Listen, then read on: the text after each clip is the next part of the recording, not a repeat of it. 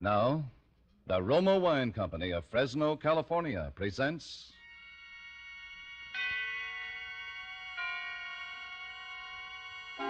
Suspense. Tonight, Roma Wines bring you Mr. Peter Lorre as star of Nobody Loves Me, a suspense play produced, edited, and directed for Roma Wines by William Spear. Suspense, radio's outstanding theater of thrills, is presented for your enjoyment by Roma Wines. That's R-O-M-A, Roma Wines. Those excellent California wines that can add so much pleasantness to the way you live, to your happiness in entertaining guests, to your enjoyment of everyday meals. Yes, right now a glassful would be very pleasant as Roma Wines bring you Peter Lorre in a remarkable tale of suspense.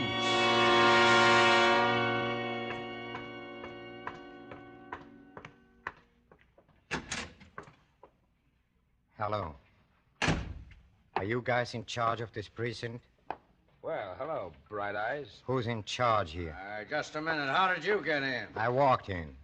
Who's the top man here? This is the squad room, son. If you have a complaint, give it to the desk sergeant. No, I don't want to bother him. He's sleeping. Jenkins sleeping? Wait till I tell... You better sit down. Hey, Costello, he's got a gun. Yeah, I got a gun. Sit down. Hey, son, you must be crazy. Maybe, but I think I know what I'm doing. Well, you can't hold up a police station, mister. No? There's no dough here. No, look, son, look. Keep your hands up. I didn't move. Hey, you. Shove that chair over for me. Yeah. Okay, mister. Yeah, I have a lot to talk about, and I want to be comfortable. I've come to tell you cops a story. Look, mister, this isn't funny. Just tell you a story and give you a present. How's that? Oh, what do you mean, a present? Why, I'm a regular Santa Claus. Going to give you $10,000. Now, look. There is $10,000 reward for the kidnapper of Peggy Stewart, am I right? You did Where is she? Where's the girl? You forget this gun. You also forget I said I was going to tell you a story first. Sit down, Captain. You mean you're confessing? Yeah, story of my life. You get plenty of thrills. You know why? Oh, look, son, look. Plenty of thrills. Because my name is Ruse. Joe Reese. Then you killed her. You killed so her. You have heard about me. Yes. Killer Ruse. Killer Ruse, Captain. Then you admit I got a story. I'm going to tell it in my own way. First things first, last things last. And Peggy Stewart comes last. Look, just tell us, did you kill her, Joe? I start at the beginning. The beginning when I was born, and don't interrupt. Okay, we won't interrupt. 'Cause, you see, I think a lot about when I was born. Maybe somebody loved me then. Maybe when I sucked in my first breath of air and let out a yell. Maybe my mother loved me. Maybe she wished I was dead. She didn't live long enough for me to find out. But after she died, it was like I was just shoved clean out of the world. Shoved off to an aunt and an uncle who had the meanest, grimiest, stinkingest little souls even you fellows could hope to meet. Yeah, Aunt Ella and Uncle Walter. Oh, they were a pair. Why, they even looked alike. Faces like rotting cabbages, and their mean little mouths yapping away in the middle of them. Those two would have eaten the heart out of a saint. But I was so little when I went there, I didn't even know what I was missing. Until one day, when I was about 9, I found a kitten. A dirty, sick little kitten. Joe Reese, what you got there? Just a little cat. How do you speak to me? I mean, ma'am. We found it down the alley, Mother, back of the fish store. Well, you get it out of here, Joe. You get it out quick. I told you, Joe. Please, ma'am, You hear me? it won't eat much. Please. You hear me? You get it out of here. Dirty thing. And if I see it again, Uncle Walt will beat the stuffing out of you. Yes, ma'am. Ought to kill it. Would, too, but it'd turn my stomach. Now get both of you. Yes, Mother. What you gonna do with it, Joe? I don't know. Nothing. We could have some fun, I bet. Tie something to its tail. No. I don't want to. Might as well. We could have some fun. No, I said. Say. Feel. Yeah? What about it? It's buzzing inside. Like machinery. Oh, that's purring. Purring? Sure. Cats do that when they're glad. It's glad. About what? Bet it thinks you're gonna feed it. Oh, yes. What do cats eat, Cousin Alex? You ain't gonna keep it. Sure, I'm gonna keep it. I'm gonna keep it somewhere she don't know. You're crazy. I'm not. I'm gonna keep it. It likes me. That's why. Likes you? A cat? Then why is it buzzing? Purring? Sure, it likes me. Oh, it doesn't. It's hungry. I'll stop it purring. Look. What you doing, Alex? Watch when I twist its tail. No, don't. Hey, now look what you done. See? Now it ain't purring. Joe! Joe, what are you doing? It clawed me. It clawed me, and now it's scared. It clawed me. It's scared now.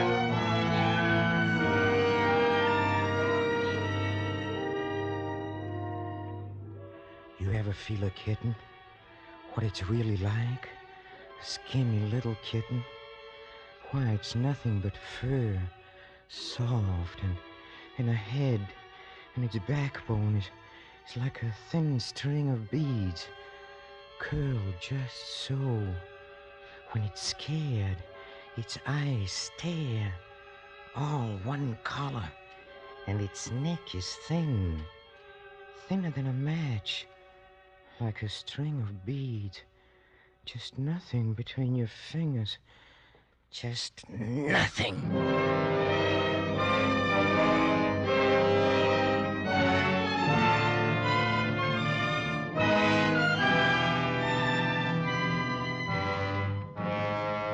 For suspense, Roma Wines are bringing you as star Mr. Peter Lorre in Nobody Loves Me by Herbert Clyde Lewis and Sylvia Richards. Roma Wines' presentation tonight in radio's outstanding theater of thrills, Suspense.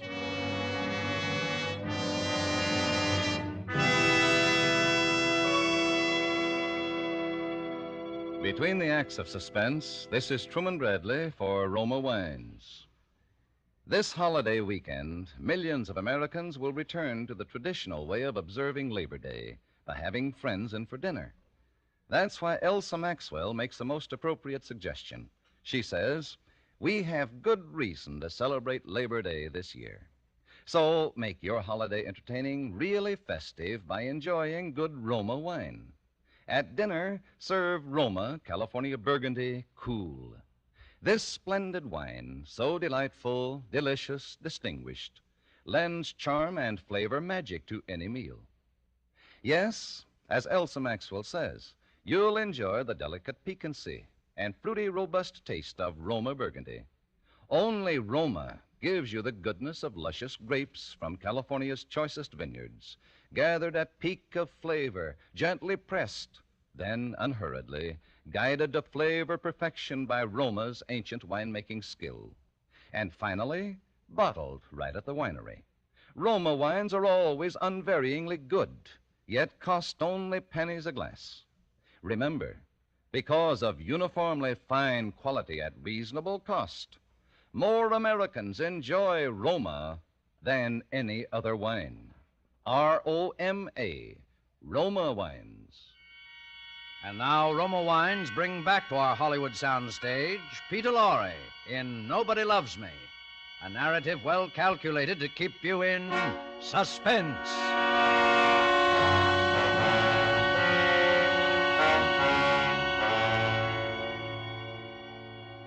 It never turned my stomach. It's always easy. Very easy. Yes, but Joe, where did you leave the girl, Peggy? Didn't I tell you not to interrupt? I am telling you what I have to tell. Cats first and girls last. I sat in the backyard holding the dead kitten, and it was soft for a long time. Next day, it was stiff and hard on its fur. Funny, a kid 9 years old even knew about killing, but I knew. 'Cause when I was more than 4, I saw Uncle Walter kill a chicken. I saw his mean, stringy shoulders jump when he brought the axe down.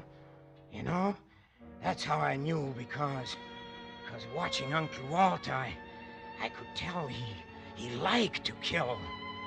Liked it way down inside of him. And I hated him. So whenever I killed anything or anybody, after that, I was killing Uncle Walter and everybody like him. I hated him. I hated him till he died. Joe, come here. Your poor Uncle Walt is passing on, and I want you to see him before he goes. Joe. Yes, ma'am. Don't say a word unless he speaks to you. I won't. Go stand on the other side of the bed. Oh, listen to the blessed man fighting for his life. Just listen to him. Yes, I listened. Oh, did I listen? And I only wished he knew he was dying. I wanted to tell him. I wanted to say, "You are dying, Uncle Walter, and I'm wishing you dead." That's why I'm strangling the wind out of your turkey neck. I'm burying a knife in your filthy heart.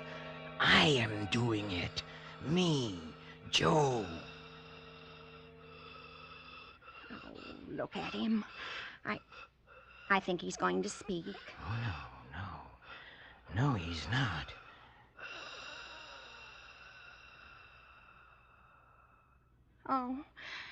Oh, he's dead. He's gone. Yeah, he's gone. Oh, that blessed saintly man. Joe, you'll never know how much he did for you. You'll never be able to thank him. He's in heaven now. Yeah, I bet. Don't you understand, Joe? Your poor Uncle Walt is dead. Sure, I understand. Then can't you say something? Sure. Uncle Walter's dead. 15 years. Too late for me.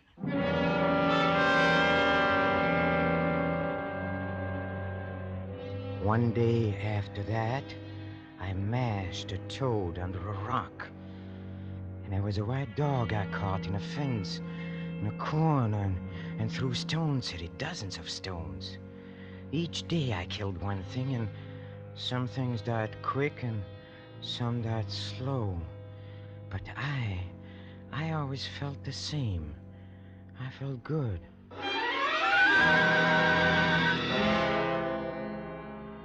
I found there was room in the world for a bright young fellow like me. There was work to spare for a man who didn't mind killing. $100 a job I could get. Sometimes more. Hey, pick up that pencil, fatty. Yeah, you, Sergeant. I'll give you a list. Yeah. Well, there was the Briscoe brothers. All 3 of them. A guy named Lyons who was two-timing somebody's wife. Oh, and that chorus babe, Daisy Mae Marks. Yeah. She got her fingers in a wrong pie. Yeah. Izzy Turnbull, the weasel. An old codger named Haskett. We call him the Yeah, that's enough of them, Joe. Now, please, where'd you leave the girl? I'll get her around to her. Where'd you kill her, Joe? I am telling this. It's my story. Yeah, sure, Joe, sure. Because it all happened different with Peggy Stewart. See, I wasn't supposed to kill her. The boy sent me around to case the Stewart house for the kidnapping.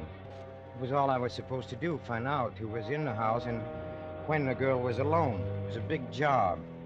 Why, with her father owning half the state and holding a mortgage on the rest, we expected it to pay off plenty. Yes, sir? I'm looking for work. There's nothing here. Oh, I thought maybe raking the yard, or I can drive. No, there isn't anything. Oh, is there anyone else here I could ask? Horace? Yes. Horace, who are you talking to? It's a young fellow, Miss Peggy, looking for work. Oh. What kind of work? Oh, anything, ma'am, anything at all. You see, I'm going to college, and I just want some work for the summer, and I have a bad back, so I can't do anything heavy. Oh, I see. Well, maybe we have something. I'll ask my father. Miss Peggy! Father isn't home right now, but if you want to wait... Oh, sure, I'll wait. You can come inside, Mr. Sanders, Joe Sanders. Well, come in, Joe. Horace was about to give me my lunch. Maybe you'd like to eat with me.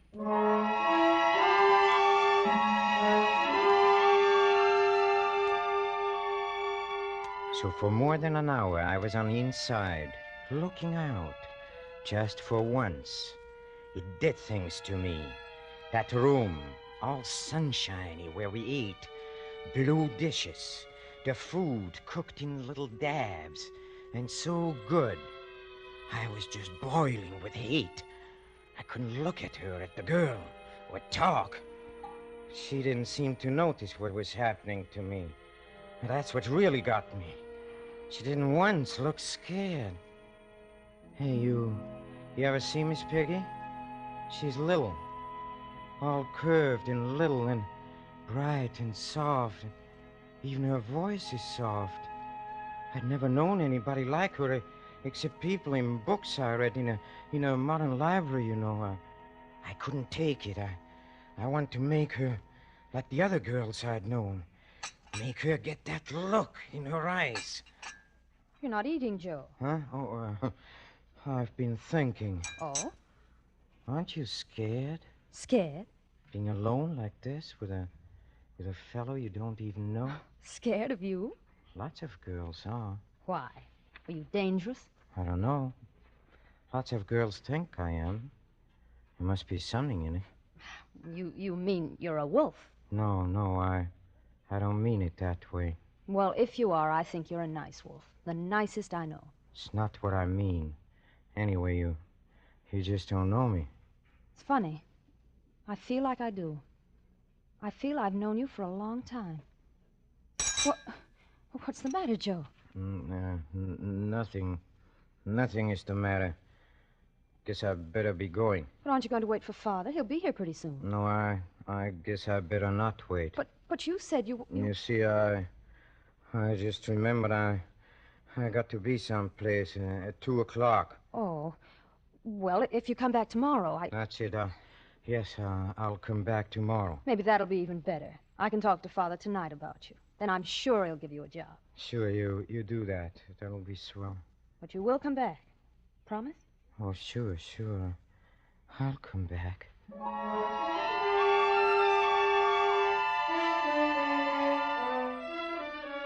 I couldn't figure it out. How a girl like her could be with me and not be scared. And after I practically warned her, too, you can see how I tried to warn her, but she just looked at me, at my eyes. My eyes! And hers stayed just the same. Blue and soft, like she was looking at anyone. Hey, there is killing in my eyes.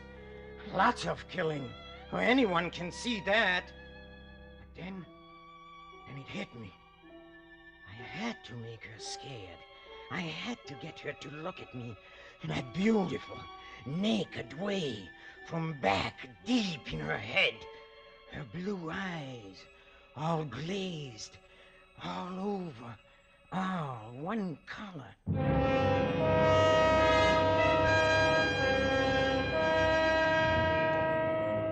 Well, I got my car out and drove back to her house. It was night already, and there were lights on and windows were open, and this time I went right to the front door.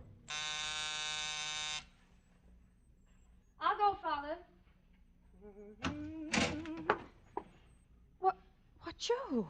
Hello, Miss Peggy. Well, did you come to see Father tonight? I haven't talked to him yet. No, I came to see you. Well, that's nice, Joe. I came to get you. Get me? Sure, don't you remember? I came back, like you said.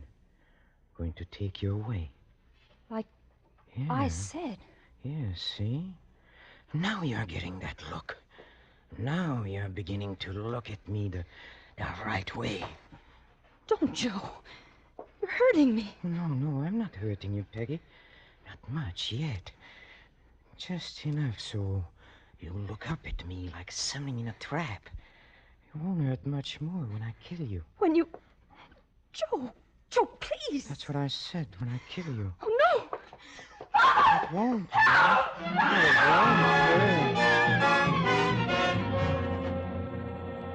I dumped her in the front seat, and after I got the car in high, she didn't move anymore. She sat there with her big eyes staring at the road. I didn't talk anymore. I thought fast, and I drove fast. I thought how it was going to be, killing her. And I was still thinking when we got to the hideout. Huh? Where it is? Oh, well, it's up in the mountains, and I like it there. It's nothing but a shed, but someone had a house there once, and there are still lilac bushes and roses. Lots of roses. When I lifted her out of the car to carry her into the shed, I could smell the lilacs. There was just enough moon to see her face. You don't have to carry me. I can walk. Just the same, I carry you. That's part of the fun for me. You don't want to spoil my fun. Where are we? What difference does it make? No difference. Then don't ask so many questions. You won't see much of it anyway. Okay. Inside. Walk straight ahead and stand still. It's dark. I got a candle. There. Now get over there and sit down. On the floor? Yes, on the floor. What do you want? All the comforts of home? Of your beautiful, clean, bright, wonderful home? Well, why don't you tell me what you want? Joe, what's the matter? What did I do to you? Nothing. You did nothing to me. Then why are you... Why, Joe? Go on, say it. Why am I going to kill you? Yes. It's a very foolish question. I got to kill you. But why? I got to talk to you, watch your eyes, and tell you a lot of things. I got to hold you. Please, Joe. I got to know how you feel before you die. Hold you like this. Do you love me, Peggy? Do you? Love you? Sure. That's what I asked. Of course not. Of course I don't love you. You see? Nobody loves me. Nobody ever loved me. Maybe a cat once. Everyone hates me, Peggy. But I don't hate you either. See, that's funny. I just thought of something. You know what? Joe, how can No, you... this is important. Listen, it's this way. I used to live here in a shack weeks sometimes, and I'd read books. Oh, good books. Modern library. Do you know about them? Yes, I know. Well, you can get any book, and it's only $1. It's less than $1 the best, see? Yes? So I read something by a man, called Oscar Wilde. He says, each man kills the thing he loves. It's in a modern library. Each man kills the thing he loves. Maybe that's what I am doing. No, Joe. You don't love me. You don't get it. Like I said, nobody loves me, but I get love anyway. I get something like love because when I start to kill you, Peggy, there won't be anyone else in the world for you. But me, no one else will matter. And then your eyes, they'll get shiny. Oh, so shiny. And they'll blaze, and the blue will spread out. That's why I'm going to kill you, Peggy. Oh, it'll be so easy. There won't be anything in them but me. All I got to do is take your neck in my hands like this.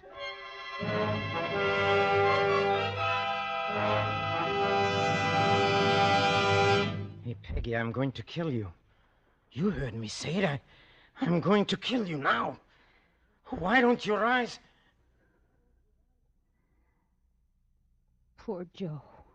What? What did you say? You've been hurt.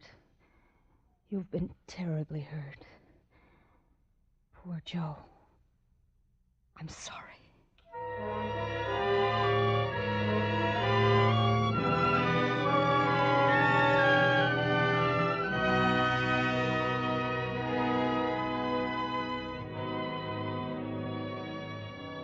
Oh, well, that's it. But, where did you leave the body, Joe? What are you talking about? After you killed her. Who said I killed her? Why, you said that you... Listen, you bonehead. That's what it's all about. That's why I came in here, to give myself up. See, nobody ever loved me except that cat, and when he got scared, it clawed me, and I had to kill it. But Miss Peggy, she wasn't scared. I don't get it. Miss Peggy looked at me and into me and through me, and she knew what I was. Rotten. But she said, poor Joe. To me, Joe Reese. I figured that was as close as I'd ever get to love. Well, I figured it was enough. Go ahead, answer it, Sergeant. Guess that's her father saying she's home. And then you can lock me up, Captain. I need sleep. I'm dead for sleep.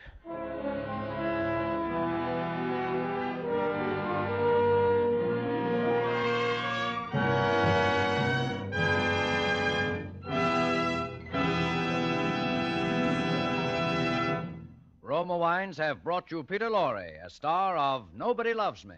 Tonight's study in suspense. This is Truman Bradley for Roma Wines, the sponsor of Suspense. Visiting friends in the family car is once again a popular American custom. And as Elsa Maxwell said just last week, be prepared when people drop in unexpectedly. A smart way to entertain, a sure way to cool off and delight your guests, is to serve refreshing Roma wine and soda, a frosty, cold, iced drink that really quenches thirst. Yes, and Roma wine and soda, made with distinguished Roma California Burgundy or Sauterne, is quick and easy to make. Just half-fill tall glasses with good Roma Burgundy or Sauterne. Add ice cubes, sparkling water, and a bit of sugar. And for a decorative touch, garnish with cherries or fruit. Here's another delightfully different taste treat. Try Roma Sweet Vermouth, well chilled. A delicious aperitif. Zestful, full-flavored Roma Vermouth is blended and developed with all the traditional winemaking skill of Roma wineries, is made and bottled in the heart of California's famous vineyards, yet surprisingly low-priced. Try Roma Vermouth soon, won't you? This is Peter Lorre. I want to remind you to be sure not to miss next Thursday's suspense show. It will be a repeat performance by popular demand. Sorry, wrong number. That's the famous radio play about the woman on the telephone, in which Miss Agnes Moorehead gives such an overwhelming performance. Peter Lorre appeared through the courtesy of Warner Brothers and will soon be seen in their production, Three Strangers. A word from our government. Despite the lifting of some restrictions, travel is still tight in many parts of the country and over many railroads used by the armed forces. Play safe by staying off crowded trains during the coming Labor Day holiday. Next Thursday, you will hear Agnes Moorehead as star of Suspense, radio's outstanding theater of thrills. Presented by Roma Wines, R-O-M-A, made in California for enjoyment throughout the world. This is CBS, the Columbia Broadcasting System.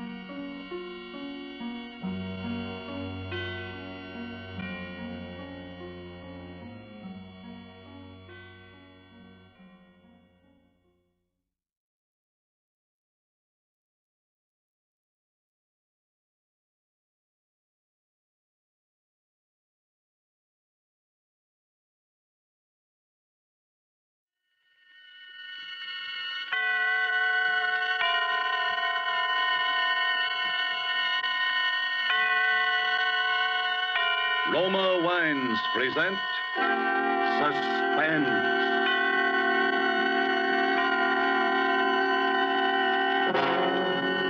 Roma Wines, made in California for enjoyment throughout the world. Salud. Your health, senor. Roma Wines toast the world.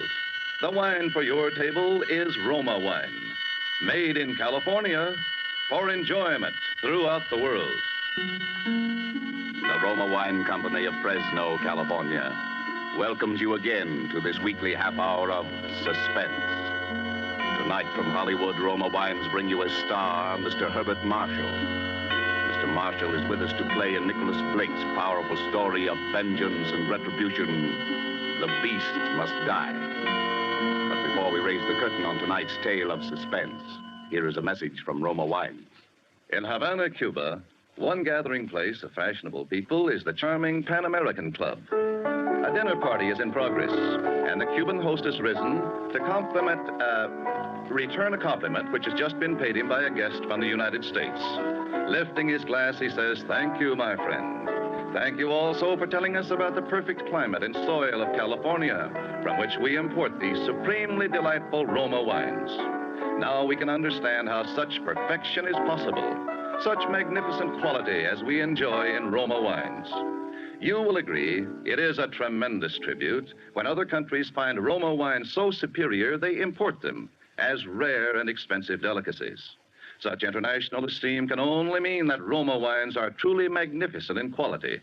But remember, you here in the United States can enjoy these distinguished wines at almost unbelievably low cost.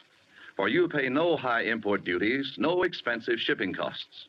You enjoy the unique combination which makes Roma wines so superlatively fine, the combination of California's perfect soil and climate, and age-old wine-making skill, plus Roma's modern quality controls, for only pennies a glass. Discover the delightful flavor and goodness which have made Roma wines America's largest-selling wines. Ask for R-O-M-A, Roma Wines, made in California for enjoyment throughout the world. And now, with The Beast Must Die, and with the performance of Herbert Marshall as Felix Lane, who wrote a diary of death, we again hope to keep you in suspense.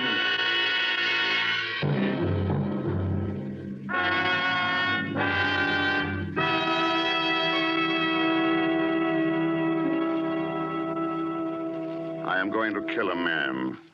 I don't know his name. I don't know where he lives. I have no idea what he looks like. But I'm going to find him and kill him. Well, Mr. Lane? I wrote those words, if that's what you're asking, Inspector. And I meant them. Apparently you did. Whatever possessed you to write such a document? Vanity, for one thing, I suppose. A record for posterity of the perfect crime. As you know, I'm a writer by profession. I think more clearly on paper. By keeping this diary, I was able to plan my murder step by step. Details, little things that happened in the course of a day which might so easily have been forgotten or overlooked were written down in this diary, where I could refer back to them and make use of them if need be. But you found out that a real-life murder could not be carried out so easily as the murders you wrote about in your detective novels, eh, Mr. Lane? I wouldn't go so far as to say that, Inspector. In fact, except for the ending, I think this diary is quite the best murder story I've ever written. Yeah, and quite the most incriminating document I've ever known a prospective murderer to leave lying around. Incriminating? In a way, I suppose. In another way, this diary might turn out to be my best defense. How do you figure that, Mr. Lane? Well, supposing I read some parts of it aloud to you and let you decide for yourself. Very well, Mr. Lane. Fire away. That was my first entry. June 18th. Yes, I'm going to kill a man. It takes great singleness of purpose to commit a murder. But if ever for a moment I stray from that purpose, I've only to think of Ronnie. Ronnie was my son. One evening 2 weeks ago, he was crossing the road outside our house. He had gone into the village to buy some candy. For him, it could have been only a paralyzing blaze of headlights around the corner, a moment's nightmare. and then the impact turning everything to darkness forever. His body was hurled into the ditch. He was dead at once. The motorist who killed Ronnie did not stop. The police have failed to trace him. They say he must have been going 50 around that blind corner for the child's body to have been thrown and injured as it was.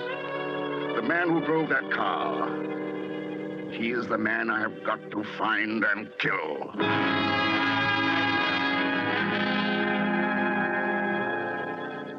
June 25th.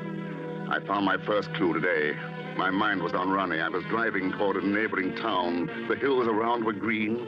The boxwood hedges still damp from last night's rain, translucent like giant chunks of emerald. Suddenly, the front wheels of my car hit into a great puddle. A sheet of water splashed up over the front of the windshield and drenched me from the side. I pulled up at the far side of the water splash. I got out, cursing myself for my preoccupation, and began mopping away at the windshield. A man leaning over a farm gate addressed me. Whoa. Looks like you got a proper shower bath, mister. Yes. Been pestering the county for months to repair that hole. People always driving into it, splashing themselves all over. Funniest thing of all, though, was about a fortnight ago when a chap tried to use it to get a free car wash. Oh, really? Yeah. It was my wife's birthday, to be exact. About 8 o'clock, we was on our way to Cheltenham to see the picture show. Just coming out of the gate, this chap driving one of those low-slung sports jobs hits the water splash. You don't say. Ah. And then the fella says something to the girl he's driving with. What do you suppose they do? They back up and run through the splash again. And then again. They did it 4 times. 8 o'clock. Your wife's birthday, it wouldn't be June 3rd, would it? All right, yeah. But how'd you know? Oh, well, you see, a friend of mine was celebrating that night. And he was driving toward... Severn Bridge. That's where this fella and his lady friend were going. I remember his lady friend says, George, ask the man whether you turn to the right or to the left at the next fork. George. George, yes, that's right. That's my pal's name. And, Severn Bridge, yes. Yes. The way he drives ought to have brought him here by just around 8 o'clock. He didn't have a crumpled right front fender, did he? Oh, that he did. And that bloke was your friend. He sure is a proper nut. Well, peculiar, at least. Yes. Yes, he is peculiar. Driving through that water splash all over again and again. 4 times he does it. He wasn't laughing either. Didn't seem like a joke somehow. Looks like he's trying to get a free car wash. Funny way I'd say to get the mud off. Yes, yes. Maybe it was tar, though, huh? Yes.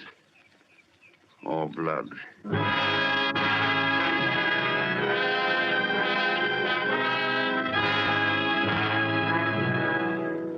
July 12th. At Severn Bridge. I've talked to any number of the town's people, and I've met a number of Georges. But not one of them have owned or driven a low-slung sports job. Not like the one I've been looking for, anyway. It may be that I have to start all over again. On some other tack. I was returning to the inn this afternoon when I noticed a car parked on the side of the road up ahead. A girl with bright hair was working at the rear wheel, and a small lad beside her was doing his best to help. I pulled up beside them. It was a long, low-slung sports job.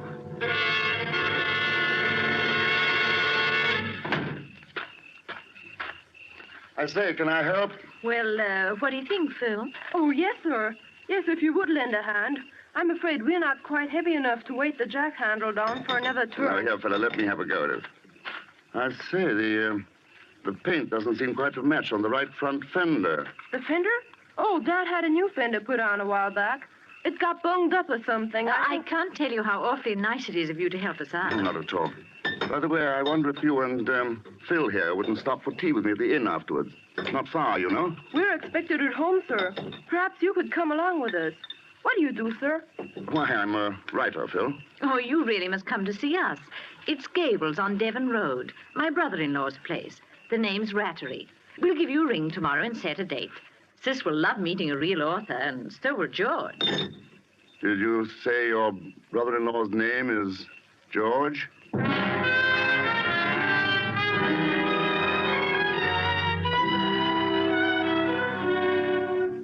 July 16th.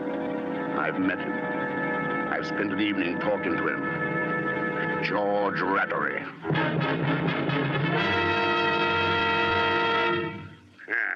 So you're a friend of Lena's, eh? Storybook detective. A writer. Easy enough to write about a dead body, but I'd like to see an author that had guts enough to look at one.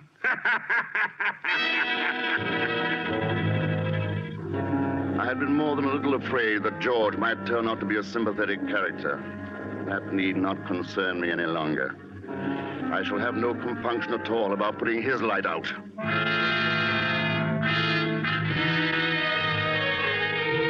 It appears that George is the half owner of a garage down in town. A man by the name of Carfax is the other partner. A garage. That would explain how the damaged fender got itself fixed without the police knowing. Oh, how can a beast like George have a fine young son like Phil?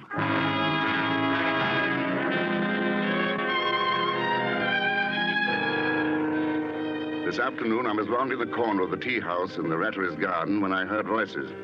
It was Lena and George. I stopped in my tracks and eavesdropped shamelessly. It's a neat rig you're wearing today, Lena. Is that for Felix Lane's benefit? Oh, save your compliments for that Carfax woman. Jealous. Don't make me laugh. But someday you're going to find out that business partner of yours isn't as mild as he looks. I wonder what he'd say if he knew that his wife was... Shut up, will you? And since when did you get so high and mighty? It wasn't so long ago that you yourself were glad enough to... If you ever open your mouth about any of that, I swear I'll kill you. Talking big now, aren't we, Miss Snow White? Just try something and you'll find out. Remember, there are quite a few people who might like to know about that poor kid you ran down last June. If it weren't for Violet and Phil, I'd... Stop that kind of talk. You hear? Just remember you were with me that night. Huh?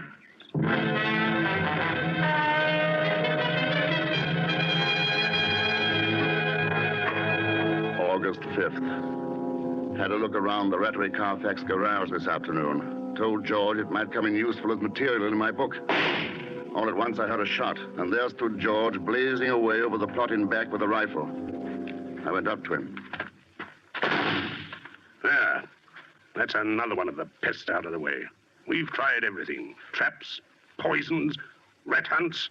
We can't keep them down. That's a nice rifle. Yeah. Gave it to Phil when he came back from school in Switzerland. Much too good for him. Here, I'd like to have a go at him. I raised the rifle and sighted. George's back was to me. By shifting a few inches to the right, the bullet should enter the base of the brain. Who could prove that George hadn't suddenly stepped in my way? My finger tightened on the trigger. I say, George, I can't find that new tin of rat poison. Phil was spreading some out in the dump yesterday. I wonder where he put it. Oh, hello there, Lane. Hello, Carfax. Hey, watch out where you're pointing that gun. We wouldn't want anything to happen to the senior partner, eh? Not very funny.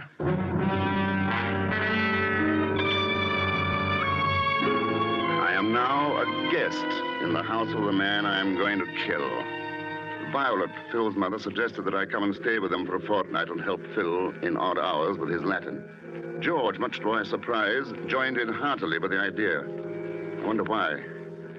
I must watch him very closely because of what happened last night. We were having coffee in the drawing room after dinner when the conversation took a most extraordinary turn. They were talking about Violet's new rose bushes. I suppose they'll be very nice, but I can't for the life of me see why you went to all that trouble. Well, the old ones weren't doing very well. They were still alive, weren't they, Mother? Oh, yes, dear, but I'm not one to keep something going when it's only half alive. Oh, I'm glad you're talking about rose bushes. I should hate to think you felt that way about people. Of course not. But, on the other hand, I do think if a person were incurably ill that they ought to... Well, that is, they ought to have the right to ask their doctor to put them out of their misery. Don't you think so, Felix? Speaking of doctors reminds me, George, don't forget your tonic. Doctor said after every meal. Tonic. Oh, pass it here. Yeah. Foul stuff, bitter as gall, poison. That won't kill you, George. Felix, would you really be in favor of doing away with all unfortunates? Well, Well, what about your incurable social pest? The person who makes life miserable for everyone else around him. I think a person would be justified in killing someone like that. I do think you're all getting a little morbid. The kind of a person I describe has no right to life. Of course, that's to say I would if I could do it without running my neck into a noose. Now, in my book, I'm working on a very pretty murder. Quite my masterpiece, I think. Well, he's darn close about it. Locked doors, sealed lips, and all that. Of course, he says he's writing a thriller, but we've no proof, have we? I think you ought to show us the manuscript, Felix. Don't you, Lena? I can't. I'm sorry. I hate anyone to see an unfinished manuscript of mine. I'm funny that way. Oh, Felix, please, get it and read some of it. Come on, don't be a spoilsport. I'll go and get it myself and read it out loud if the blushing author is too coy. By heaven, I'll go upstairs and fetch it now. You'll do nothing of the sort. I forbid it. I will not have people snooping about among my manuscripts. That was close. After all, there is no book but this diary. I must keep it well hidden in my room.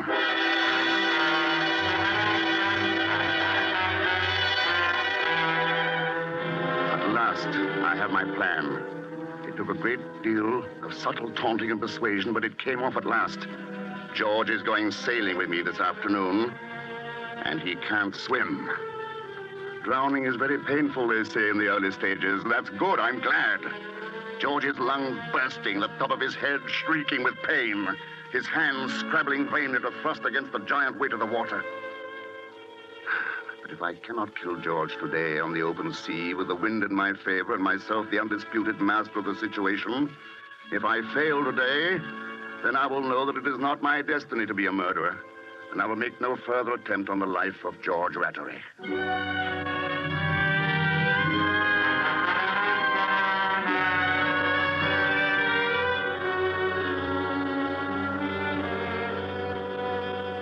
And that, Inspector Blunt, is the last entry in my diary.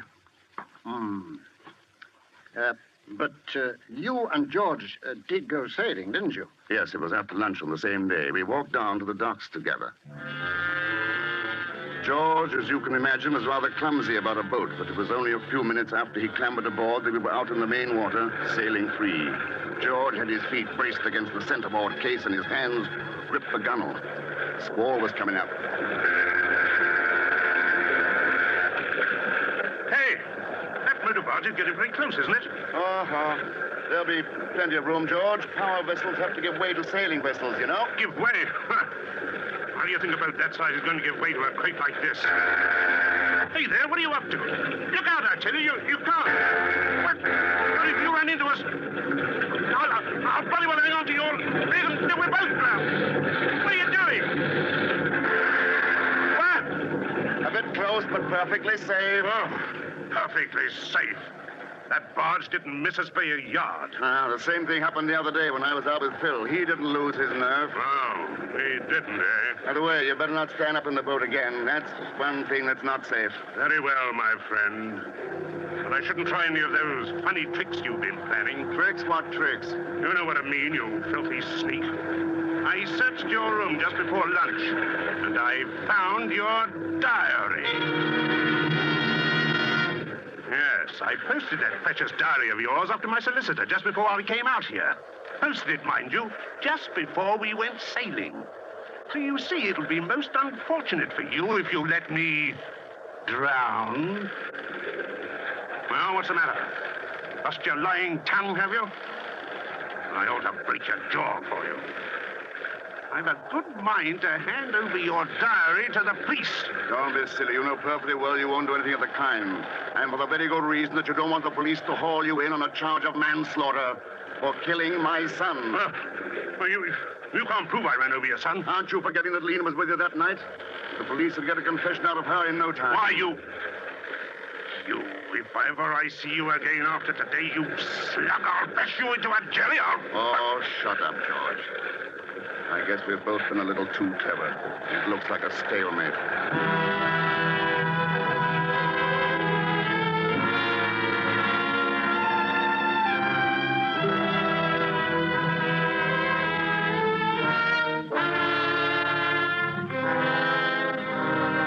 I docked the boat and George stormed off the minute we landed. I came straight here to the inn. Yes, I know.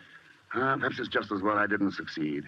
Going back to writing detective stories after committing the perfect crime will be like going back to playing with tin soldiers after winning the Battle of Waterloo. You seem to be awfully sure of your alibi. Well, after all, there's no crime in planning a murder, is there?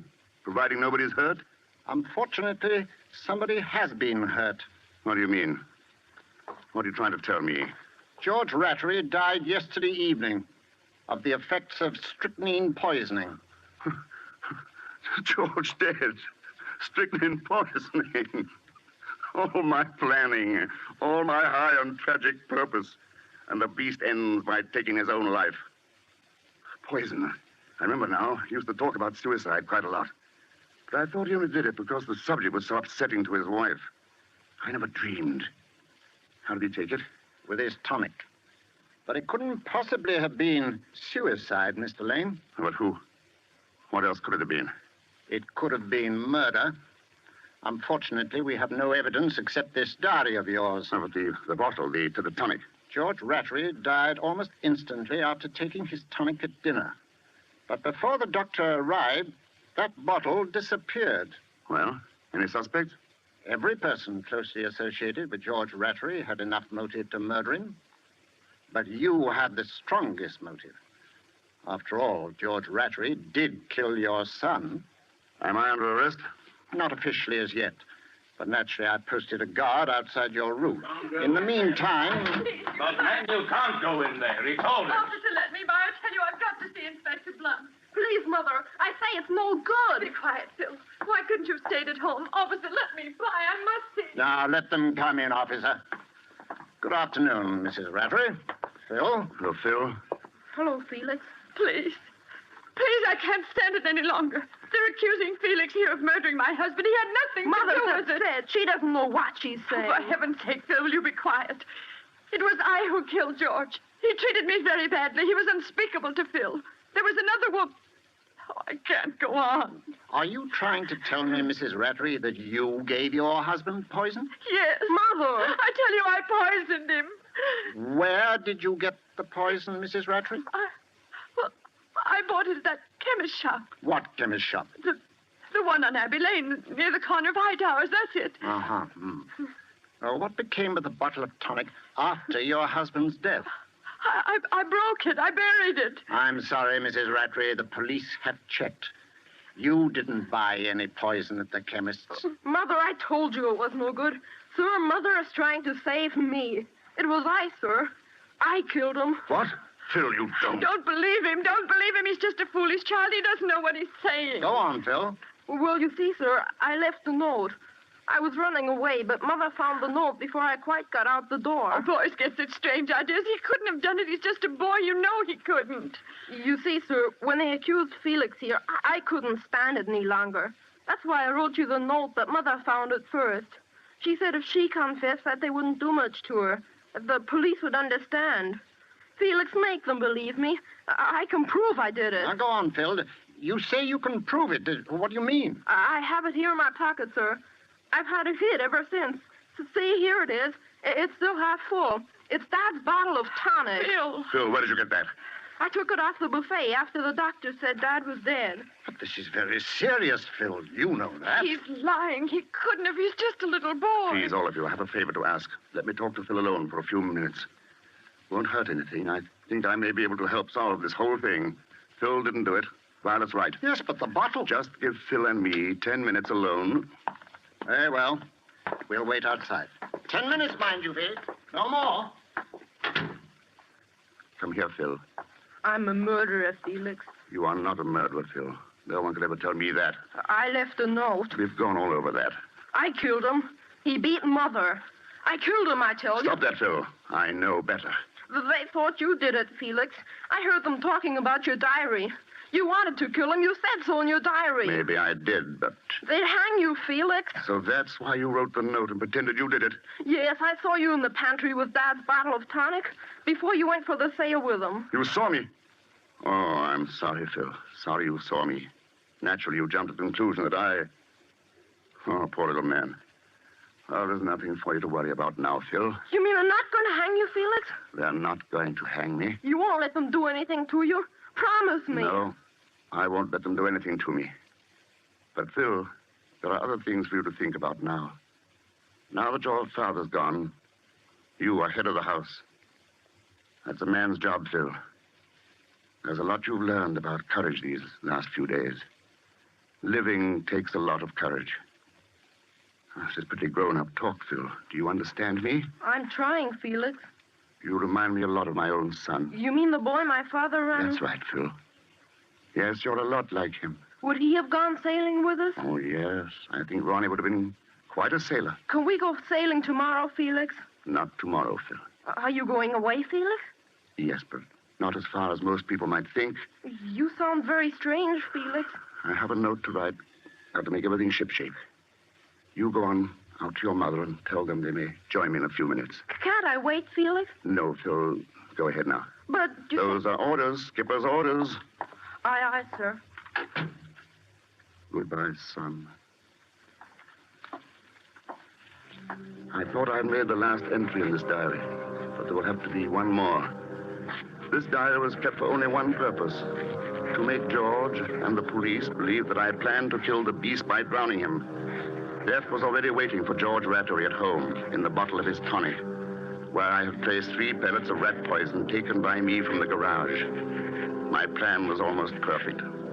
The only thing I didn't expect was that someone loved me enough to try to destroy the evidence I had so carefully planted in an effort to help me, and even to confess to my crime in order to save my skin. I know now that my life ended with the death of my son, Ronnie. It seems that I must have just come back to life for a few weeks to save Phil. Yes, I killed George Rattery. I have no regrets. I might have known that the matter would be taken care of fittingly. It says in the Bible, the beast must die, but the man dieth also. Yea, they both must die. George was right about that tonic of his. It is very bitter.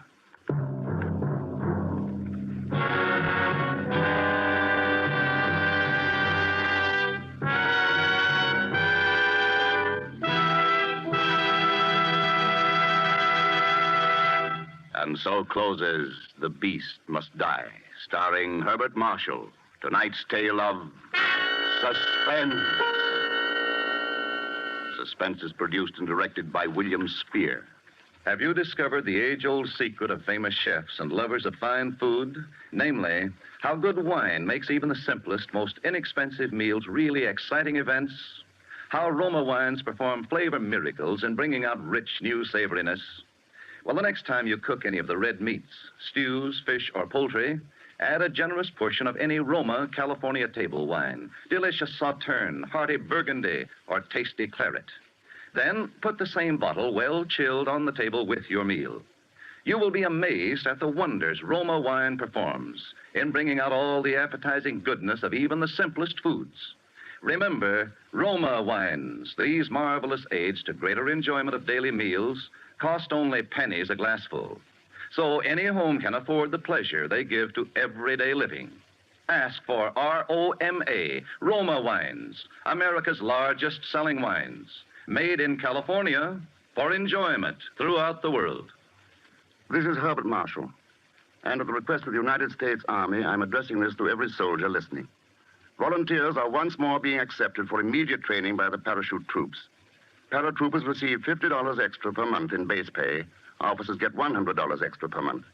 If you think you can qualify for the paratroops, apply to your company commander immediately. Mr. Marshall appeared through the courtesy of Metro Goldwyn Mayer, producers of White Cliffs of Dover. Next Thursday, same time, you will hear Mr. Peter Lorre with Richard Conte as stars of Suspense.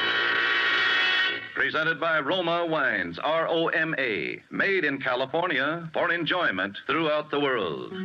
This is CBS, the Columbia Broadcasting System.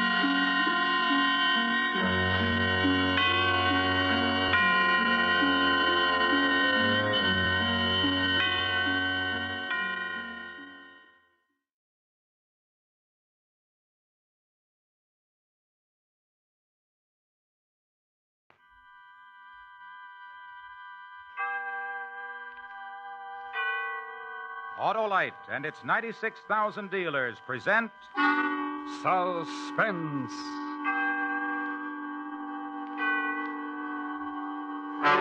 Tonight, Autolite presents transcribed A Murderous Revision, the story about a man who made a recording of a violent death, starring Mr. Richard Widmark.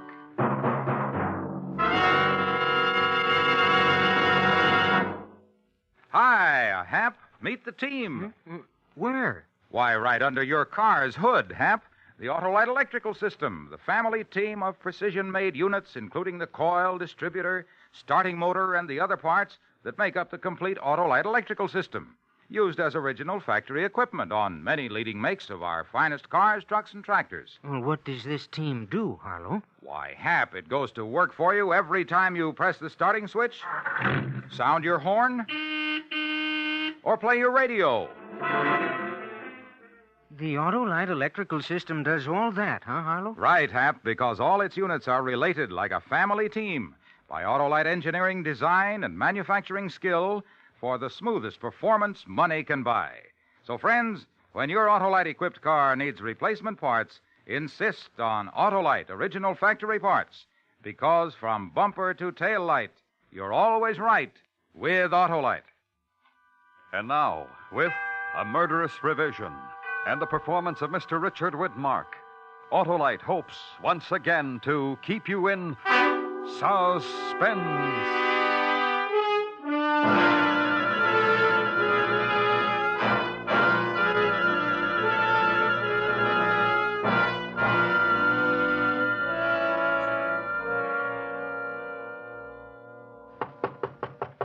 Yeah?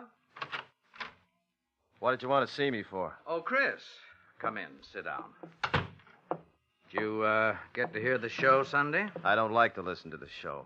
Oh, why not? Because I don't, that's all. You missed a good one. I put some zip in that closing scene. I want you to hear it. Got the playback ready.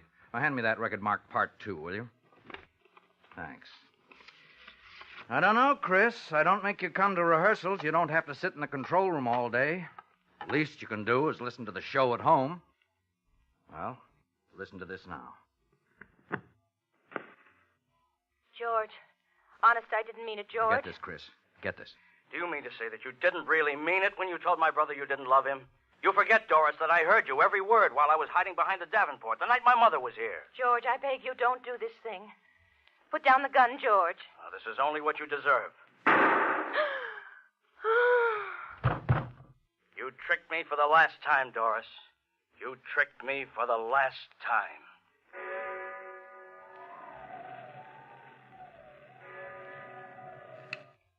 What did you change it for? What was wrong with the ending the way it was? Why did you change it? Now, just take it easy, Chris. I'll tell you why I changed it. Because it was wordy and repetitious. It didn't tell the story. The boys upstairs... The boys upstairs. Yeah, that's just what I thought. The boys upstairs. They do everything but breathe for you. Did it ever occur to you that maybe people are wordy and repetitious? Chris, I'm trying to tell you the scene the way you wrote it Just didn't play. Yeah, that's right. All the trade cliches. Drag 'em out. It didn't live. It didn't play. It didn't make the right goosebumps come out on your left elbow. How did you ever get into this business? Who ever let you into a radio studio? I'll tell you what's wrong with you. What you need's a good psychiatrist. Don't you tell me I need a psychiatrist. Let go of me. I said let go. Why, you're nuts. Now, you listen to me. For 2 years now, I've turned out a murder a week for you, week in and week out. A murder a week. I eat murder, I talk murder, I dream murder, and for what? Every time I turn in a decent script, you chop the heart out of it. Your contract's up next week, Chris. You've got only one more script to do. Well, write it and get out. You'll get better than a script. You'll get everything you deserve. I'm going to show you what a real murder sounds like. I'm going to show you if I have to kill you to do it.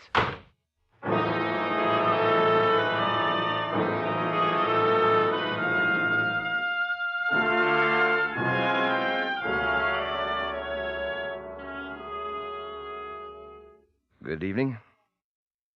This is a recording of an actual murder. The first, as far as I know. Not written, not rehearsed, but well planned. It is respectfully dedicated to Mr. Ken Avery, editor and producer of the radio program Murder, Please. This is my last show, Mr. Avery. I'm delivering it to you in its entirety. Cast, music, everything.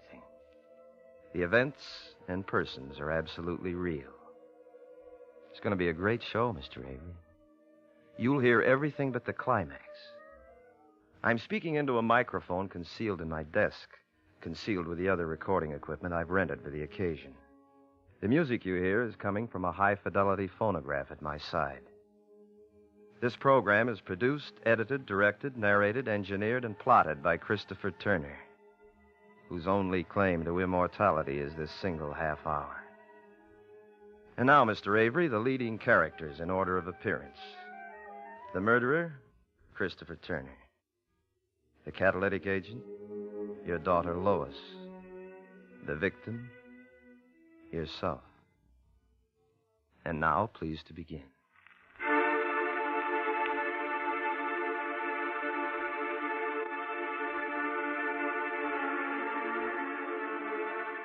Murder, please.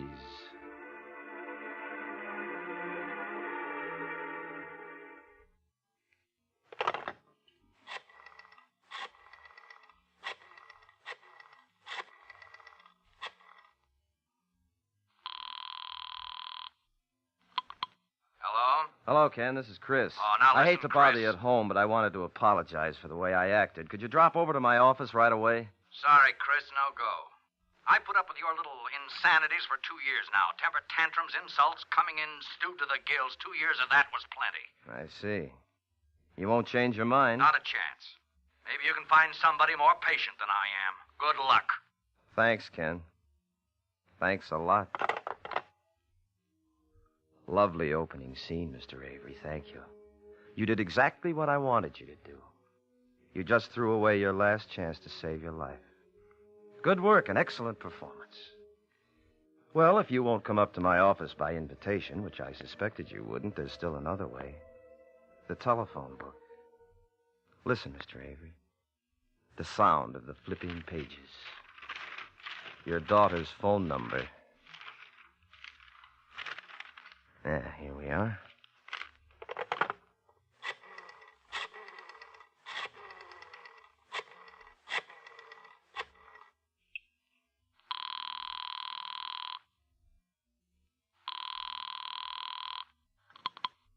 Hello? Hello, Lois. It's been a long time. Bet you don't even know who this is. I don't recognize the voice. This is Christopher Turner. Oh, sure, Mr. Turner. How are you? Fine, just fine.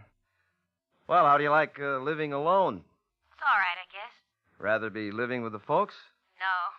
It's kind of independent this way. Yeah. How's the writing coming? Not so good, Mr. Turner. I've written 5 scripts so far, and every one of them has been rejected. I don't know what's the matter. Well, the reason I called was your dad and I had a talk this afternoon about you. He thought maybe I could pass on a few tips. Oh, I wouldn't want to bother you. Oh, now, this isn't an obligation on my part, Lois. I like to help young people. Say, what are you doing this evening? Well... You see, here's the point, Lois. This is the only free night I'll have this week. Things are sort of piling up. And maybe you're doing some little thing with your writing that I could straighten out in an evening.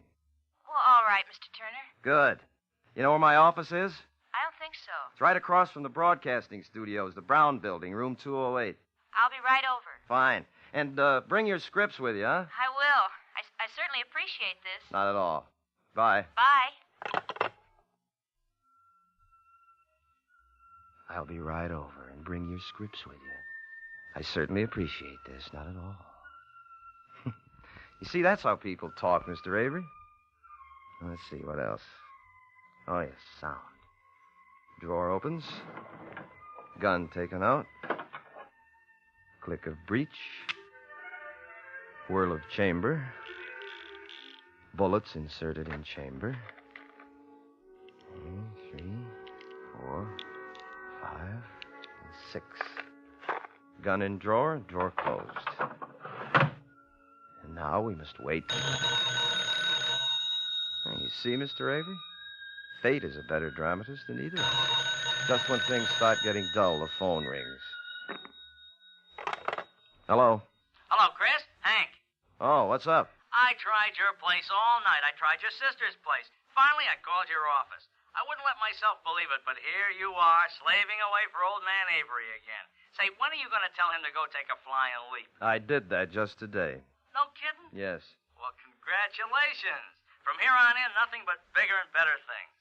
Yeah. Say, there's a rip-roaring poker game going on over here. Just room for one more sucker. What do you say? No, I can't tonight. I'm doing my last show. Oh, forget it for one night, why don't you? Live a little. Thanks, Hank, but I can't. I'm coming over and get you away from that typewriter if I have to use force. No, I can't, Hank. The show's Sunday. Look, I got a script due tomorrow. You don't see me knocking myself out. Let him wait. Listen, Hank, you can't come over here. Don't you get it? Oh, I'm sorry, Chris, honest. If I'd suspected. Sure thing. Well, take it easy. Call me for lunch or something. You bet. Sorry, boy. Bye. Bye. Whew, that was close. Good scene, though.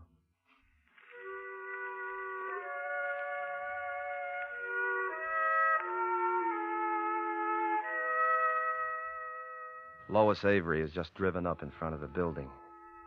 She's getting out of the car, carrying her scripts. She wears a cardigan sweater, tweed skirt, flat shoes. She's young, she's very pretty. A girl with everything to live for. Now she's disappeared into the building. In a moment, she'll knock on my door. And then you'll see for yourself how youth resists the threat of death. And this, Mr. Avery, would be the proper dramatic moment to end Act One.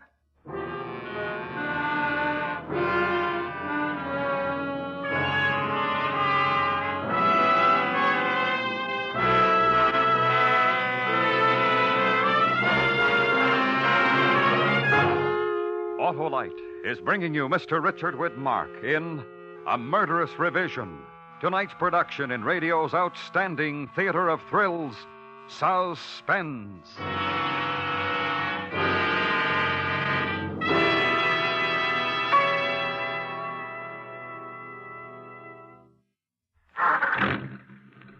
Hey, Hap, better turn on your lights. Rest on, they're on. Thank you. And thank Autolite.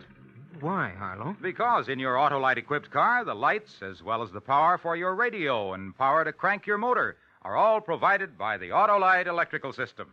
It has to be good, huh, Harlow? You bet, Hap. And that's why complete Autolite electrical systems are used as original factory equipment on many leading makes of our finest cars, trucks, and tractors. And that's good enough for me, Harlow. You bet it's good, Hap.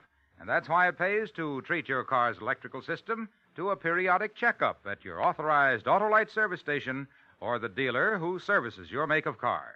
You can quickly locate your nearest authorized Autolite service station in the classified section of your telephone directory, or by calling Western Union by number and asking for Operator 25.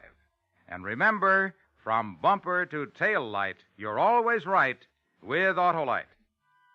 And now, Autolite brings back to our Hollywood soundstage Mr. Richard Widmark in Elliot Lewis's production of A Murderous Revision, a tale well calculated to keep you in suspense.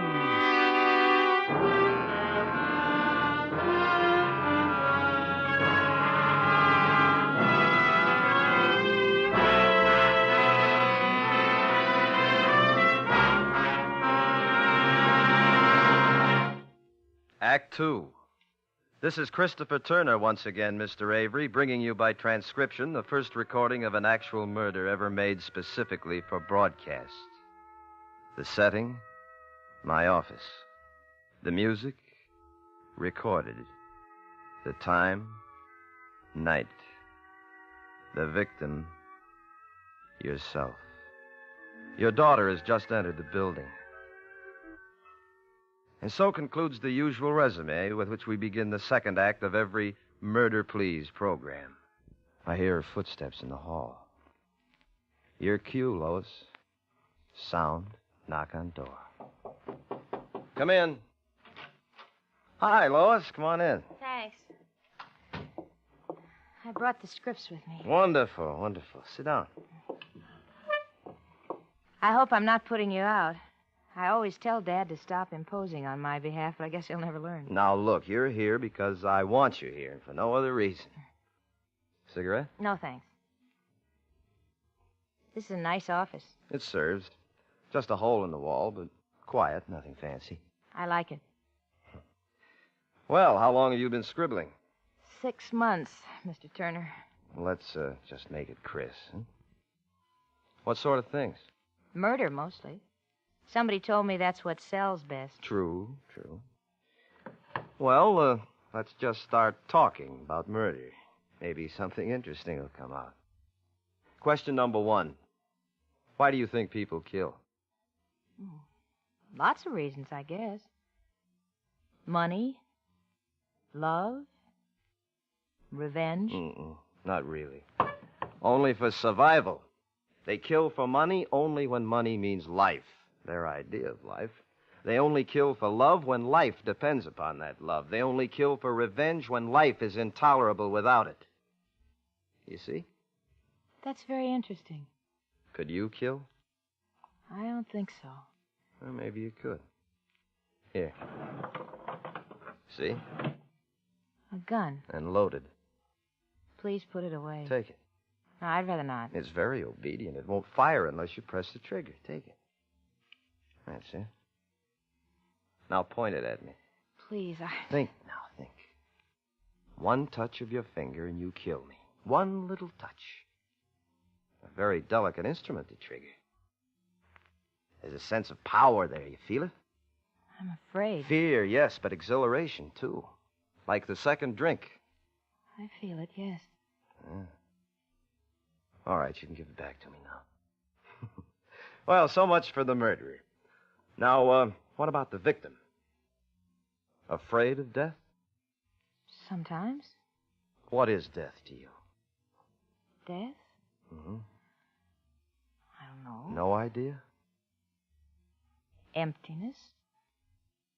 Blackness. Nothing. Is that so terrible? Yes, because you really don't know. Like the dark. That's it. Do you know any more about death than you do about me? You? Yeah. Well, I know you work for Dad. Yes, but you've never even spent 1 hour with me. Once at lunch, you and your father sat down with me, yet you come up here alone. How do you know you can trust me? Suppose I don't, really. Look at this. Please put it down. It makes me terribly nervous. Do you have any money? A little. How much?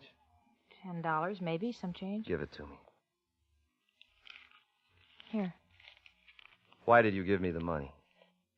Because you asked me for it. No, because you were hoping I'd put down the gun. And if I'd said a kiss, one kiss, and I'll put down the gun, what would you do? I suppose I'd give But a kiss, that would be harder to give, wouldn't it? Yes. Kiss me. There. Thank you. Now put down the gun. Please. I know it's a lesson in writing and all that, but it scares me. No. But you said you would. I said nothing of the kind. And if I had said it, you'd have been foolish to believe me. You can't trust a man with a gun. You feel helpless, don't you? Yes. While you could give me money, there was hope. While you could give me love, there was hope. But if all I wanted was revenge, there'd be nothing you could do to save yourself. Nothing. And if I told you that right now, right this moment, I'm going to pull this trigger and blow you to bits, tell me, what would you say? I try to talk you out of it. What would you say? I wouldn't know what to say. Then I'd shoot. I'd tell you about the electric chair. Very little threat to a man about to kill. Later, maybe, when he's running away, then he'd think about consequences. But not now. Now it's only kill. Now, what else? What else would you say? I'd beg him. He wouldn't listen. I'd plead with him. I'd say, please don't kill me. And if he still wouldn't listen?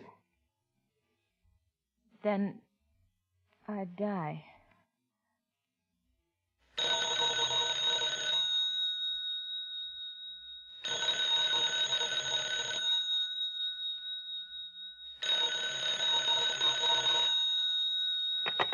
Hello.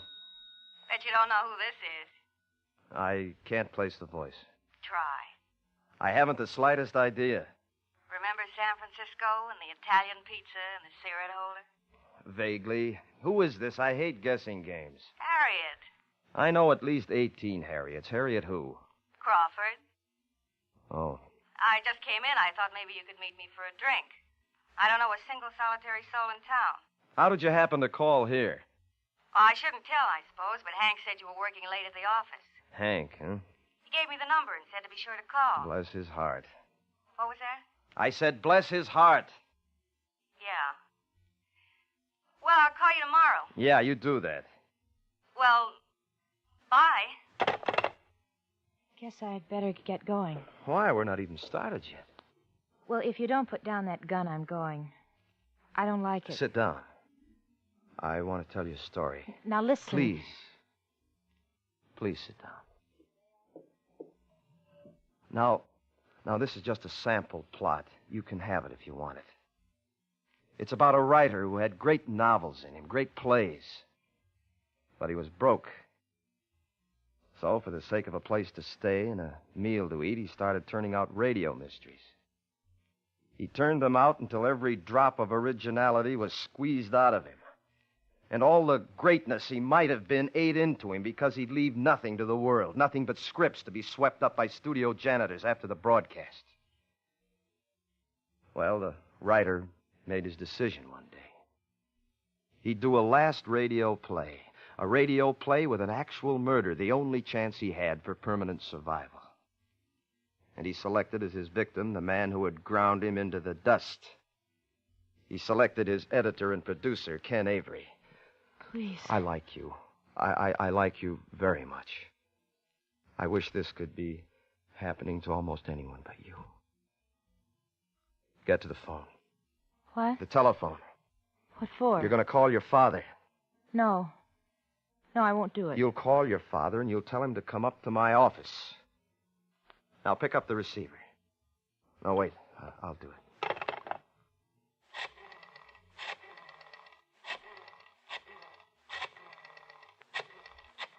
Now, take the phone. Tell him. It's ringing. Take it. Hello? Hello? Dad? Lois? Lois, what are you calling this time of night for? Something the matter? No, nothing. You want him to take you home. You don't feel well. Lois, something's the matter. Where are you? You home? No, I'm at Mr. Turner's. Turner's? His apartment? His office. I don't feel very well. Come and take me home. Come and take me home. I don't feel well. Here, give me the phone. Hello, Ken. Yes, Chris? Yeah, Lois came up tonight to discuss some scripts she wrote, but she doesn't feel very well. You'd better come and get her. I'll be right over. Sit down. We haven't got very long to wait.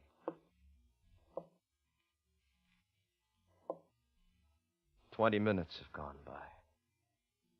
I hear the steps in the hall. The sure, plodding steps of her father, Mr. Ken Avery.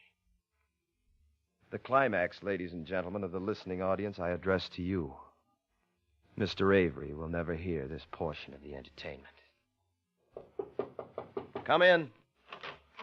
Lois, are you? What is this? Sit down. There's a chair reserved for you. Lois, what's been going on here? Tell him, Lois. He's going to kill you. He's going to kill both of us. Close the door.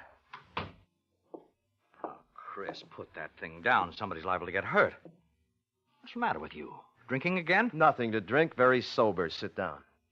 Chris, are you crazy? Good line. Perfectly in character. The inane cliche from the mouth of the great producer. You see, Ken, everything is being recorded right now. Your voice, Lois's, mine. Sit down. Recorded for what? For posterity, for the show next week. You'll have the honor of appearing on your own program as the murder victim. Here, let me show you. Right here in the desk. You see, it's a recording machine. I've stopwatched every second. It's been running exactly 25 minutes. You always made it a rule to plan the climax for 26:30 so you could have room for a final commercial. Well, that's just what I'm doing. According to my timing, you have about 1 minute and 30 seconds to live. All right, Chris, that's enough of the phony dramatics. Now, give me that thing before somebody gets hurt. Stand back. I wouldn't want to mistime the climax of the show. This won't make a show. You won't have much editorial power, Mr. Avery, after a few seconds. There's the agency. They wouldn't put this thing on the air. No, why not? You planned to kill me. From the beginning. There's the trouble right there, Chris. There's no twist. Oh, yes, the twist. Right. The surprise ending. You told the audience to expect the murder to be successful. But our shows have to have some kind of surprise for the audience, Chris. You know that. Where's the twist? Still the editor, right to death's door, huh? All right, Ken, perhaps you can provide the surprise ending that's going to save your life. I don't have to. Oh? You provided the twist yourself, but you didn't know it. And yet the twist was part of the story all the time. Where, Mr. Editor Avery? You, Chris, you're the twist. Me? That's right. You're a flop, Chris. You're so used to dreaming on paper you can't live anymore. You wrote about love because you never had it. You wrote about fortunes and you're still 2 bits.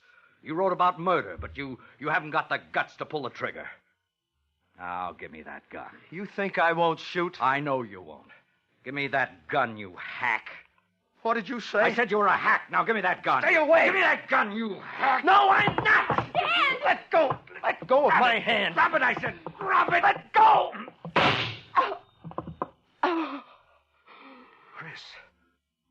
Chris. You always like to change the ending? Dad. It's all right, Lois. Dad, take me home. The records. They're all we have to clear us. Take me home, please. As soon as I see what's on those records. Oh, this must be part 1. Let's see.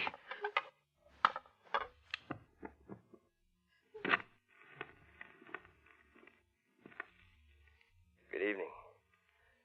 This is a recording of an actual murder. The first, as far as I know.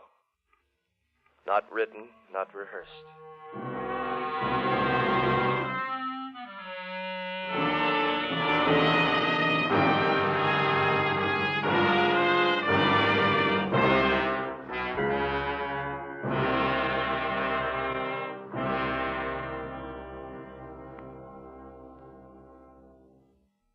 Suspense. Presented by Autolite. Tonight's star, Mr. Richard Widmark. Friends, this is Harlow Wilcox again to remind you that Autolite is the world's largest independent manufacturer of automotive electrical equipment. In 28 plants from coast to coast, Autolite makes over 400 products for cars, trucks, tractors, planes, and boats. These include complete electrical systems, a complete line of ignition-engineered Autolite spark plugs, both standard and resistor types, Autolite batteries, including the famous Autolite Stay Full. Autolite also makes automotive wire and cable, bumpers and hubcaps, electric windshield wipers, and many more. All are backed by constant Autolite research and are precision-built to highest standards of quality and performance. So remember, from bumper to tail light, you're always right with Autolite. Next week on Suspense, our star will be Mr. Victor Mature as a man who made his living as an assassin. A tale we call Black Jack to Kill. In weeks to come, we shall also present Mr. John Hodiak and Mr. Herbert Marshall, all on Suspense.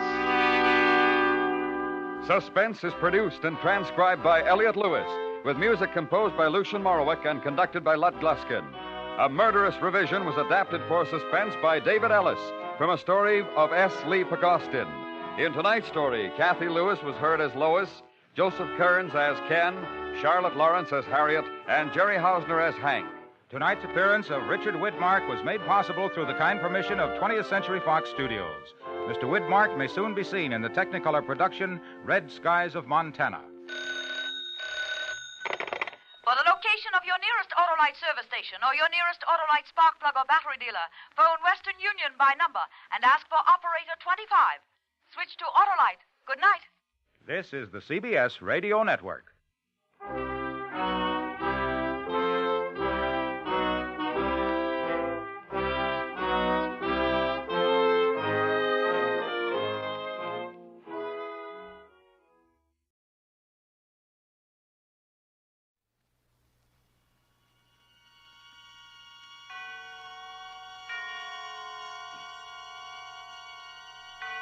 Now, Autolite and its 60,000 dealers and service stations present Suspense.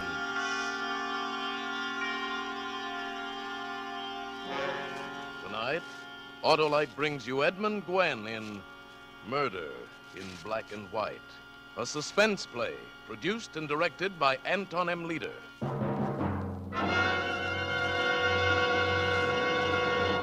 Friends, have you got that faraway look in your eye for faraway places? Well, it's spring, so let's get going. Replace old narrow gap spark plugs with wide gap Autolite resistor spark plugs. Your car will idle smoother, give you better power and performance on leaner gas mixtures, actually save gas. You see, Autolite regular type spark plugs have long been standard factory equipment on many leading makes of cars and trucks. And now 6 of these leading makes of cars and trucks have switched to Autolite resistor type spark plugs for factory installation on their new 1949 models. The new Autolite resistor spark plugs are tomorrow's spark plugs today. Remember, you're right with Autolite. And now, Autolite presents Edmund Gwen in a tale well calculated to keep you in suspense.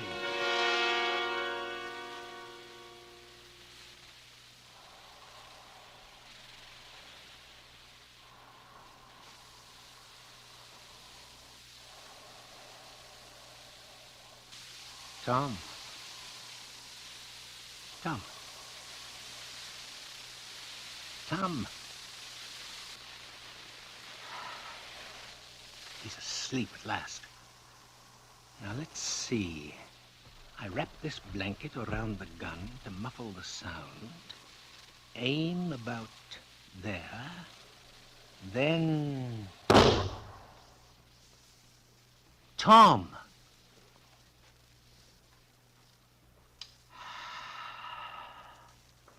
Tom is dead. Now, my notebook. Tab A, preliminary procedure. Yeah.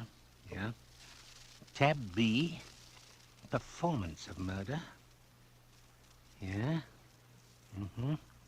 Yes, everything has been carried out exactly as I planned it. Tom is dead. Now, 9:15. Good. Everything is working out right on schedule. Now, tab C. Procedure to follow murder. Yeah, here it is. Replace pistol in my left jacket pocket. Fold blanket across foot of bed, making sure that it's not still smoldering from the discharge of the gun. Using clean handkerchief from breast pocket, wipe soda dispenser and replace on sideboard. Then, pick up decanter and glasses, take them to the kitchen, wash glasses, dry them on handkerchief from breast pocket, put them away, holding with handkerchief. Yeah, dry handkerchief with handkerchief, return to Tom's room and restore it to sideboard. That's it, the decanter there. Replace handkerchief in breast pocket. Pull covers up a round body on the bed. Put on my hat. Take off my gloves. Put them in my left-hand pocket with gun. And place notebook in right-hand pocket. Remember, there is no hurry. Now let me see. I believe I anticipated everything quite correctly. Oh, yes, the bedroom lights. I'll leave on the downstairs light, naturally. Yeah. Well, now 9:30. Thomasina and Clark can't possibly return before 11:30, and I doubt if they'll want to disturb Tom at that hour. No, I'll just stroll across town to my apartment house. People are quite accustomed to my taking a walk each evening after dinner. Then the train at 11 o'clock for my usual weekly business trip to the city. I'll go directly upon arriving in the city in the morning to my usual hotel. And shortly after that, someone should notify me of Tom's death. Yes. I believe this has been a most satisfactory murder. Yes.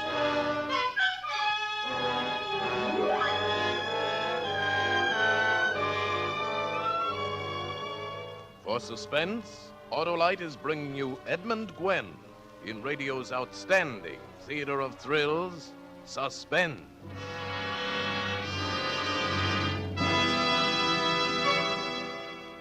Hi there, Harlow.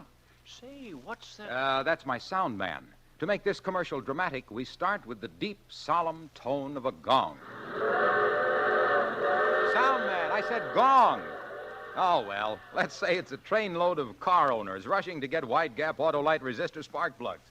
Because they know Autolite resistor spark plugs make an engine idle smoother, give better performance on leaner gas mixtures, actually save gas.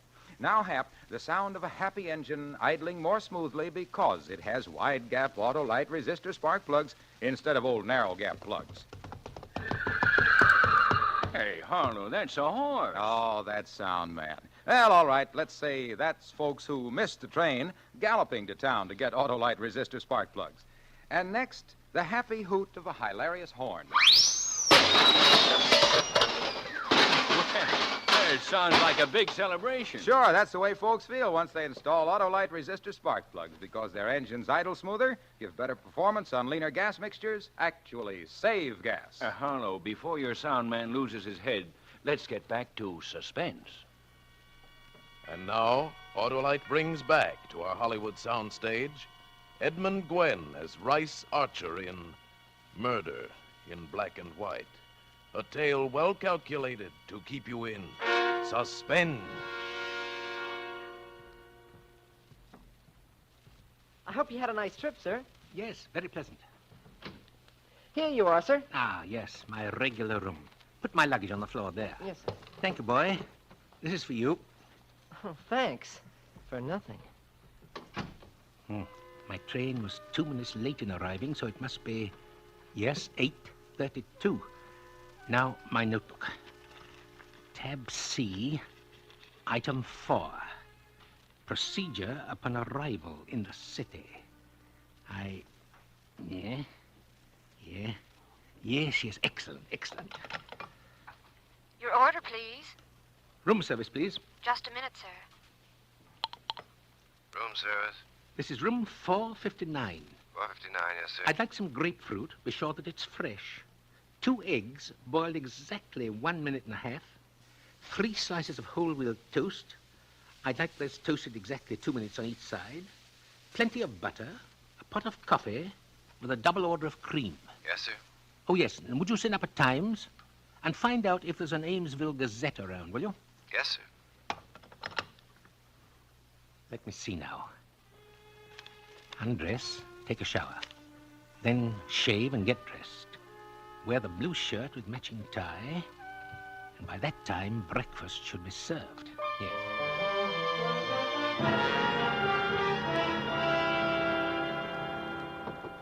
Come in. Room service, sir. I'm sorry, sir, but there was no Amesville paper. It's not important.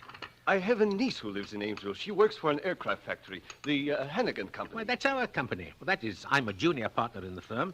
The senior partner is Tom Hannigan.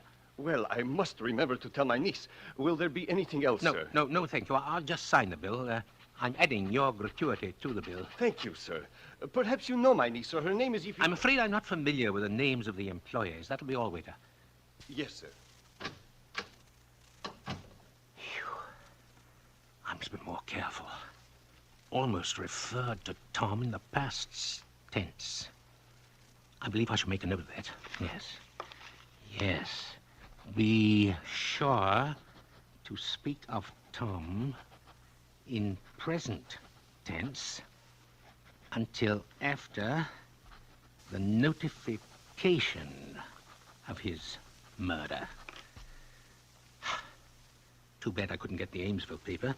But to have made an issue about them sending out for it would have been too pointed. Oh, perhaps the city paper.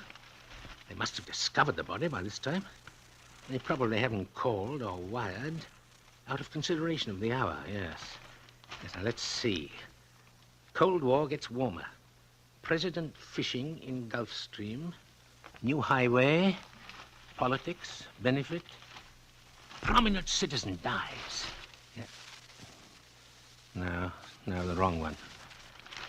Society, sports, drama. Oh, nothing. Nothing. It must be that it's just too early, of course. Of course, that's it, yes. Fortunately, I've prepared for every possibility. All I have to do is to look in the notebook. Should be right here. Yes, yes. If nothing in the morning paper and no notice received by time breakfast is served, eat breakfast leisurely.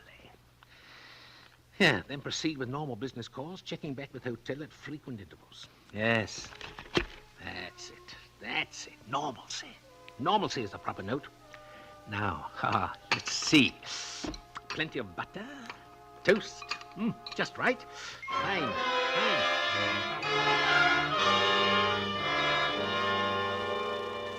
Well, Mr. Archer, I hope you didn't come in to tell me that the Hannigan Company can't deliver that order on time. Not at all. This is merely one of my courtesy calls. Tom and I like to keep our customers happy. Then all you have to do is to continue turning out precision parts as well as you have been. How is Tom? Tom? Oh, Tom is... he's fine.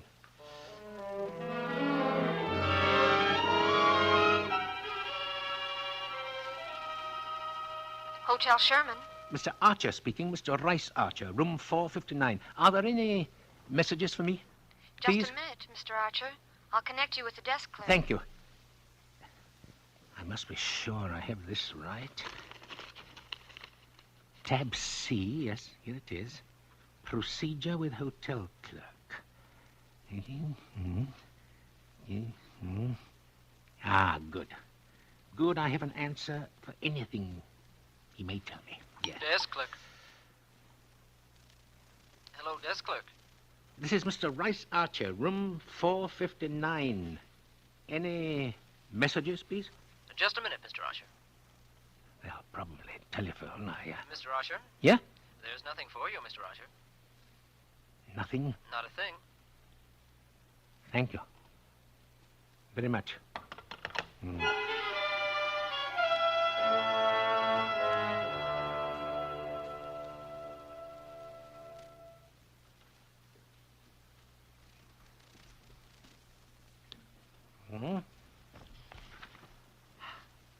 I'm really in town on business, Mr. Whitcomb.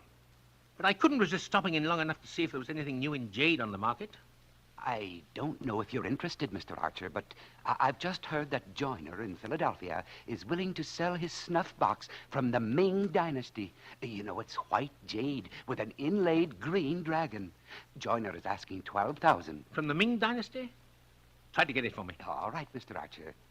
Business must be good, eh? Business is excellent.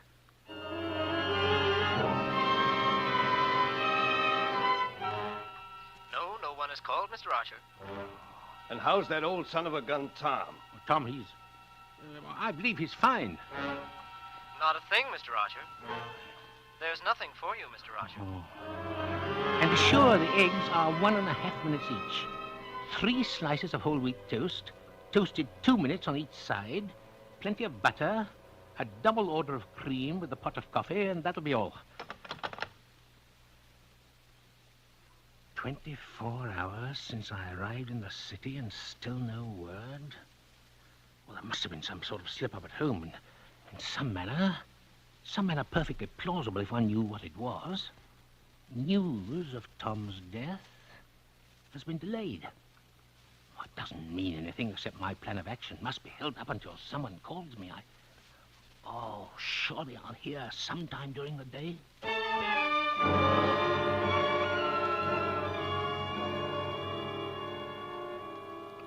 It's nice of you to take me to lunch, Archer. I must say I look forward to your regular visits. How's Tom? Tom, I haven't... I mean, he's fine, very fine.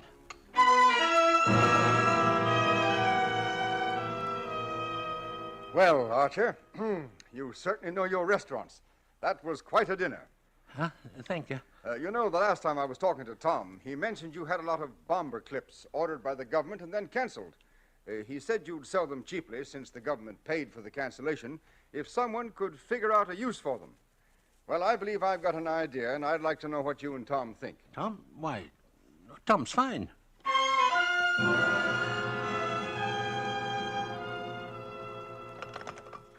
Your order, please. Desk clerk, please. Just a minute. Desk clerk. This is Mr. Rice Archer, room 459. Any messages? No messages, Mr. Archer. I see. I'll be checking out in a few minutes, clerk. Taking the midnight train back to Amesville. You might send the boy up in 15 minutes, and if there are any messages before I check out, you will call me. Won't you?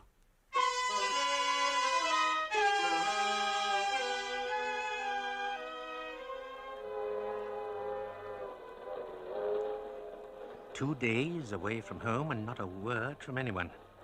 Well, they must have discovered the body. Well, I'll be home in the morning. I'll go straight to the factory, and then someone will tell me, surely.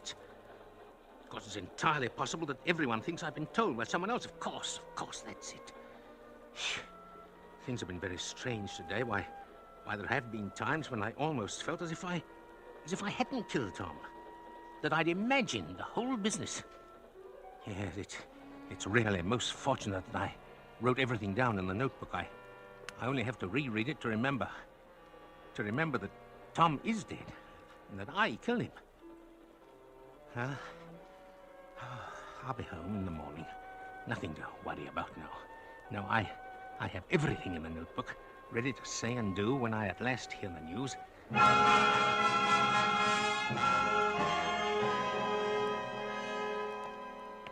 Morning.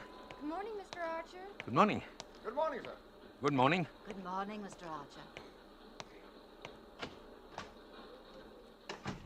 Strange. Everyone seems to be acting quite normally. Perhaps because they're only employees. Of course, that's it. The workers would feel no sorrow. They didn't know Tom as I did. Now, let me see. Normal procedure would be to let Clark Henley know I'm back. Yes. Miss Gordon, would you inform... Oh, never mind. Morning, Clark. Good morning, Mr. Archer. How was your trip to the city? Excellent, Clark. I managed to get a couple of orders to increase substantially. Everything go all right here? Sure. That's, fine. How's Tom? Great. He'll probably be back to work in a day or two. He will? Fine. Excellent, in fact. Yeah, it'll be great to have him back, won't it, Mr. Archer? Huh? Oh, yes. I was thinking about the additional orders. Well, Tom will be glad to hear about those. You know how he worries about the business. Yeah. Well, gotta get back to work. See you later, Mr. Archer. Yeah. Procedure following murder. What to say if notified of Tom's death by Thomasina, by Clark, by police. What to do if read of death in paper before personal notification. Everything. Everything except... Uncle Rice, you're back. Yeah. How was the Wicked City, Uncle Rice? Like it always is. Everything is normal. Uncle Rice. Yeah. What is it, Thomasina? Purple lipstick. See? I'm going to leave lathers of it on Clark's cheek. You know why? He proposed last night.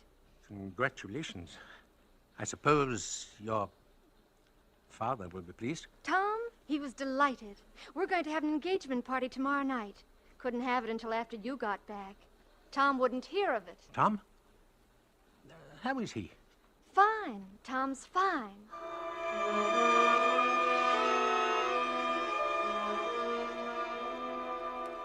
Mr. Archer, I'm going home early. Huh? I'm not feeling too well, and tomorrow's a big day. But I'm taking some work home with me. Yes, of course. I suppose you'll be going over tonight to tell Tom about the new orders. Tom?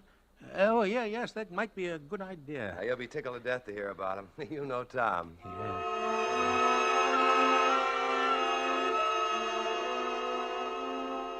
Oh, Mr. Archer. Yeah? What is it, Miss Gordon? Clark Henley just called. Oh? He said he'd taken one of the account books home with him, and he suddenly thought you might see it was missing and worry about it. So he just wanted you to know he had it. Which account book? Mr. Henley said he had the one covering our old government contracts. Why? Well, Mr. Henley ordered a general audit for tomorrow, and he said he wanted to go over that book tonight, so... Why, Mr. Archer, what's wrong? You've turned as white as a sheet.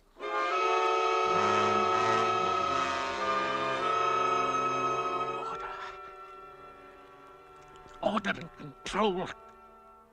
Those are the important things. There must be a logical explanation why they haven't told me about Tom, why Clark has ordered an audit, and why he's looking into our government contracts. Everything is in my notebook. Yes. Here it is. Plan for killing Tom Hannigan. Reasons why murder is necessary. The government contracts. Yes. Yes, it was so easy when the war was over and everything was being cleaned up to make the government pay twice for the orders. Just a few little changes in the books and that money was mine. It wasn't like taking the money from Tom or our regular customers. And it wasn't as if I was spending the money foolishly. No, it was spent on my jade collection. But Tom might have misunderstood. He might have called it stealing, and I would have been put in jail. Yeah, I wouldn't have had my jade. No. When Tom was ill, he started thinking about the government orders. Yeah. Maybe Clark Henley put him up to it. Yes. I didn't think of that. All I knew was that I could let Tom live and lose all that was dear to me, which was unthinkable, or I could kill Tom and keep everything. Yeah, now I did put Tom to sleep, and I did shoot him. And here, Tom's daughter, who loved him, giggles about her purple lipstick. Oh, it's unseemly. I'll demand that she... No. Order and control. Now, what would be the normal procedure? Yes, of course.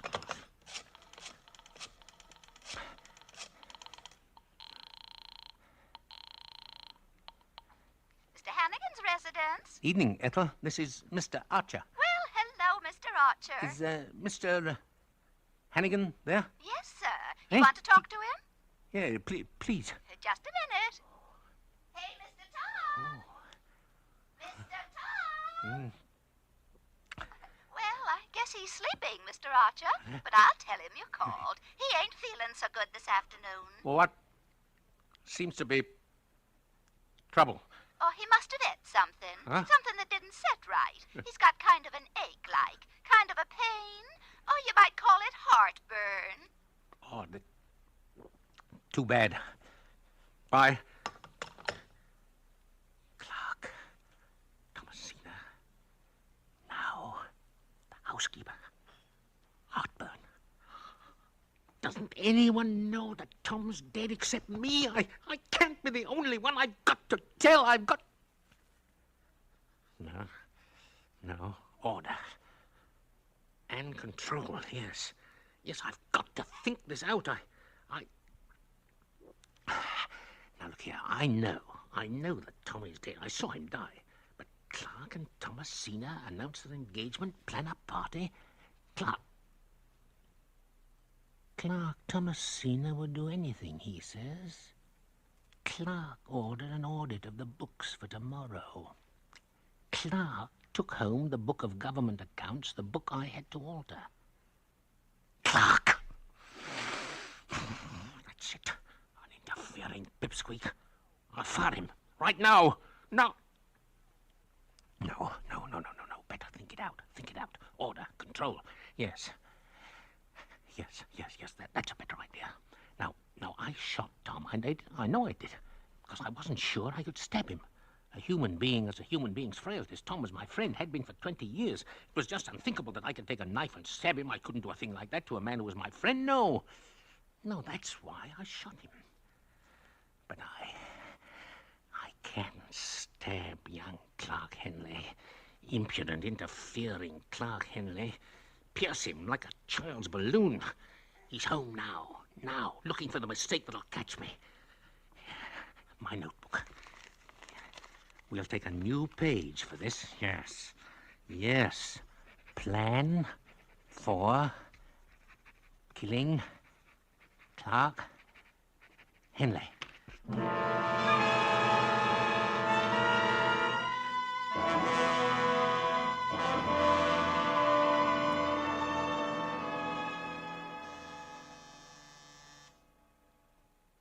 Evening, Clark.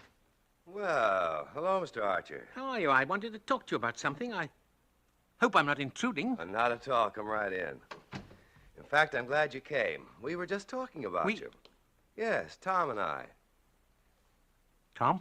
Yes, he's in the kitchen mixing a drink. Huh? Come on out, Tom. Mr. Archer's here. No. No, he can't be. Tom. Tom's dead. What did you say? How did you know Tom is dead? Well, it was either... my notebook, it's right here. It's tab... it must be one of them. I'll take that notebook. No! Yes. Yes, just as I thought. All right, officer, here's the whole story in this little notebook. I guess you were right, Mr. Henley. But I never thought I'd see anything like this. No, you can't. You can't do this. It isn't the way I planned it. I knew we'd trap him this way. He's never been able to do anything without preparing a notebook. Yeah, but... Tom told me you couldn't even hire a secretary without planning all the dialogue in advance and writing it out. Right. That's why I made everyone pretend Tom was still alive. I knew if he didn't have all the answers in his little book, he'd have to break. Break! Well, come along, Archer. No, it really wasn't fair. Not killing me. And I had it all written down in black and white.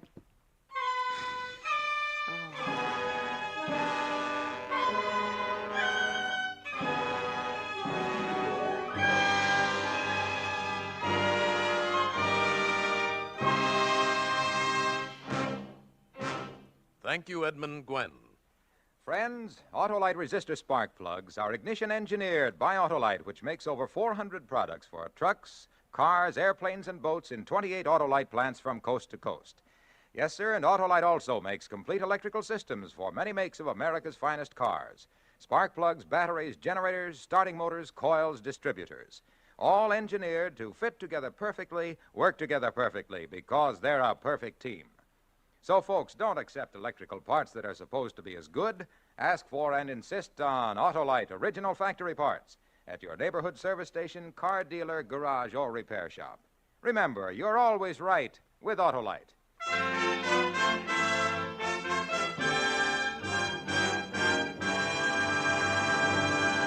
Now here again is our star, Mr. Edmund Gwen.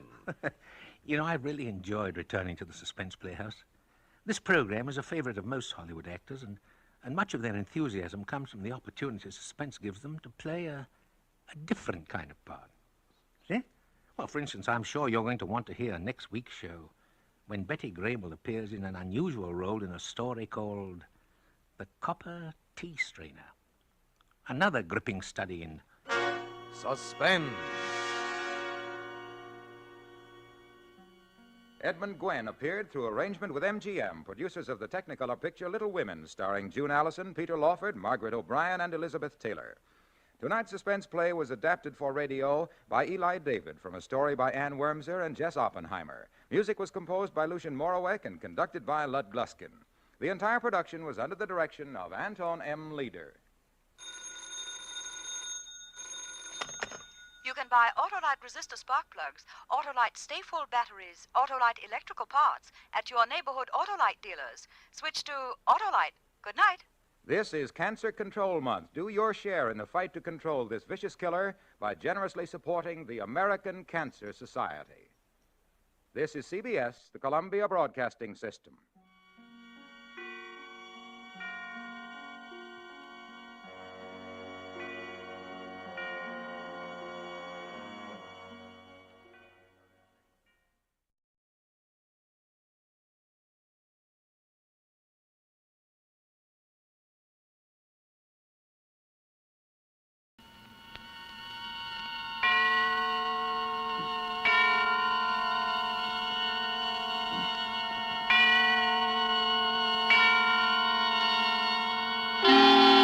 Suspense.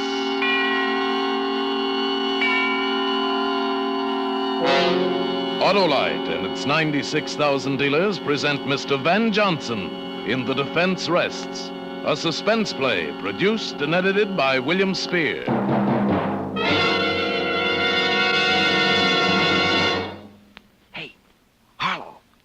much as I hate to mention this on radio, I was watching television the other night. Shh, Hap, we're on the air. Yeah, well, people gotta know this. I found out that cars, trucks, and buses equipped with ordinary spark plugs kick up a frightful fuss with TV pictures. Well, that's not true of Autolite resistor spark plugs. Wonder of wonders, these wide-gap whizzes cut down television cut-ups. They sure let your engine idle smoother, too, don't they? Yes, Autolite resistor spark plugs let your engine idle smoother, give better performance on leaner gas mixtures, actually save you gas, and they have 200% longer electrode life.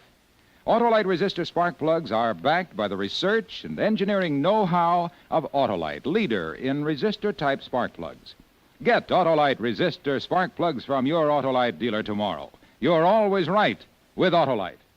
Oh, a reminder, Suspense on television may be seen on many stations throughout the country every Tuesday night. And now, with the defense rests and with the performance of Van Johnson, Autolite hopes once again to keep you in suspense.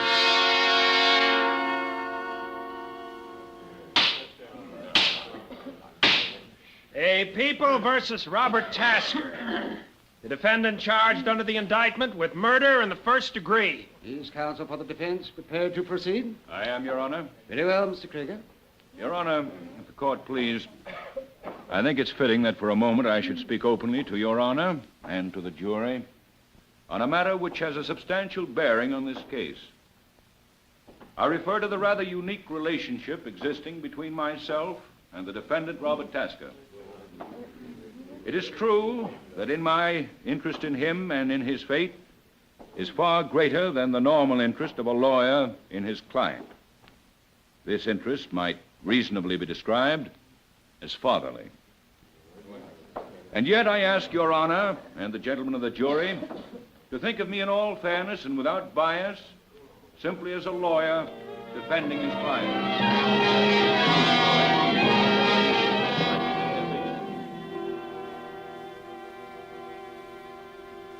My name is Robert Tasker.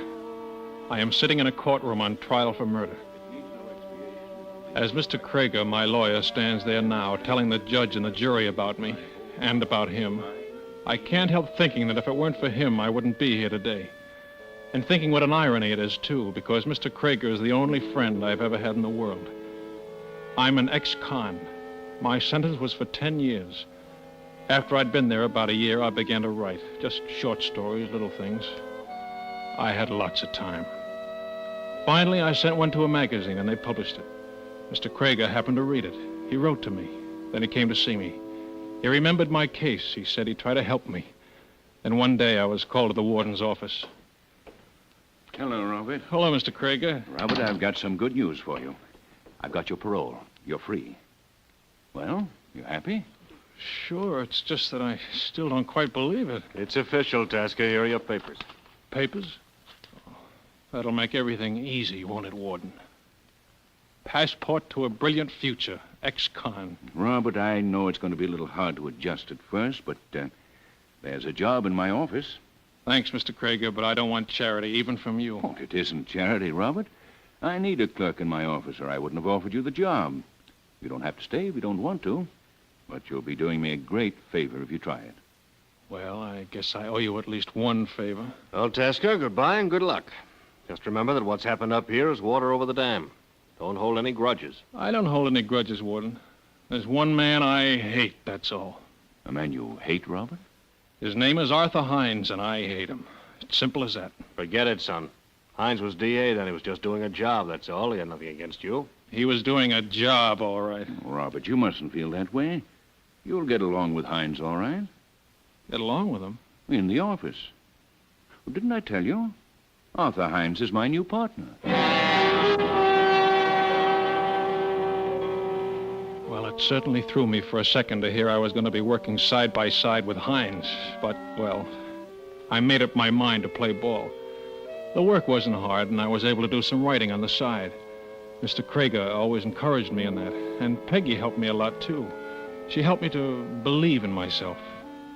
All that time, I never saw Mr. Hines. He was out of town or something. And then one day, he came back.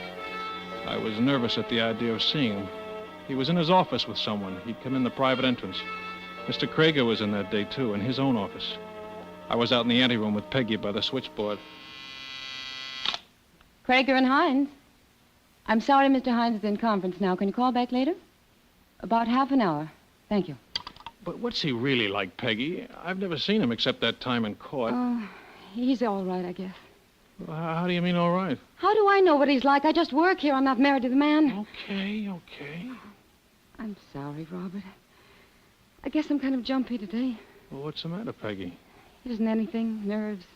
You've been that way ever since Hines came in. Mr. Hines, how could he have anything to do with it? I don't know. Understand the English language? No. Now get out. Don't give me that, Hines. You've either got it or you know who has. I don't know anything about it, and I don't want to know. Don't you think I've got enough trouble nowadays keeping mugs like you out of the pen without being a fence for what you stole? Now get out of this office and stay out. Okay. But I'll be back. $50,000 is a lot of money. Well, what do you want? Why, Robert works here, Mr. Hines. My name's Robert Tasker. Didn't Mr. I Craig... knew I'd seen you before. You're that punk kid I sent up to San Quentin. It was for 10 years. What do you mean you're working here? Mr. Krager got me out. He gave me a job. A job of what? Snooping outside my office? I wasn't... Don't talk back to me, you dirty little jail rat. Why, you... Robert, don't. Let go. Don't. No. Leave me alone. No. Robert. Let me go. Stop it, both of you. Calm down. What's the matter? What's the idea of bringing this ex-con into the office, Max? Isn't it bad enough to have to work with criminals all day? Robert is not a criminal. He's here because I want him to be here. Because I believe in him and trust him. Well, I don't like anyone hanging around outside my door when I'm having a private conference, that's all. Now, look. Robert Tasker's one of the finest, most gifted young persons I've ever known. I want him to get along here. And I want him to get along with you, too, Arthur. You understand? I can get along with anyone. Well, sure you can. Everything forgotten now, eh? Start right off with a clean slate, eh? Sure.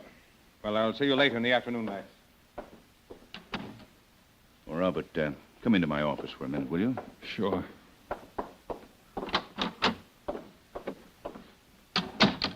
My boy, I'm terribly sorry. I don't know how to begin to apologize. Why should you apologize? I just don't like him. He doesn't like me. No, Robert, you're wrong there. It's just that things have been happening lately to upset him. Like this fellow Marvin and his $50,000. Yeah, what's that all about? Well, there's a poor fellow who's been in prison for the last 5 years. He claims he had quite a lot of money when he went in. He thinks Hines hijacked it on him, huh? Well, he says he left it with a pal of his, and later the pal was killed in a gunfight. Gallucci, you remember the case? Yeah, I remember something about it. Well, anyway, just before he died, Gallucci told somebody he'd left the money with Hines. That's how the story goes, anyway. But you know how these things travel on the grapevine. It's all nonsense, of course. That guy meant business just the same. Well, that probably explains the whole thing. Hines was a little scared.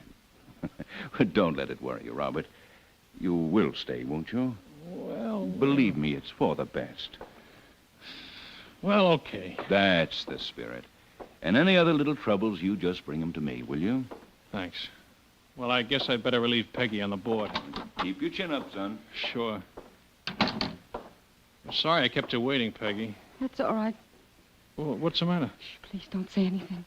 Peggy, what is it? Robert, I'm scared. Scared of what? Hines? Don't be silly. No, it's not him. Well, what is it? Rob, I shouldn't, but I've got to tell someone. Sure you have, but take it easy now. What is it? I've never told anyone before. Neither Mr. Hines nor Mr. Krager know. I'd die if they did. You wouldn't tell anyone, would you? Of course I won't. Come on, spill it. You saw that man who was in here, who was arguing with Mr. Hines about the $50,000. Yeah. Well, it's true. There is $50,000 somewhere. Yeah? Well, how do you know all this? I know. I'm scared. Robert, he's a killer. That guy? Well, I wouldn't be surprised, but how do you know? Because he's my brother.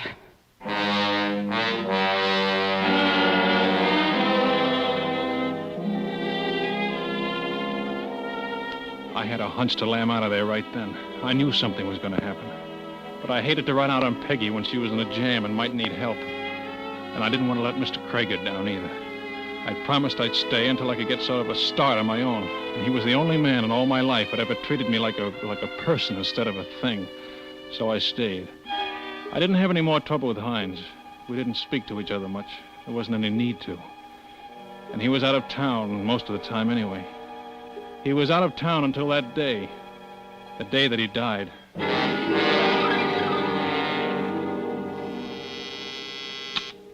Krager and Hines, I'm sorry he's out of town. You might try later this afternoon. Yes, I'll tell Mr. Hines. Say, Peggy, Uh-huh. do you know when Mr. Krieger will be in? He didn't say. He's still over in... Harry. Where is he? Who? You know who? Hines. Oh, Harry, I told you not to come. I begged you not to. Sure. Always a little pal. Always a little... Hey, wait a minute. What does this guy know? I told him that you were my brother, but nobody else. Yeah, sure. Okay, what do I care? I only care about one Harry, thing. you promised me you wouldn't come up here. Where's Hines? I don't know. He's out. And I'll wait till he comes back. Harry, you mustn't. I'm staying. I'll get it out of him. Harry, your sister says you should leave. You keep out of this, punk. I don't like that word, pal. Robert, listen, will you watch the board for a few minutes? Sure. It's lunchtime anyway. Harry, I've got some things I want to talk over with you privately. What things? About Hines and, you know. Come on, we'll go downstairs to the girl in the lobby. You wouldn't be trying to ease me out of here, would you? No, honest, I've got to talk to you, Harry. Come on. Okay. Now, you listen, pal. Yeah? If Mr. Hines comes in, you tell him I was here. And you tell him he better come across. Or else. Is that all? That's enough, isn't it? He'll know what I mean. Sure.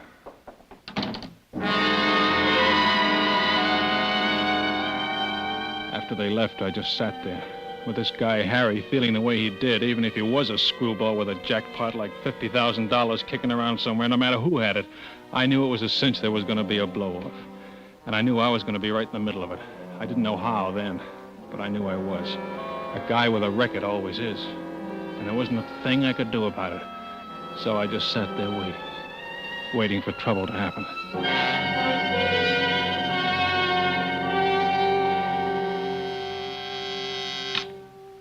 Krieger and Hines. Hello, Robert. This is Max Krieger. Oh, yes, Mr. Krieger. You there alone? Peggy out to lunch? Yes, she is. Oh, well, it can't be helped. I'm in a hurry.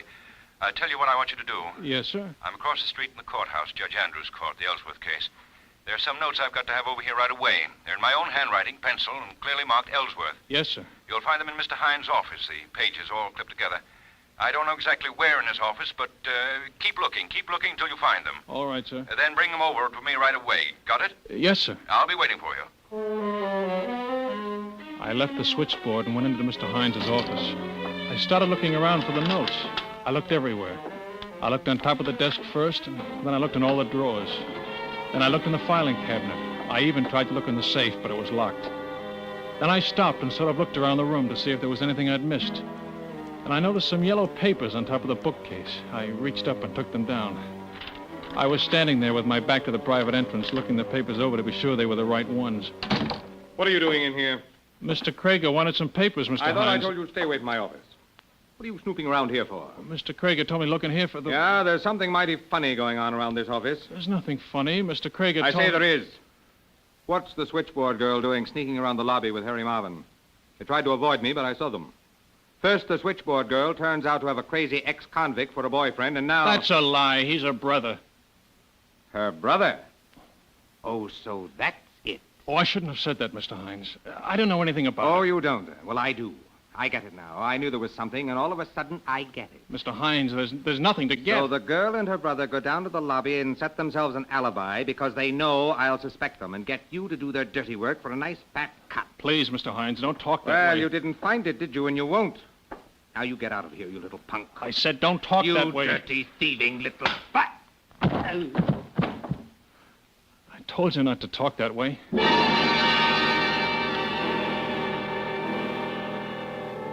He fell and just lay there. For a minute, I didn't know what to do. Then I knew I'd have to tell Mr. Krieger. I knew I was all washed up there anyway.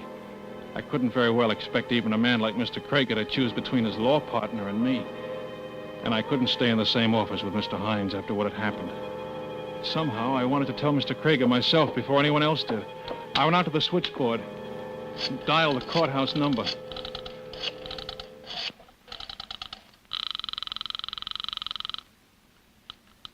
Judge Andrews, Court Johnson speaking. I want to speak to Mr. Max Krieger. This is his office calling.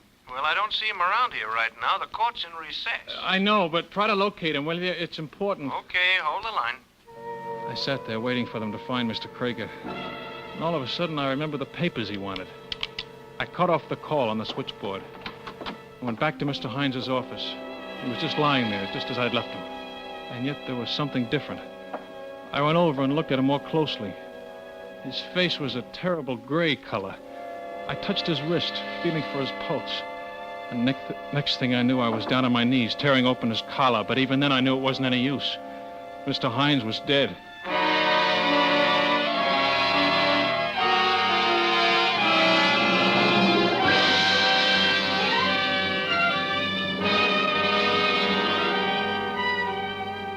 Autolite is bringing you Mr. Van Johnson in The Defense Rests.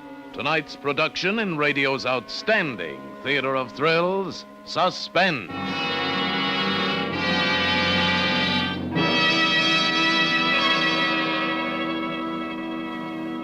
Hey, Hap, did I tell you about my hobby? Hobby? Yeah, I collect old-fashioned narrow-gap spark plugs that have been replaced with smooth-firing wide-gap Autolite resistor spark plugs. You got many of the old-fashioned plugs? Many. I've got millions.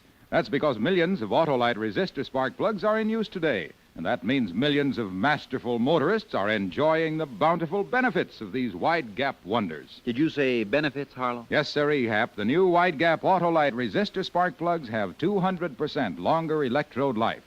And in addition, they give smoother idling and better performance on leaner gas mixtures, which means actual gas savings. Also, famous Autolite resistor spark plugs reduce spark plug interference with radio and television reception. Years of research and the engineering know-how of the leader in resistor-type spark plugs are behind the famous Autolite resistor spark plugs. Get a set today from your nearby Autolite dealer. Remember, you're always right with Autolite. And now, Autolite brings back to our Hollywood soundstage Van Johnson in The Defense Rests, a tale well calculated to keep you in suspense. I don't know how long I stood there in the room. It might have been hours. It might have been only a couple of minutes. I just stood there, my mind dazed, and yet at the same time racing through 1,000 half-formed plots and schemes of escape, of what I could say, of some way out. Then the switchboard began to buzz with an incoming call. It sort of brought me to my senses. More out of habit than anything else, I went out to answer it. Krager and Hines. Robert, you still there? Mr. Krager, Where are those notes? Haven't you found them yet? Yes, I found them all right. Well, bring them over here. I need them right away. Mr. Krager, Robert, what's the matter with you? I just killed Mr. Hines.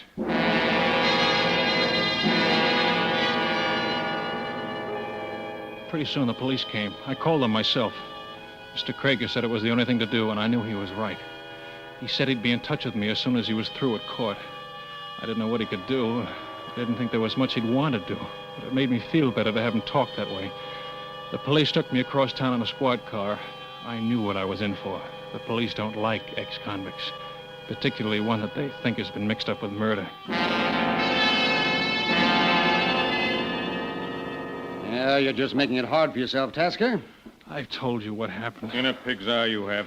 I don't have to talk if I don't want to. No? I'm waiting for Mr. Krager. I told you that. Krager? What do you think he's going to do for you? I don't know, but he told me he'd come down. Oh, sure, of course, he'll come down to give evidence against you. Ah, now, listen, Tasker. If you give a full confession, we may be able to get a break for you. Captain, Mr. Krager's outside. He wants to see you. Oh, yeah? Okay, send him in. Okay, Mr. Krager. Hi, boys. Hi. Hello, Robert. Hello, Mr. Krager. They've been treating you all right? Pretty good. Fine. I don't like to have people get rough with my clients. You're what? You heard me, Captain. While you're at it, you might as well take those handcuffs off him, because from this moment he's out on bond, released in my custody. I got the papers right here. Say, are you crazy? Certainly not. I simply don't believe the boy did it, that's all. Look, Krager, why try to kid us? It's an open and shut case. Tasker's the only person who had the opportunity. The only one who had a motive. Well? Not to speak ill of the dead, Captain, and although Arthur Hines was my law partner, it's unfortunately true that quite a number of people at least thought they had a motive. Oh, sure. So maybe this other ex-con, Harry Marvin, had a motive. Maybe even the dame on the switchboard had a motive, for all I know. But they couldn't have done it. 50 people saw them together downstairs in the lobby of the building at the time the murder was committed. Oh, you've talked to them, have you? Listen, this kid admits he had a quarrel with Hines. He always hated him anyway. He admits he hit him. So he picks the paperweight off the desk, smashes him over the head. Wait a minute. You didn't say anything about that, Robert. Oh, I didn't even know about it before. I didn't hit him with any paperweight. Oh, stop it, will you? The back of the man's head was bashed in with that paperweight, and this kid's fingerprints were all over it. Oh, What's so funny? This is murder, mister. I'm sorry. But you'll find out if you ever try to bring this boy to trial for killing Arthur Hines with a paperweight. Listen, Krieger, you're not going to make a chump out of me. This boy is going to be indicted for murder, he's going to be convicted of murder, and he's going to burn for murder.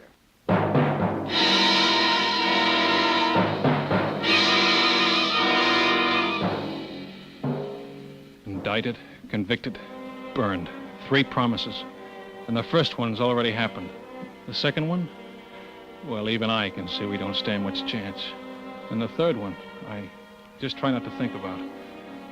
But there is Mr. Krieger up before that jury, acting as though it was an absolute certainty that I'd be cleared. Pleading for me as though I were the only guy in the world because, well, that's the kind of a guy he is.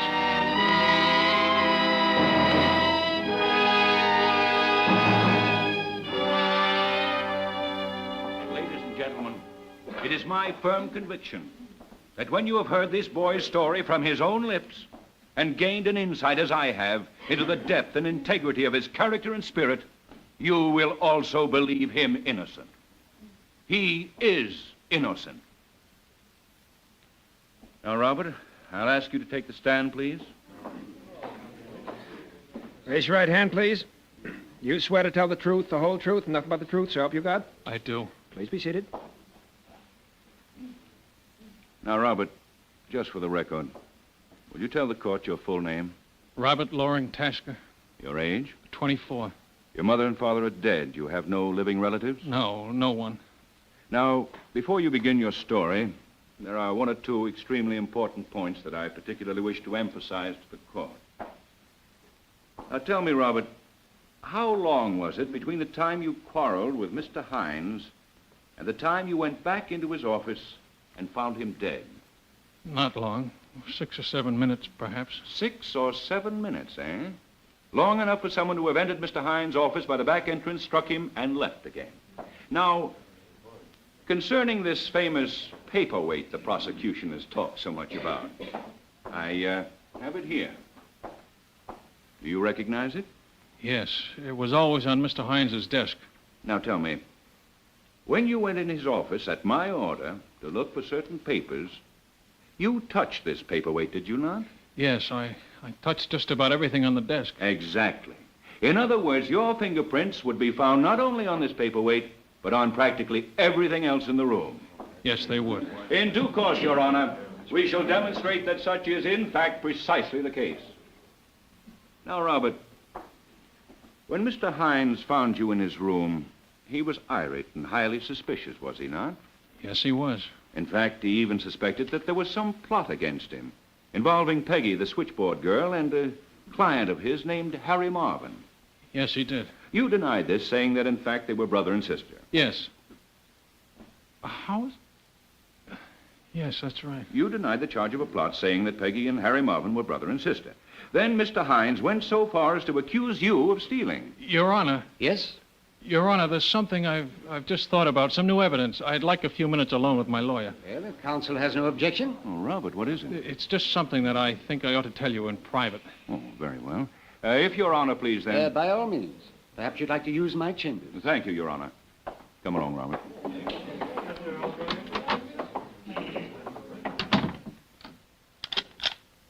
Well, you didn't have to lock the door, Robert. I want it to be private. All right. But, Robert, you mustn't worry like this. Let me do the worrying. They can't convict you if there's a reasonable doubt. That's the law. And there is a reasonable doubt. Someone did come in and hit Hines in those 6 or 7 minutes. It must have been that way. Yes, I know. Well, of course you do. We've been over the whole thing. Now, let's go back into the courtroom. Mr. Krieger, there's something I haven't told you. Something you haven't told me? What? It's a little thing, but it's kind of important because it's something I never told anyone except a dead man. Well, what is it? I never told anyone that Peggy was Harry Marvin's sister except Mr. Hines. Now, Robert, don't you think that's a little trivial? No, because you know about it. You just said so in the courtroom. Well, And there's only one way you could have found out. You must have been in your office when I had the fight with Hines and heard me tell him. Oh, Robert, that's ridiculous. Oh, no, it isn't. Because you're right. Somebody did come in those 6 or 7 minutes and kill Hines. You did. You're crazy. It must have been for that $50,000. You hijacked the hijacker. And you knew they'd pin it on me with my record. I'm not going to stay here and listen to any such nonsense. Yes, you are, because I'm going to get the truth out of you. You planned it that way, didn't you? You sent me into Hines' office that day, and you probably sent him. Robert, And you figured you were such a hot lawyer, you might even get me off for 20 years or so to ease your dirty conscience, didn't you? Talk, Craig. You won't get anywhere using violence with me. No? Talk! Now, wait a minute. Even if I did confess, it wouldn't hold up as evidence. Talk! Listen, we'll postpone the trial. I can get you out of the country. I'll give you money. That's all I wanted to know. Talk! You did it, didn't you? You killed him. Stop! Talk! Stop it! Stop it! That's where you were when I phoned you at Robert. They couldn't find you, weren't you? Robert! You were killing Hines, weren't you? Stop it! Stop it! Yes. Yes, I did it. Okay. I killed him. I guess we can unlock the door now. What's going on here? Grab him, Your Honor. He's crazy. He attacked me. So I gather. He even accused me of murder. Yes, we heard him. Tell me, Krieger, where were you when this boy phoned you here at court? When they couldn't find you? Why, Your Honor, as a matter of fact, I was right here. Right in this very courtroom. I had some work to do. I wanted privacy. Your court was in recess. You were out of town. Yes, I know. You say you were right here in this room. Yes, that's right. Then, Krieger, there's something you don't know. What? On the day of the murder, the floor of this room was being repainted. And the paint, Mr. Krieger, was quite wet. Your Honor, the defense rests.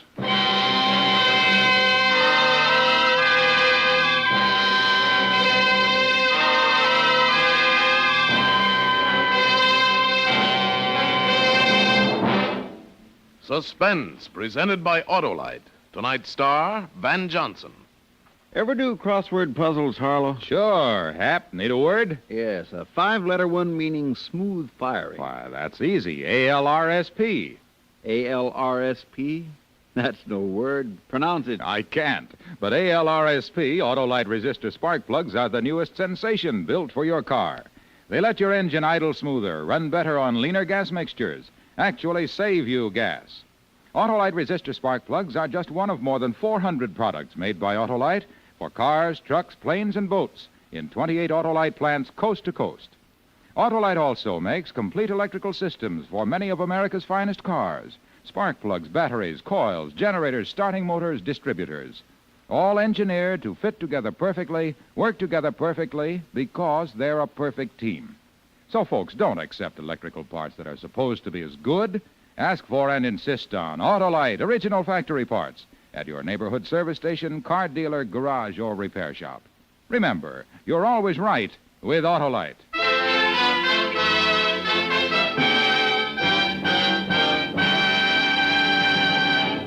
Next Thursday, for Suspense, Edward Arnold will be our star.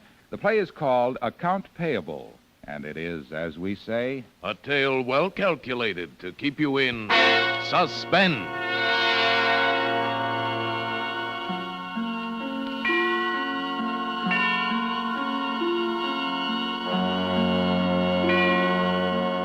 Tonight's suspense play was produced and edited by William Spear and directed by Norman MacDonald. Music for Suspense is composed by Lucian Morawek and conducted by Lud Bluskin. The Defense Rests was written by Roland Brown, adapted for radio by Robert L. Richards. Van Johnson appeared by arrangement with Metro-Goldwyn-Mayer, producers of The Red Danube, starring Walter Pidgeon, Ethel Barrymore, and Peter Lawford. Don't forget, next Thursday, same time, Autolite will present Suspense, starring Edward Arnold.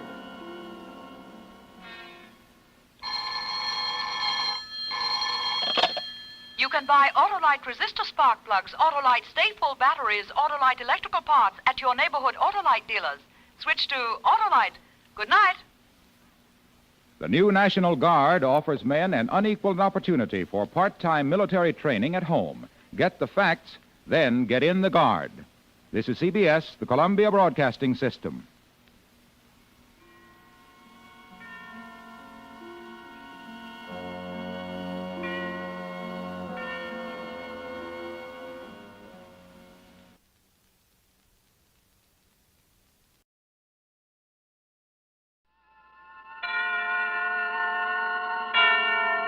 Suspense. And the producer of CBS Radio's outstanding theater of thrills, the master of mystery and adventure, William N. Robeson. Some people are just too good to be true.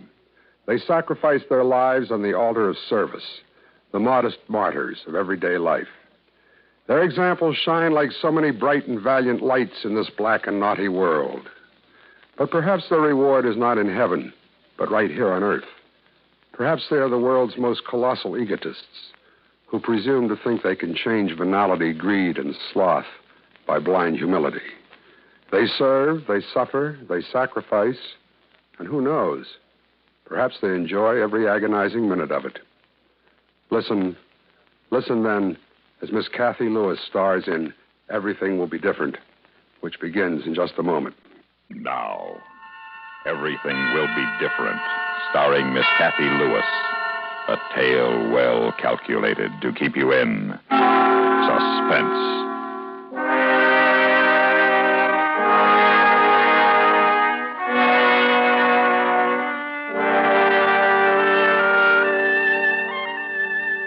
Herb, there's something I've got to tell you. You go ahead, Shirl. I'm all ears, the fellow says. I haven't had a friend for such a long time. A friend to talk to, you know, like you. Yeah, I know. You mind if I freshen up my drink before you get started with a confession? Go ahead. You ought to know where everything is by now. Yeah. That's what I like about you, Herb. You always bring your own bottle. Perfect gentleman. I'd die of thirst if I waited for you to furnish the booze. Oh, I'd serve liquor if I could afford it. Just because I don't drink is no reason to spoil other people's fun. Well, that's what I like about you, Shirl. You're so broad-minded. Well, live and let live, I always say. Well, what do you got to tell me? Herb, I'm not what you think I am. I was married once. So what else is new? Don't laugh at me, Herb. All right. All right, I'll be serious. How's about a little kiss? Oh, Herb, don't go and spoil don't you think it's about time we got better acquainted? We've been seeing each other now 3-4 months. 3 months, 2 weeks, and 4 days. You've been counting. Ever since the day you got mixed up down at the plant and came into personnel when you were looking for accounting. Well, you have days like that. Sorry? About what? Getting mixed up down at the plant that day? Are you? I don't know. What do you mean you don't know? I won't know until I tell you about my husband. Well, you're not still married. Oh, no. He's dead. Well, Only, you see, Herb, they said I killed him.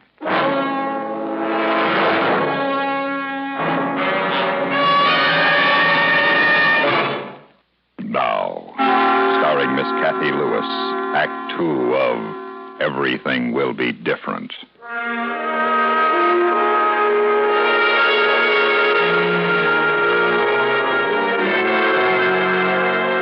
Well, did you kill your husband? I failed him. He needed me, and somehow I failed him. I don't know how. I gave him everything, all of me. Somehow it wasn't enough. Some guys are like that, never satisfied. But this one is dead. Let's forget him. I can't. Not until I've told you all about it. Okay. Okay, hon. Let's have it. Well, we sort of went together for a long time. It was a crazy kind of thing because Walter was a crazy kind of fellow. I wouldn't hear from him for days, and then all of a sudden he'd call up at the craziest times. Hello? Hiya, doll. Wally, do you know what time it is? Time to see you, baby. Nearly 11 o'clock. Crazy. Meet me down at Nino's in a half hour. Wally, I was getting ready for bed. I've taken off my face and Well, put it back on and meet me down at Nino's. Wally, have you been drinking? Oh, I've had a couple. Wally. Oh, now you know me, doll. I can handle it. Nino's in a half hour, eh? All right, Wally. Crazy. Wally? Yeah, doll. Don't be late. 11:30 in the back booth. I'll be there, Wally.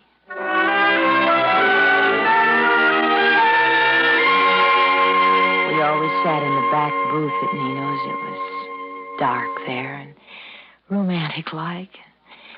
There wasn't any rock and roll on the jukebox, just pretty Italian songs. Only this night, like so many others, Walter was late. Hiya, doll. Been here long? I was just about to leave. Oh, I'm sorry. I got hung up. Hey, Nino, bourbon and ginger. Wally, please have some coffee. I don't want any coffee. Why, Wally? Why what? Why do you drink so much? Well, why not? Look at the kind of life I lead. A crummy job that got no future in it. A lousy furnished room to hang my hat in. Nobody to care about me. I care about you. You do? Do you think I'd come down here in the middle of the night to be with you if I didn't? Yeah, and that's another thing. We never get a chance to be alone. Always meeting on street corners or lousy bars. What kind of a life is that? You go back to your furnished room and I go back to mine. We're just as lonely as if we didn't meet at all. A man ought to have a home. And a wife to come home to. And good hot food on the table. A man ought to have someone to take care of him. And a woman ought to have someone to take care of. Sure. It works both ways.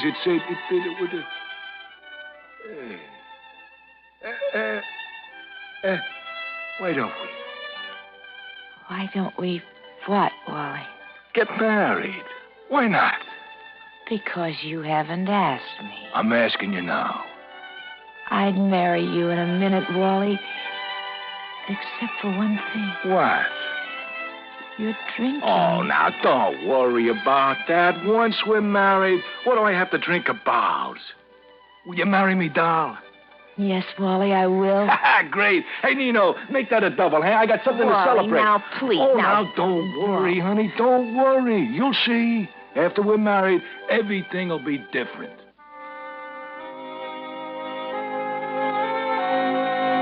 I believed him. I think anything as important as marriage is bound to change a person, don't you? In time. Of course, Wally didn't change right away. He was even late for the wedding. When he got there was liquor on his breath. But after all, a man only gets married once. Of course, we didn't have the time or the money for a honeymoon, but after a while, Wally got a better job. We were able to buy this house. I could quit my job and work full-time at the job a woman's best qualified for, making a home for her husband. That's you, darling? Yeah. You're home right on time. Yeah, the fight's on in 5 minutes. Dinner'll be ready in a jiffy. I'll have it in here on a tray. Oh, Wally, it's such a nice dinner. Swiss steak, mashed potatoes, and salad. Can't you eat at the table? You wouldn't want me to miss the fights, would you? No. Then, like I said, I'll have my dinner in here by the TV. Okay? Okay, dear.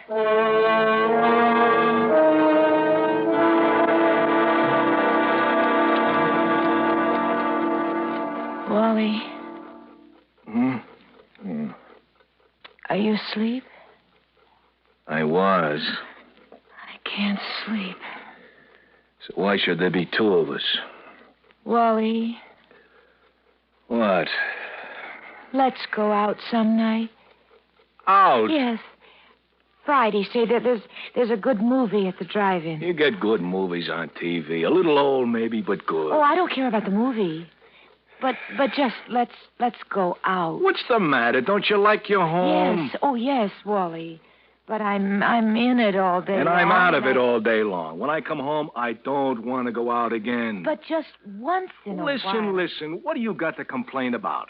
You got everything a woman should want, haven't you? Yes. The trouble with you is you haven't got enough to keep you busy. Oh, I keep busy enough. Maybe what you need is a baby. That'd make things different. A baby. Yeah. Maybe things would be different if I had a baby. They sure would. Now shut up and go to sleep, will you?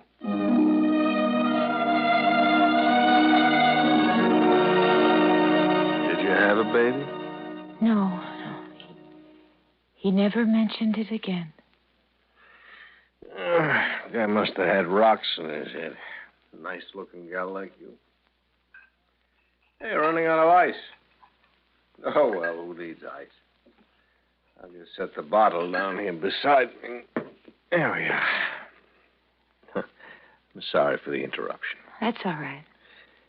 Well, what happened next? Well, there was this woman lived next door. She was just about the only friend I had in the neighborhood. She used to drop in about every afternoon for a cup of coffee. She kept telling me... Honey, you don't know when you're well off.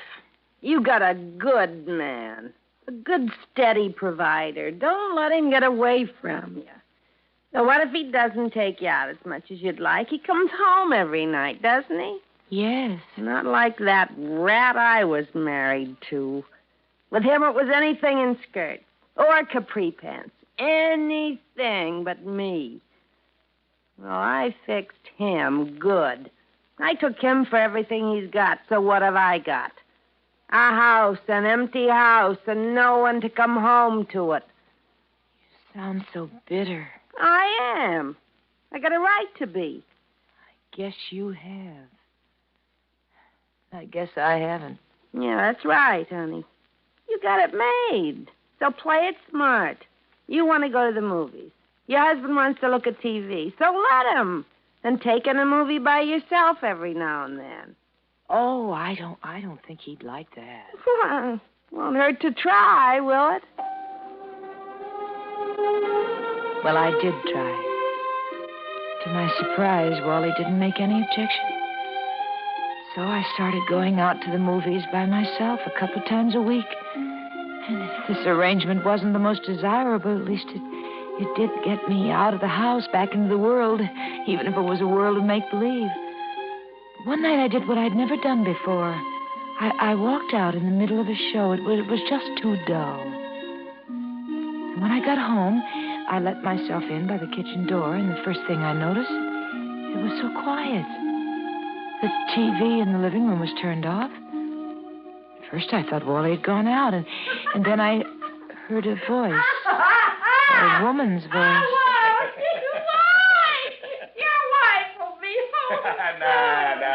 She always sits through the second feature. Well, I gotta be getting home. Oh, now, come on, one more drink, eh? One for the road. Oh, you twisted my arm. Crazy. I'll be right back, eh?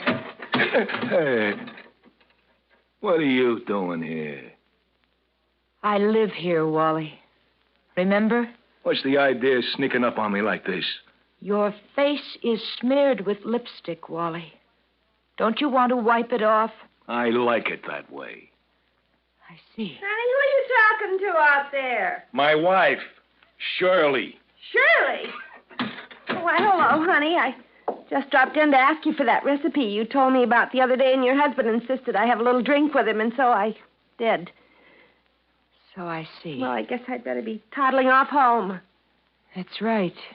You'd better. Well, good night, all.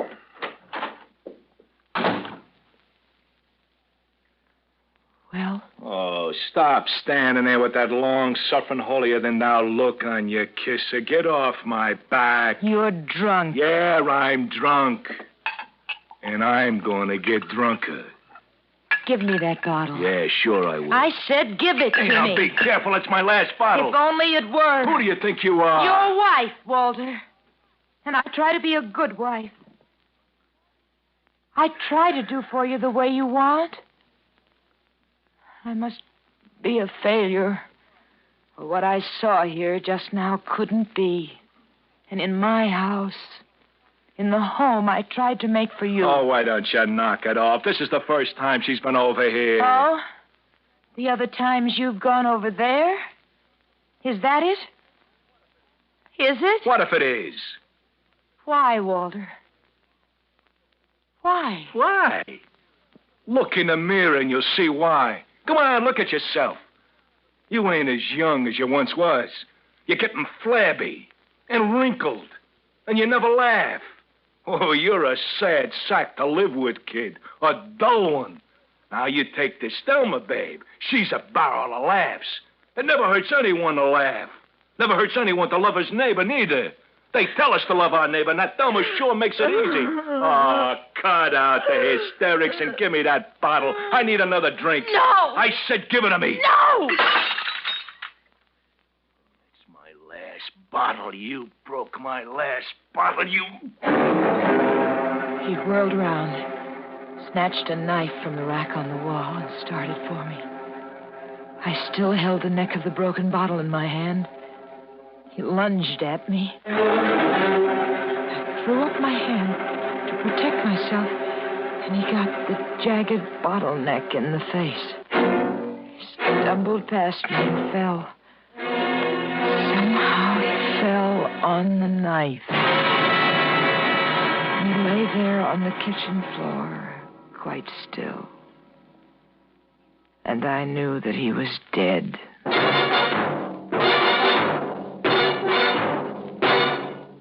Now, starring Miss Kathy Lewis, Act 3 of Everything Will Be Different.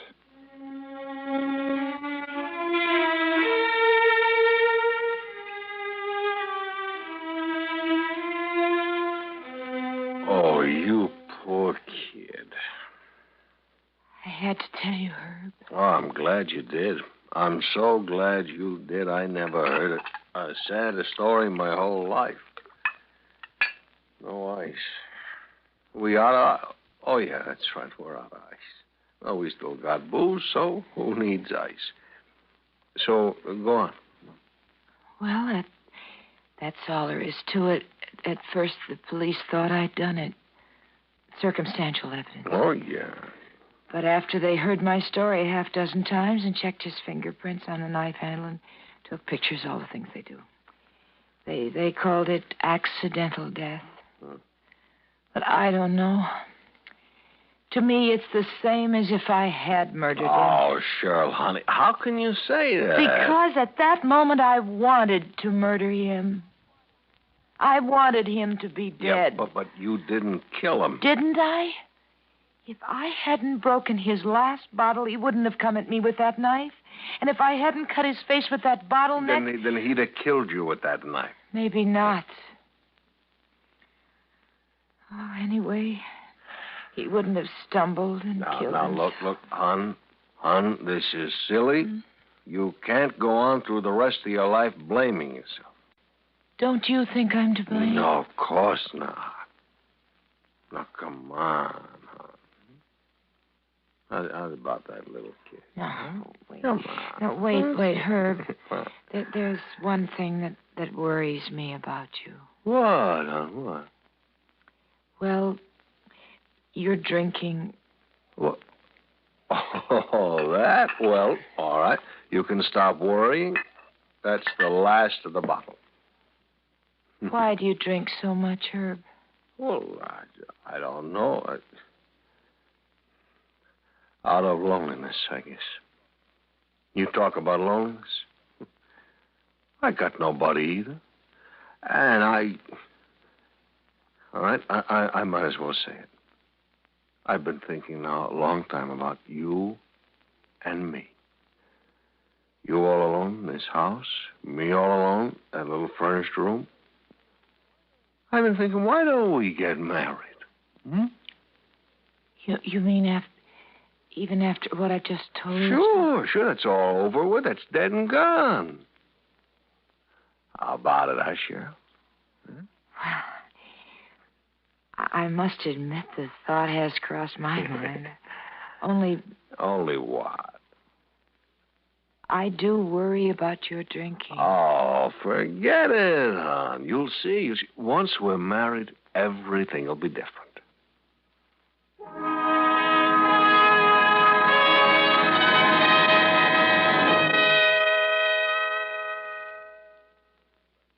Suspense, in which Miss Kathy Lewis starred in Everything Will Be Different, written, produced, and directed by William N. Robeson. Supporting Kathy Lewis in tonight's story were Lawrence Dobkin, Virginia Gregg, and Peter Leeds. Listen.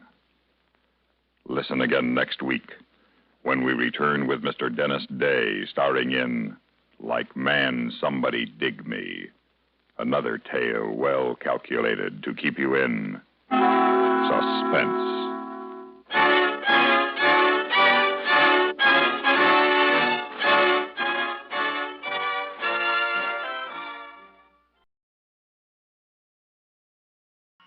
Autolite and its 96,000 dealers present Suspense.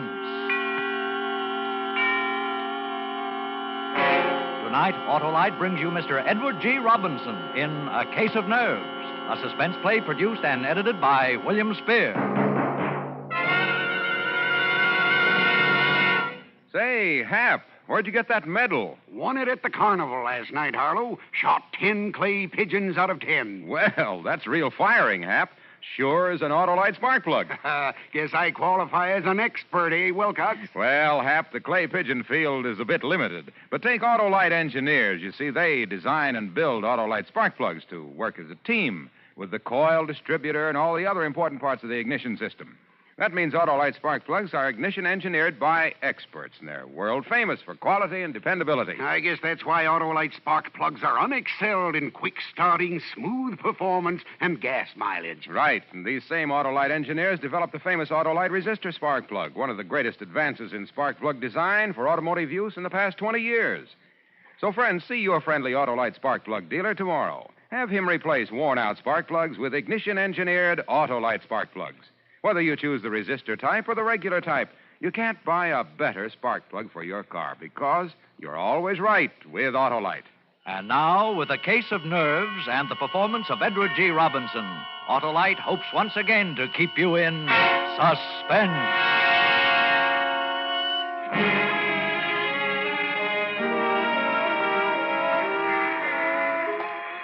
I got off the train in Toledo and walked through the station to the street. I passed up the waiting taxi and swung aboard a bus. Taxi drivers are likely to remember you, and I couldn't take a chance on that. I hadn't paid any attention to the bus. I didn't know what the line was or where it was going. It didn't make any difference. I didn't know Toledo very well anyway. I watched out the window, and when I came to a likely neighborhood, I got off. Strange, unfamiliar quarter of the city, and yet familiar because every city has neighborhoods like it. Drab, faceless houses looking almost alike. And then most of them drab men and women anxious to make a dollar by renting a room. Now, this here is a nice room. It's the best one I got. Your windows on two sides. There's a nice soft bed. Well, I'll take it. How long you figure on staying? Oh, just overnight. I'll pay you now. Oh, well, that's $2, please. Yeah. Oh. What's the matter, mister? Are you sick? Yes, I'm very sick. Is there a doctor near here? Hey, you are sick. Yeah, I think I'll go to bed. That doctor. Oh, yeah. There's Dr. Martin just around the corner. He's young, but he's good. Well, would you call him for me, please? Ask him to come right up. Oh. Yeah, sure. Right away.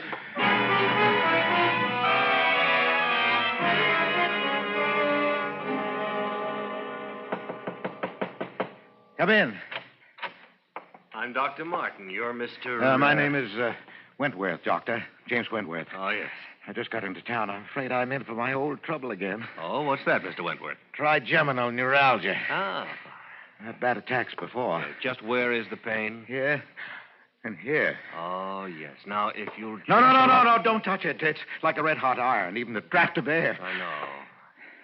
Really, you should have that nerve operated. Yes, I'm going to have it down when I get home. Oh, and where's that? Cleveland. Cleveland. I know a lot of men there. Who's your doctor?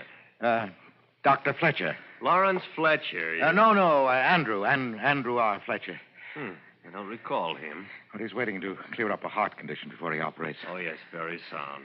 Now, how did this attack come on? Oh, the way they always do. I was shaving, and I touched a nerve with the razor. Oh, yes, the trigger point. It's very typical. Well, that doesn't help me when that nerve starts jumping. When will you be back in Cleveland? About 3 days. I'll give you a prescription. This is morphine, quarter grain. You've taken it before? Yes, that's the only thing that gives me any relief. Well, then I don't have to tell you about it. I'll drop this off at the drugstore and have them send it up. Well, thank you, Doctor. Tell him to hurry. And I'd better give you a shot right now. Huh? You know, Doctor, I think the pain isn't so bad now. I don't like to take more than I have to. Oh, well, if you're sure you can get along. Well, yes, I can make out all right. I'll hold the tablets until later.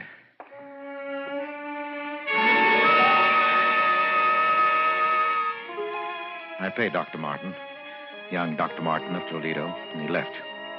I waited for the package to arrive from the drugstore. Then I stayed the night so the landlady wouldn't think it was peculiar. In the morning, I got on the train and went back to Cleveland, to the hospital with the little white tablets in my pocket. The little white tablets with which I would kill Louise.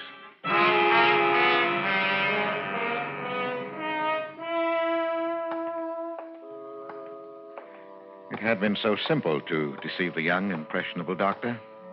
So simple to counterfeit the symptoms that I'd seen Louise react to for 4 years now. It would keep her in bed for 4 years more. For 8. For 20. I'd live with the tic douloureux, the painful nerves so long. Too long indeed. Dr. Van Tour had to come every day now. The nurse had to be on hand day and night to combat Louise's attacks, to quiet the raging nerve with morphine. Yes, but not for long. In my pocket were the little white tablets that would bring her peace. I went into the hospital kitchen. Oh, hello, Mr. Baker. Oh, hello, Nellie. I'd like to bring Mrs. Baker a milk. Of course. I'll just give it a touch of the fire to take the chill out. I've missed you. Been away, I hear, Mr. Baker. Yes, I had to go out of town. And you ask me, it's a good thing. For you, I mean. You needed a change. The hospital day after day was telling on you. Oh, I don't think so. Yes, it was. I could see. You're a good man, Mr. Baker. Believe me, it's like a saint you're bearing your trials. Not like some others I could mention. Well, isn't the milk ready, Nellie? It is. There we are. Spoonful of sugar. Just the way Mrs. Baker likes it. Well, thank you, Nellie. And give Mrs. Baker my regards. Yes, I'll do that, Nellie. Now, it was just a matter of stepping into an alcove on the way to Louise's room, dropping the white tablets into the warm milk. The sugar would mask the bitter taste. Oh, here. An ideal spot. Mr. Baker. Huh? Oh, nurse. Did I startle you? I didn't mean to. No, of course not. Oh, bringing Just- Mrs. Baker a milk, I see. Well, I'm going up there myself. May I keep you company? Yes, of course. Nurse White walked beside me to Louise's room. My chance for the night was gone. Another night of pain for Louise. I felt the sudden anger of the nurse. And a moment later, I realized how unreasonable it was. It was hard to be angry with anyone so pert, so alive, so beautiful. Even in her severe uniform, she managed to remain feminine, provocative. There was always a flower at her shoulder. Today, it was a sprig of flowering dogwood. And her quiet, unprofessional perfume was an exciting tingle in my nostrils. And then, we were in front of Louise's door. Hello, Mrs. Baker. Look what I brought you. Albert, dear. Hello, darling. Oh, I'm so glad you're back, darling. I missed you. I missed you, too. Here's your milk. You never forget, do you, Albert? How was your day? Just fine. Wasn't it, Miss White? Oh, yes, Mrs. Baker. A very good day, all things considered. Well, I'm glad. I brought you something else, Louise. Oh, the locket. Oh, thank you, Albert, for remembering. Look, nurse, isn't it beautiful? Oh, it is. It's an old piece, isn't it? It belonged to my mother. I had to hunt all over the house for it. Whatever gave you the sudden notion you wanted it anyway? I don't know. I've had a feeling I'll be joining Mother soon. Oh, Louise, please don't talk that way. Now, Mrs. Baker, you're going to be up on your feet before you know it. And that's almost enough talking tonight, Mr. Baker. No. Mrs. Baker, do you want me to leave a tablet for you? Yes, thank you, dear. Here you are. I hope you don't need to take it. Well, good night. Good night, Miss White. The tablet. You've been taking it every night? Well, I try not to. But lately, the pain... Yes, I know. Oh, Albert, dear, you deserve something better than this. Please, dear. Now, your nose to the grindstone to pay for the doctors and nurses. Oh, don't worry. A little handball at the club, and then this room. Yes, but you're going to get better, dear. You must believe the doctor. That's what Pauline says. Pauline? The nurse. Oh, yes, of course. Oh, is she looking out for you all right? She's a dear. And very pretty, don't you think? Pretty? Yes, I suppose so. I hadn't noticed. I used to be pretty. You used to embarrass me sometimes the way you looked at me. But you're still beautiful, Louise. You'll always be. I'm sorry, dear. I won't talk like that again. You'd better go now, Albert. I'll try to sleep. Yes. Well, good night, dear. I'll see you tomorrow.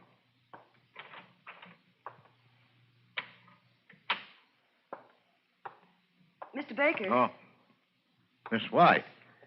I thought you'd gone. I wanted to talk to you, Mr. Baker. Yes? It's about Mrs. Baker. She worries me. Her mental state is very low. You heard how she talked Yes. about her mother, the locket. Yes, I heard. She needs something, I don't know what, to snap her out of this mood. I just thought I'd mention it to you. Yes, thanks. Oh, where are you going? To put the morphine away. You know, I don't see why Dr. Van Tua doesn't give her more of that stuff. She needs it. Yet you ration it out as though it were poison. Well, it is poison, Mr. Baker. That's why I'm particularly careful about Mrs. Baker. But you don't think she'd actually... Well, usually the ones who talk about it don't do it, Mr. Baker, so I wouldn't worry. Well, good night. Wait a minute. Yes? Miss White. Pauline, isn't it? Why, yes, I didn't think you knew. Well, would you mind, when we were alone, if I called you Pauline? I'd like it. Thanks. Well, you know, this is an awful thing to ask, but, well, you know, it's been pretty lonely for me. Oh, yes, I know. That is, I can guess. Well, would you let me take you to dinner this evening? Why, thank you, Mr. Baker. I'd love it. I'm off duty at 8. Well, I'll pick you up then. And, Pauline. Yes, Mr. Baker. My name's Albert. At 8, then. Albert.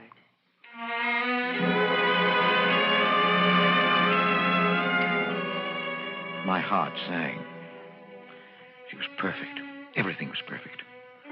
I had my poison. I had my witnesses. Louise had said just the right things in their presence, talking about her locket, making her veiled hints at suicide. How beautifully everything fell into place. I started toward the lobby door when I heard my name. Oh, Baker. I say, Baker. Oh, Dr. Van Tua. How are you? Oh, fine, fine. Say, I want you to meet someone. This is Dr. Martin of Toledo. I looked at him, at the man who stepped forward to shake hands with me, and my mouth went dry. This was Dr. Martin of Toledo who had given me my murder prescription.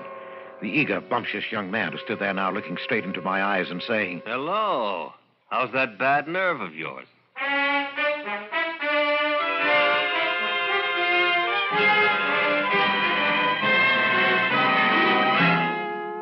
Autolite is bringing you Edward G. Robinson in A Case of Nerves, tonight's production in radio's outstanding theater of thrills, Suspense.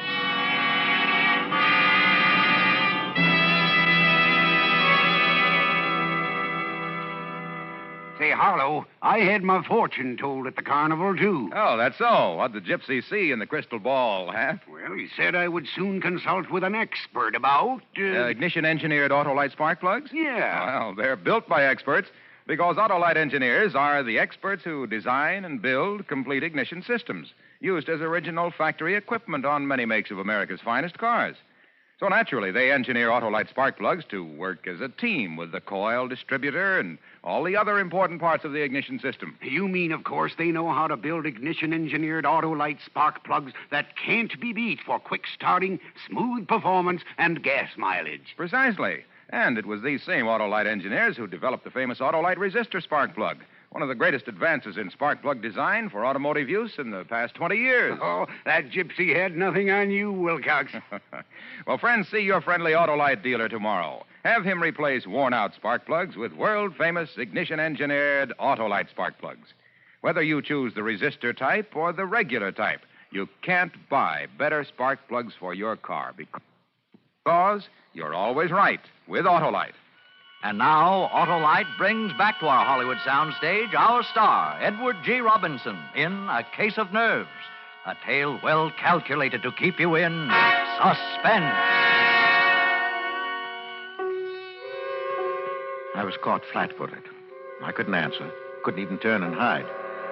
Dr. Martin stared at me a minute, unbelievingly, and then his jaw hardened. After a long time, he put out his hand. Because there was nothing else to do, I took it. Oh, this is Mr. Baker, Doctor. It's his wife who has this trigeminal condition. His wife, eh? Well, yes, of course. You didn't think I meant Mr. Baker, did you? He's as strong as an ox. Yes, I can see that. No.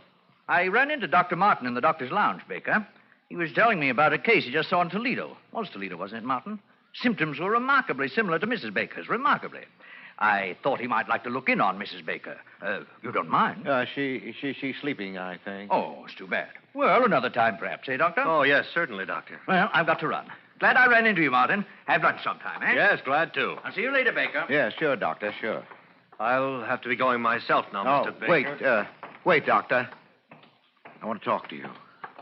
Don't see that there's anything to talk about. Yes, but there is. I want you to know that what happened in Toledo yesterday. You don't have to explain. I understand. You understand? You didn't say anything to Dr. Van Tour. Well, why should I? It's none of my business. None of your business? Of course. I admit I didn't have you tagged as an addict. Addict? Yes. You don't look like one, and that trick of refusing an immediate shot, well, I've got to hand it to you. You fooled me completely. And using your wife's symptoms. Very clever. I don't doubt you can get a supply whenever you need it with that routine. Oh, no. I assure you. Please, don't bother to lie to me. I guess I ought to thank you for teaching me that trick. It won't work again on this baby, believe me. And now, if you'll excuse me, Mr. Baker, or Mr. Wentworth, I'm heading for a spot of handball. Oh, wait. Yes? No hard feelings? No, of course not. Look, Doctor, if you really mean that about no hard feelings, and if you haven't got a partner, well, I play a pretty good game. That's what I call a switch, anyway. All right, hop in.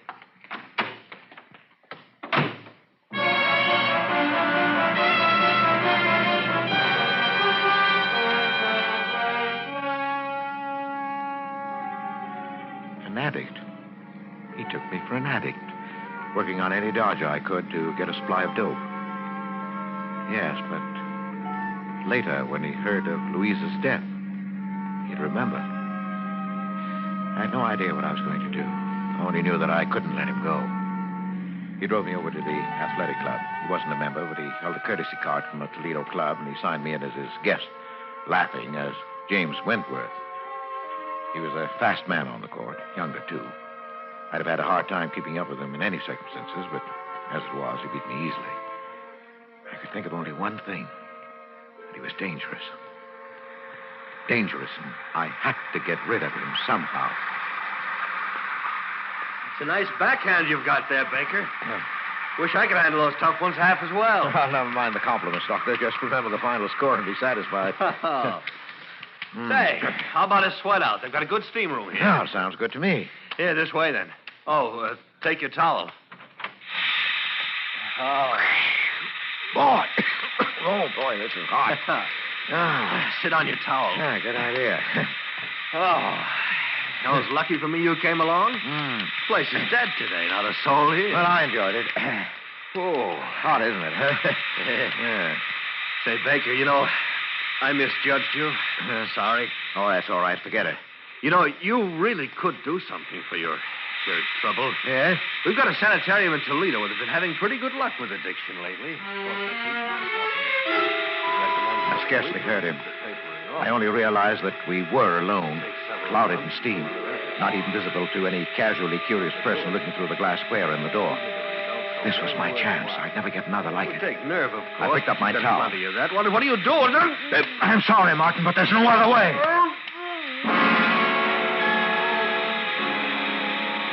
I whipped my towel over his head and got behind him where his flailing arms couldn't reach me. I didn't want to leave any marks on him. With my free hand, I covered his mouth and pinched his nostrils shut through the towel. He fought hard. But in a few minutes, he hung limp in my arms. And after a few minutes more, I knew he was dead. I left him there, hidden in the steam. In the locker room, I dressed quickly, parted my hair on the wrong side, and plastered it down in a way I'd never normally wear it. The man at the reception desk barely glanced at me as I passed him. Later, when they found Martin, they'd look for a man named Wentworth. They'd never find him because he didn't exist.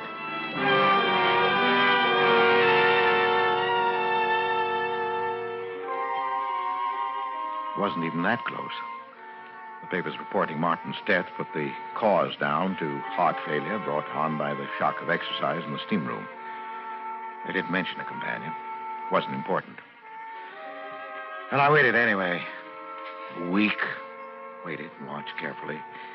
Because now not only Louisa's future was at stake, but my own and Pauline's.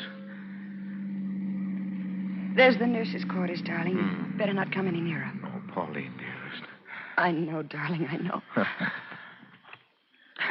Oh, you must let go now. I'm late already. No, not yet. Albert. No, yes, dear. I'm leaving the hospital. I'm taking a job in Chicago. You know what? Yes. This is hopeless. I can't stand it. Taking care of your wife, smiling at her, seeing the two of you together. But you can't do it. I couldn't live without you. Now that I found you, What do you think this is going to do to me? But I can't. When are you going? I'm giving notice tomorrow. Tomorrow? Oh, my darling. Goodbye. Pauline!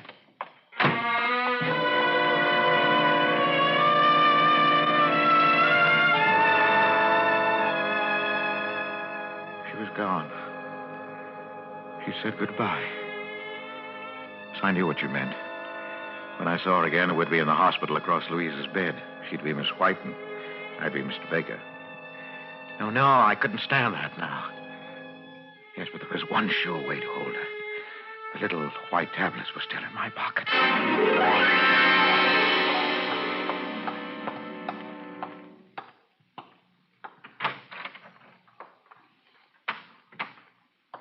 Louise, Albert, dear. I brought you your milk. Oh, thank you, dear. Hold this, will you, please? What's that? Oh, your locket. It's beautiful, isn't it? Who shall I leave it to, I wonder? Miss White. She's a sweet girl. Oh, Louise, now don't talk that way, Louise. You're not going I'd to... like her to have it. I'll take the milk now, Albert.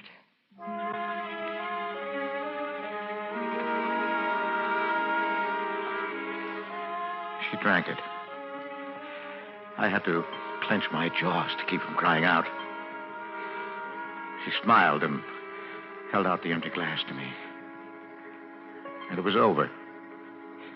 I went home and tossed sleeplessly, waiting for the inevitable. Hello? Yes? Yes? No. No, I'll be right over.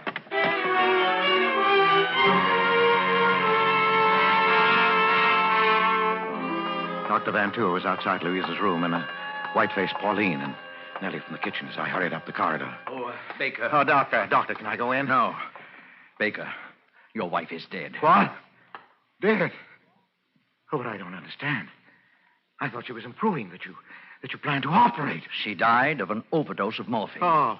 Oh, Mr. Baker, I'm terribly sorry. I am too, Mr. Baker. Yes, but how could she get it? That's what I intend to find out. She took it in this glass of milk. There are traces left. Nellie here says you brought it up to her. I didn't want to, Mr. No, that's Baker. all right, Nellie. Well, of course I took it up.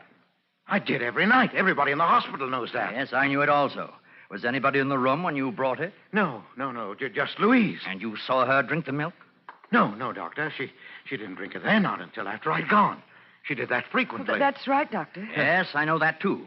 Only last night, before she drank it, she managed to dissolve in it a lethal dose of morphine. I've checked the hospital supply. Every tablet is accounted for. We keep a very strict count, you know. Yes, I know that. Have you anything to say, Baker? Well, I hardly know. I'm stunned. Doctor, what do you mean? Surely you're not accusing Mr. Baker. I'm not accusing anyone. That will be up to the police. Now, wait a minute, Doctor. You're making a mistake. It seems perfectly clear. Yes, but I didn't kill her. Oh, no? Then how did she die? Well, she took her own life. She'd hinted more than once. Miss White, you remember? Yes, Doctor. I spoke to Mr. Baker about it myself. You know she was very depressed. That's true, nurse, but the morphine, it must have come from the outside, or we'd have missed it. No, wait a minute. The tablet you left for her each night. Yes, I ordered that. Well, what of it? Instead of taking it, she saved it. Well, she must have. It's the only way it could have happened. Well, that's it, Doctor. It must be. For the past week, she's been exhausted and drawn in the morning, yet the tablets were always gone. Well, if that's the case, nurse, how does it happen that you failed to find them? She couldn't leave her bed. You bathed her and changed the linen every day. The locket. The locket? Yes. Yes, of course. You remember, Miss White? She made such a point of asking me to bring it to her. And then the way she talked about joining her mother. Yes, I do. I do remember. She wanted you to have the locket, Pauline. It was her last wish. Now, where is it? I have it here. It's clutched in her hand. Let's...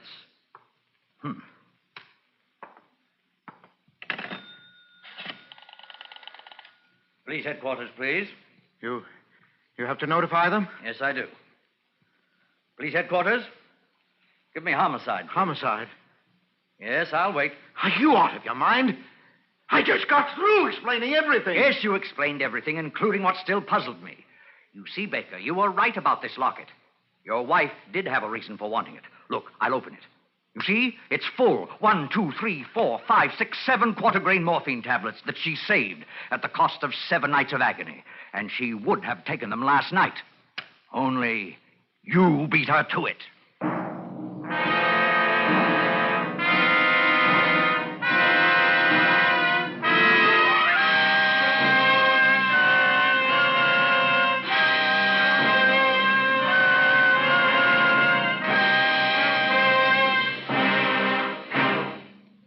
Suspense, presented by Autolite. Tonight's star, Mr. Edward G. Robinson.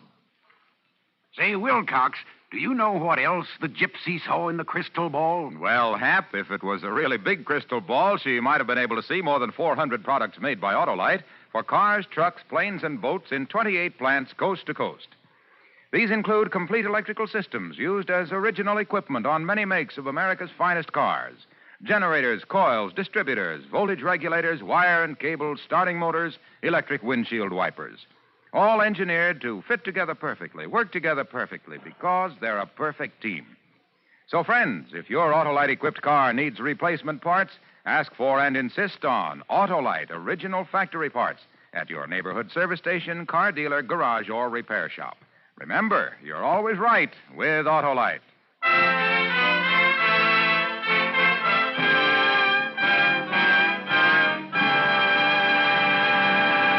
Next Thursday for Suspense, our star will be Charles Boyer. The play is called The Case of Henri Vibard. And it is, as we say, a tale well calculated to keep you in suspense.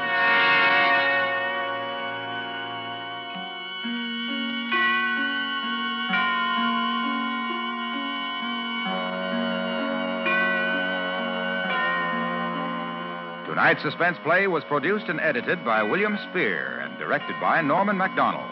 Music for Suspense is composed by Lucian Moraweck and conducted by Lud Bluskin. A Case of Nerves is an original play written for radio by Lawrence Goldman.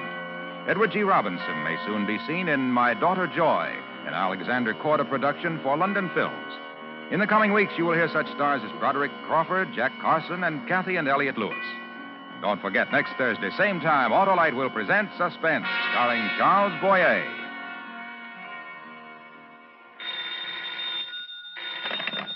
You can buy world-famous Autolite resistor or regular spark plugs, Autolite stay-full batteries, Autolite electrical parts at your neighborhood Autolite dealers. Switch to Autolite. Good night. Autolite, sponsor of Suspense, is proud to acknowledge receipt of the National Safety Council's Public Interest Award for exceptional contribution to highway safety. This is the second consecutive year that Suspense and its sponsors have been so honored. This is CBS, the Columbia Broadcasting System.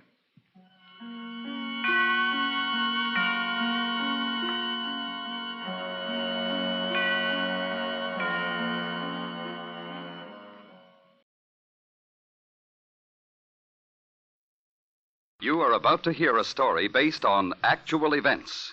To protect the innocent, names and places have been changed.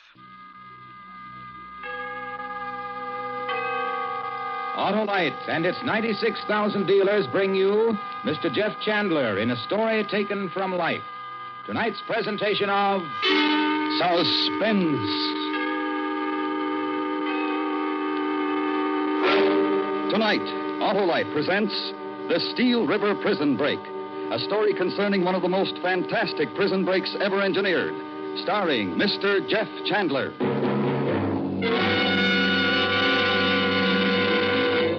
Hello, Harlow. Well, starch my sombrero if it's not Sheriff Sam. I brung in a rustler, Harlow. Cattle rustler? Nope, a gas rustler. My car. It uses gas something awful and bucks like a bronco. Well, sounds like spark plug trouble, Sheriff. Your Autolite spark plug dealer can help you in a jiffy. He has the exclusive plug check indicator that shows the exact condition of those spark plugs and whether they're right for your type of driving. Maybe they just need cleaning or adjusting, Harlow. Well, your Autolite spark plug dealer has the special equipment to give you the best job money can buy, Sheriff. Yeah, but supposing them critters are dead. Well, then he'll replace them with a set of standard or resistor type ignition-engineered Autolite spark plugs. The spark plugs that are world famous for quality and performance. So, friends, you'll find it pays to have your spark plugs checked soon. See your Autolite spark plug dealer. And remember, from bumper to tail light, you're always right with Autolite. And now, with The Steel River Prison Break and the performance of Mr. Jeff Chandler, Autolite hopes once again to keep you in suspense.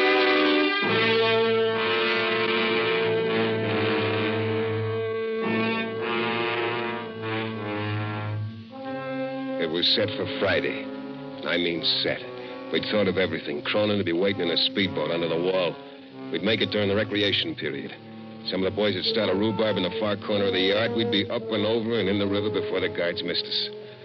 And then Tuesday night, the radio changed everything. Word has just reached us from Pequot City. The river is 3 feet below flood stage at Lock 7 and rising. Flood stage is expected at midnight. Rain is still falling in the upper watershed.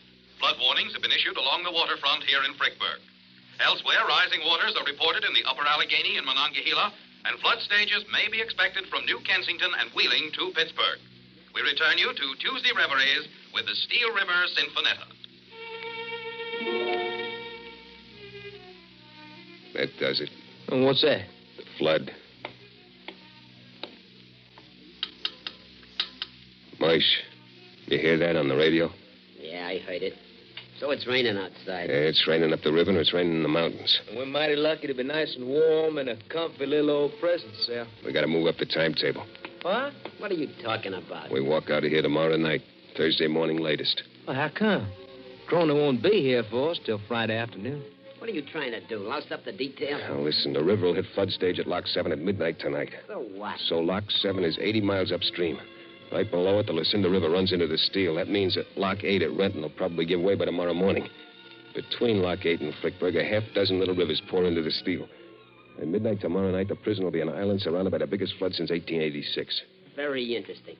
I don't know much about these things. We don't ever get much water on the Rio Grande. Well, I know. I was born and raised a half a mile from here. I know floods. I was raised on them. Flooded out twice a year when I was a kid, every fall and every spring. By tomorrow night, this cell block will be a swimming pool. Well, that'll be a change. Tomorrow night we go. What about Cronin? Cronin ain't gonna get here in this flood.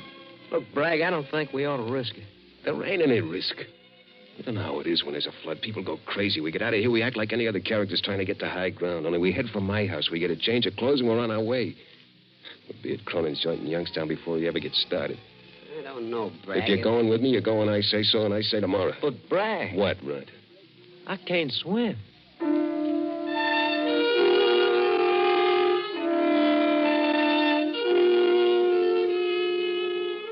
We already had a gun. Don't matter how, Cronin got it into me. I buried it in a can of tallow in the soap plant, and I put that can of tallow so far back in the corner wasn't nobody going to use it to make soap. I broke it out yesterday and hid it behind the tubes and things in my radio. I got a radio in my cell because I've been such a model prisoner. Me. Wednesday morning before breakfast, Lefty, the head screw, come into the cell block and made us a little speech.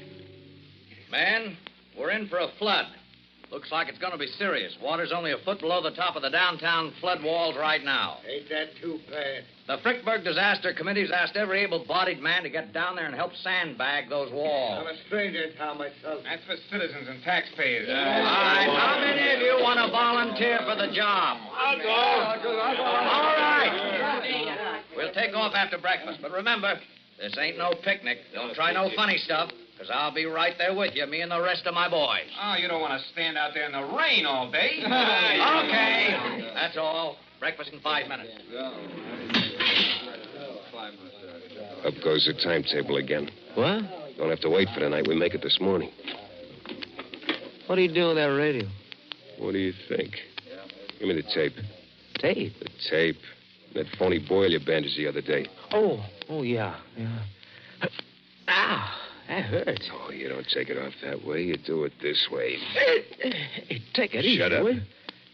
Well, that hurt me, Bragg. I tape this automatic on the inside of my leg. Yeah, we're on our way. Yeah, Bragg? You all set, Mush? Set. When we get down the river, we keep close together. Watch me. Sure, Bragg. Whatever you say.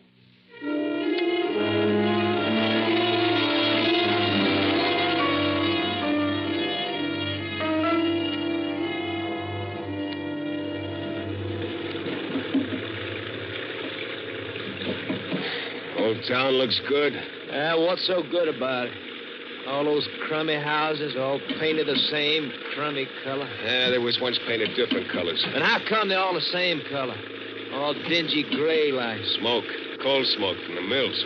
Oh, I get it. Like down home. Houses are all a crummy yellow from the crummy dust. See down the street? Third house on the left? Yeah. What about it? That's where we'll be tonight. That your joint? Yeah, home sweet home. Ma still lives there. Yeah, but ain't they liable to look for us, huh? They do, Ma. I'll take care of them. She got no use for cops. Ever since my old man got slapped around in the Battle of the Barges up at Homestead. Oh. What's the matter? The gun is beginning to pinch. You can stand a few more minutes, can't you? You kidding? Hey, look at that. That old red brick building? What about it? The Candler School. That's where I went. You graduate, Bragg? No, I transferred to Pine Hill, graduated there. Pine Hill? What's that? State Reformatory. Hey, what are they slowing down for? Yeah, we ain't nowhere near the river. It turned into a gravel yard, looks like.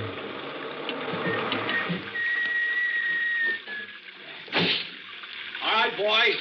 5 of you drop off here to fill sandbags. Minkowski, Steiner, Anthony, Walton, and Bragg.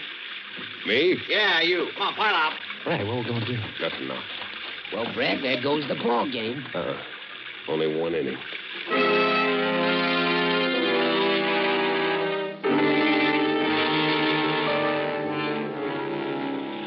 I knew that gravel yard. Used to play in it when I was a kid. It was just 3 blocks from my old lady's house. I could have made it easy through back alleys. But I ain't that kind of guy. I went into the pen on the same rap with Moise. I wasn't going to leave it without him. A runt. I liked the bum. A little slow in the upstairs department, maybe, but a good guy. I'd wait. But it was tough. Filling sandbags all day in the rain with that taped gun cutting into my leg. No blood getting to my foot. At first it hurt. Then it was like pins and needles in my toes, and I couldn't feel nothing at all. It was real tough, because I didn't dare limp. I couldn't take a chance on any nosy guard asking me what was the matter. It got tougher. Towards the end of the day, I was seeing spots in front of my eyes. I was like to pass out when the truck come by to pick us up. It wasn't until after chow, when we was locked in my cell for the night, I could get the thing off my leg. Then it all went into reverse. The pins and needles came back, and after them, the pain. That leg looks like you was branded. Yeah, it feels it. Moish and I never expected to see you back here. You kidding? Well, you know. Turn on the radio. Let's see how the flood's doing. All right. Tomorrow, we got to make sure we stick together. How we going to do that? I don't know, but we got to, because tomorrow's going to be our last chance. Ohio Avenue Bridge, 41 feet 6 inches and rising. Holy... This It's is 4 station feet above flood KDKW stage. Frickburg. We'll remain on the air throughout the night to bring you flood bulletins and assist in directing rescue operations. Attention, please. The flood wall at Water Street and 4th has given way. All residents of the Brownsville district are advised to evacuate their homes at once. Here we go. All civilian defense Brownsville, workers, that's what they please call a neighborhood contact around your here. section leaders at once. Send the boat to 317 California Street. Hey, Moish, you getting this? Every way. It won't be long now. Bragg, look. What? The floor behind the cell block. Water. Trickle of water, I told you. It means there's a foot and a half or 2 feet out in the yard. To 42 Watson Alley. Hey. The lights went out. All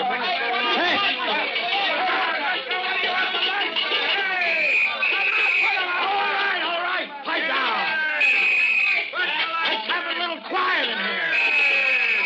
Turn on the light. Now listen to me.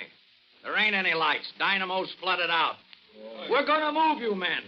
There'll be 6 foot of water in this cell block by morning. Oh, where you going to We're moving you out. Where are you taking us, Lefty? We're moving you to the Conestoga County Jail. It's on high ground. You'll be safe there till the water drops. You'll be in the drunk tank on the 4th floor. I object. All right. Now let's make it snappy. The water's rising 2 feet an hour. I'm going to open the doors. Form in line and follow me. No funny business. All set, Rod? Yeah. Moish? Set. Hey, you forgot. No, I didn't. And you gonna tape it to your leg? Not this time. It goes into my belt. Gonna need it in less than 3 minutes. Now stick close to me. All right, now. Line up. Let's go.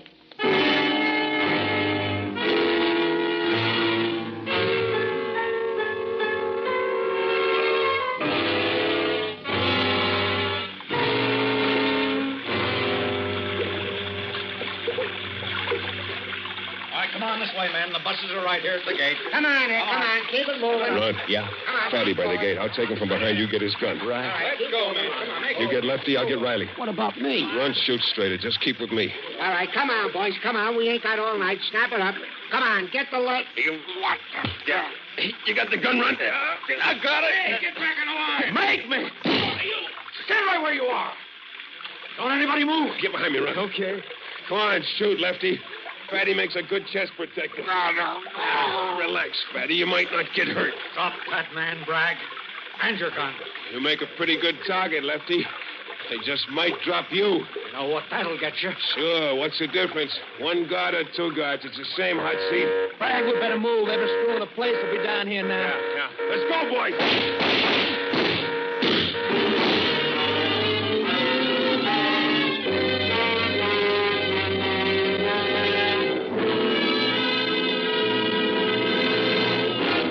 Autolite is bringing you Mr. Jeff Chandler in The Steel River Prison Break.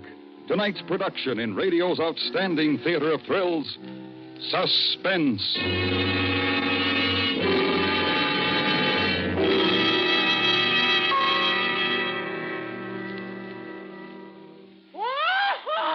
Well, you happy, Sheriff? Sure am, Harlow. Happy as a pinto pony in pasture. Since my Autolite spark plug dealer took them spark plugs with that exclusive Autolite plug check indicator. What did it show, Sheriff? Those critters were as worn as a cowboy's chaps after the spring roundup. But it lassoed them for a hip herd of ignition-engineered Autolite spark plugs. And now my car takes off like a scared coyote, runs sweet as a cowpoke's dream, uses less gas than a gopher's shadow.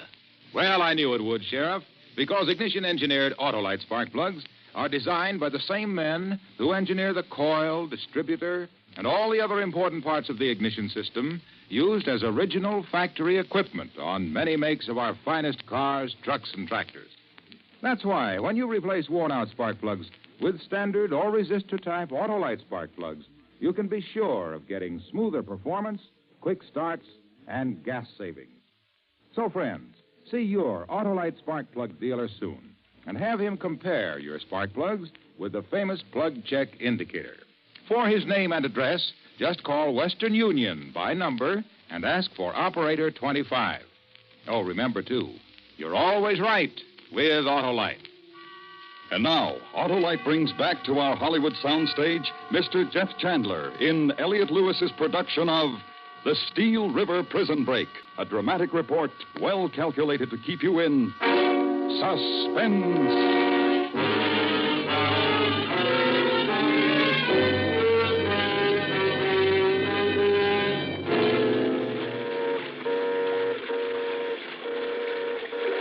What'd you have to shoot that guard for, Runt? I didn't want taking a chance. You dumb jerk. Breaking out of stern's one thing, murder's another. Come on, this way.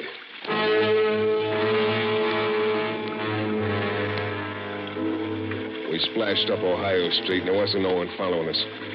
Screws were too busy getting the other cons into the buses. They couldn't have found us anyway because we lost ourselves behind the swinging doors of Hurley's saloon where I used to rush the growler for my old man. We were in pretty good shape. I hadn't used my own gun yet. Runt had 3 rounds left in the guard's gun. So we just stood there in the dark with the water lapping around our knees and watched the buses loaded with starbirds pull out one by one for the Conestoga County Jail. We made it. We made it. So far. What do we do now? Swim? I can't swim. We ain't gonna walk, that's for sure. Ma's house is 10 blocks closer to the river. This water's going up, not down. It stinks. Sure it stinks. Floods always stink. You ought to smell what it's like when the water drops. Only we ain't gonna be here to smell it. Wait a minute. Listen. What? All units of National Guard use Highway 30. Where's that radio coming from? A rescue boat. All the rivermen help when there's a flood like this. Not even the radios. Maybe a rescue us, huh? Yeah, that's what I figured, Runt. Let me handle it. You two act a little tight. Hey, Mac! Over this way! Duck, he's using his lights on. Just stay behind these swinging doors. Over here at Hurley's.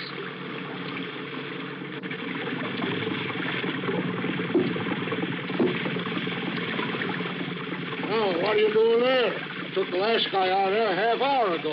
Oh, we was in the back room with a pitcher of beer. We wasn't ready to leave yet. You're lucky I cut through this way. Now that the cons are out of the pen, this entire area has been cleared. You guys might have drowned. Yeah, I guess we might have. Oh, here, take my hand. Yeah. Come on now. Oh, thanks, mister. Never saw so much rain in my life. Well, all aboard? Yep. Well, then let's... Hey, what kind of suits is them? Hey, you guys are contracted. Oh. That's right, buddy. And take off his windbreaker, Runt. What? Strip him. I want to cover this number on my back. Oh, yeah, sure. Come on, give me a hand, boys. Yeah. There you are, Brad. Good. Over the side with him. Huh? Oh, you ain't gonna... No, I ain't gonna. You are. Over the side. But that's murder. But there's talk. You shot a guard 10 minutes ago. What was that, target practice? Over the side. Oh, okay, Brad. All right, you two. Hit the deck out of sight. Here we go. Residents of Hawthorne Hills and Meadow Creeks are requested to donate their blood to the emergency blood bank of the Hawthorne Presbyterian Church. Where are we going, Greg? Ma's house. On Ohio Street now. We turn left onto Liberty, and 8 blocks from there, we're home. Turn off that radio. And here's Liberty Street now. Hang on. Take it easy, Bragg. Now, watch out, Bragg. There's a boatload of people up here. Get down, Runt. Get down.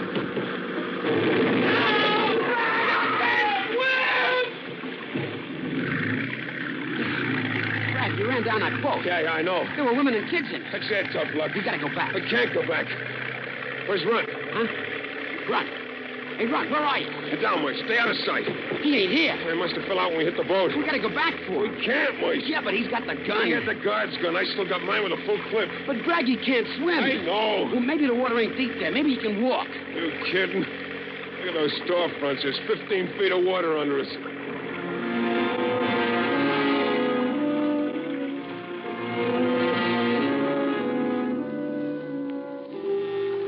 We tied up to the front porch roof of Ma's house. Didn't take long to rip the radio and battery out of that launch, kick a hole in her bottom, and sink her on Ma's front yard. We needed the radio. I wanted to know whether the boys were looking for us or for flood victims. A boat to 754 Stanton Alley. Joel, they picked that one up. Correction. Disregard 754 Stanton Alley.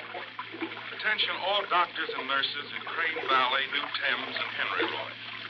Your services They were are looking for desperately flood needed in victims. Brickburg. With people drowning and typhoid threatening, the water supply cut off, the phone lines out, and the National Guard and Army called in, no one was thinking much about 3 escapees. I mean, 2. Ma wasn't home, Natch. She was an old hand with floods. When that water hits 35 feet at Ohio Avenue Bridge, Ma always lights out for Aunt Carrie's in Mount Austin, sits it out. But everything was snug on the second floor, and my room was just like I left it. So Moise and I hit the sack, hoping the water wouldn't come any higher. And it didn't.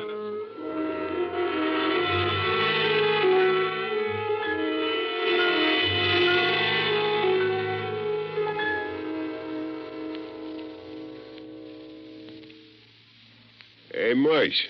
Huh? Come on, rise and shine. Wake up. Huh?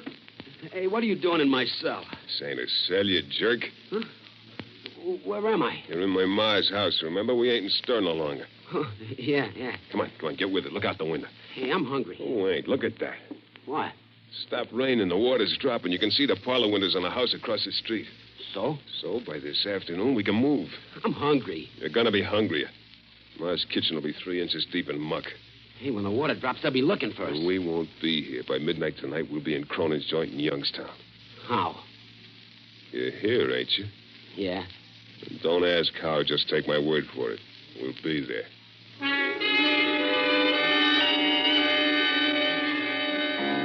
By 5 o'clock that afternoon, we were plenty hungry. And we could stand a little more of that, because the water had drained out of the street. People were beginning to drift back to their homes, picking their way through the ankle-deep muck. It was time for us to move. Moish and I put on a couple of my best suits while the radio blared on and on. The Ohio Street Bridge is now 32 feet and falling. The Army engineers report that the flood crest is well past Frickburg and is expected to reach Steubenville tonight and Cincinnati tomorrow night. Oh, sweetheart, we're in business. Steubenville and Cincinnati. The cops over in Ohio will be so busy they'll never see the all points flash. That mud's gonna ruin your pretty pants. So turn up the cuffs and let's go. At the McCandless School, positive Hey, identifications include... they turned my old schoolhouse into a morgue. Gerda Brandt, Listen. Mrs. Mary... correction, that's Mrs. Margaret Bragg. Moish. What? I repeat, Margaret Bragg. River Stage... It's my ma. Ohio Street Bridge.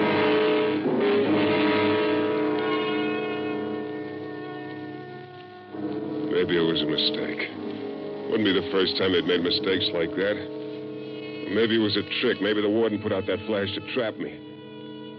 But maybe it was on the level. I had to know. I had to be sure. So Moish and I slouched through mud up to our ankles, but not out of the Youngstown Road. I was headed for the schoolhouse. Moish, well, he's a good kid. He came along. They were stretched out in the assembly hall, row on row of them on cots covered with sheets. In the assembly hall where us kids used to pledge allegiance to the flag and sing America the Beautiful.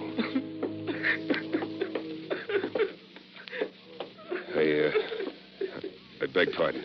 Yes, may I help you? Yeah, Mrs. Margaret Bragg. I heard on the radio you had Mrs. Margaret Bragg here. Just a moment, please. I'll see if she's listed. Yes. Down that aisle to the right. 4 or 5 cots down. You'll find the name on the tag. Yeah, thanks. Bragg. Yeah? Even if they got her here, maybe it's a trap. I gotta be sure. I gotta see her. Yeah, I know. If you want to get out, get. It's okay with me. No, I'm sticking, but keep your eyes open. Yeah, sure. What's that tag say? Campanelli, Luigi. This here one's unidentified.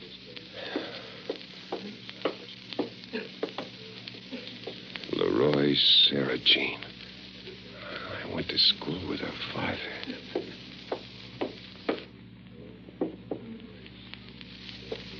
Here, pal.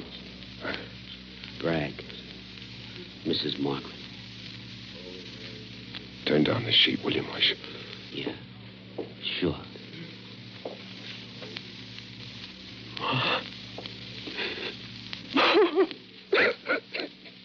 All right, Bragg, put your hands up. Bragg, it's Lefty, the head guard. Doc, down behind his cot. Come on, Bragg. Give yourself up. Let's not make any more trouble for these people. They've had enough of it. I didn't get this far to give myself up in no lousy morgue. Moish, make your way behind these cots at the door by the stage. I'll cover you. Okay.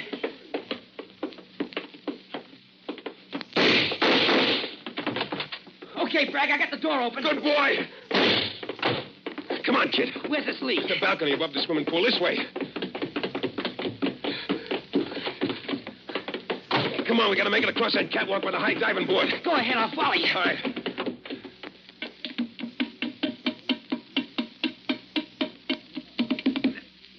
Okay, Moish, come on, we can get out through here. Right.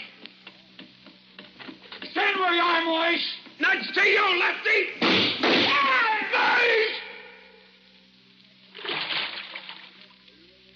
You You're next, Bragg. Are you dirty?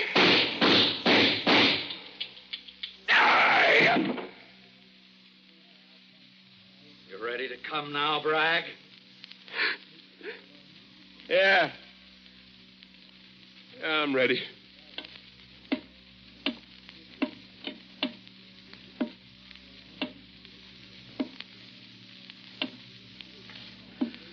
Hold out your hands.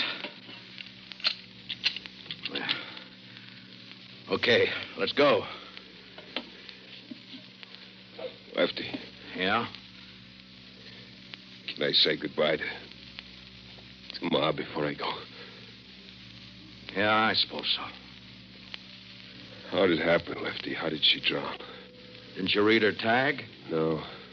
Seems the rescue boat she was in was capsized by an unidentified launch at the corner of Ohio and Liberty Streets last night. You're lying. No, that's what the tag says. Sort of a hit-and-run pilot. You're lying. I was running that launch. Oh, you were? Well, like you said last night, Bragg, what difference does it make if you kill two instead of one? It's the same hot seat, ain't it?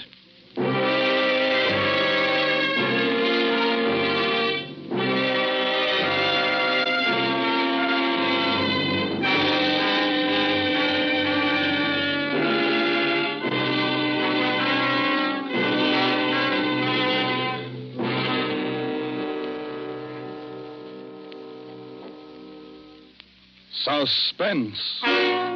Presented by Autolite. Tonight's star, Mr. Jeff Chandler. Well, Jeff, thanks for an exciting story and a wonderful performance. Well, thanks to you, Harlow, and to Autolite for inviting me to appear on Suspense. I hope you'll ask me again soon. You can be sure we will, Jeff Chandler. Just as sure as Autolite is the world's largest independent manufacturer of automotive electrical equipment. Yes, in 28 plants from coast to coast, Autolite makes over 400 products for cars, trucks, tractors, planes, and boats, including complete electrical systems, ignition-engineered Autolite standard and resistor-type spark plugs, and the famous Autolite Stay Full battery. Yes, you can be sure, from bumper to tail light, you're always right with Autolite.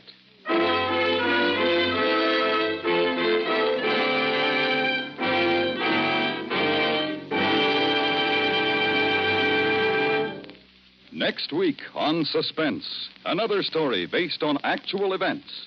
A dramatic report on mediums and the terrible harm it is in their power to commit. Starring the First Lady of Suspense, Miss Agnes Moorehead, in The Evil of Adelaide Winters. In weeks to come, we shall also present Mr. Charles Lawton and Mr. Tony Curtis.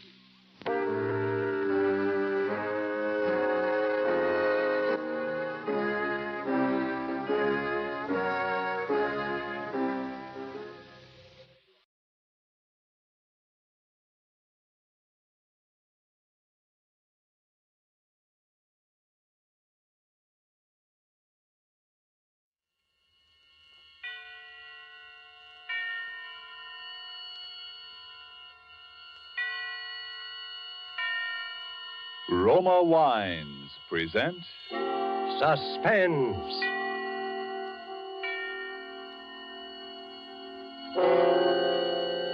Roma Wines, made in California for enjoyment throughout the world.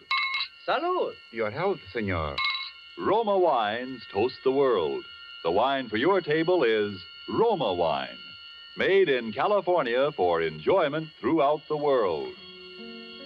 This is the Man in Black, here for the Roma Wine Company of Fresno, California, to introduce this weekly half hour of Suspense.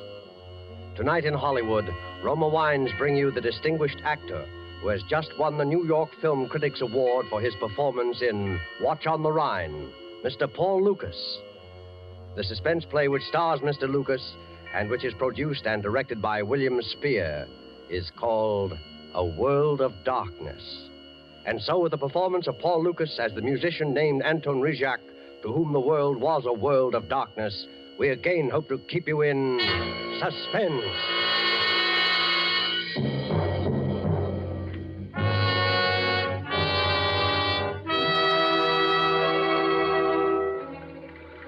All patrol cars cars in J area. J for Johnson.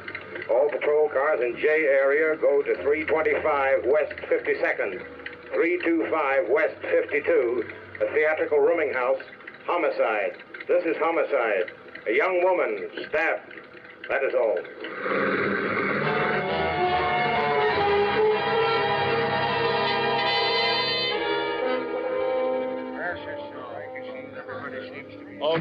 Okay. Is everybody here now?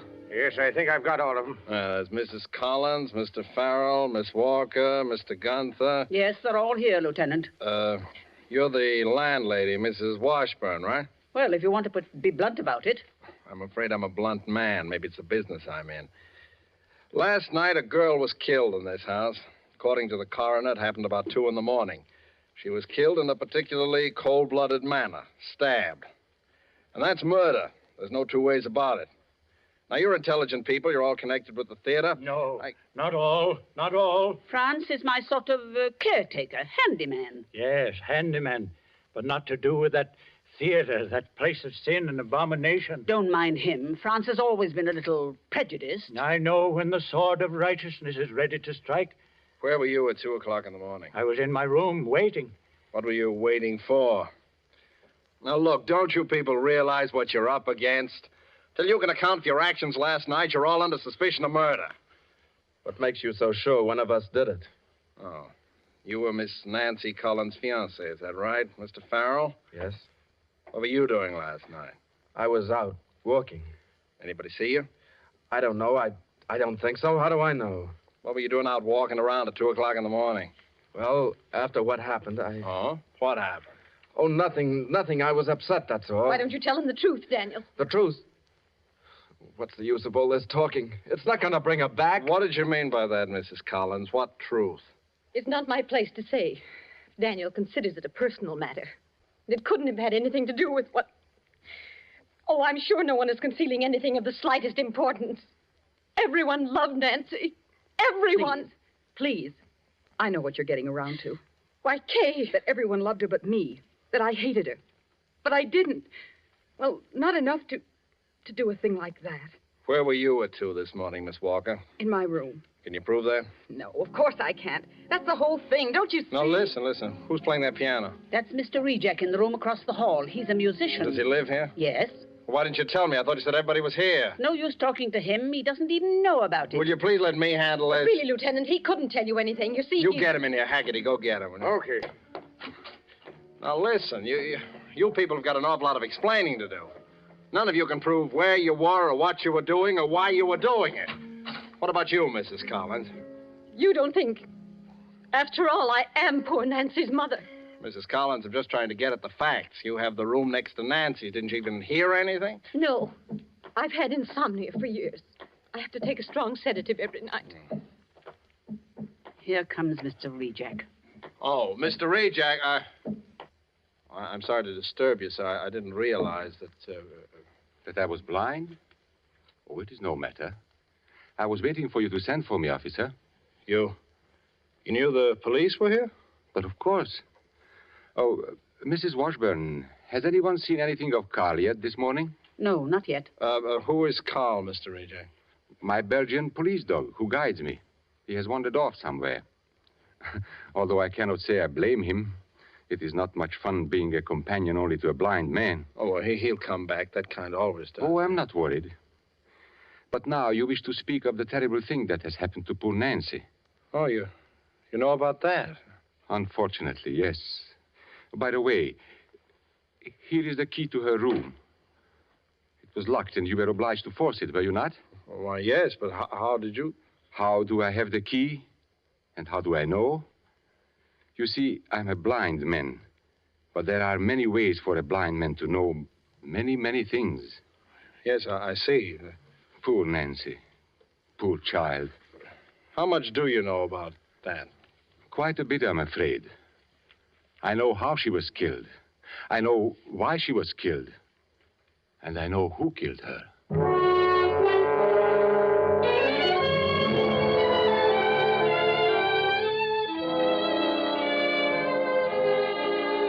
Tonight in our suspense theater, murder was unseen in the dark. but the crime was witnessed by a single human being with the eyes of night. Roma Wines is bringing you Paul Lucas as star of suspense in the Robert L. Richards story, A World of Darkness.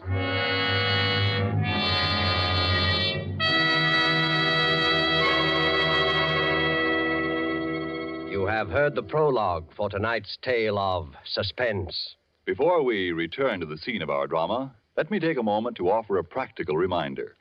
Sudden calls on your hospitality suggest the advantages of having several Roma wines always on hand.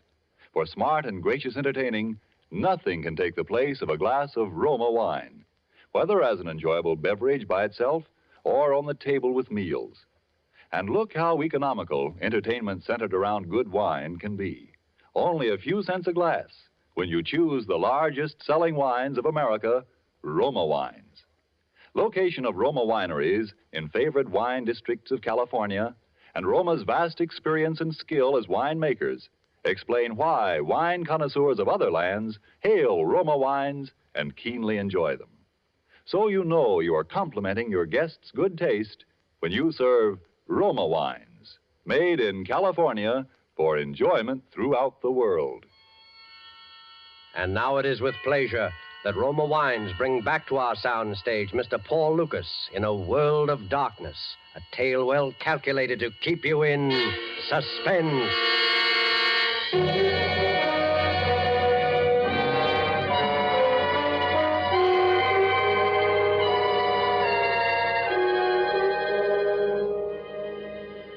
You think it is a great affliction to be blind. Yes, in a way it is. If he yields to it, it can make a man bitter and distort his mind. But if he struggles against it, there are merciful compensations. In time, he reaches out into the world again and finds he can perceive the meaning of the life around him without his eyes. A world of darkness becomes to him a place of utmost sensitivity to other things, to touch, to smell, but above all, to sound. The ticking of a watch, the rustle of clothing, the sound of breathing, or even the beat of a heart. I have only to focus my attention on a sound so distant or so slight as to be utterly imperceptible to anyone else. And to me, it is magnified and amplified 100 times. Last night, though sitting in my room and confined in my eternal darkness, I heard what I could not see. And I was witness to a murder.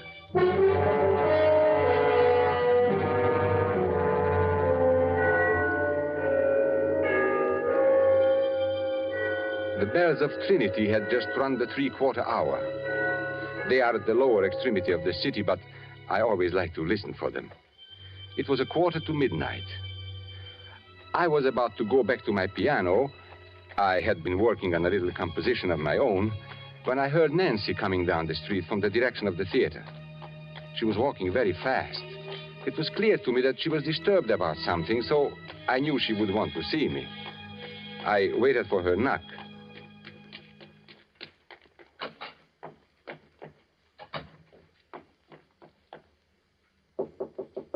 Anton?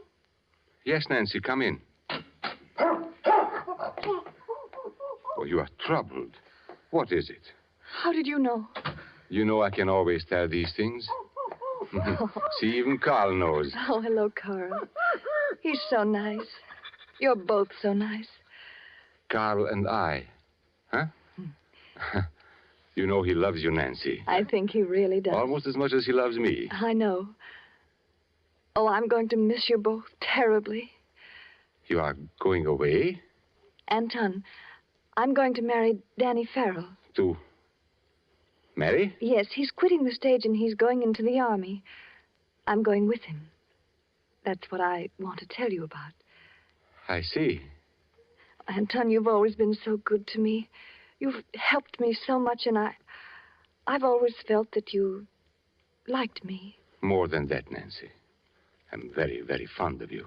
Oh, Anton, you're the best friend I've ever had. But I'm nearly twice your age and blind. Oh, that doesn't matter. We've had some wonderful times together. Yes. And now you wish to talk to me because you are still not sure you have made the right decision, hmm? Yes. Now, to leave the stage now, just when you are having the first time such a wonderful success. Oh, it isn't that. I've always hated the stage. Hated it. Now, Nancy, now. You have a very great talent. You can't have a talent for anything you don't like. And you can't like anything you've had crammed down your throat ever since you were barely able to talk. Oh, it's your mother. She's counted on it all these years. She sacrificed everything for my career. Oh, Mother loves me in her way, but sometimes she's so strange. When I told her about Danny tonight, I thought she was going to have a stroke or something. I've seen her angry before, but never like this. No, it will pass. Anton, for a minute she looked insane.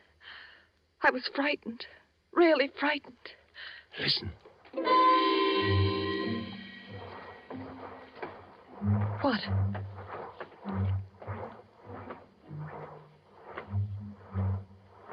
Anton, what is it? Your mother, leaving her room. She will be coming down here to look for you. How do you know? The rustle of her satin robe. I hear it often. Perhaps we better not speak anymore just now of your little trouble. Oh, I shouldn't have bothered you. I know it must seem childish and silly to you. No, Nancy. It is not for me. But perhaps your mother will not like it that you confide in others. But how could you know that Nancy? You see? She is coming. Nancy? Yes, Mother? Oh, there you are.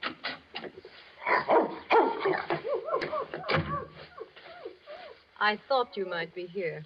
Good evening, Edna. Nancy, you really must come upstairs now. I'm going to have your new dress ready for the equity party. I've got to cut it from the pattern tonight, and I want you to help me. Mother, I'm not going to the party. Why, Nancy, of course you are. It's very important. Mother, do we have to go through it all again? Nancy, dear, I'm sorry I lost my temper this evening.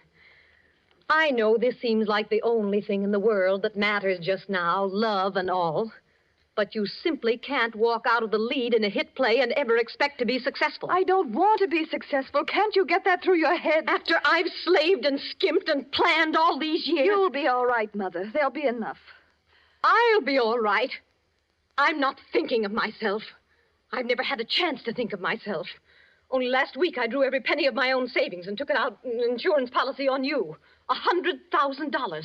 So that you'd have something for your old age. You shouldn't have done that, Mother. And now you want to throw away everything I've done for that harebrained boy. But, Edna, if Nancy is in love... You keep out of this. Mother, please. Oh, I've watched you too, Anton Rejak. But I knew she wouldn't have anything to do with a blind man. Mother. You couldn't see her. But you could touch her, couldn't you? You could be in love with her. Well, I hope you see now what a fool you've made of yourself. You fool. You blind fool. Fool. Down, Carl. Quiet.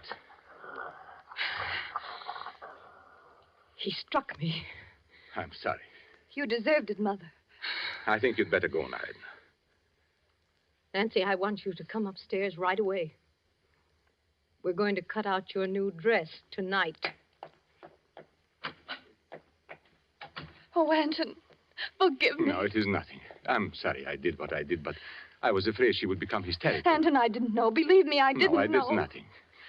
You had better go up to her now. Yes. Oh, I'm afraid. Oh, but there is nothing to be afraid of. Yes. But I'm afraid.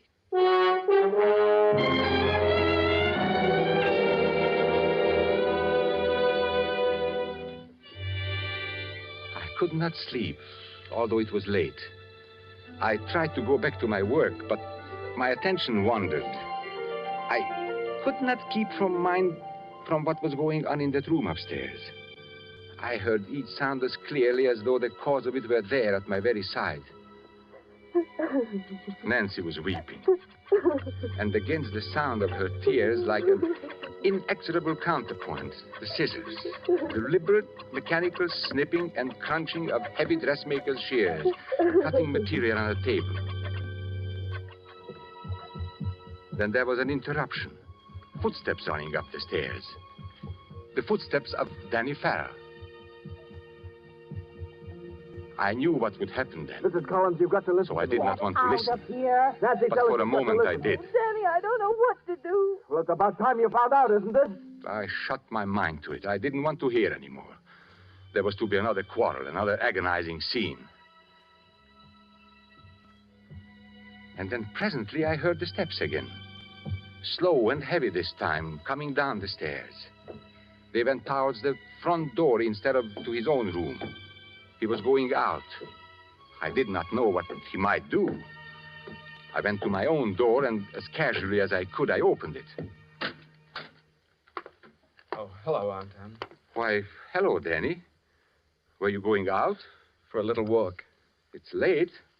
I guess it is. I'm sorry, Danny. You know about it, do you? Yes, Nancy told me tonight. There was a scene with her mother again. But it will come out all right. Oh, no, it won't. Why? Nancy's changed her mind. Or rather, her mother's changed it for her. Oh, the poor child. Anton, Nancy's a lovely girl. She's the loveliest girl in the world. But she's weak. Oh, but we are all weak in one way or another. But she doesn't know what she does to people. She doesn't know the torture she puts people through. No. And I can't stand it any longer. If I can't have Nancy, I'll do something. Danny, now, it will be all right. It can't be all right. How do I know it won't go on like this after we're married? Oh, I'm crazy, I suppose, but I know how these things are. Two young people in love cannot be kept apart by anyone or anything in this earth. No, Anton. I thought it over and over every way there is. It won't work. Oh, come in. Anton, Oh. I didn't know you were here, Danny. Okay. I just heard the news. Over at the theater. Congratulations. Thanks. I suppose I had to say that. You know I don't mean it, Danny. Please, Kay, I don't think you love her, Danny. I don't see how you could. Kay, I don't want to talk about it tonight. Are you afraid to talk to me, Danny? Are you? I'm sorry, Kay. Good night, Anton. Danny. Danny, listen to me. Danny! Oh, let him go. He's upset tonight. He's upset. He's upset. Kay, stop it. Get hold of yourself. I love him. I love him. I can't let him go. Oh, but you must, don't you see? He's going to be married. Before she came along, he couldn't even think of anyone but me. Well, she planned it very nicely. Just the way she's planned everything else. She doesn't care how many lives she wrecks, including his. But it won't be so easy this time. Kay, you are talking foolishness. Listen, Anton. Before I'd let her get away with this, I'd kill her. So help me, I'd kill her.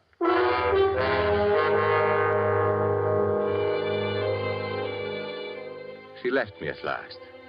I paid no heed to where she went. I was disturbed and troubled. I sat in the darkness of my mind thinking. Then I heard steps again. Those odd, dragging steps coming towards my door. Franz? Yes, Mr. Reject. Did you want to see me, Franz? No, I was only listening. Listening? To what? Don't you hear it? The beating of the wings? They've been close about the house all evening. Oh, have they? The time is very near. Are you a good man, Mr. Reject? Now, I don't know, Franz. I try to be. The black angel with the bright sword of righteousness and vengeance. Do you think we can escape him? Well, I hope so. No. Don't you know what goes on in this house? Haven't you seen them? With the painted lips, the tinkling rings and bracelets, and the vanity and the scoffing? Yes, Franz. What have you in your bag there? Oh, yes, my tools. Always I work day and night. There's a dripping faucet up in Miss Collins' room. I have to fix it. Dripping faucet? Oh, yes.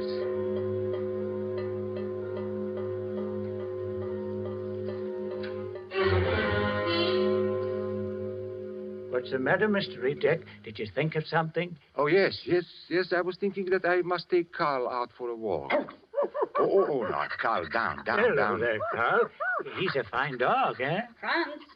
Yes. Go along. Do what I told you. It's late. Yes. I do what I'm told. Remove out of the midst of Babylon and go forth out of the land of the Chaldeans. For this city will I humble to the dust, and this house will I make a place of weeping and desolation.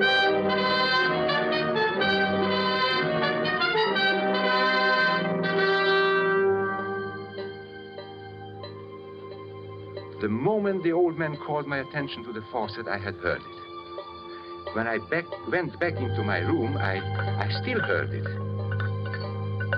I heard the old man tinkering with the pipes. Then the dripping grew less and stopped. Then the shears began again. Those long, sharp scissors cutting the dress. I forced myself to return to my work, and for a while I heard nothing more.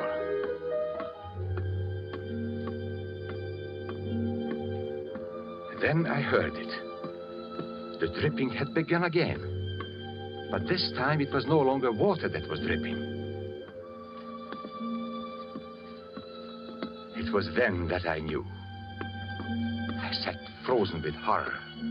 It was the most terrible sound I had ever heard in my life. At last I got up and took my cane and went to the door. Carl wished to go with me, but I closed the door on him. It was later, somehow in my confusion, that he slipped away. I started up the stairs. That terrible sound grew louder. It came from Nancy's room. I had just reached the top of the stairs. There was no way for anyone to leave Nancy's room except in my direction. It was then I heard the telltale whisper. The murderer had passed me in the darkness. I went to Nancy's door. There was no need to go in. I knew what was there as surely as though I had seen it happen with the eyes I no longer have. For I could hear the steady dripping of her blood.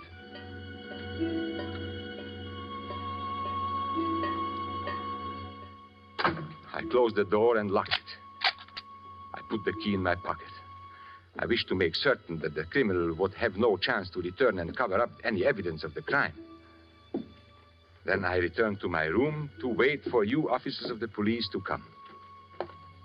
And now you would know, as I knew, why Nancy Collins died and who killed her.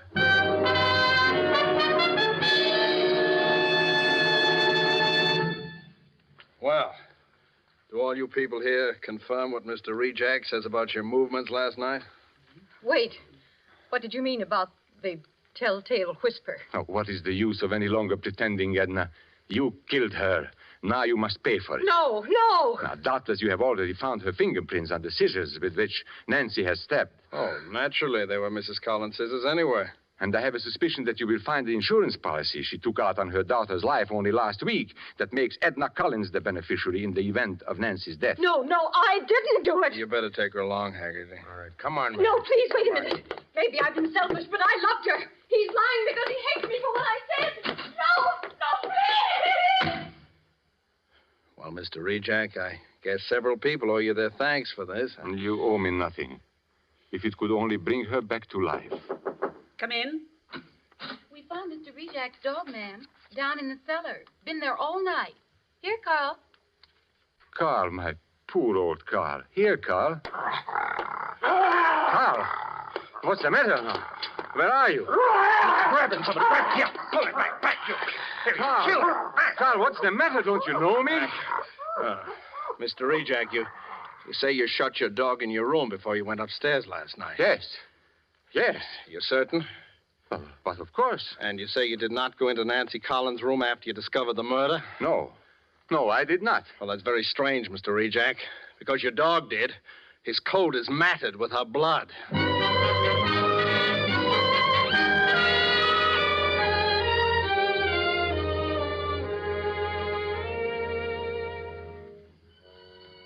I realize now that the dog must have followed me. I heard him whimper when I struck. Then somehow he disappeared. But before I locked the room, the beast must have fawned on her where she fell. Yes, I killed her. It is no matter now. She will marry no one now, nor will I. Yet it is true I heard those things.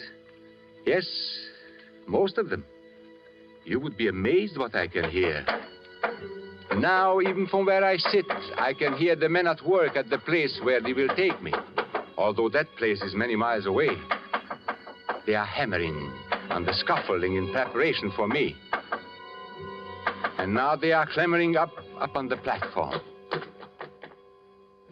And now they are about to test that ingenious device that will snuff out my life.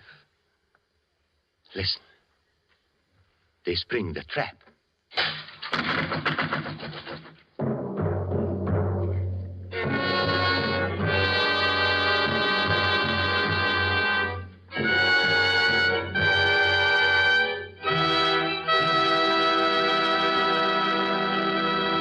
And so closes A World of Darkness, presented by Roma Wines and starring Paul Lucas. Tonight's tale of suspense. In just a moment, we'll hear again from Mr. Lucas. First, though, let's visit one of the great airports in our country. The afternoon clipper has just landed in the USA. A North American and his newly arrived visitor from south of the border are about to take a table at an airport cafe. Well, Elliot, I promised to return your visit, and here I am. I'll try to make things as pleasant for you here as you made them for me in your beautiful home in Las Palmas. How about some wine before dinner, Carlos? Oh, thank you. Some sherry, perhaps? Certainly. Waiter. Oh, Elliot, can we get here that wonderful Roma wine we had the day you left my country? Well, of course, Carlos. Here we can have Roma wine anytime. To wine connoisseurs abroad, Roma wines are a rare treat because shipping now is difficult and duty is high. But here at home, you can enjoy these great wines as often as you like. For Roma wines of all types are made in our own California. Highly prized and high-priced elsewhere, Roma wines here cost little enough to be served even at everyday family meals. And what a difference they make in meal enjoyment. Why don't you surprise your family tomorrow with delicious Roma California sherry? You never tasted finer. You don't need a special menu or special glasses either. Just chill the wine beforehand, and when your folks come home, pour them a delightful glass of Roma. Almost all wine dealers have complete assortments of Roma wines. They're America's largest selling wines. Ask for Roma, R-O-M-A, made in California for enjoyment throughout the world. But before you buy wine, buy war bonds and stamps. This is Paul Lucas again, ladies and gentlemen. Germany murders her cripples. We protect ours, have them back to normal lives. And we fight the major cause of crippling, infantile paralysis. Every night from now till January 31st, sort out all the dimes you have, then enlist them in the March of Dimes. Send your contribution to President Roosevelt at the White House. It's the American way. Thank you, Mr. Lucas. Next Thursday, same time, your stars will be Virginia Bruce and Alan Jocelyn in Suspense. Presented by Roma Wines, R-O-M-A, made in California for enjoyment throughout the world. This is the Columbia Broadcasting System.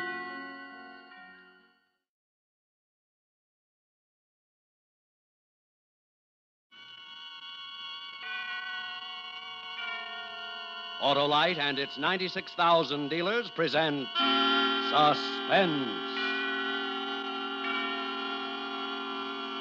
Tonight, Autolite brings you Too Hot to Live, a suspense play starring Mr. Richard Widmark.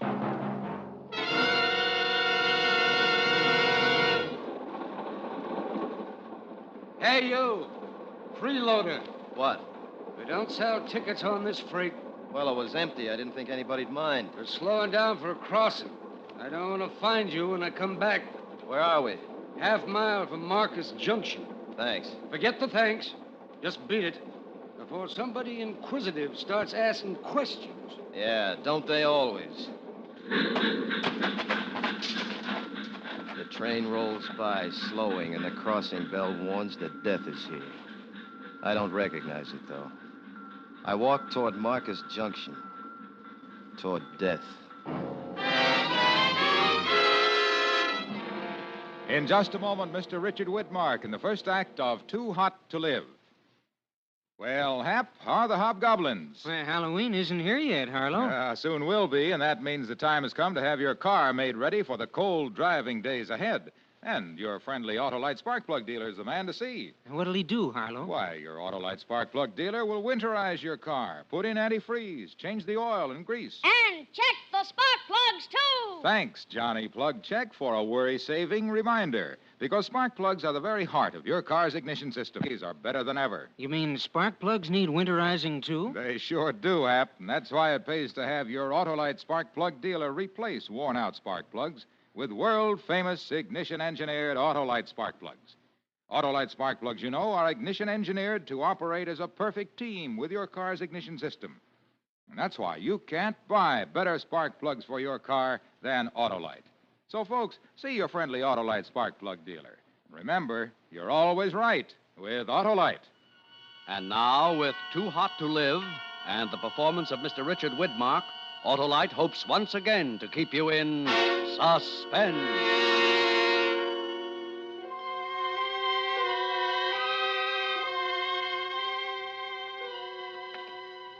The sun is 11 o'clock high and starting to pucker the tar road leading into Marcus Junction. I'm heading in. Sweat's beginning to streak through the old suntan uniform, and my shoes are sucking tar every time I lift them. The sole of one boot busts loose and starts flapping against the road. That's bad. A drifter needs a good pair of shoes, and I'm on the drift. Marcus Junction, no different than 1,000 others like it. About a mile square of small buildings all pasted together. I walk a couple of blocks without finding a shoemaker. The town's almost empty this Saturday morning. And then a door opens ahead of me and a big man steps out. Really big both ways. Big high, big wide. He's wearing steel-rimmed glasses screwed up tight above the pug nose of his round face. And 6 full inches of hat brim circle the pink flesh like a halo. Why, good morning, son. My name's Benjamin. Benjamin Maxwell. Oh, good morning, Mr. Maxwell. Say, could you tell Benjamin, me... son. Call me Benjamin. That's the handle that shakes his pump. What's yours, boy? Jeff Casey. Jeffrey or Jefferson? Jefferson. Jefferson. That's a good name. Yeah. Now, look, don't think I'm changing the subject, but where can I get this fixed, Benjamin? Well, pretty socks. Yeah, they are at that. But who'll take care of this shoe? I'm going down to Stacy's for a Coke. Shoe fixture's right next door. Come along, Jefferson. As we turn to walk, I see his left side, gun holstered high up on his hip, and a gold star with the word sheriff glinting in the sunlight. Still wearing your old army clothes. I hear those duds wear like iron. You just throw them away when they start to rust. Uniforms wear forever. These have seen their last war. What were you in, boy? Air Corps, captain. Pretty uniform, sweet pay, and lots of respect. You miss it, Jefferson? Maybe I do. What are you looking for now? I'm not looking for anything, just living, more or less. Oh, man ought to find more to do with his life than that. It's all the same to me. I could die today, and it wouldn't make any difference. You got a bad taste in your mouth, but you'll spit it out someday. Say, how do you like this weather? If it gets any warmer, it'll be almost too hot to live. In a manner of speaking, you understand? Yeah, I understand. Here's the shoe repair. I'll be next door. Leave your shoes and waddle in on them pretty socks of yours. I'll buy you a drink. Coke or coffee? The shoemaker tells me that my shoes will take a couple of hours, so I start next door to join Benjamin. I don't know, maybe I'm feeling pretty good, but I pull an old schoolboy trick of mine. I take off my socks, roll them up, and throw them on the counter with my shoes. Then I walk outside to feel the cool, shaded cement prickle up through the bottom of my bare feet. Through the store window next door, I see the 4 people in the restaurant. Benjamin waves for me to come in. Inside the entrance, a blonde waitress is arguing with a tall sliver of a man who's showing about 3 inches of wrist and shin bone below the edges of his clothes. The squat, moon-faced grill man has his pop eyes focused intently on the argument. I go in, walk over to Benjamin, and sit on the next stool. Oh, Jefferson. Hi, Benjamin. Came for that coffee. In a minute. Rachel's about finished. Try it somewhere else, Pop. Let me alone now. I'm busy. And all her sins must find her out. She's a Jezebel and kin only to the devil. Yeah. You'll find it on the menu next week. Now find yourself a street corner. Get it out of your system. You are bad. Bad beyond all hope. See you around, Pop. I don't hope. The girl plays rough. Oh, that's just Rachel's way, Jefferson. I see you lean to bare feet. What's your friend having, Buster? Benjamin, Rachel. Maybe smart to tack nicknames on people, but my folks figured me for a Benjamin, and I'd like it that way. Sure, Buster. What'll it be, soldier? Black coffee, lady. And don't let the uniform throw you. I'm no soldier anymore. The Hollywood line of her mouth twists up into a lopsided kind of inviting grin as she turns to get the coffee. I watch the dark shadows that follow the rippling lines of her uniform when she moves. Rachel is quite a woman. All woman. Coffee. Barefoot. Like you, soldier. Your friend's real pretty, Buster. You think everybody's pretty. He's a doll. You be around long, soldier? Long enough to get my shoes fixed, Rachel. Rachel. You know, that name doesn't go with you. It's a name. Too bad you're moving on soon. New faces are scarce around here. Especially one like yours. Well, I've got some law to enforce. Will I see you before you go, Jefferson? I'll find you, Benjamin. Do that, boy. I'm afraid to face that heat out there. Now, you behave yourself, Rachel. Yes, well, You like playing it tough? under it all beats a heart of gold. Mm-hmm. Tell me what it's like in the world outside, soldier. Hey, Rachel, why don't you put up some more coffee? Tend to your bacon, lover. I got company. Your boyfriend? Lover boy there? No, that's Kenny. He's keeping company with a hot grill. You oughtn't to talk about me like that, Rachel. Not very nice. Well, then don't bother me while I'm with my friends. Hey, soldier, I'm off about now. Let you and me go out to the carnival for a couple hours, huh? Hey, you let her alone. Don't you go with her. You hear? Yeah, I hear, Kenny. Well, I'd like to, Rachel, but how do I go barefoot? Oh, forgot. Got any other ideas? Yeah, matter of fact, I live upstairs over this greasy spoon. Let's go up and mix ourselves something cool while we wait for your shoes. You can't do that. It isn't nice. It don't look right. Don't it? Come on, let's go, Rachel. Don't you? No, you can't. I'll stop you. Go hash some potatoes, lover. My arm, soldier? No, Rachel. Hey, look, I'll get someone to tend here. I'll come right up. You do, and I'll barbecue you on your own grill. We go out, and my feet scruff over the shaded pavement as we pass through the doorway on the left. I follow her up a flight of stairs and into a small box-like apartment. Living room, bedroom, kitchen, and bathroom. Be it ever so humble, this is home. Let's kick out a wall or something. The windows don't help much, but the drinks will. Hey, why do you have to lean into the kitchen? Why not just walk in? Fresh varnish on the floor. The heat don't let it dry. It's a long reach for a long drink. It's a long day.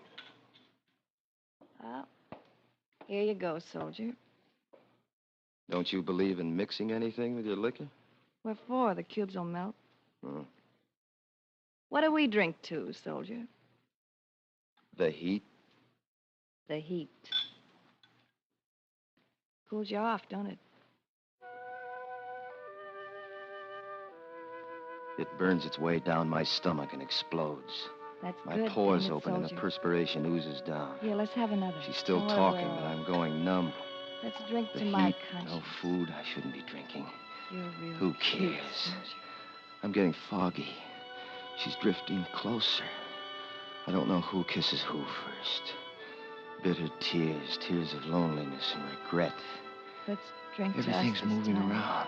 Us. Like feathers in a high wind. You're real And pretty. sometimes one drifts in through the fog.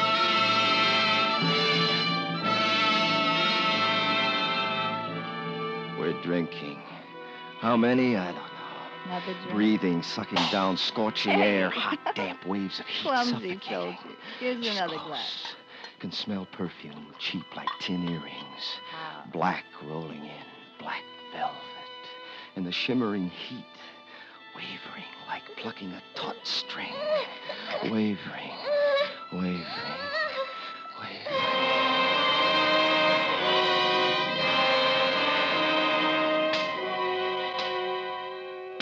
There's a steady sound, sharp, smart little cracks. I tear my eyelids apart and a flash of ceiling whirls by.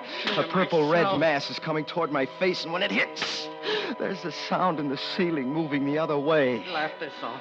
Laugh now, why don't you? A frozen kind of pain is seeping through to my brain, and I can make out a voice now. Then laugh. I want to hear you laugh. I get my hand up to my face, and I wipe my eyes. Come on, wake my up. hand comes away You wet, hear me? sticky and red. The ugly purple mask comes. Awake now?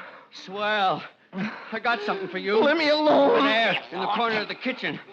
See how she's lying there? Take your hands off me! That's how I found her. You beside her, your filthy hands still tied around her throat. What's the matter with my hands? They're sticky. Wet. That's varnish and blood, your blood. See that knife in her hand? She cut you trying to stop you. You killed her. You killed Rachel.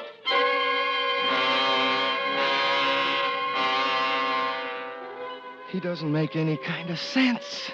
The bathroom door's open, and I staggered toward it, stepping on broken glass, pain stinging, remembering bare feet. The open shower waiting for me. I turn the handle of the cold water, and I half throw myself into the shock of the stream. I'm coming alive.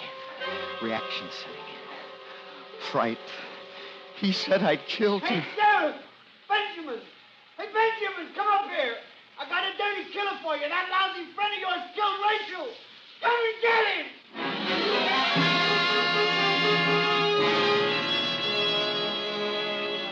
Kenny shouting out the window in the other room to Benjamin. I gotta get away. I gotta think. What happened? What? I get through the bathroom window out into the glare of the sun. My feet hit the scalding tar of the marquee. I scramble across it, drop to the street. A narrow alley, and I'm running down it toward the fence that blocks off the far end. A garbage can near the fence and a woman putting something into it.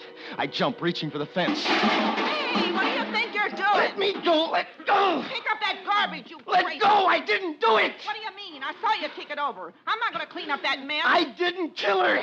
Take your hands off me!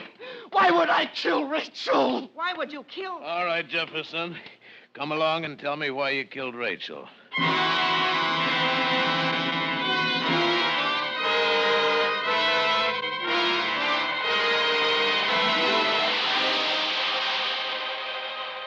Autolite is bringing you Mr. Richard Widmark in Too Hot to Live. Tonight's production in radio's outstanding theater of thrills, Suspense.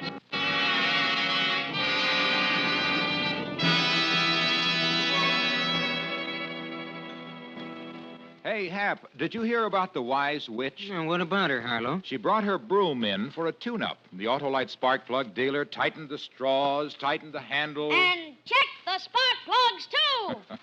He would have if that broom had had 'em, Johnny Plug Check. Spark plugs are the heart of a car's ignition system. One of the keys to efficient engine operation. And did the witch understand, Harlow? Why, sure, Hap. Being a sage sorceress, she knew all about ignition-engineered Autolite spark plugs. The spark plugs that are world famous for quality and dependability. Why, she even knew that Autolite spark plugs are used as original factory equipment on many leading makes of America's finest cars and trucks. Did she know it pays to have spark plugs winterized, too? She sure did, Hap. And she knew the place to go was to her friendly Autolite spark plug dealer. Because he can put in antifreeze, change grease and oil. And check the spark plugs, too. Yes, folks, see your friendly Autolite spark plug dealer. And have worn-out spark plugs replaced with ignition-engineered Autolite spark plugs. And whether you choose the resistor type or the standard type, you can be sure you can't buy better spark plugs for your car because you're always right with Autolite. And now, Autolite brings back to our Hollywood soundstage Mr. Richard Widmark in Elliot Lewis's production of Too Hot to Live, a tale well calculated to keep you in suspense.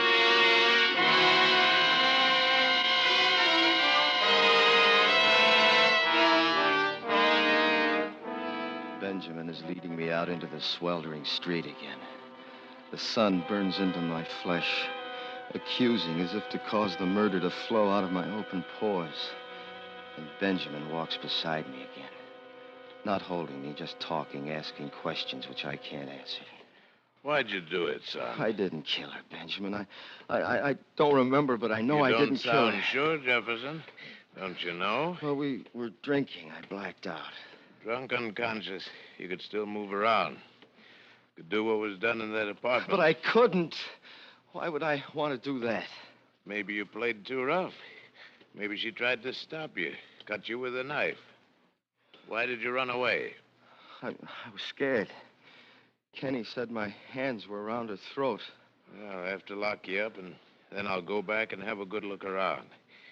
Maybe I'll find something. And if you don't? Rachel's dead, Jefferson. Wasn't premeditated, but that don't excuse it. She's still dead. They'll try to hang me. Why can't I remember what happened, what led to this? The sweat's rolling down Benjamin's forehead, collecting along the top of his glasses, sliding into his eyes. They smart and snap shut. He has to stop, try to rub the sting away. I slap at his glasses, knocking them off his face, and grab for his gun. His arm comes down fast, hard, chopping at my hand, numbing the arm to the shoulder. And the gun falls to the road. I run, hobbling up and down, lopsided, trying to get away from Benjamin and from the burning and torn feet under me. Come back. You can't get far. I'll get you anyway. I'm running again, down the burning streets, out to the end of town toward the railroad. I run till my legs slide away from under me. And then I crawl, dragging a body that has no feeling. A dead weight that robs my arms of their strength. And finally, steel rails glisten ahead as I lay sprawled out. My heart and lungs going crazy in my body. Something starts down in my chest, spreads up to my throat, spilling out of my mouth. I've had enough!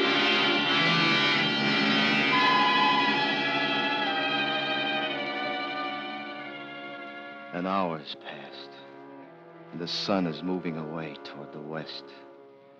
No trains have passed, but it's all right. I know what I have to do now. Find Kenny. And one way or another, force him to tell the truth. For he must be lying. I lick my handkerchief and I wipe the dried blood off my hands and feet. I comb my hair, I throw away the army shirt and move back to town. Stepping gently, I make my way up the back streets to the restaurant. Pulling my pants down low to cover as much of my bare feet as possible, I step inside. There's a stranger behind the counter. Well, howdy. Hi. Say, where is everybody in this town? Oh, most are out at the carnival. Some are looking for a killer roaming around. Yeah, I heard about him. Heard he was picked up a couple of miles out. Good deal.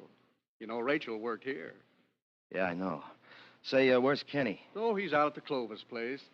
You wanted to be the one to tell Rachel's folks about, you know. Sure. Well, I guess I ought to go out there and pick him up. I don't know the place too well. How do I get there? Just follow this road down. About a half a mile out of town, you'll find a dirt cutoff. Can't miss the mailbox. Thanks. Say, if you miss him, who'll I say was asking? Just tell him his cousin Jim was here. Well, pleased to have met... Hey, you ain't wearing shoes. You're the one. You're the killer.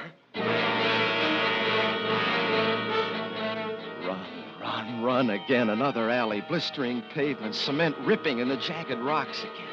Time's running too, running out. Benjamin will know where I'm going. Out to the main highway, pants pulled low and thumb up in the air. Here comes my ride. He's got to stop. He's got to. Stop, please. Hop on, son. Oh, thanks. Thanks, mister. Thanks a lot. You're welcome, but I'm not going far. Well, I'm just going out to the Clovis farm. I know the place. Why are you going there now? I'm a cousin at Kenny's. I'm going to meet him out there. Oh, I don't place you. I'm visiting from back east. You're not wearing shoes. Yeah, it's a silly thing, isn't it? I lost my shoes while wading barefoot in the stream. Didn't help my feet any. What stream is that, fella? Well, you know the one. I don't know the name of it. It's out there in the woods. Oh, yeah. I think I know the one. Yeah, this is the dirt road you want. The house is over the rise. Thanks again. I'll see you. I limp up the rising dirt path. At the top, I turn for a look at my ride. He's swinging around toward town. Benjamin will get to me, and soon. An old two-storied farmhouse rises out of the cleared fields around me. A big gray barn stands off near the house, and 2 old cars are sitting empty behind it. Kenny's got to come to one of them. I'll wait. Time, still running out and away from me. Little shimmering waves of heat rise off the tin hoods of the cars. Here he comes. Now or never. Hey! Help! Quiet! Quiet or I'll break your back. I want the truth, Kenny. The truth if I have to kill you for it. I didn't kill Rachel. You did! I didn't! I didn't! You killed her. You were crazy jealous. No! Yes! You came to check up. You found us drunk and you got wild. You killed her. I didn't. I can prove it. How can you prove it? That wasn't 3 minutes from the time I left the restaurant and the time I called Benjamin. Not enough time to get up there, kill her, and bring you around. 3 minutes. I can prove it. That's all the time. You did it. You have cut hands from a knife. Those hands were still around her throat when I came in. You killed Rachel.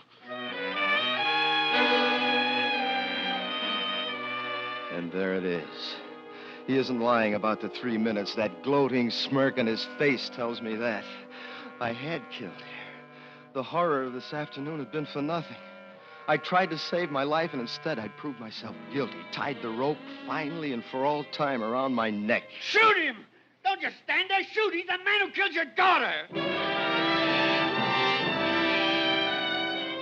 He stands there watching. The gaunt sliver of a man with shins and freshly scarred wrists exposed below the edges of his clothing. A double-barreled shotgun is cradled in his arms, but he just looks at me. A wild fire striking out of the black pupils of his eyes. Shoot him! He killed your daughter! He killed Rachel! So you're her father. I thought it was just another nickname. She was no daughter of mine. She was born to me, and I named her Rachel from the Bible. But she was the daughter of Satan. I'm sorry, Mr. Clover. Go on, shoot him! Because of him, She Rachel's turned dead. away from me, but within me the voice was strong. I followed her, begging, to the place where she lived. I'm sorry. I was drunk, In crazy. that apartment, the stench of drink like an evil cloud. You lying there, drunk with the devil's fever. You were there. Shut up, you crazy old fool. And it came to me like a voice from on high. And I knew what I must do. You killed her. It wasn't me, it was you. Now you did it. Why couldn't you keep your mouth shut? And you knew he did it, Kenny. You tried to make me believe that I'd been the one. Why? You and tramps like you. Always keeping her from me. Coming along every time. But I couldn't know this, Kenny. You didn't care. You laughed at me. You made Rachel laugh at me. I passed the old man when I went up. I knew as soon as I walked into the room. You tried to blame it on me. Well, why not? It wasn't the crazy old goat who killed her. Now you killed her, and you'll die for it. Give me that gun, old man. No, Kenny, not now. Come on, turn around, soldier. No. Turn around and see it when it happens. Put up your gun, Kenneth. No. No! Ah!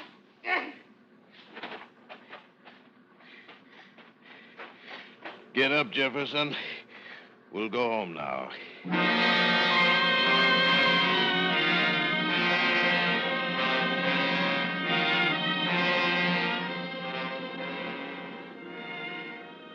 The sun is moving down low in the skies, and a cool, light breeze has come up from somewhere. I'm leaning back on the front seat beside Benjamin, breathing deeply, evenly, feeling the goodness of just living seep through.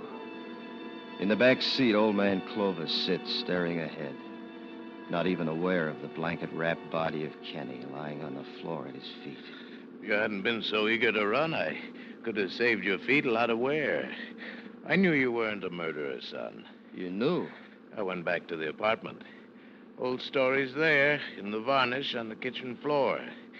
No bare feet around the body, but lots of hobnail boot prints. You cut your hand on broken glass in the living room. It bled. And I was running. Well, you can stop running now, son. Stay here in town with us, huh? There's lots for you to do. Thanks. Well, it's been quite a day, Benjamin. Sure has been a scorcher. Glad to see the sun going down. On a day like this, it's almost too hot to live. No, don't say that, Benjamin. It never gets that hot.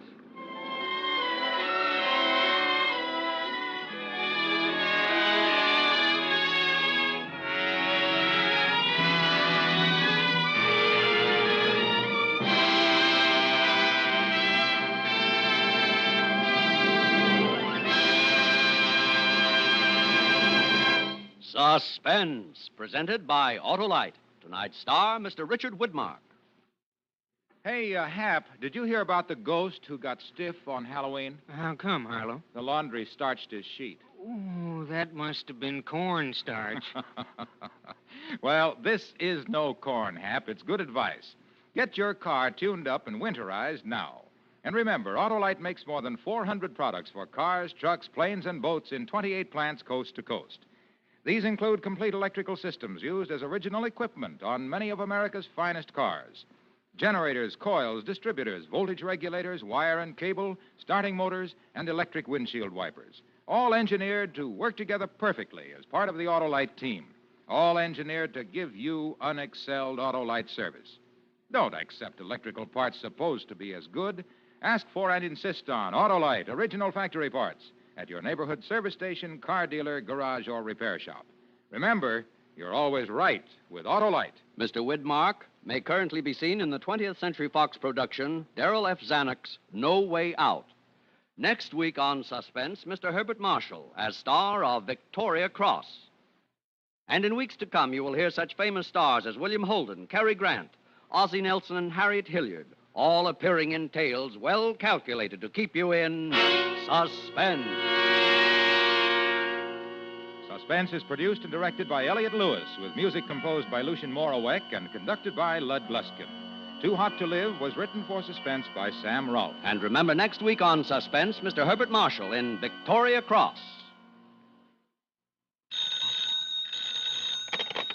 You can buy world-famous Autolite resistor-type or standard-type spark plugs, Autolite stay-full batteries, Autolite electrical parts at your neighborhood Autolite dealers. Switch to Autolite.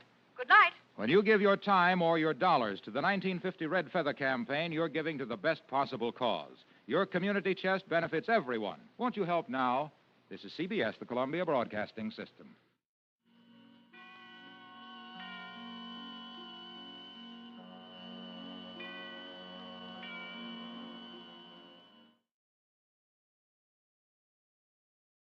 In just a moment, Suspense with William Powell. Oh, Hap, here comes Harlow Wilcox. Now, Betty forgets I already have 2 sets of Autolite resistor spark plugs and tries to high-pressure me into buying another one. Well, hello there, Hello, friend. Mr. Wilcox. Hello. Hey, Hap, you look a little worried. Car not running right, maybe? Why... Spark plug trouble? Well, not at all. Listen, pal. What you need is a set of those sensational new ignition-engineered Autolite resistor spark plugs. But, Harlow, Why, the get-up-and-go a spark-weary engine gets from Autolite resistor spark plugs will turn your gloom to glee. Look, Harlow, I already have... Why, when you replace your old narrow-gap spark plugs with wide-gap Autolite resistor spark plugs, why, Cornelius, you can actually tell the difference in your car. Your engine idles smoother. Harlow, wait a minute. I'll listen to you and my engine later, but... Yes, but right now, let's listen to Suspense.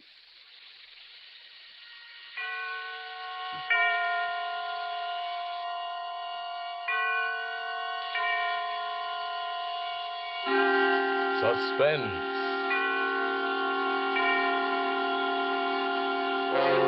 Autolite and its 60,000 dealers and service stations bring you radio's outstanding theater of thrills.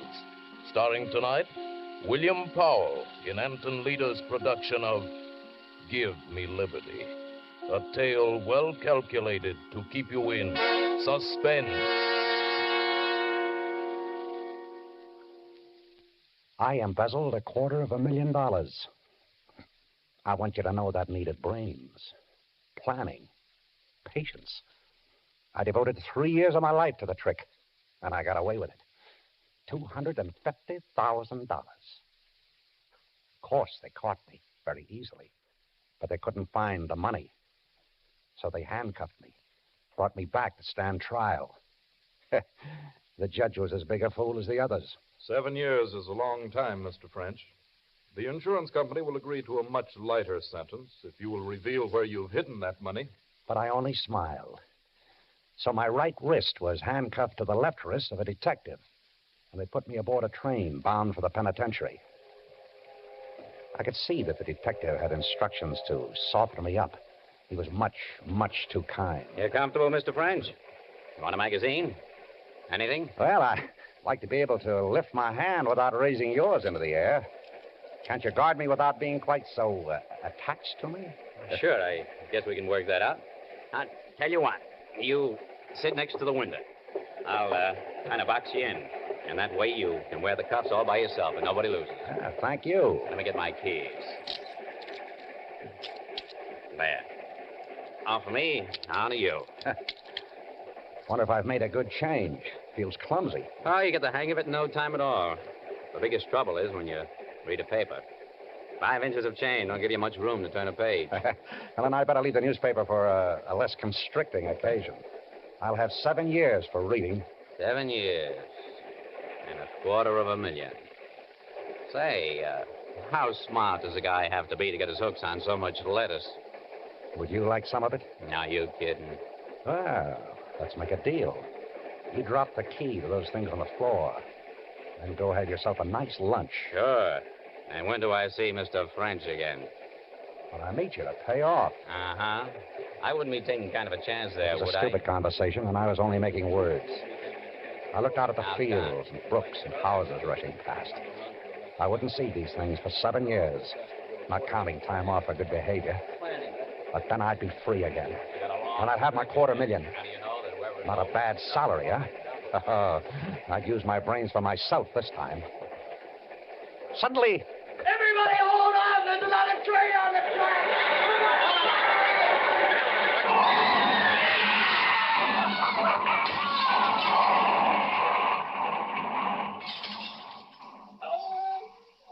French.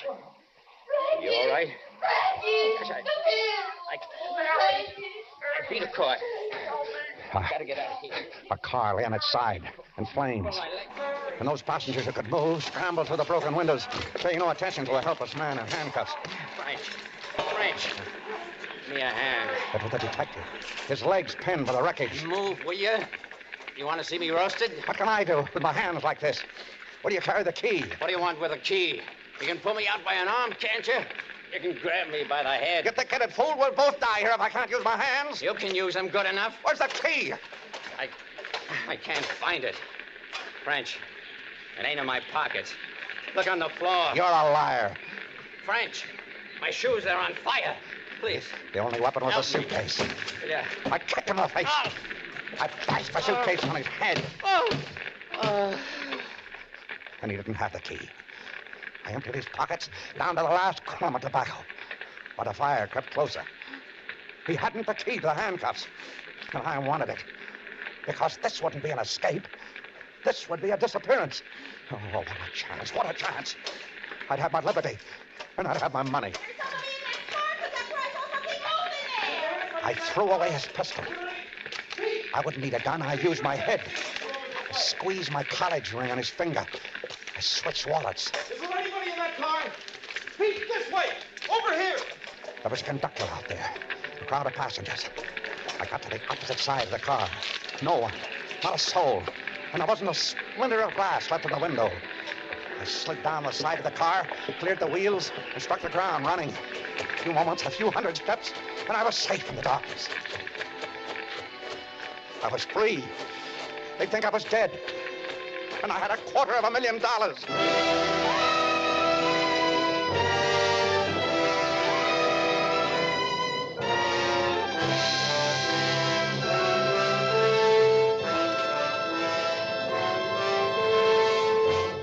For For suspense, Autolite is bringing you William Powell in radio's outstanding theater of thrills, Suspense.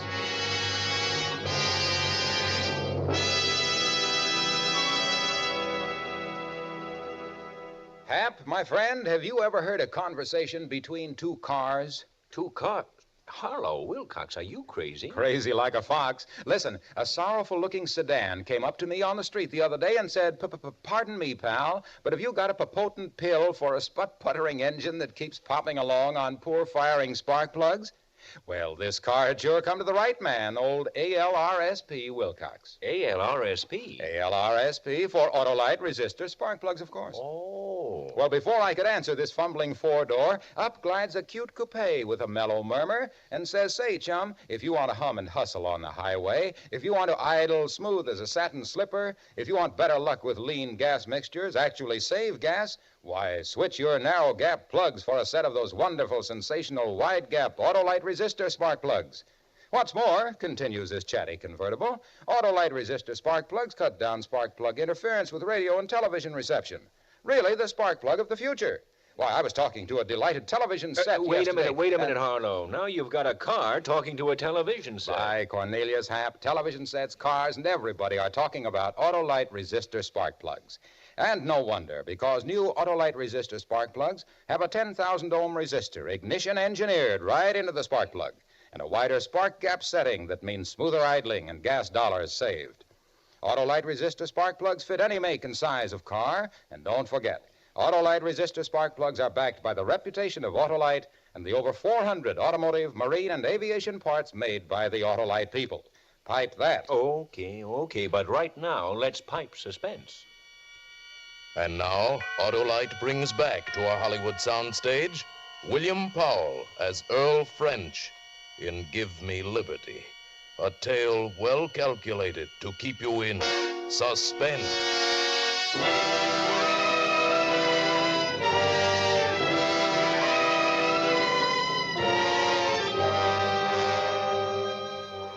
My first job after escaping was to break out of those manacles. I sat in a wheat field, holding my hands overhead so the blood would run through my hands and wrists and leave them slim. It didn't work. I tried that until my shoulders were in agony, and it didn't work. I couldn't snap the chain. I twisted it. I pulled at it, tried to fling my hands apart, and it wouldn't break. I rubbed it against stones until my skin was torn and bleeding, and it wouldn't break. By this time it was morning, and I was pretty desperate. I found a match in my pocket. I went into the woods that bordered the field and built a fire. First the chain grew hot, and then my wrists. But I held them over the fire until I couldn't keep back the scream. And not until then would I believe that I needed help. I pushed through the wheat and the corn beyond it, and I stumbled down a slope into a barnyard. Down, Jack, down. A woman was standing near one of the hen houses, a pan of chicken feed in her hand. What do you want? There was nothing to say. She had seen the handcuffs. Come on, speak up. Look, What do you want? I'm innocent, I swear to you, I'm innocent. Where you from? How'd you get away? Well, we were going up to the prison, and there was an accident. Well, what do you want from me? Could you lend me a file? And if you could spare some food, I'll be glad to You pay don't for... have to pay me for anything. Wait here, Jack, you're watching. The fool went into the house, and the dog sat down on its belly and placed its nose between its paws, and its eyes never left my face for an instant. And then through the stillness, I heard the cranking of an old-fashioned wall telephone, and I knew what she was doing. I ran like a whirlwind.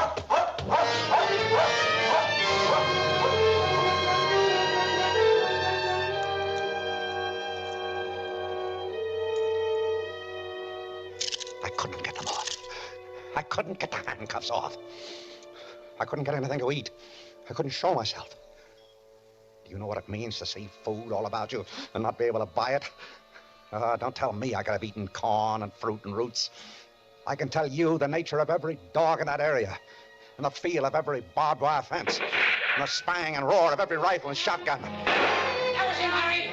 That was him down in the brush there around on the other side.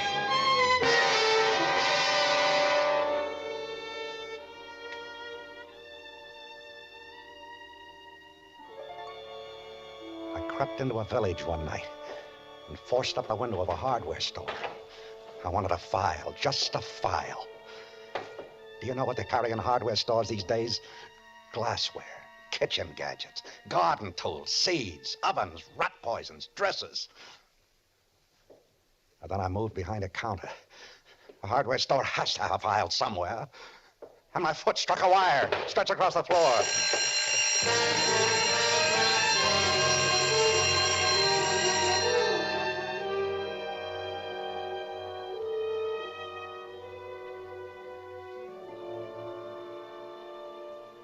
How tired have you been? Have you ever been so tired that your eyes felt like stones in your head?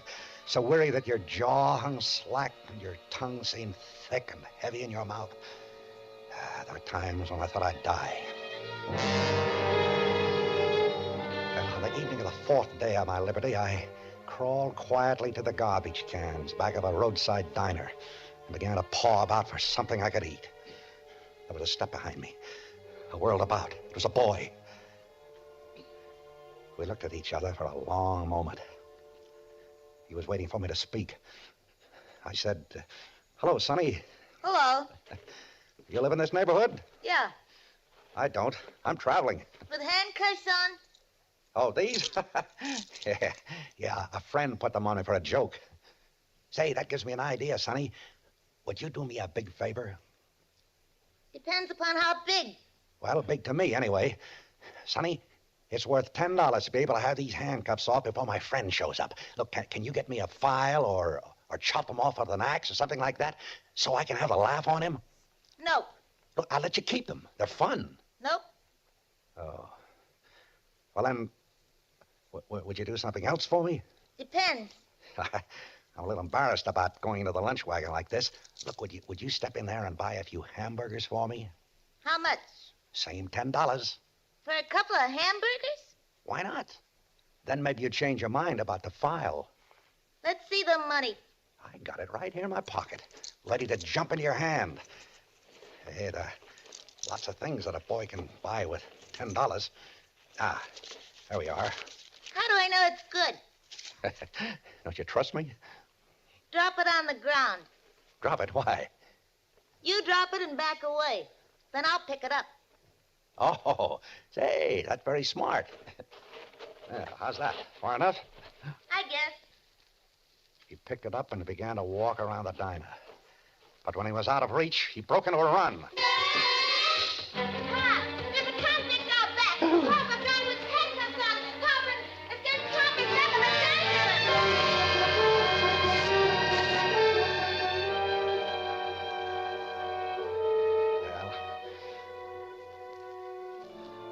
I got away. And I couldn't tear them off. I couldn't. I had $250,000 buried away, and it was worthless to me. Do you know what can be bought with $250,000? Why, a man's soul can be bought for less than $250,000. And I couldn't buy a 10-cent file.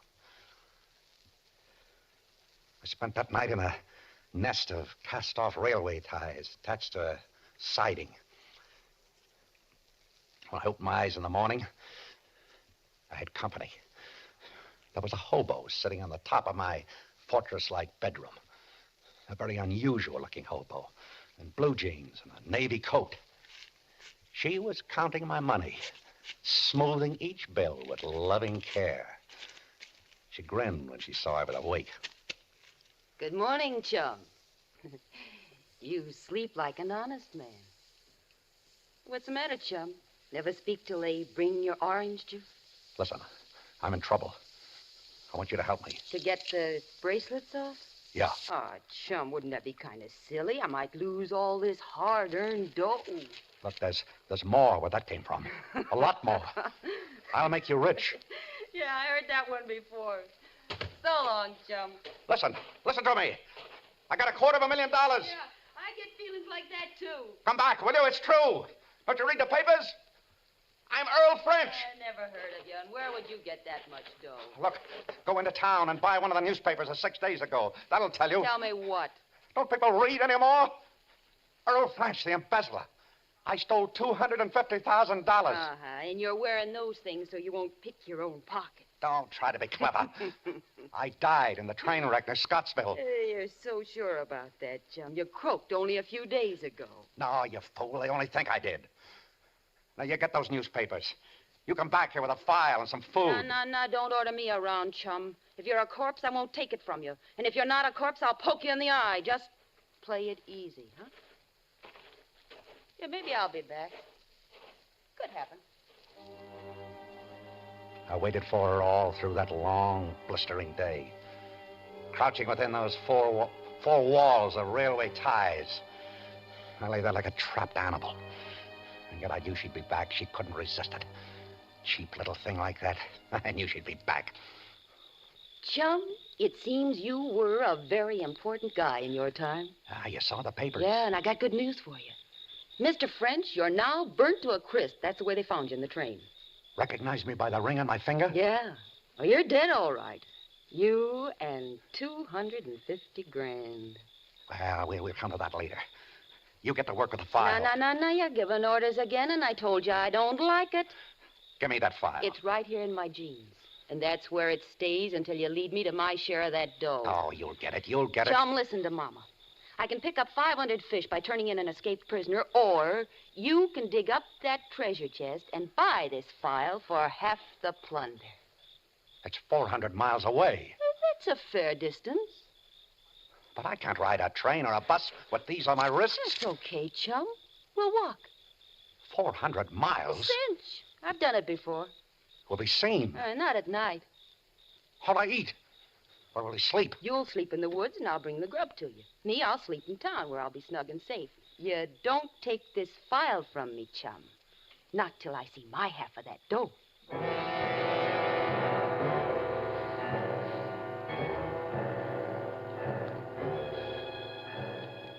And that's how it was. That same evening, we started a walk. At first, it wasn't so bad. It gave me time to think. And I knew I'd think of something. You know, there's kind of a sneaky look about you. What? You figure that in 400 miles, a lot of things can happen. Oh, no. After all, I want to do what's fair. Let's split. If we don't, I'll split your skull, and don't kid yourself that I won't, little chum. Been waiting a long time for a break like this.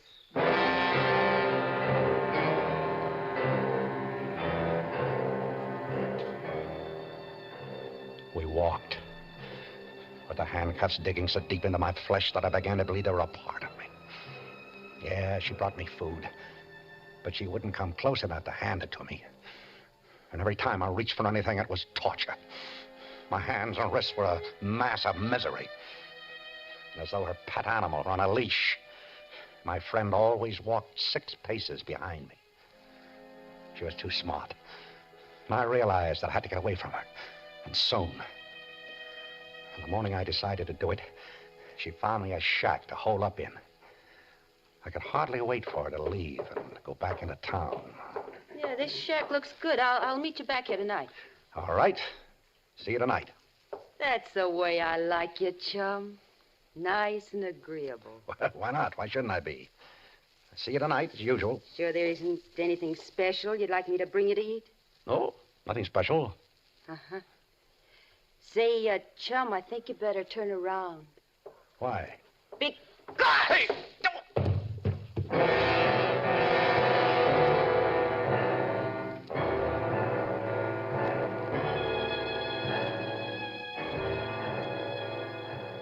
When I awoke, with a dull ache filling my head, I found myself neatly trussed up. I could move a little, but not enough to get free. Talk about female intuition. She had guessed that I was going to try to get away from her, and she beat me to it. But I didn't give up, though. She'd have to make one mistake. Well, the next night, we'd stop for a rest. Hey, French. Yeah? How can you be sure that dough is still there? It's safe. How do you know? What kind of a place do you hide it in? You'll see. Hey, don't you trust me? Of course. As much as you trust me. And it's time we stop playing this little game. Now get out that file. When I see the dough, little chum. Take them off, will you? How long do you think I'm Shut up. You'll wake up the neighbors. On, move. No. I said move. No. That money's mine. And you'll never see it unless I want you to. And we'll go to it the way I say. Chum, you're making me mad. You get out that file and take these off. Go on, get it out. I can give orders, too. What do you think you are, an animal trainer? Now, that's not a bad idea. Is it? But it happens that I'm not an animal. And it happens that... What's that for? You can't frighten me with a knife. I wouldn't try. You use that on me, and we both lose out. Whenever my old man used to beat one of us kids, he always said the same thing. He said, never use a switch thicker in your thumb. Breaks the skin, but no bones. A kid can go on licking. A switch? Yeah, like this one. Nice and green and limber. That's all the knife is for. I wouldn't use a knife on a buddy. You won't use that either.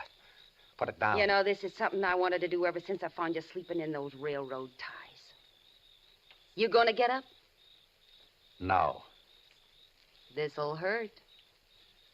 I'll kill you someday. I swear I'll kill you. I once had a husband like you. Brave enough outside, but once anybody put on the pressure... You talk too much. Go on, I'm calling your bluff. I'm sick of hearing you talk. All right. No! No! Get up! No! Get up!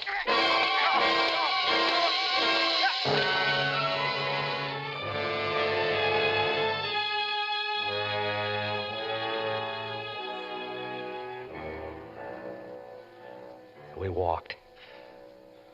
God, how I hated her. And she... Well, she was sure she'd beat me down altogether because she didn't even bother now to taunt me anymore. She was very quiet after that. And a little careless. I stopped now and then, and she'd bump into me in the darkness. But she'd always stop dreaming before I could get my hands on her. Well, all things must end. Our pilgrimage ended one morning when I said... Here it is. What? The money. Where? We're standing over it. You up to some sneaky trick again? We're standing in the middle of a highway. You didn't do any digging here, chum. Look, there's a culvert running under the road here. A 24-inch pipe. Come into the ditch. I'll show you. You didn't stick that dough into the pipe. It must have washed away. It's not in the pipe. It's in a deep crevice between the pipe and the concrete. Pull out some of those stones. You pull them out. What, with these hands? Why, I can't touch anything without screaming. Pull them out. French, so help me if this is a gag. She believed me. She had to. She saw the truth in my eyes. The money was there, my $250,000. She bent over to tug at the stones. She turned her back to me for the first time. And that was it. That was the mistake I was waiting for. I sprang forward and I crushed her handcuff. Down on her head, the back of her neck, her head. Ah, the pain of my wrist. Ah, but I didn't care. I didn't care.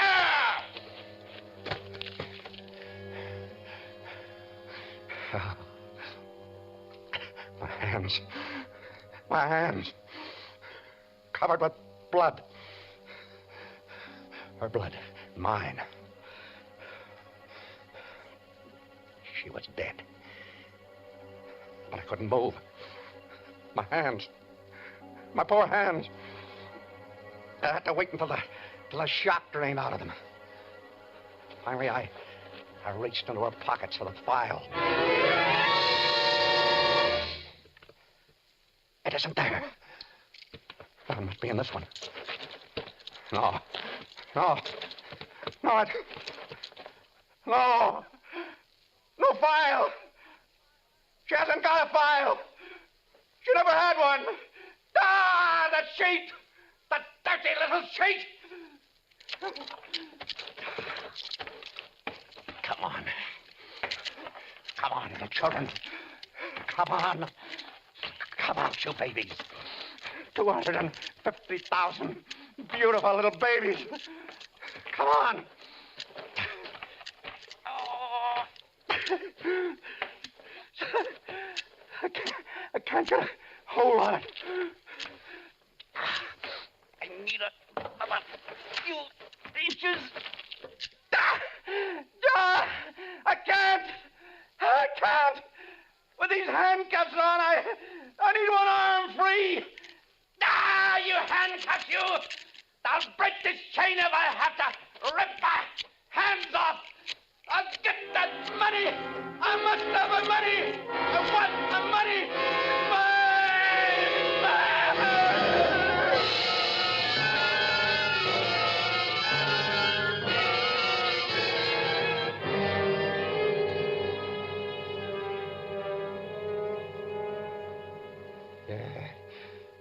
Money. It's my money. That's the way I found him, Chief, sitting in the ditch beside a dead girl and babbling like an idiot.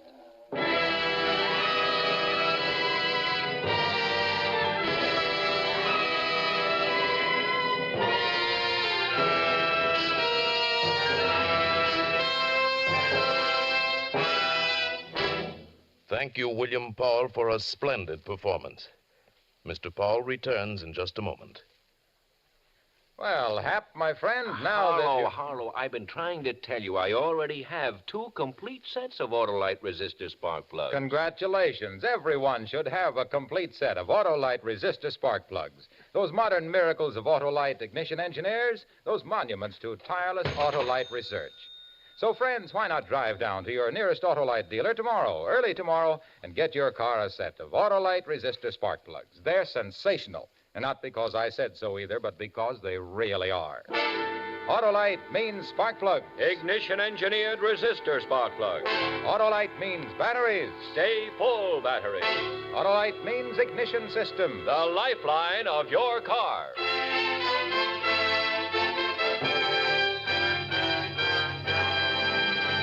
And now here again is William Paul. My thanks to the fine cast of suspense actors who helped to make my appearance here so pleasant an experience. I'm a regular listener to radio's outstanding theater thrills, and I'll be tuned in next time to hear John Garfield in Death Sentence, another gripping study in... suspense. William Powell appeared by arrangement with Metro-Goldwyn-Mayer Studios, producers of the Technicolor production The Three Musketeers, starring Lana Turner, Gene Kelly, June Allison, and Van Heflin. Tonight's suspense play was written by Herb Meadow, with music composed by Lucien Morawek and conducted by Lud Gluskin. Ann Morrison played the part of the hobo. The entire production was under the direction of Anton M. Leader. This is the Autolite Suspense Show. Subscribe to your local community chest. Everybody benefits. Everybody gives. Good night. This is CBS, the Columbia Broadcasting System.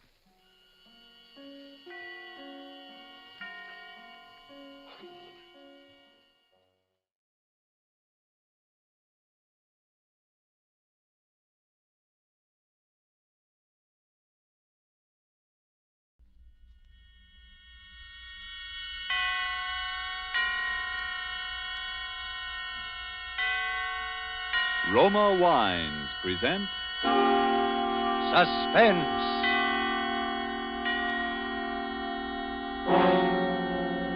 Roma Wines, made in California for enjoyment throughout the world. Salud. Your health, senor. Roma Wines toast the world. The wine for your table is Roma Wine, made in California for enjoyment throughout the world.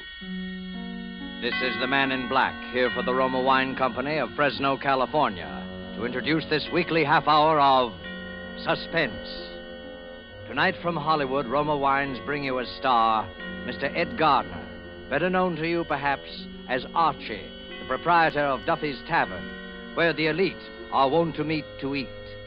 Mr. Gardner tonight makes his debut as a dramatic actor. He will not appear tonight as Archie, but in a role entirely different from any he has ever played before. And so with a suspense play called The Palmer Method, and with the performance of Ed Gardner as a pen-pushing gentleman named Joe Palmer, we again hope to keep you in suspense. Then I will be back at 8 o'clock. Okay, that'll be okay. You will be waiting for me? Oh, don't worry, babe. I'll be here. Oh, will I be here? Oh.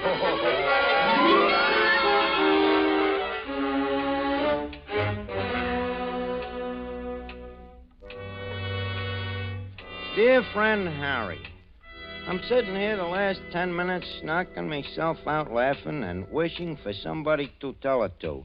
And then I get to thinking of you, so I'm going to write you the whole story. Harry, you got to admit that yours truly is one smart guy. Because in about an hour, they're going to bring me so much dough they got to bring it in a suitcase. No kidding. Of course, it's the Spanish moolah, but even in the United States, it comes to about 10 grand. But I better start from the beginning so you can get the whole play. And if you don't say that your old pal is one smart guy, I am a monkey's uncle. It all begins about 4 months ago in New York when I'm on a lam and expecting any minute that heavy hand is going to fall on my shoulders, and I'm trying to think of something to do about it, you know. Happens I'm down to about $3, which makes the thinking a very tough proposition, even for a bright guy like me. Anyways, things being what they are, I naturally only go out at night. So one night I'm walking through the park in Union Square, still thinking and not getting very far.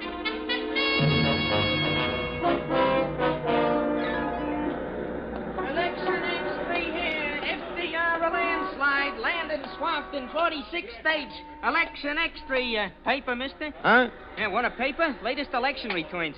What election? Are you kidding? The election for president. Roosevelt and Landon. Here, get a paper and wise up.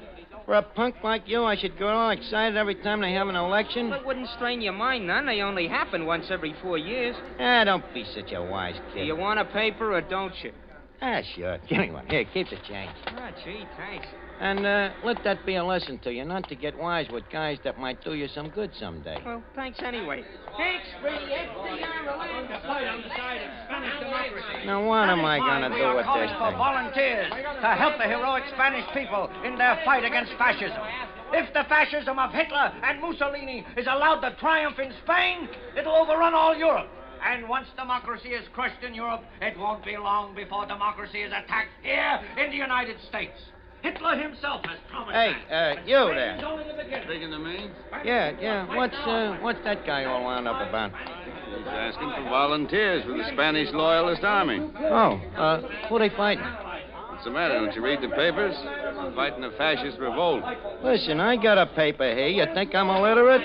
I just get kind of mixed up once in a while. Yeah, they put out a lot of propaganda to confuse you. With Hitler and Mussolini on Franco's side, anybody can see what the score is now. Oh, sure. Look at that. Anybody. Fascist bomb Madrid. I just wish sometimes I didn't have a wife and kids. I'd go over there and get me a couple of licks at those guys. Over to Spain, huh? Yeah. They send you over there, buy your ticket and all like that, do they? Sure, they pay for your transportation. They raise quite a little money for that. Yeah. You don't happen to know where they sign up for this army, do you? Well, he'll sign you up right there. Hey, you want to go? Could be. Yeah. Why not? Sure, why not?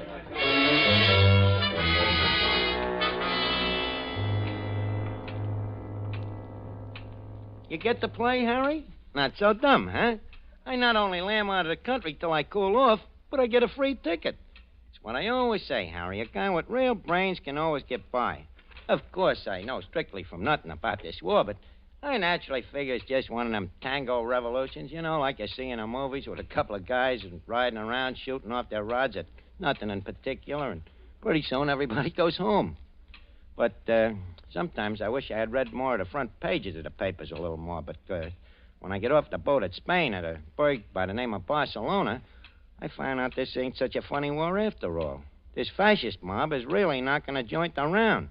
There's shooting going on, and they're dropping bombs from airplanes, and the next thing you know, they got me in a uniform. Huh.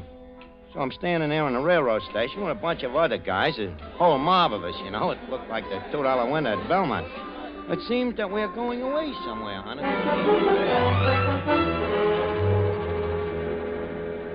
Next. Hey, step up here, please. Next. Your name, please? Padway. George Padway. Padway. Your number 336, car 7, compartment 3. Next, please. Palmer. Joe Palmer. How did you spell it, please? Palmer. Like the Palmer method. Oh, yes, Palmer. George 337, car 7, compartment 3, with Padway. Next, please. Step up, please. Next. Hey, Padway. Someone calling me? Yeah, come here. Look, my name is Joe Palmer. We're supposed to ride in the same compartment or something? Oh, splendid. That's car 7. It's down this way, I imagine. Well, glad you know. I can't make head and tail out of these dinky rattlers. Of course. You're American, aren't you? What else? Here, let me give you a hand with your gear. Oh, yeah. Hey, thanks. Hey, these guys over here take this war pretty serious, don't they? Well, rather. What did you expect? Yeah.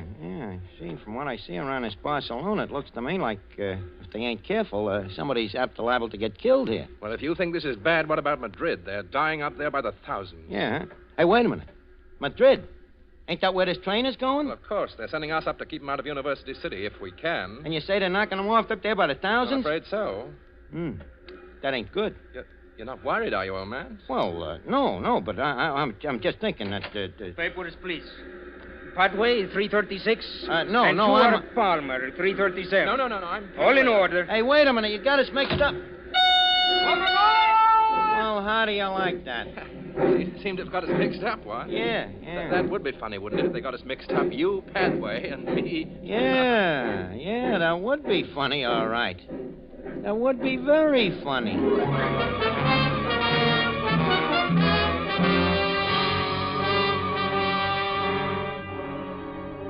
Tonight, for suspense, Roma Wines bring you as star radio's famous Archie, Ed Gardner, whom you've heard in the prologue to The Palmer Method by Ernest Martin and Robert L. Richards. Tonight's adventure in Suspense.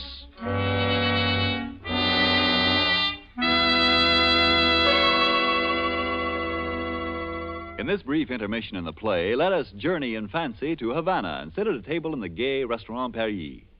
At the next table, we see a farewell party given for an American visitor.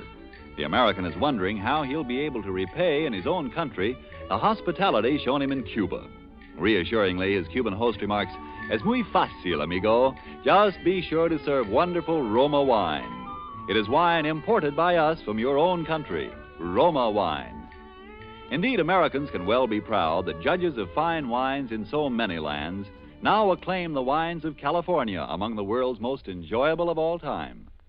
Of these truly superb wines, Roma wines are America's largest selling wines. If you aren't already one of the millions enjoying Roma wines regularly, as a delicious beverage any time, to add sparkle to any meal, to smarten your entertaining, make your own taste test to choose your favorite, choosing from Roma Wine's many different wine types. When you learn their modest cost here in America, with no import duty to pay, no expensive shipping charges to absorb, you'll know why we say Roma Wines are for your daily enjoyment. I'll spell out the name for you. R-O-M-A, Roma Wines, made in California for enjoyment throughout the world. And now let us return to Joe Palmer as he sits in a hotel room in Spain writing a letter.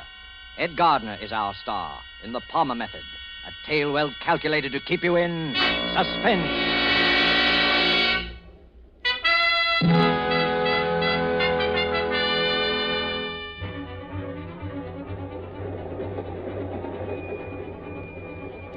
Well, Harry, there I was, on a train heading straight for Madrid, where they're knocking guys off every 5 minutes, which is naturally a little upsetting to a sensitive person like myself.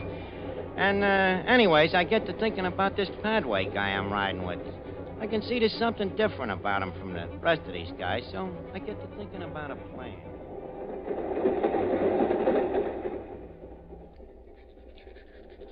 I say, what in the world are you doing there? You've been working away at it the last half an hour. I'm just practicing. Practicing what? The Palmer Method. What in heaven's name is the Palmer Method? You never heard of the Palmer Method? It's penmanship. You know, the way they learn you to write when you're a kid. Some guy named Palmer invented it. You see, you make these ovals and lines. Pretty soon it learns you how to use your whole arm. See? Makes your writing very pretty. Aren't you a little old for that sort of thing? Well, it depends on how you look at it. With me, it's a business. You're an instructor in penmanship? Yeah, that's it. Instructor in penmanship. What's so funny? Well, look, when I was a punk kid in PS4, you know, the only subject I can pass is penmanship. I'm a whiz at it, you know, so naturally, my name being Palmer and all, it's kind of a standing joke in the school, you know. The kids would holler, Joe Palmer. He flunks in everything but writing. That's the Palmer method. Oh, I see. Yeah, that's how it started. But now I still like to keep in practice because, well, like I say, by this time, with me, it's a business. But I still don't quite see how it can be much of a business. You ask a lot of questions, don't you? Well, I'm terribly sorry, old man. I don't mean to pry, you know. Oh, that's all right. What about you? Me? Yeah. How about me asking you a couple of questions? Why, of course, anything you like. You're English, huh? That's right. Yeah, I could tell that right away. Really? Yeah, I could also tell that you're not exactly a stumble bum. I bet your old man is in the chips, huh? You mean wealthy? Matter of fact, he is rather. Maybe even a lord or something? Oh, no, nothing like that, really. Lesser nobility, you know. I thought so. Big shot, huh? You ever been to this Madrid before? No, never have. You know anybody there? Not a soul, as a matter of fact. At it again, I see. I say, you never did tell me about that Palmer business. You mean how come it's a business with me? Mm-hmm. I write checks. Write checks? Yeah, with other people's names on them. I might add that I'm about the top man in the profession, too. Oh, you're a... Yeah, I guess they call it the same thing in England, don't they? Forgery?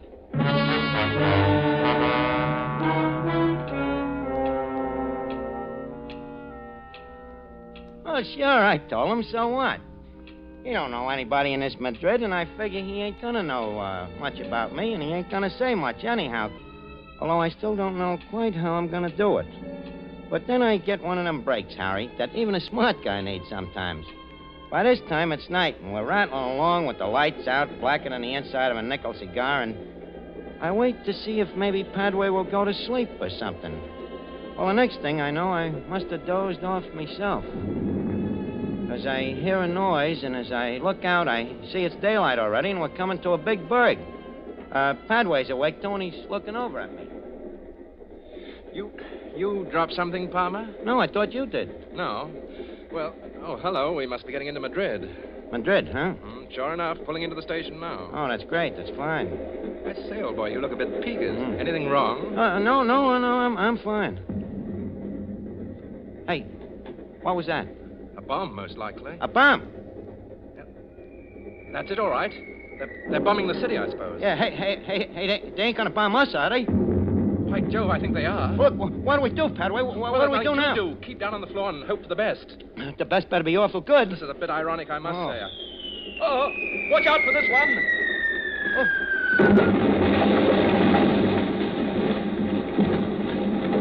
Do it. Padway! Padway!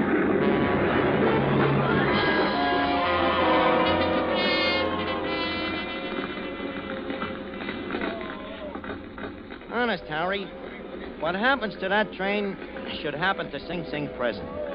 I look around and there's Padway over by the door, out like a light. And I can see that he ain't long for this world, the poor guy. Me, I'm lucky. I don't have a scratch. So naturally, now is when I go to work. I go through his pockets and take out his papers. There's a passport, some letters, and a wallet with quite a bit of dough in it. So I take a couple of things out of my own pocket and I put them in his. Only just then, Padway starts coming out of it. Well, Harry, what would you do if you were me?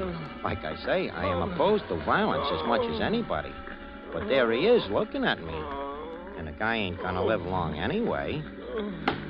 So I grab me rifle and I tap him on the noggin. Sure enough, he's gone again. But for good this time. And none too soon because there's some guys coming down to the rescue. One of the guys pokes his head in my door. Come again? You all right in here? Yeah, I guess so. What happened? Don't you know? You're lucky to be alive. Oh, yeah, I know, but this guy here, he wasn't so lucky. Huh? Oh. Dead, all right. Do you know him? Yeah, but I forget what name he told me. He's got his papers on him, I think. Oh, let me see here. Oh, yes. Joseph Aloysius Palmer. Oh, yeah, that was it. Palmer, yeah. Poor fellow. Well, he died in a good cause. You're right there, brother. He certainly died in a good cause.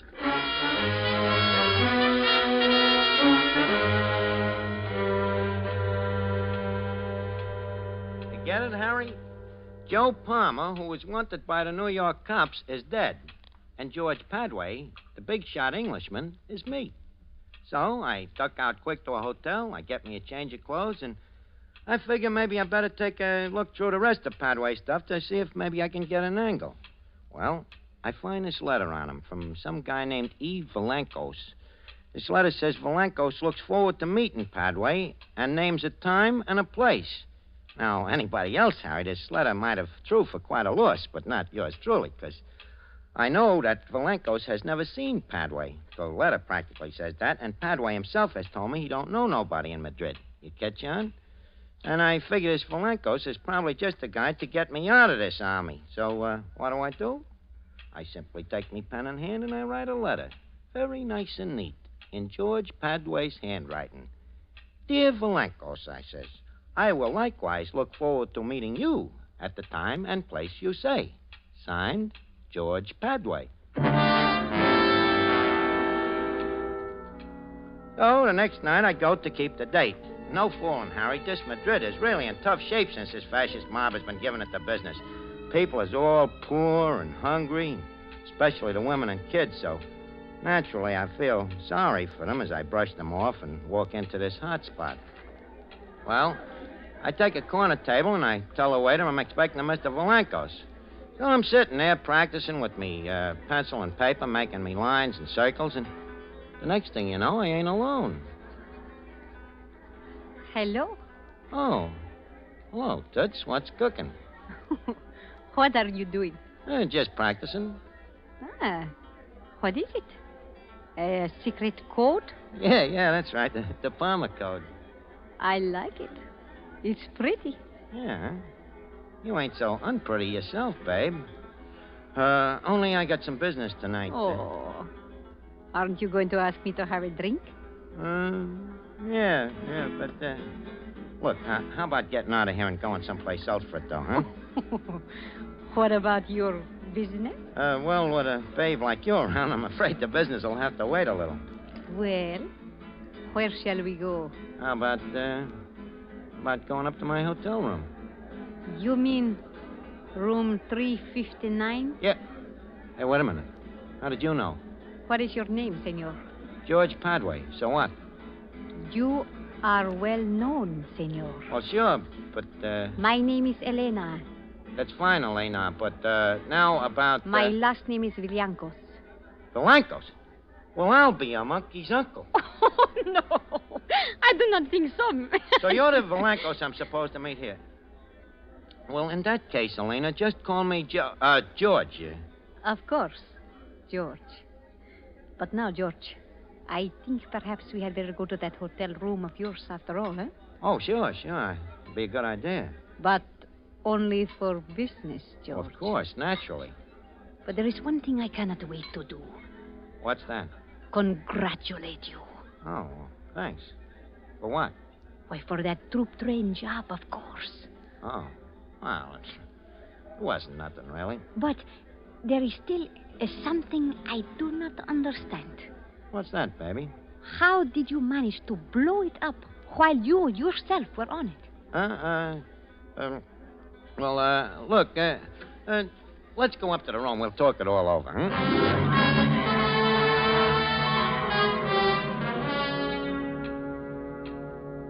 George, you still have not told me how you blew up the train and did not get killed yourself. Well, do I have to tell you everything? Perhaps that is why you are so successful, eh? You have your little secrets. Trade secrets. There's secrets in every trade, you know. But of course I forget. You got your training with the Gestapo in Berlin. Yeah. They taught me a couple of things. Tell me, were you in contact with the firm of Krupp when you were in Berlin? Well, I saw something of them, naturally. And what about Deutsches Farbenindustrie? Very fine firm. I guess there's a lot of dough on our side, huh? Oh, but of course, we have the money. The others, the scum. They have the rags on their backs and the few rifles they get from the Bolsheviks. Yeah, sure, but about this money. Yes, George? You see, the fact is, I'm a little short myself. Well, we always have more work for you to do. Oh, sure, but first, don't you think that... So that is why you are so suspicious with me. You want first the money. Well, that's the usual way, ain't it? But of course, I can arrange that. How much do you want? Well, how much do you figure this job is worth? Well, perhaps as much as 50,000 pesetas. How much is that in United States dollars? I mean, pounds. About 1,000 pounds? I don't think I can do it for that kind of dough. 1,000 pounds is a lot of money, George. Yeah, but think of the expenses.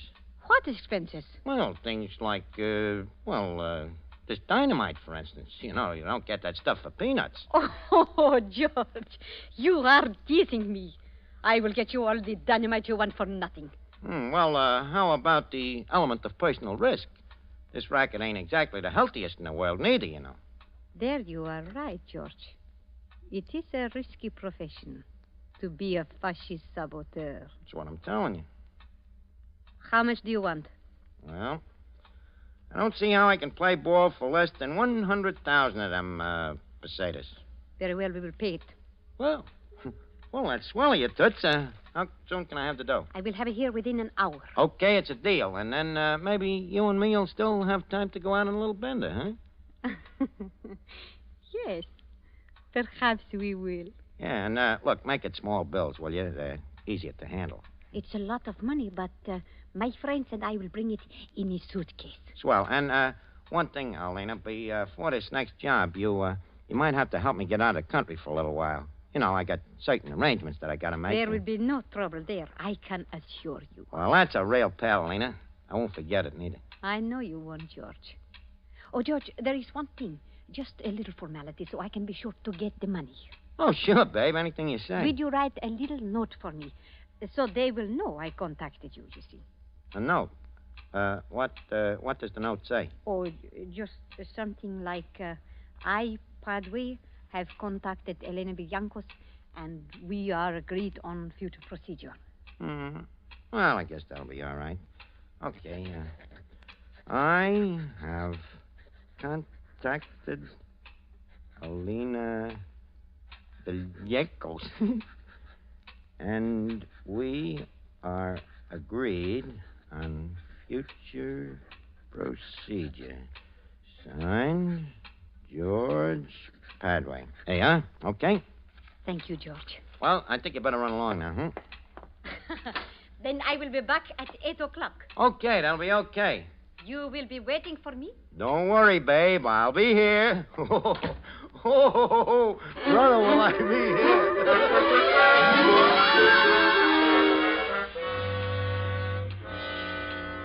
So now, Harry, you can see why I'm practically killing myself laughing while I'm writing this letter.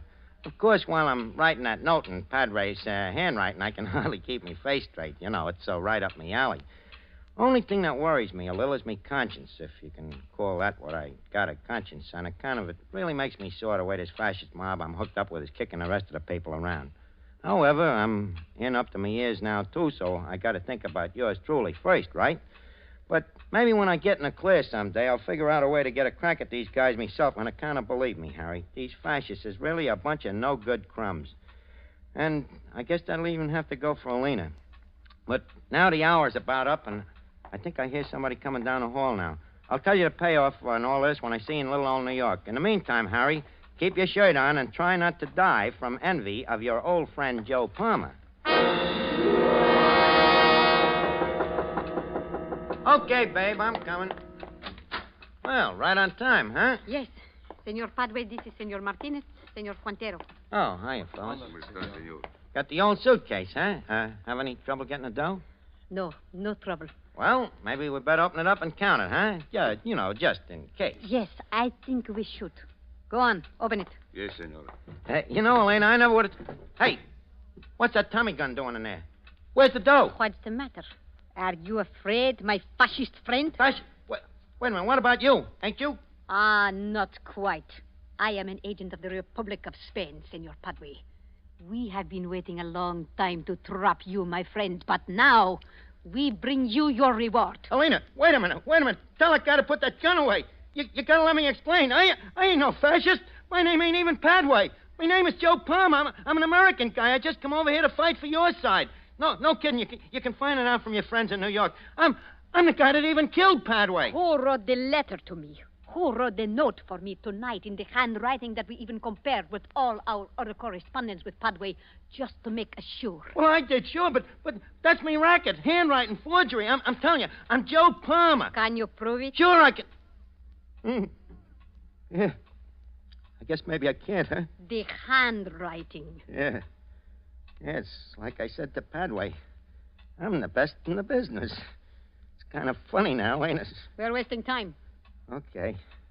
Guess there's no use talking. Guess I've been a heel. I outsmarted myself. But I want you to know one thing. I was really kind of on a level in my own way towards the end, but what's the difference? Just one thing I want you to know for your own information. I'm swearing it. The guy you're bumping off is Joe Palmer of the International Brigade. Palmer. Like the Anna Palmer. The Palmer. Method. A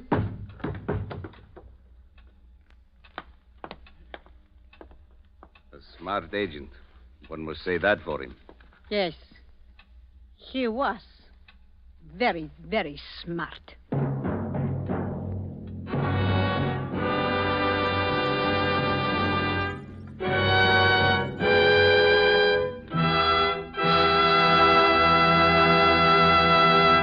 And so closes The Palmer Method, starring Ed Gardner, tonight's tale of suspense. Before Mr. Gardner returns to our microphone, let me give you a suggestion that you will find can add to the success of your next dinner party at home. At one end of the dining table, place a bottle of Roma Wine's hearty, full-bodied Burgundy. At the other table end, place a bottle of Roma Wine's delicately delicious Sauterne. And then let each of your guests select the Roma wine to his liking. You will know that whatever the individual choice of a guest, both of these Roma California wines will delight by their superb quality. The quality that has made Roma wines America's largest selling wines. In Roma, you have the old-world art of winemaking, plus the extra care, constant tasting and testing, which modern knowledge adds. While the superb quality of these good Roma wines will win your full accord with the judgment of wine experts of many lands, that Roma wines are truly magnificent. Let me repeat the name, R-O-M-A, Roma wines, made in California for enjoyment throughout the world. Well, this is Ed Gardner, alias Archie, speaking again. It's been a great pleasure to be on Suspense on account of it's one of my favorite shows. And next week, I hope you'll all be listening into the show like the Gang of Duffies all will be when the star will be Gene Kelly. Thank you. Suspense is produced and directed by William Spear. Don't forget then next Thursday for Gene Kelly in Suspense. Presented by Roma Wines, R-O-M-A, made in California for enjoyment throughout the world. This is CBS, the Columbia Broadcasting System.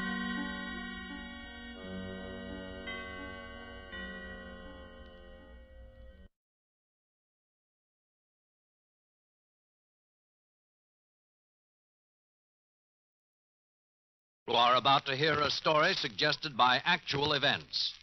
So that no innocent person shall suffer, names and places have been changed.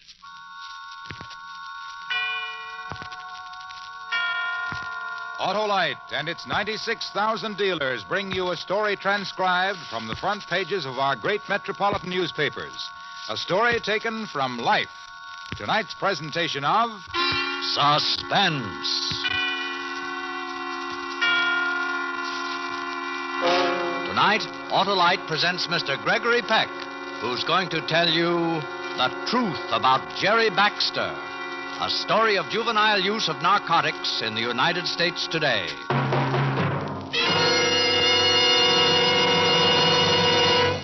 Hey, Hap, do you remember starting your car engine by a hand crank? I sure do, Harlow. I worked like a horse. Well, you'd work like 3 horses to start today's modern engines, Hap.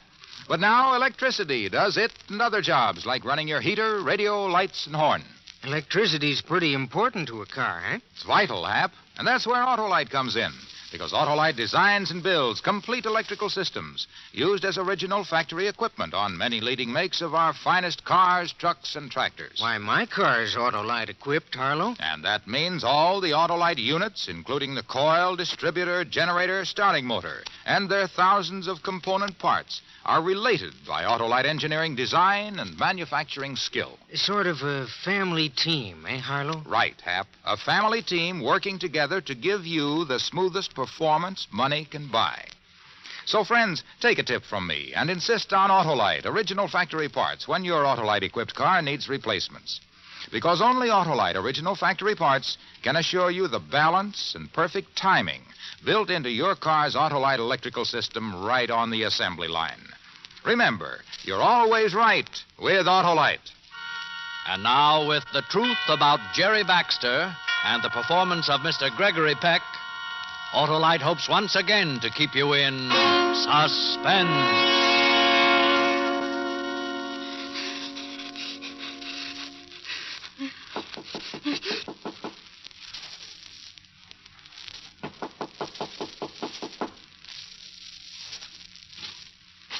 Police, ma'am. We'd like to search your room, please. Shut up! Shut up! Oh, it's not your fault. Go on, call them. Let them know. Shut up! I've got the gun. If they come in this room, I'll kill you. You make a sound, I'll kill you. They're just down the hall now. You know they'll come in here. Come on, kid. Do as I say. It's too hot. I can't breathe. Open the door. Oh. No, don't get me.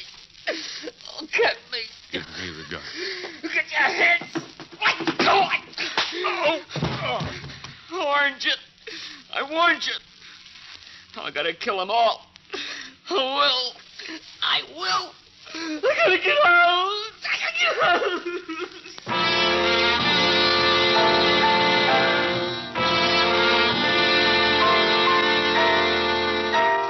There was a lot of pain and a sick feeling.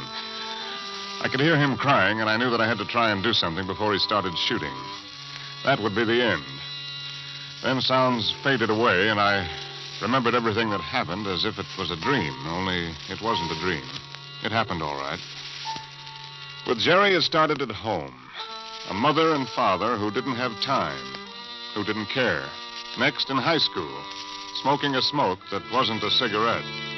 Then keep up with the gang until it was costing him nearly $50 a day to escape reality for a few hours. It was all in your newspapers a few weeks ago. How they arrested Jerry Baxter and sent him to a correction school for peddling narcotics in the high school yard. That was only the beginning.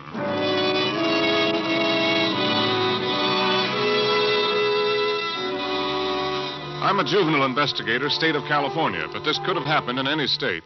My name, McIntyre. I know Jerry better than his parents, which is bad. I got talking to him in correction school and asked him to tell me what happened after he'd been arrested. I want to talk about it. Why not, Jerry? Because it's like remembering what happens when you die. That's what it's like when all of a sudden they don't let you have this stuff. Well, I want to know, Jerry. What do you want to know? That you go nuts? They tie you down because you want to kill anybody? Yourself. You want to try it for 6 months, then see what happens when you can't get any more? You were 16 when you started using narcotics, weren't you? Yeah. When did you start peddling? When I didn't have enough money to buy anymore. A fellow in high school put me on to someone. I got all I wanted by selling marijuana to the kids. Well, that's when they arrested you. Yeah. You got into a fight here a few months ago. Yeah. Do you want to tell me? Don't kid me that, you know. Well, I'd like to hear your side. Why did you fight? The other kid was getting out. He kept talking about it. Sent me crazy, I guess. So you beat him up? No. He had a knife, and I got cut. They sent me to the infirmary. They treat you all right there? I guess so. I don't know. Why don't they let me alone? Let you alone? Who? Everybody. Just let me alone. I haven't been able to locate your family, Jerry. Neither have I. They threw me out of the house 2 years ago, and I haven't seen them since. Have you tried? Did you look? Ah, who needs them? He told me a lot more, and I got to know him well. That's when I was sure that this was a sick kid, not an habitual criminal. But he'd learned to hate. It was in his face, his manner. It was a furious hate, the stuff killing's made of. That's what I wanted to stop. So I took him before the parole board. I've been telling these people about you, Jerry. Yeah. Mr. McIntyre feels that yours is a special case, Jerry. The fact that you gave evidence against the man who supplied you with narcotics, even though we couldn't prove anything against him, still, it's in your favor. So? However, we feel you should know that we don't altogether agree with Mr. McIntyre. Your record here hasn't been very promising. So let's get it over with. The recommendation has been made that you be released from correction school. Now, if we grant a parole, Mr. McIntyre has arranged for you to work in a department store in Oakland. I didn't ask a favor. In view of the boy's attitude, Mr. McIntyre... Yeah, I know. He's got a chip. But isn't that enough for you to see what I meant in my report? We have a responsibility to the citizens of the community. I don't say the boy's incorrigible. Then give him a chance. You know the background. He's lived with punishments all his life. More of it won't cure anything. Let's try a little understanding and kindness. Very well, Mr. McIntyre. The board will make its decision this afternoon. Jerry Baxter was released the following week, and after being warned about association with former friends, was given $50 to get to Oakland and rent a room. I arranged a weekly report date with him and gave him $20 more for luck. He left the correction school at 10:30. And 5 minutes later was in the worst trouble he'd ever found in his life. Get in. Thanks. Going as far as Oakland? Sure. Swell. Saves me bus fare. You, live in Oakland? I got a job there. I used to live in San Francisco. Big hop. Across the bay. Yeah. You mind driving fast? I don't mind. I'm in a hurry. Okay with me. Jerry sat in the car and tried to watch the countryside flashing by. He didn't want to look at the woman. He said that. She was pretty, well-dressed, wearing a reddish fur coat. He knew she had plenty of money. It would have been easy to make her stop the car, put her out, and take whatever she had. Would have been easy. But he didn't do it. Just sat. That's what he said he did. Well, we'll be in Oakland in a couple of more miles. I'm going to stop at the drugstore on the next corner. Make a phone call, okay? All right with me. Gee, parking's getting awful. Look at that. Hey, there's a place right outside the store. Oh, no, that's no good. It's a fire plug. Oh, that's all right. I won't be a minute. You slide over behind the wheel. You can drive, can't you? Sure, but I... It's okay. If you get a ticket, it's on me. I'll be right back.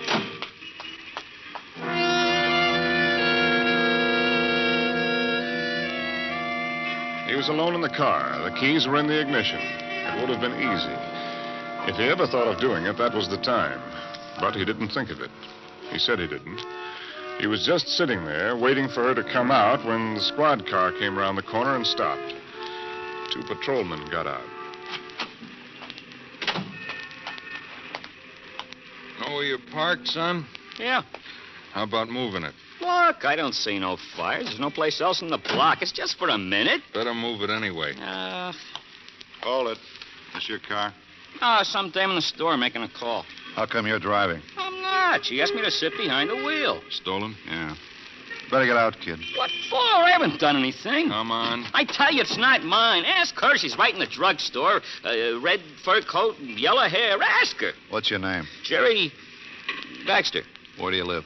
I'm in Oakland. Address? Yeah, I haven't got one yet. I got a job. Listen. What do you got?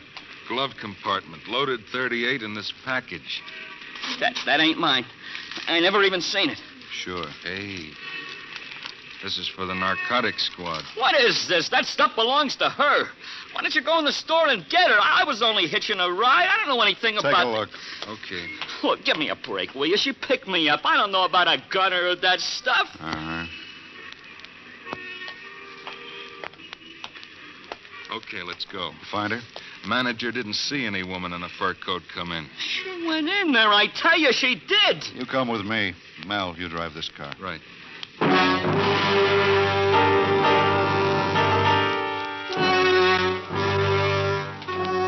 brought Jerry into Oakland and locked him up. They kept him there all night. I was notified, and the next morning was in the office with 2 detectives when they brought him in. Mr. McIntyre. How do you feel, Jerry? Sit down. I didn't do it. I didn't. Maybe you didn't. They locked me up. They didn't give me a chance. You'll get a chance. Have you seen this gun before? Oh, I guess so. It was in the car. I told you. Narcotics, too? Just in the car? Yeah. What about this woman, Jerry? I don't know. She didn't say her name. I was hitching a ride, and she picked me up on my way to Oakland. Why didn't you take the bus? Oh, maybe because, like you said, I was on my own. I was free. Anyhow, I thought I'd save a couple of bucks. You didn't tell the officers yesterday you were just out of corrections school. Okay, I didn't. Look, we know it was a stolen car. We find narcotics and a gun. Didn't take you long to get back to peddling, did it? I'm not. I didn't. It was the woman. She had a red fur coat and blue shoes and yellow hair. Why don't you look for her? Where were you taking it? Who sold it to you? Jerry? I'm not lying, Mr. McIntyre. But I got a record. They won't believe me. If you're telling the truth, I'll believe you. Lock him up. We'll check his story. You're going to lock me up? Now, take it easy, Jerry. Easy? You ever been locked up? I got to find that woman. She framed me. You got to let me find her. She'll tell you. I'll try. I'll do what I can. Yeah, and I rot. You got me. That's all you want. No sense talking to him. Come on. You're not locking me up again. No. Jerry! Get back. Put the gun down. Get back, all of you. Listen to me, Jerry. Don't try it. Not even you, Mr. McIntyre. I mean it. You crazy little dope. Get away from that door. I'm going out. You try and stop me, and I'll kill you.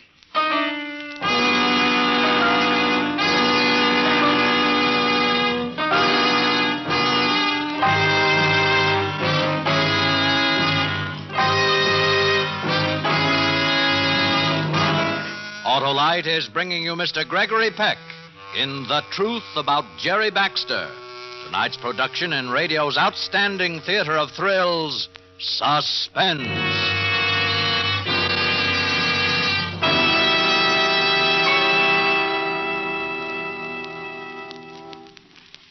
Say, Harlow, what does it cost for all that electricity my car uses? Practically nothing, pal, because it's produced, stored, and supplied right under the hood of your Autolite-equipped car by your car's Autolite electrical system. But all those parts, Harlow. All those parts, including the coil, distributor, generator, and the starting motor, work together like a team, Hap, to give you the smoothest performance money can buy. That's why Autolite electrical systems are used as original factory equipment on many leading makes of our finest cars, trucks, and tractors. You've sold me, Harlow. Fine. And friends, insist on Autolite original factory parts when your Autolite-equipped car needs replacements. You can get them at your nearest authorized Autolite service station, listed in the classified section of your phone book under Automotive Electrical Service, or at the car dealer who sells your make of car, or wherever you see the Autolite original factory parts sign. And remember, you're always right with Autolite. And now, Autolite brings back to our Hollywood soundstage Mr. Gregory Peck in Elliot Lewis's production of The Truth About Jerry Baxter, a tale well calculated to keep you in suspense.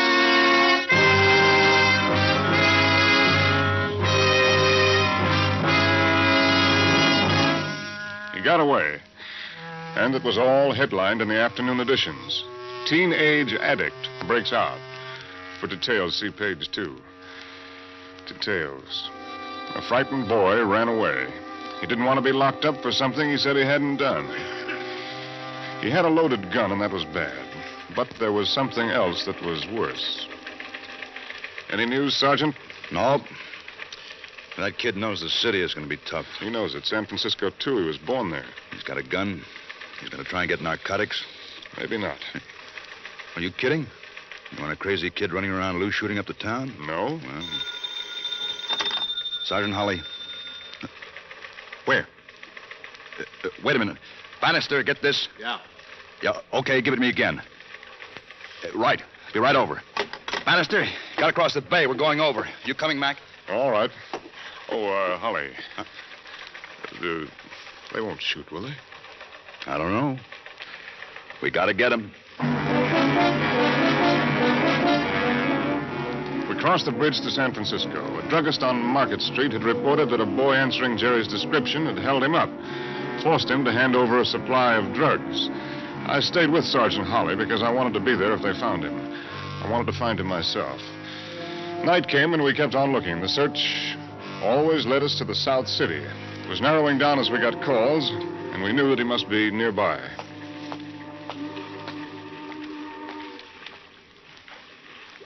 Anything in there, Bannister? No, dead end. All right. We'll try the warehouse across the street. Check in the car. See if anything's come in. Okay. He's got friends down here, Holly. There's a million places to hide. Yeah, I know it. I'm just wondering if he told the truth. What do you mean? About that woman. I got him a parole because I believed in him. So? We all make mistakes. Oh, you don't understand. Suppose he wasn't lying. Suppose he did hitch a ride and it was the truth. It's a lot of coincidence, Mac. He's got a record of peddling. He's picked up in a stolen car, dope in the glove compartment. What does that sound like? Yeah, sure. Well, there's another alley around the side. I'll take a look. All right. Be careful. Just yell and run if you see him. All right.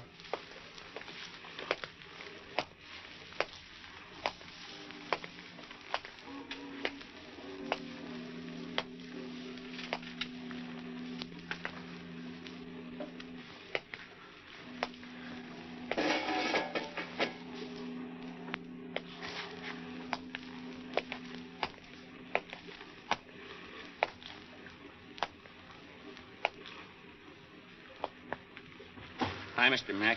Oh, Jerry. I got a gun. Don't you call those cops out there because I'd feel bad if I had to kill you. And I don't want to feel bad. Give me the gun, Jerry. You know they'll get you. Nobody can get me. Why did you run away? I told you I'd help. You'd help? Now, give me the gun, Jerry. I'll stand by you. You trust me, don't you? You didn't believe me when I told you about that dame. You didn't believe me. Well, I know who she is now. A friend told me. She's a friend of a friend. Oh, what's her name? Oh, no. I'm too smart. You know something? I think maybe I'm going up to kill myself, a dame. Oh, Jerry, no. Give up. Let the police take care of it. They'll have to believe you now. Never shot one of these. Kind of heavy, huh?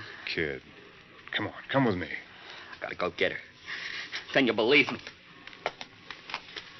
Jerry, let me come with you. Don't go out there alone. Sure. Okay. Don't start anything, Mr. Mack. I don't want to hurt you. You know?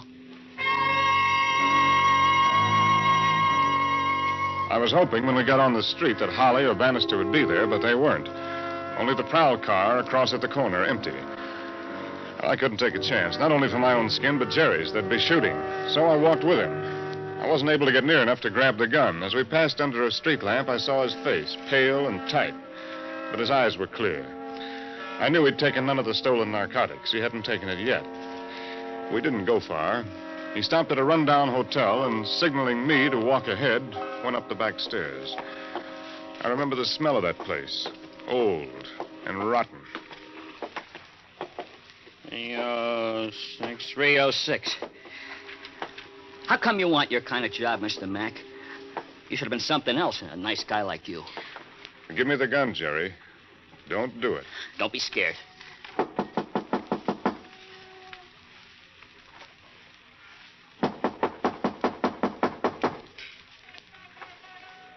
Yeah? Telegram, miss. Who are you kidding? Go away. Open up or I'll shoot through the door. Okay. What do you want? You. I'm gonna talk to you. Hi, Peggy. Hey, you're the kid. I'm the kid. Get inside. Mister, are you a cop? This is the kid that... What a dump. Drop it, Jerry. Drop it. Harry. Move over there. You too, mister. Here's the louse peddled the stuff to me, Mr. Mack. Remember? Harry Richards. I told you about him. His wife's a louse, too. Didn't know you were married, Harry. You didn't think you'd get away with it, did you, kid? Business has been bad since you squealed. I had to lay low, and it's cost me plenty. This your wife?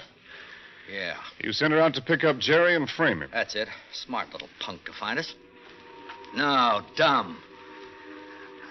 I think I'll kill you too, Harry. Oh, sure you will. I don't know what you're going to do, Richards, but a narcotics rap is better than murder.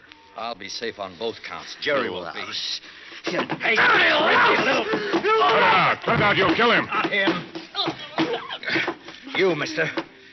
I'm going to shoot you. Stick you both in the closet and put the gun in little Jerry's hand. When he wakes up, he can explain it to all your pals. What about us, Harry? They'll figure something's wrong. You got a better idea? What do I do? Let this guy go and get sent up for life? No, we're going to take a long trip. By the time they figure it out, we can be in Mexico anywhere. Now, go on, get packed. Oh, all right.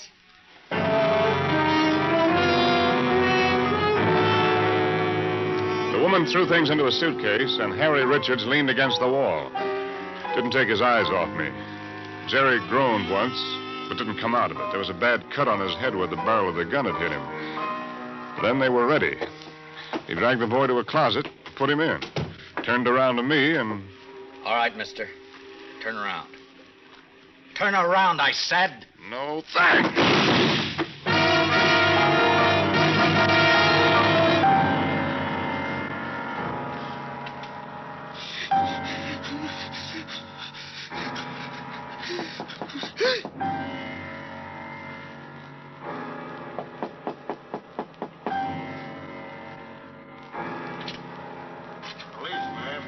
Search your room, please.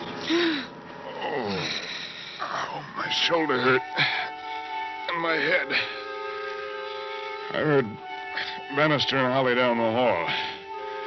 I tried to talk to the boy. But he was almost out of his mind with fear. Then when I tried to get the gun, he hit me. Oh, it was a long way off, that sound. It faded, then came back. I had to get my head clear before they came in. Jerry had tried to shoot it out with him. Open up. Police. It's not locked. Hey.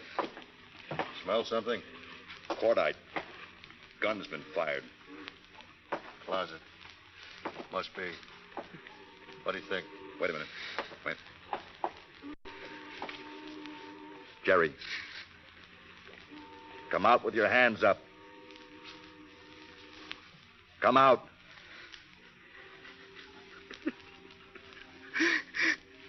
I can't. I can't stand it anymore. It's killing me. I gotta get out. I got to. Get me out. Get me out. All right, drop the gun. Quick. Mac, you okay? Yeah, he didn't do it. Oh, grab him. Get away from that window. I'll jump. Don't come near me. I'll jump. Jerry, no. You're not gonna put me away. I'll jump. I want to. They'll shove me up and I'll die. No, kid, no. You lie. He's not, Jerry. It's the truth. You believe me? They know you didn't do anything. Richards did. Don't, Mr. McIntyre. Please don't. I'll jump. We'll say I shot you. Jerry, listen to me. Don't you see? You're cleared now. I can tell them about Richards. You're all right. No, stay away, please. Please. Listen, Jerry, listen to me. We're going to take care of you. Not in a cell, no more cells. I give you my word. A hospital where it's clean and quiet. They won't tie you down. You can rest. Listen to me, Jerry. They'll take care of you. When you feel better, you can try again. From scratch. That'll be it, won't it, Holly? Won't it? Oh, sure. Sure, kid. We're not lying. That'll be it. Help me, Mr. Mac. You got to help me. Sure, Jerry. Sure. I got you. You're okay now. You'll help me. You believe in me. You will. You'll help me. Oh, please.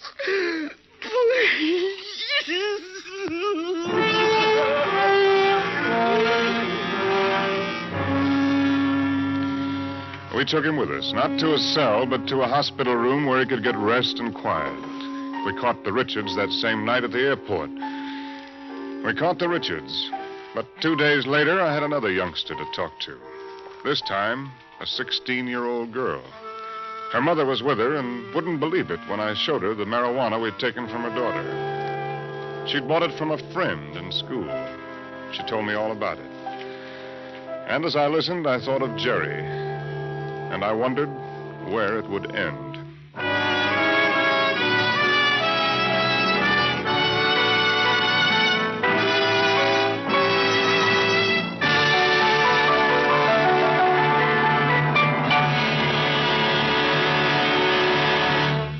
Suspense.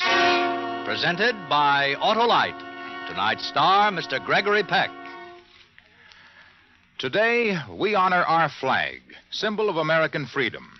And on this day, it is appropriate that we also honor an American city, which typifies the heritage of our great country. That city is Detroit, which this year celebrates its 250th anniversary. Since July 24th, 1701, when Antoine de la Mothe Cadillac first set his standard on the shore of Ville de Troyes, Detroit has never ceased to progress. Here was developed our greatest tool, the automobile. And from this arsenal of democracy came many of the sinews of defense, which helped keep our country free through 2 world conflicts. And as surely as Detroit has achieved in material sense, so has it contributed to international understanding and to the cultural and spiritual life of America. Autolite is proud to have known and worked with the people of Detroit, and gladly takes this opportunity to extend to them best wishes on their 250th anniversary of their fine city.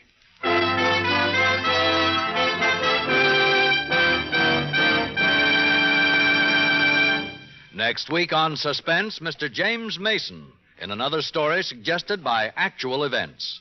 The story of a man whose life was more fantastic than any fiction. A story we call The Greatest Thief in the World. Presented on Suspense.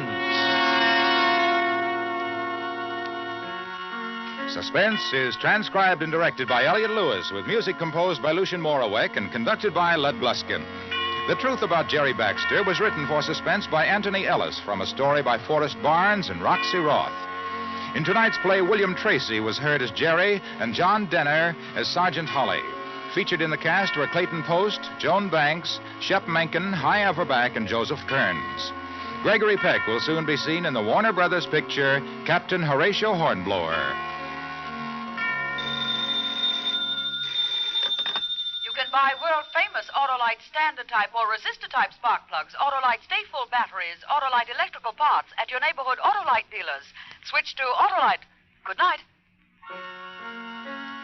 And remember, next week, Mr. James Mason in a tale we call The Greatest Thief in the World. This is CBS, the Columbia Broadcasting System.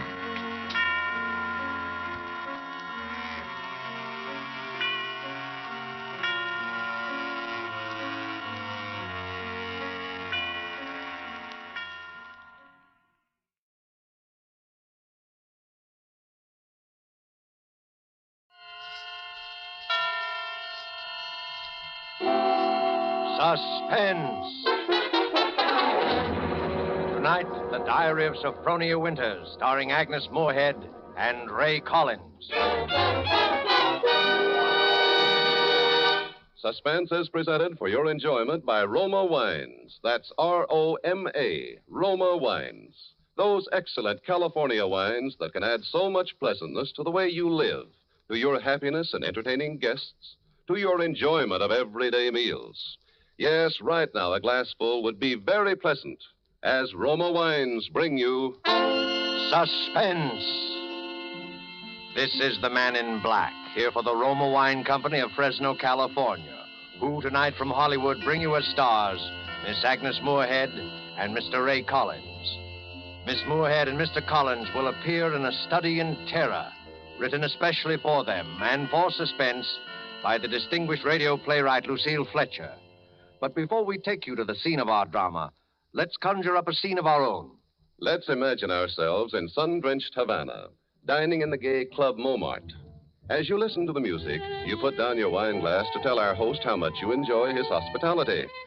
Part of the credit belongs to Cuba, he smilingly acknowledges, but part of the credit belongs also to your country for producing this excellent wine, which adds so much to our enjoyment. For this is Roma wine from California in your own USA. Now, it is a fact that connoisseurs of many other lands know the excellence of Roma wines, made in famous wineries located in the heart of the choice wine districts of California. But millions of Americans also know these things and have made Roma by far America's largest selling wines. Here at home, Roma wines are truly inexpensive. No duty, no overseas shipping costs to pay. And for only pennies a glass, your meals, your entertaining can have the added delight of superb Roma wines. You will find them of truly excellent flavor and character, fine products of age-old winemaking skill perfected by modern quality controls and tests. Ask for ROMA, Roma wines, made in California, for enjoyment throughout the world.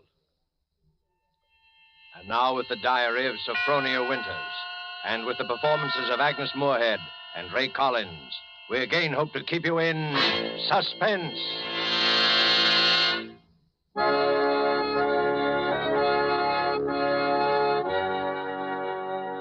February 1st, St. Petersburg, Florida. I, Sophronia Winters, have hereby begun this diary because on this date I feel for the first time that I've begun to live. Diaries are no good unless one has thrilling experiences. For 40 years, I've never had what could really be called a thrilling experience, but Papa's death has changed everything. Here I am in beautiful St. Petersburg with everything to start life anew, money in my purse, 2 suitcases full of new clothes, and a gorgeous new permanent wave. And Florida is really the land of romance. It doesn't matter whether you're 17 or 70. There are parties and dances and bingo games and flirtations for all. My landlady, in fact, tells me that people often become engaged and even married to perfect strangers overnight. I'm still shy, of course, but just the same, it's such fun and so thrilling to think one's fate may be just around the corner. February 3rd. Oh, diary, it is beginning. This morning when I came out of my lodging house to go down to the beach, I noticed a man, a thrilling-looking man, sitting across the street on a bench. It was just as though he were waiting for me, because when I came out, he sort of started up as though he knew me. Of course, I didn't speak first, but I knew the minute I started down the street that he was following me. Well, I got to the beach and sat down with my magazines, and suddenly there he was, strolling toward me with a broad smile. Well, sitting out here all by your lonesome? Oh, yes, I am. Been down here at St. Pete long? Oh, just 3 days. 3 days? That's a long time. It's a wonder I didn't spot you before. Mr. Johnson's the name, Johnson. Hiram Johnson. I came from Green Harbor, Maine. Run a big hotel up there summers. Well, that's my whole history in a nutshell. Oh, my name's Sophronia Winters. Sophronia? Yes. Well, you know, that's quite a coincidence. My sister-in-law's name was Sophronia. Oh. Sophronia Johnson. You ever heard of her? She looked quite a bit like you, too. Sophronia Johnson? Mm-hmm. No, I'm afraid I haven't. Who was she? Someone very famous? I'm so ignorant about these things. Well, that's all right. Say, look at that sun, will you? I'd say it was pretty nearly time for lunch. You know, Sophronia, it's kind of mysterious, us finding that 9-point starfish on the beach together. My sister-in-law, Sophronia, used to collect 9-point starfishes. To think your name's Sophronia. You find a 9-point starfish with me. Well, it kind of draws us together, huh? Diary, darling, he is wonderful. Strong, kind, warm-hearted, so generous. I feel as though I knew him completely, as though I'd known him all my life. What's the good of waiting, Sophronia? I've got to be back at the hotel in a week. We may never see each other again. Oh, Hiram, don't say that. I couldn't bear it. Then let's do it right away, tomorrow. There's a parson out on Coral Avenue who'll do the job for us. We could take a nice moonlight drive out to the alligator farm. Afterward, have a nice short dinner. Then climb on board the Orange Blossom tomorrow night for Maine. Maine? Oh, it's all so wild, so mad, so thrilling. But what would your family think? Wouldn't they be shocked? Oh, my family's all dead. I'm my own boss. I'd have to help you run that big hotel. I wonder whether I could do it, meeting all those people. Oh, don't worry about that. Just think of Maine. The big, dark pine woods, the sand, the bay. The two of us alone together. The two of us, alone together.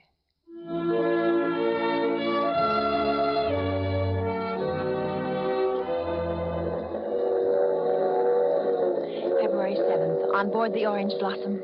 I was married in a wedding dress of Alice blue moire, with a frill of white organdy at the collar and wrists, and a rhinestone belt buckle. Hiram sent me talisman roses. I'm pressing one precious flower between the pages of this diary for luck.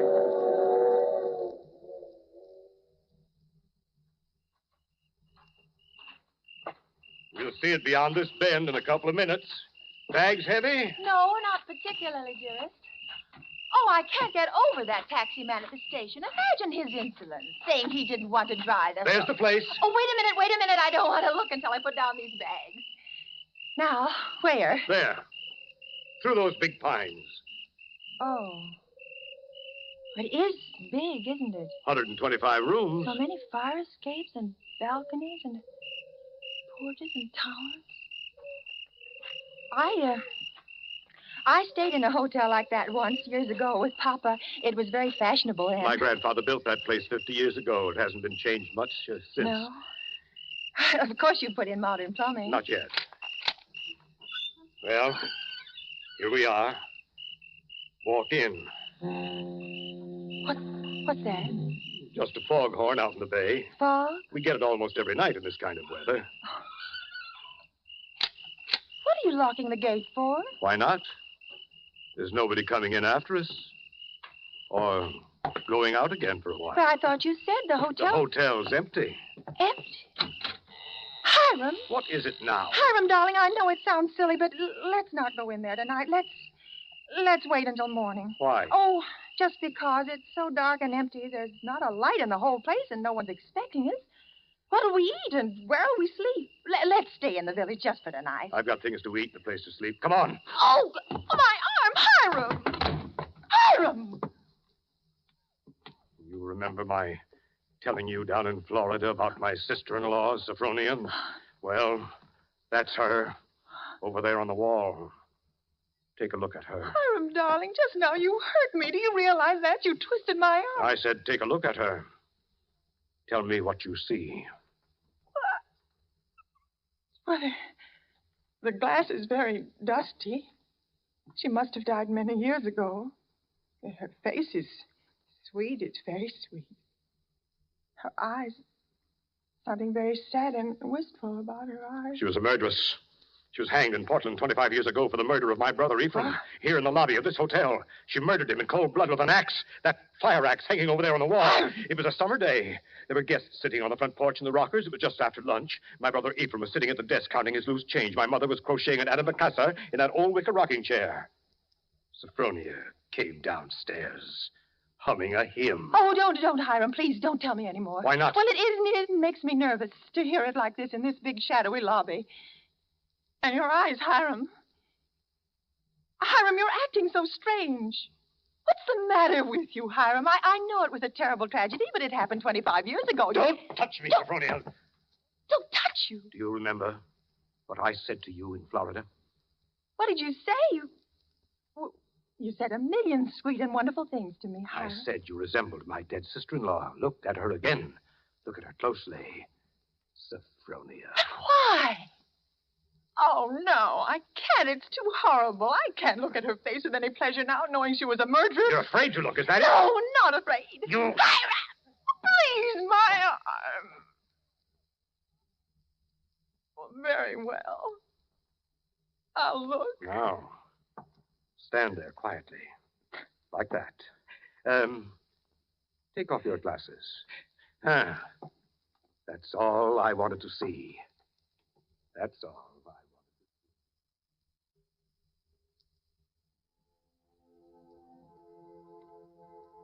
February 12th, Green Harbor Hotel, Maine. I cannot understand it. I try to fathom it, but my head aches and my heart is heavy. The hotel is deserted, unchanged, and apparently uninhabited for 25 years. Wash bowls and pitchers still stand in the empty rooms, covered with spiders and cobwebs. Dust is everywhere. And the printed regulations on the walls are tattered and yellow with age. A row of broken rocking chairs on the front porch faces emptily out to sea. Can he mean this to be my home? He's downstairs now in the shabby parlor off the lobby, playing the harmonium.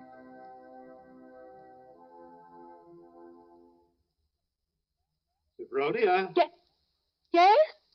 Yes, Hiram? Sleeping? No, dear. Well, why is your door locked? Come out. I want to show you around the place. It's all right, dear. I've seen it. I've seen just about everything. No, you haven't. You haven't seen the grounds at all. The grounds? But Hiram, it's after midnight. I want to show you where my sister-in-law, Sophronia, is buried. Well, not tonight, dear. Please, it's so late and I have a headache. Open the door, Sophronia. I want you to come now. No, I shan't. Now go away and let me alone. I won't. It's no use carrying on like that. You see, I've got passkeys to all the doors.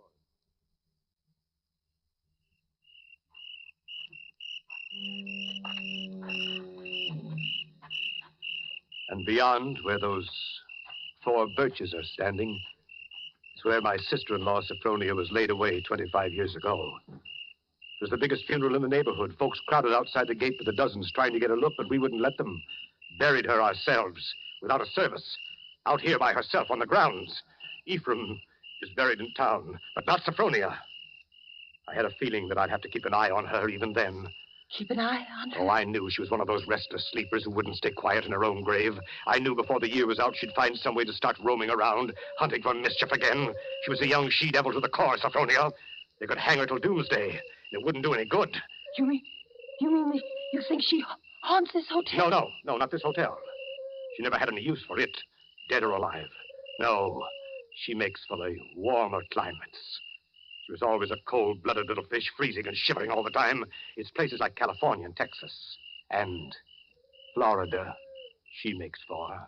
Florida? Yeah, that's one of her favorite haunts, particularly around St. Pete. She likes the flowers and the sun and the romance.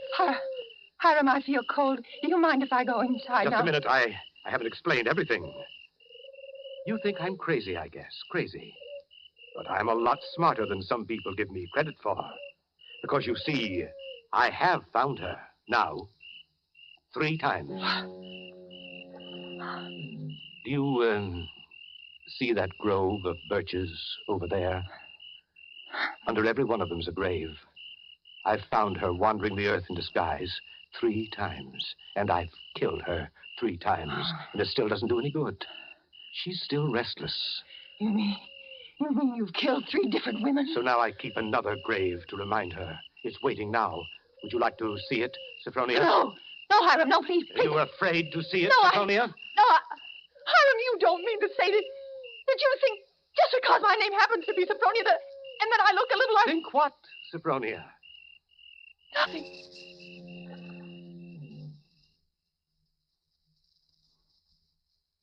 February 14th. My mind is made up. I've made a terrible mistake. I must get away from this place. I must get away from Hiram as quickly as I can. I shall wait for dusk, when he generally sits down in the parlor and plays the harmonium. I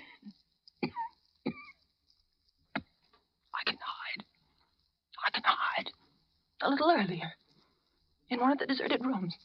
And then, when his back is toward the lobby, slip out the front door.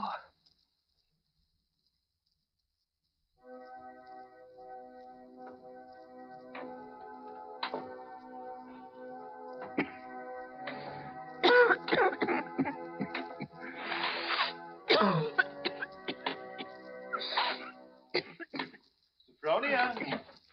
Sophronia! Sophronia! Oh, there you are. Why, what's the matter? Anything wrong? No, Hiram. You didn't want anything outside, did you? Because if you do, you'll have to ask me to get it for you. You see, I always keep this front door locked. Yes, And yes, Hiram. the back door, too. And all the doors leading out into the porches and the fire escapes, and a good many of the windows. It makes one feel safe from thieves and peeping Toms. Oh, you've got a cold. Oh, that's too bad. Yes. Yes, I must have caught it last night outdoors. The damn. You ought to be in bed, a good one.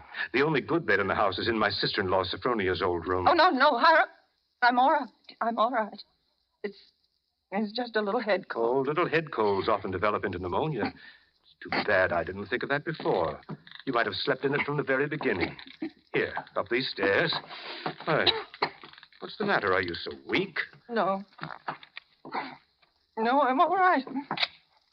This room's the cleanest in the hotel, too.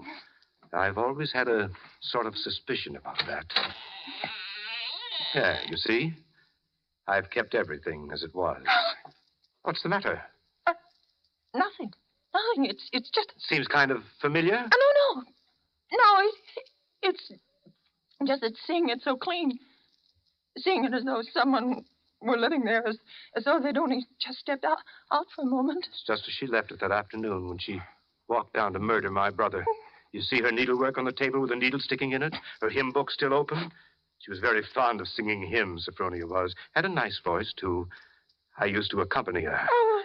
I'll turn down the bed for you. Then you can get undressed while I go and make you some hot tea. No, I don't want any. Here's the closet. You can put on one of Sophronia's dressing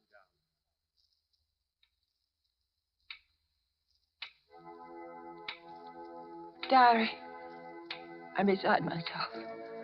I shall go mad. I shall go mad.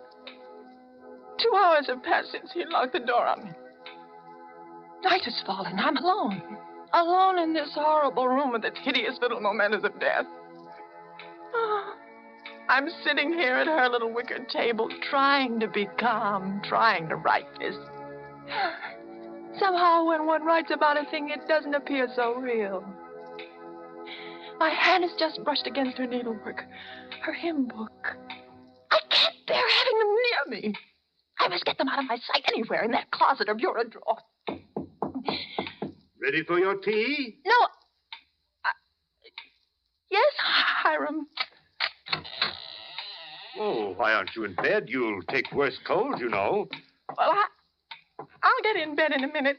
First, Brushing up on your needlework again. My needlework? You've got it in your hand. Have I? Oh, yeah. Yes, so I have. Oh, but I wasn't working on it, Hiram. I swear I wasn't. I've never done a stitch of needlework in my whole life. I don't know one embroidery stitch from another. Now, let me show you. Look. I don't even know how to hold the needle. Get into bed, Sophronia. You're feverish. Before we go on, Hiram, before you go on thinking, we've got to have an understanding. You've got to let me explain. I was born in 1892 in Kalamazoo, Michigan. My name is Sophronia, that's true, but they named lots of people Sophronia. I was named for my grandmother. She just died. Yeah. Oh, no, you've got to listen to me. I lived in Kalamazoo all my life. My father was vice president of the Kalamazoo First National Bank. Everybody in town knew him, and they know me. If you'd only just write a letter or send it, why, I'd never heard of Green Harbor in my whole life. I never went anywhere. No. For almost 10 years, I stayed home day in and night out, nursing Papa. He had a stroke. I wasn't out of the house. It was a red brick house with green shutters.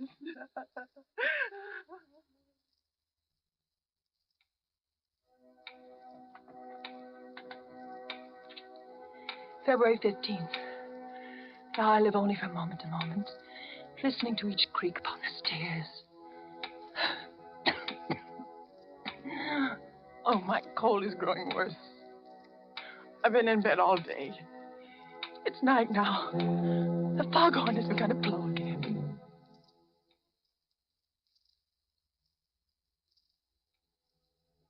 February 19th. I woke up early this morning after a wretched night, and the date was burning in letters of fire in my brain. If he's planning to kill me, it'll be today. But the hours have been crawling on. It's almost midnight. Why does he torture me like this? I would rather be dead than sit here in this room one moment longer. If he doesn't come in 5 minutes, I shall force him to come. I shall beat on the door. No. Rather let me sit quiet praying that he doesn't come. Oh, I want to live. I want to live.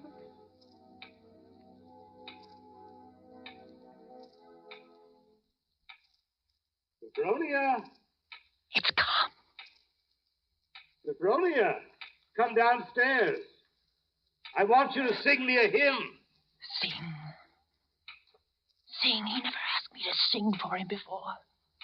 But she sang. I can't sing, dear. I told you that long ago. Did you? Well, I've forgotten. And besides, how can I come downstairs when my door's locked? It's unlocked. Try it. Unlocked? Oh, no. How could it? Oh, it is. It is, and I never knew it. I never knew it. Coming? Oh, he unlocked it sometime while I was just sitting. Why didn't I try a few more times? Sophronia! Yes. Yes, Hiram. I'm coming.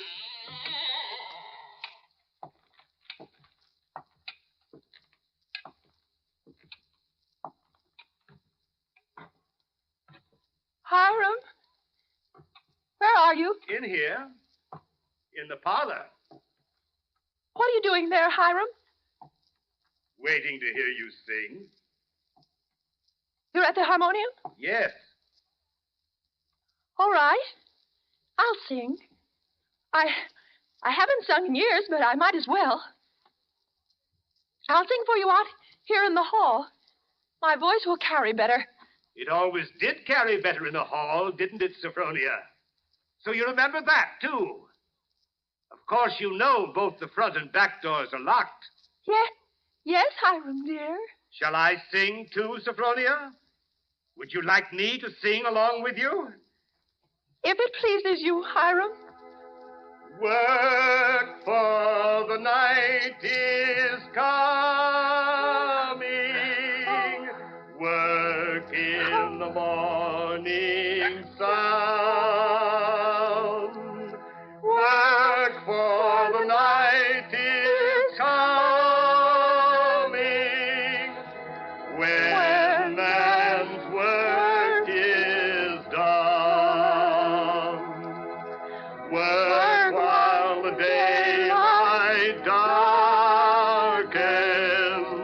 Work in the summer sun. Work, for the night is coming.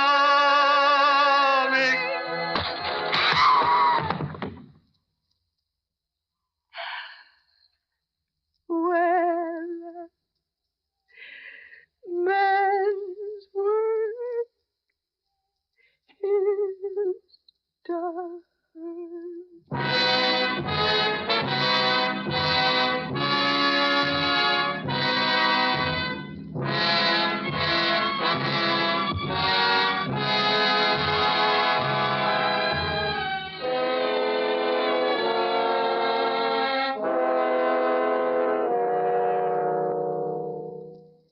There's only one more page. Shall I read it to you? Yes, go ahead. March 22nd. I've been sick, I think, for a very long time. The pages of my diary are blank, but I shall take you out again, poor diary, today and start you over again.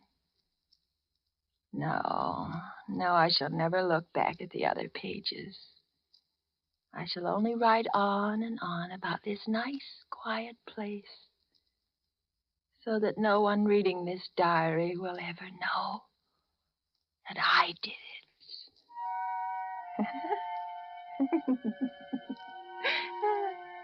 But I did do it, diary. I was smarter than he.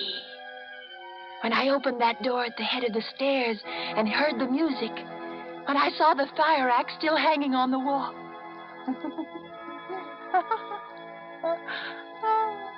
I was so cautious, so terribly cautious. I tiptoed like a little mouse, even as I sang the hymn into that room where he was playing. If a reflection of that axe had so much as glimmered across the wood, if he had turned. But I was clever, so much cleverer than he.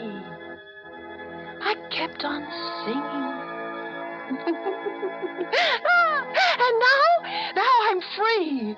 Free as a bird. I'm free, and he shall never catch me now. Not this time or ever again. Because he's dead. Isn't he, Nurse? Nurse, Isn't my dear brother-in-law, Hiram, really dead? Yes, miss, he's dead. And now I'll thank you to hand me over that diary. The doctor doesn't approve of the patient's writing anything.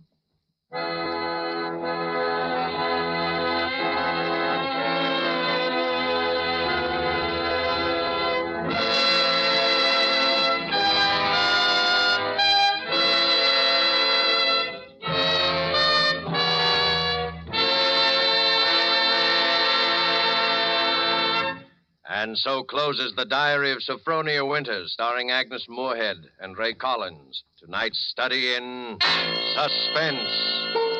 Suspense is produced and directed by William Spear. It's my job, it's my privilege to tell you how much pleasure and enjoyment you can add to everyday living by serving Roma wines with meals, when entertaining, or any time. And in hot weather, let me suggest Roma wine cooler offers. Just put ice cubes in a tall glass, half fill it with your favorite Roma wine, then fill it up with sparkling water. For a sweeter drink, just add sugar and stir. Ah, that, my dear people, is really something. And it's so simple, so good, and so inexpensive. It's a fact. The cost of Roma wines is only pennies a glassful. Get Roma wines today. Enjoy them regularly. If your dealer is temporarily out, please try again soon. Just be sure you ask for R-O-M-A, Roma wines, America's largest selling wines, made in California for enjoyment throughout the world.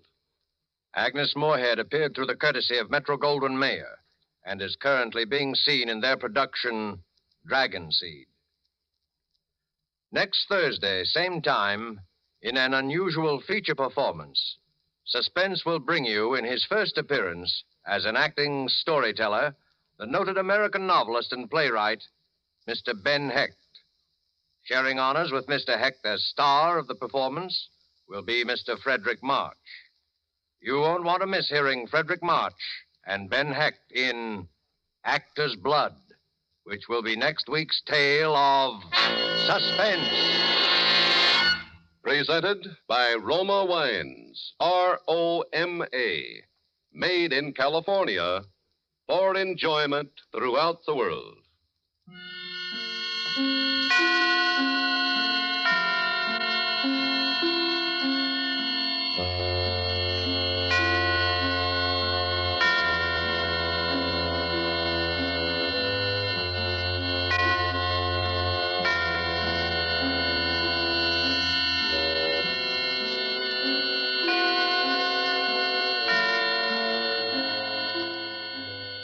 This is CBS, the Columbia Broadcasting System.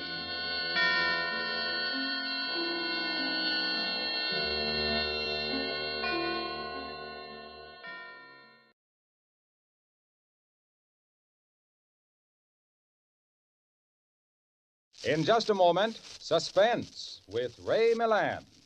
Say, Harlow Wilcox, do you know what day this is? Do I know what day this is? Does a dame know what a date is? Does a truck driver know what a spark plug is? Well, Why, listen, my Autolite friend. This is the day you plagued me with silly questions when I tell you about Autolite resistor spark plugs, Autolite stay-full batteries, Autolite ignition systems, and 400 other Autolite... I guess I got you, Harlow. That's not the answer. Why, Hades, ladies, of course that's not the answer. Here's the answer. This is SP Day, Autolite resistor spark plug day.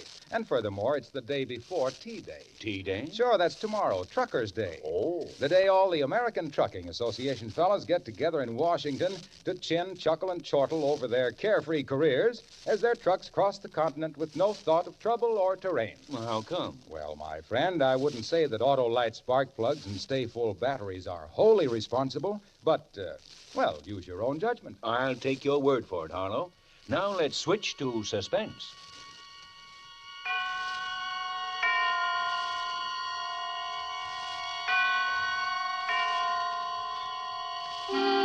Suspense.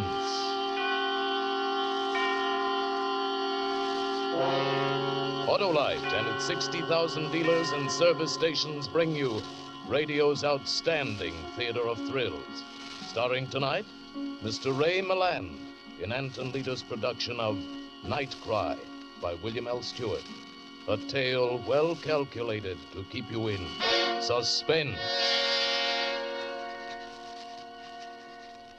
Report to the captain of the Homicide Bureau, Manhattan. From Detective Lieutenant Mark Deglin. You know, we always say that the cat waits for the mouse to run, the dog waits for the cat to run, and the police wait for the killer to run. But if he's a smart killer, a real smart guy, if he doesn't run at all, but just stands and laughs, or even walks quietly and easily away, he can really get away with murder.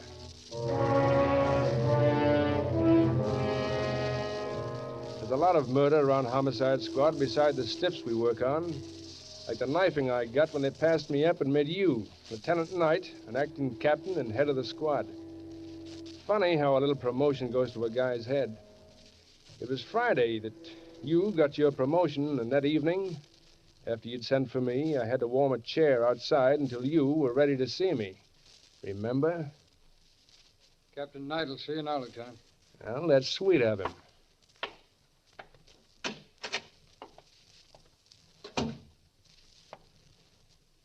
Come on over and have a chair, Deglin.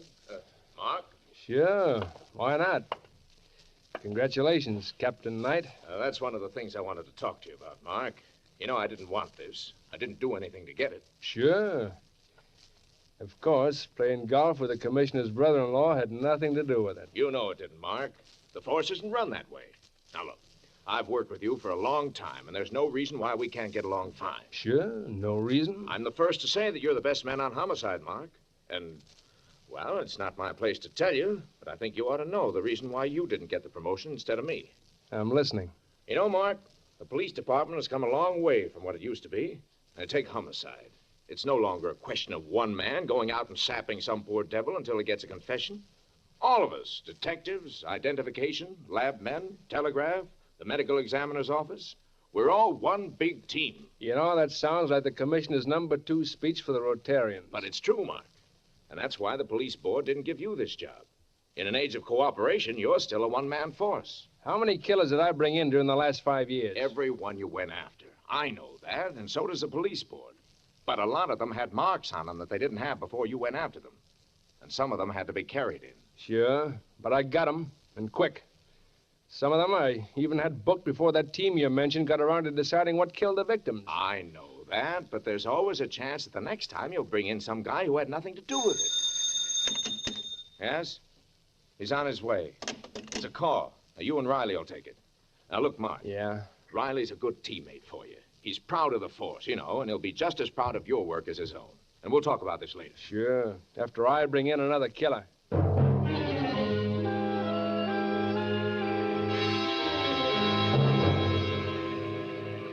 Where's the killing, Riley? In the 70s, near Riverside, a gambling joint. Some guy rolled a 7 the wrong way? Could be. Mark, I was sorry to hear about forget about it, Dan. If I'd wanted a desk job, I wouldn't be a cop. I'd rather bring him in than look at him after they're brought in. Go on, let's go.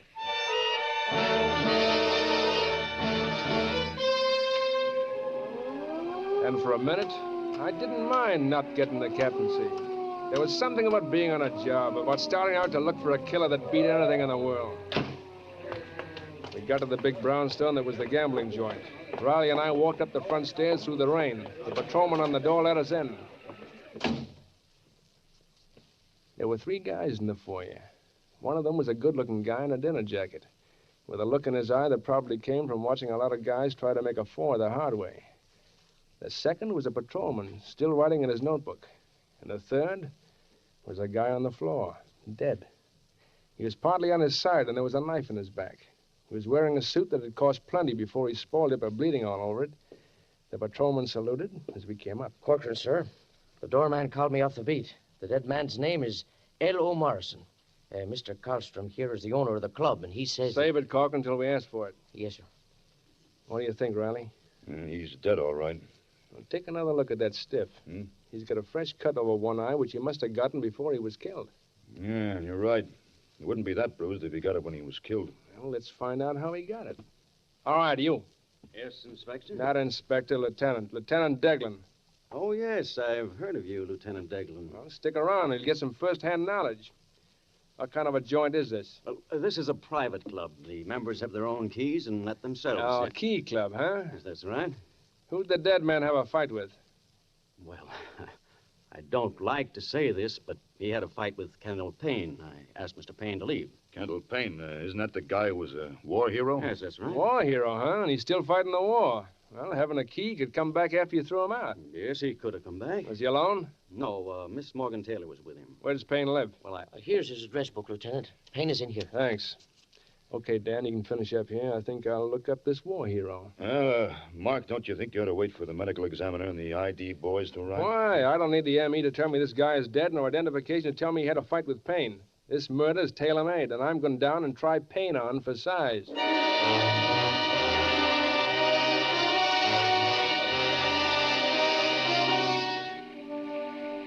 It was a short street just off the Hudson River where a lot of artists and duck wallopers live. There was a dim light in the hall, and I went up the stairs. Light spilled out from under the door that had Payne's name on it, and I knocked. All right, it's open. He was sitting on the bed. He had an army kit bag open and partly packed. There was a white bandage over his right eye, and the drawers of the bureau were open. Now, what do you want? Little talk. Your name Payne? Yeah, but you're not anyone I know. Beat it. We'll get acquainted. This badge will introduce us. You know what you can do with that badge. You know, I almost forgot you were a hero. How long you been here, hero? Maybe an hour. Now, go on. Get out. How'd you get to be a hero, Payne? With a knife? Look, I don't know you or your badge. Now, go on. Get out. Yeah, you're a tough little punk, aren't you, hero? Especially tough for a boy who's just killed a man. What are you talking about? Where's the dame you were with? Maybe she can tell you about the guy you had a fight with, then went back and killed. Look, you keep her out of it. Look, Sonny, you were maybe tough overseas, but back here you're just another meatball. Now talk. What are you, a tough cop? Well, let's see how tough. Sure, I'm a tough cop. I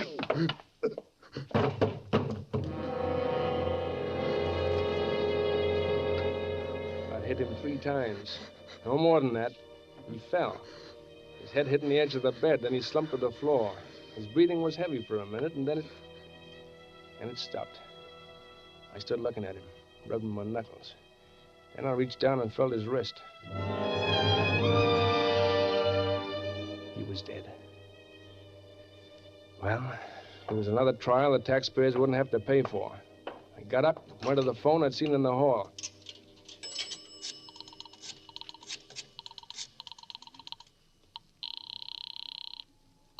Night talking. Deglin here. Look, I just... Wait a minute, Mark. Hey, close that door, will you? Now that the case is broken, Mark, they're talking their heads off. Case is broken? Yeah, it was Karlstrom. He got panicky and started to run.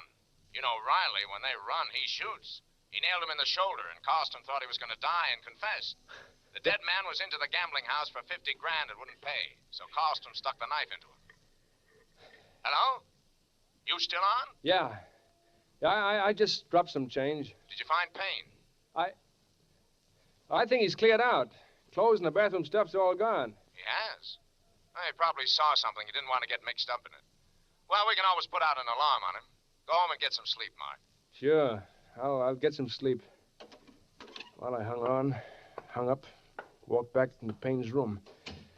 I looked down at him, thought what a lousy time to make a mistake.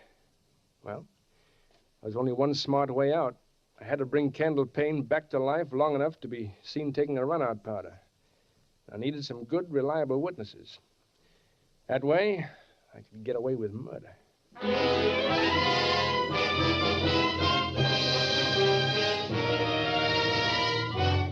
For suspense, Autolite is bringing you Mr. Ray Milland in radio's outstanding theater of thrills, Suspense.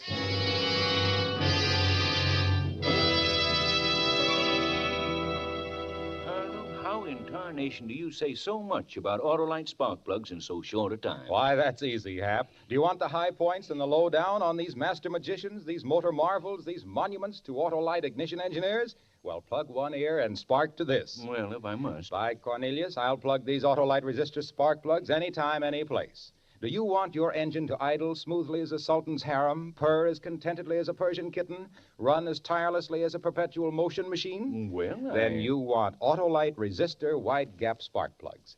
Why, that wide gap in these new Autolite resistor spark plugs means as much to your car as Donald Duck means to duckdom, Chessie means to catdom, Lassie means to dogdom. No. Why, by Cornelius, when you replace your old narrow gap spark plugs with the new Autolite resistor wide gap spark plugs, your car refuses to be satisfied just to run better, save gas, and save dough. With Autolite resistor spark plugs, you cut interference with radio and television reception. That's important, mighty important. And what's more important, you ought to get all your neighbors to march right down with you to buy a set of Autolite resistor spark plugs tomorrow morning. Do it right away, Hap. Don't keep me in suspense. Okay, Harlow. Here is suspense. And now, Autolite brings back to our Hollywood soundstage Mr. Ray Milland as Detective Lieutenant Mark Deglin in Night Cry, a tale well calculated to keep you in suspense.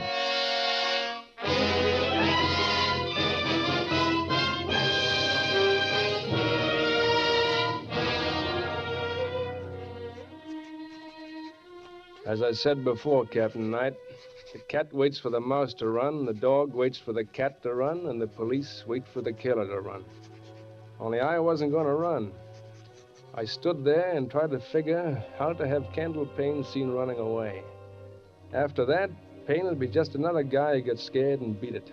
And I'd still be Lieutenant Mark Deglin, the guy who didn't make mistakes.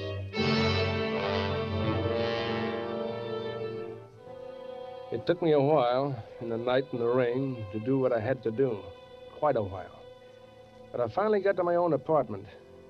I still had Payne's kit bag with his name stenciled on the side, but I could get rid of that later.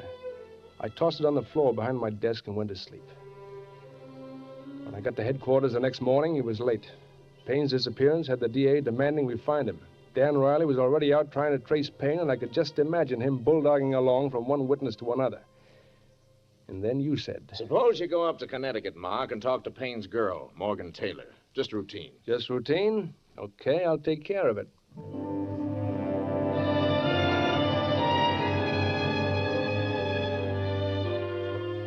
I found where Morgan Taylor lived from the Greenwich post office.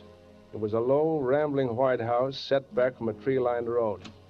The girl who answered my ring had dark hair that came down around her shoulders, and wide gray eyes that were sure and young and lovely.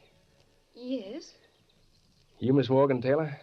Yes, I am. I'm Lieutenant Mark Deglin of the New York Police. Oh? You know where I can find Kendall Payne?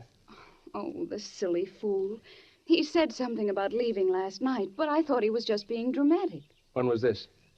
Well, I went down to his place with him last night after we left the gambling club. I've been seeing a lot of Ken, but I just couldn't keep on. He was always getting into fights and picking arguments. So I told him I wouldn't see him anymore. That's when he said he'd leave. And that's the last time you saw him? Yes. But there's something else. Well, yes. It wasn't time for my train yet, so I walked around in the rain. Then I remembered that I had a date to meet Ken in town tonight, and I went back to tell him I wouldn't be there. But he wasn't in his room. I had no idea he'd really left. You think he might have gone back to the gambling club? Why do you ask that? Well, after you left the club last night, a man was killed. The man Payne had a fight with. And you think he ran away because of that? Well, he might have. Ken was, well, pretty neurotic. You in love with him? Oh? I'm very fond of Ken. But that's all, Lieutenant. But I'd hate to think that anything happened to him. You've no idea where he is now. If you'll wait a minute, I'll go with you. I was just getting ready to leave myself. He might show up to keep that date with me tonight at Morney's on Bleecker Street. We can wait for him there.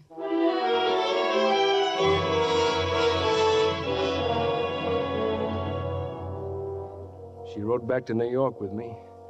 And after the first few miles, we stopped talking about Kendall Payne and talked about ourselves. She was really a beautiful gal. I kept glancing sideways at her profile. Maybe this case was going to turn out better than I thought. When we hit town, I called you, Captain Knight. Remember? I was doing, not not mentioning what nice work it was turning into. And then Morgan and I went on to the restaurant.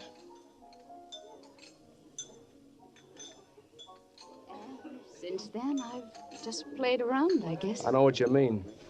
Look, it's past 8, Morgan. What time was Payne supposed to meet you? 7? Yes. It looks as though I've been stood up. Well, he must be pretty scared to stand you up. If it were me, I'd risk even a murder rap to keep the date. Thank you, Mark. Want to take me to dinner? Well, it's a good thing you asked me. I was just about to put my handcuffs on him so he couldn't get away.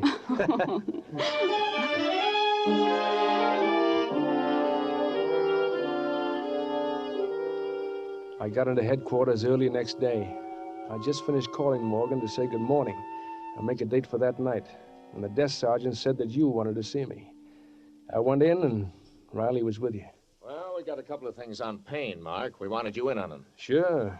Dan, that was a nice job on Karlstrom. He was certainly a scared guy. You know, one thing about killers, they always make a break for it sooner or later. Yeah, most of them do. What's doing on Payne, Knight? I'll let Riley tell it. It's his story. There's nothing much except I talked to a number of people who think they saw him. I got a couple of them outside. Might as well bring them in, Riley. Yeah, okay. Come on in, Gold. Sure. This is Captain Knight and Mr. Lieutenant Gold? Deglin. Hi. Gold. Mr. Gold is a cab driver. He got out of bed to come down and help us. Hey, sure, Chief. Anything to help you guys out. Okay, Gold, tell him the story you told me. Hey, sure.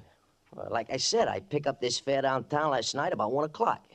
Big guy with a bandage over one eye. He's carrying one of those soldier kit bags, you know? Wanted to go to the station, Grand Central. Was in a bad temper. Take a look at these pictures. Oh, now, where did I put that other... Oh, here it is. Well, it might have been either one of these two. They look a little alike. Without the bandage, I couldn't swear which one. Okay, thanks, Gold. If we need you later, we'll call on you. Hey, sure. Anytime, Chief. Anytime at all. Well, pretty close. One of the two was a picture of Payne. Who was the other one he thought looked like Payne? An old newspaper picture of you, Mark. Me? Yeah. You didn't know I collected all your publicity, did you? It'd been funny if he just identified you.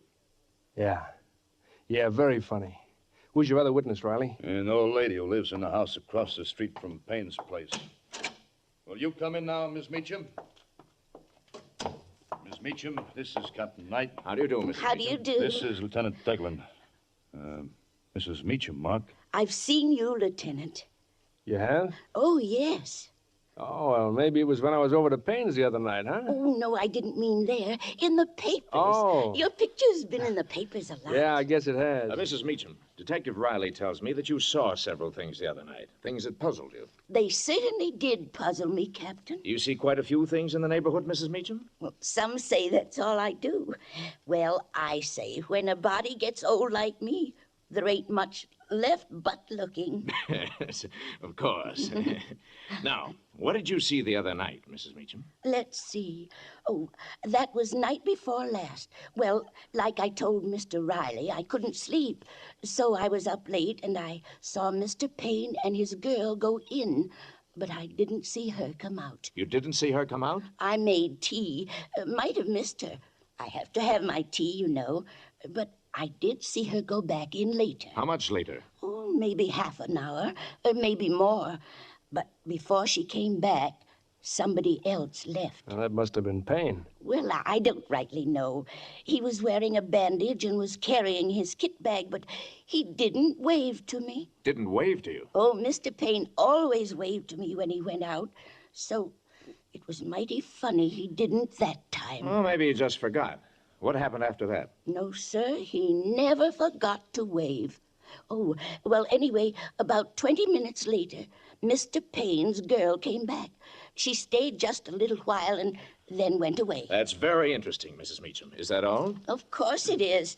And that was a lot for a neighborhood where nothing ever happens. Well, thank you very much, Mrs. Meacham. We'll call you if we need to talk to you again. Well, I won't remember any more than I have. Well, let's go, boys. Where are we going? I've been behind this desk so long, Mark, I'm getting calluses. I'm going over to Payne's room with you and Riley. The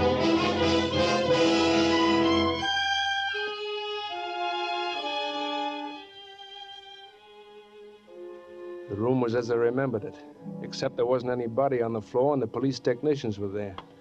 Now, let's see now. The old lady says she saw the girl come in twice, but never saw her go out.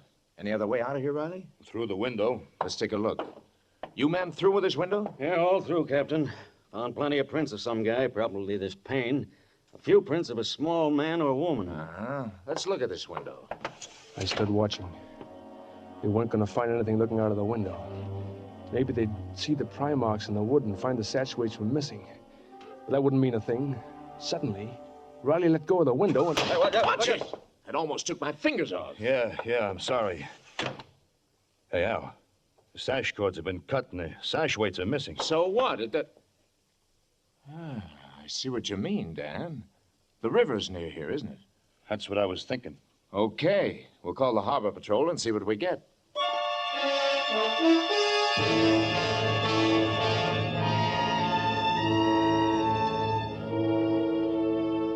So Riley had finally bulldogged into something. The walk down to the river was short. Shorter than the last time, it seemed. The police tug was stirring the mud of the river bottom with its grappling hook. When Payne's body finally came up, the dirty water cascaded from the blanket shroud and the sash weights dripped in mud. Well, that's that, boys. Payne didn't run away at all. Somebody killed him. I think we can wrap this one up fast. How'd you figure that, Knight? Well, it's easy, Mark. The girl had a fight with him. She's the only one seen going in the other night. Her prints are on the window. She probably killed him, dressed up in his clothes, made it look like he was leaving, then came back and dumped the body. It's the girl, all right. But listen, this Taylor girl couldn't carry a big guy like that. Couldn't she? She was in the ambulance service overseas, Mark, and carried soldiers around. Civilians aren't any heavier. I'm putting out a pickup on the girl.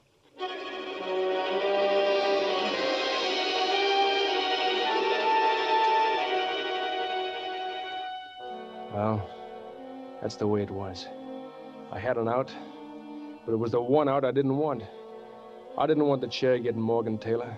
Not when I wanted her. I'd have to fix it some way. I had to go home and think. Well, I hadn't been there long when...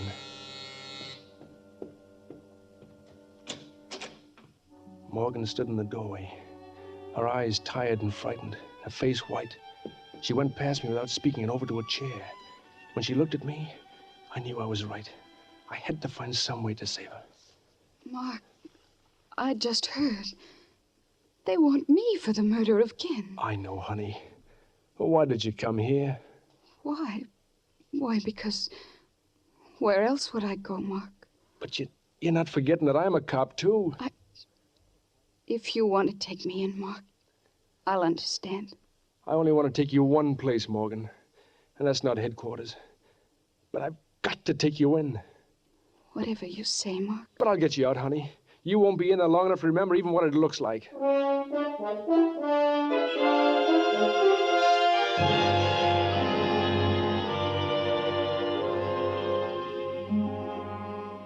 After they booked her at headquarters, I went back to the apartment. I had to figure out some way to save her and myself. But first, I had to get rid of that kit bag. If she'd seen it, everything would have been ruined. Besides, it was stupid to leave it around.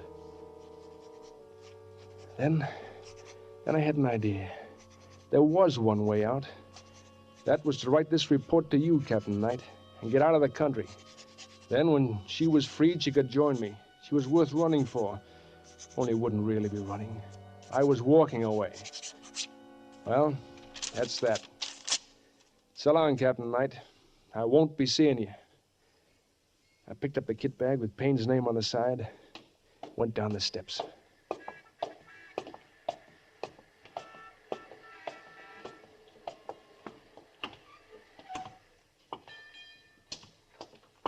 Hello, Mark. Riley, what? I think I got a lead on the girl, and I thought you'd want to be in on the kill. But I got her, Dan. I just turned her in. What? Well, where'd you find it? What's the bag? Oh, nothing, Dan, nothing. Kendall Payne.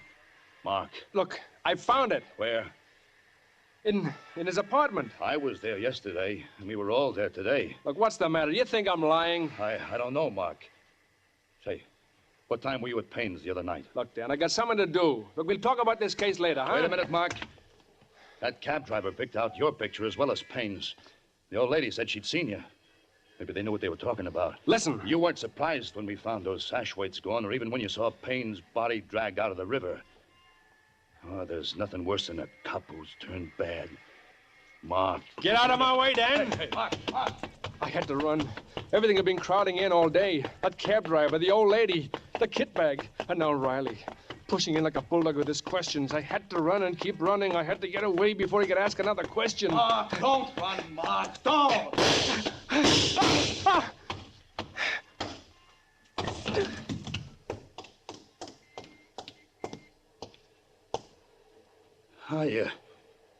You shouldn't have run, Mark. You know what happens when a guy runs.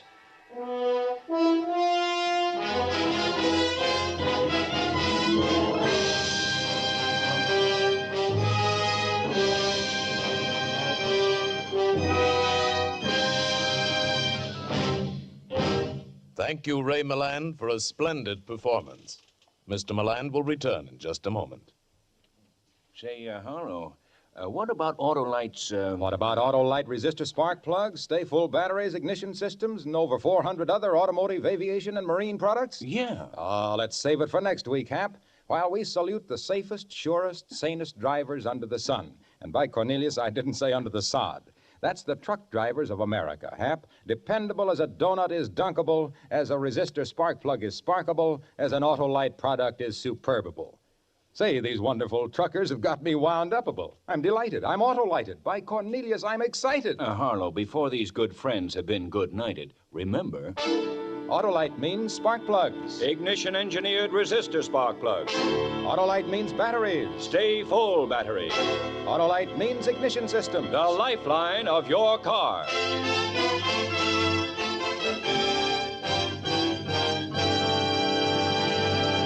And now here again is Mr. Ray Milland. It has been such a pleasure to appear here tonight with this great cast of suspense actors, and I'm expecting almost as much pleasure from listening next week when radio's outstanding theater of thrills brings you Lucille Ball in A Little Piece of Rope, another gripping study in...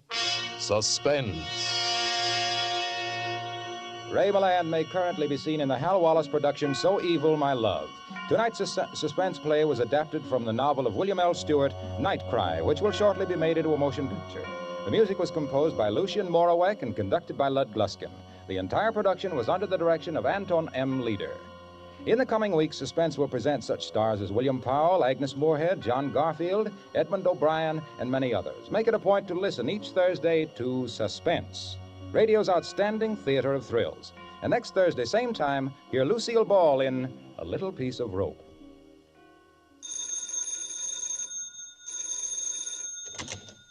This is the Autolite Suspense Show. Drive as if your life depends on it. It does. Good night. Switch to Autolite. This is CBS, the Columbia Broadcasting System.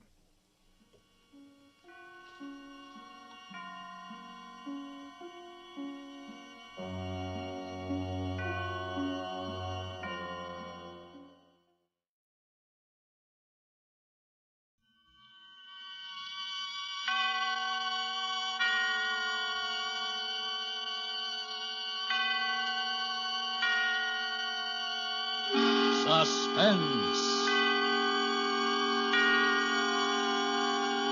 Autolite and its 96,000 dealers present transcribed Mr. Alan Ladd in Motive for Murder, a suspense play produced and edited by William Spear.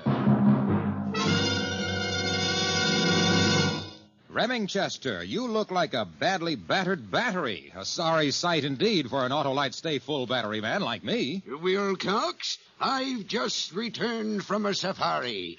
Been hunting camels in Kilkenny. Camels in Kilkenny? Why, by St. Patty, didn't you know that the last camel in Kilkenny calmly curled up and died when the first Autolite Stay Full battery landed in Ireland?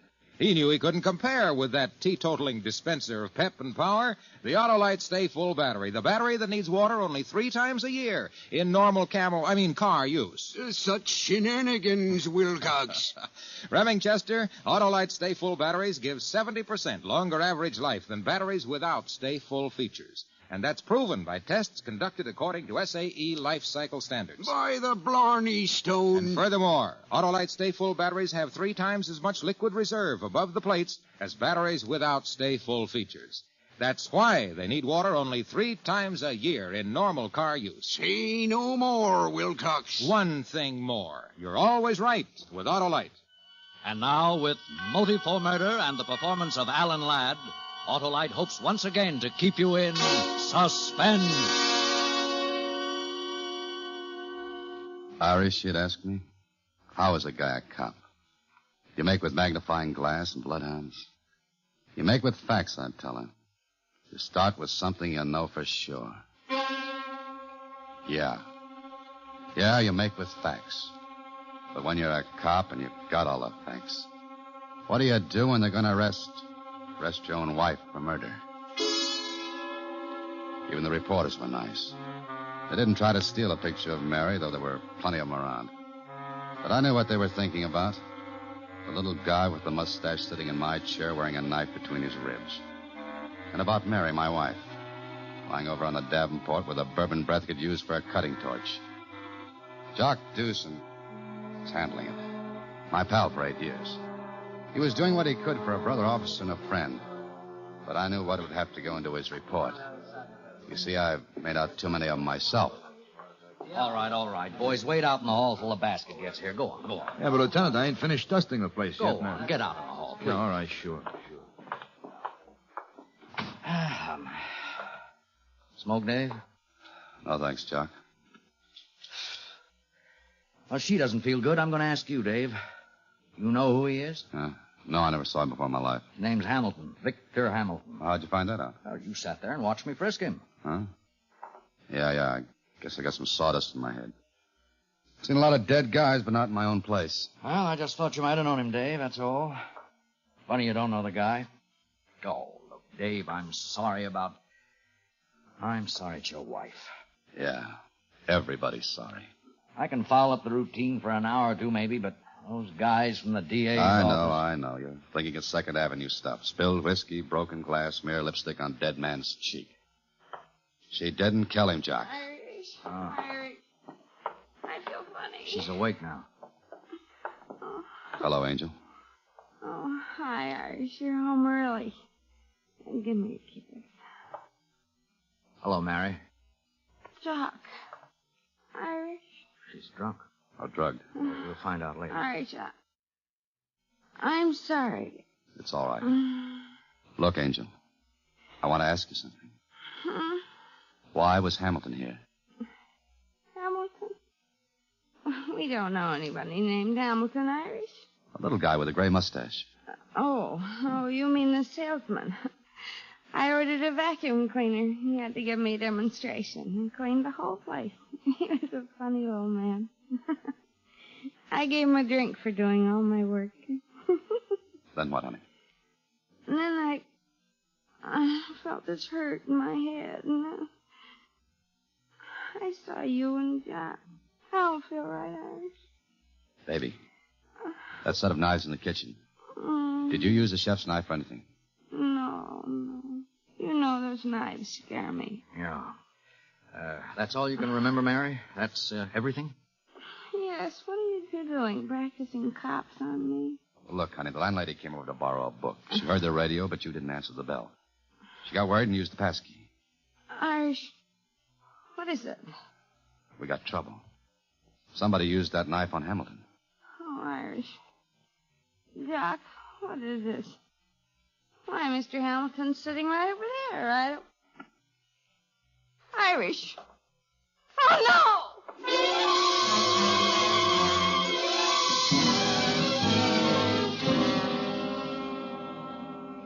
Well, Dave, medic says that bruise on Mary's head is something she could have done on a chair arm or a door. Skin isn't broken. The swelling doesn't amount to much.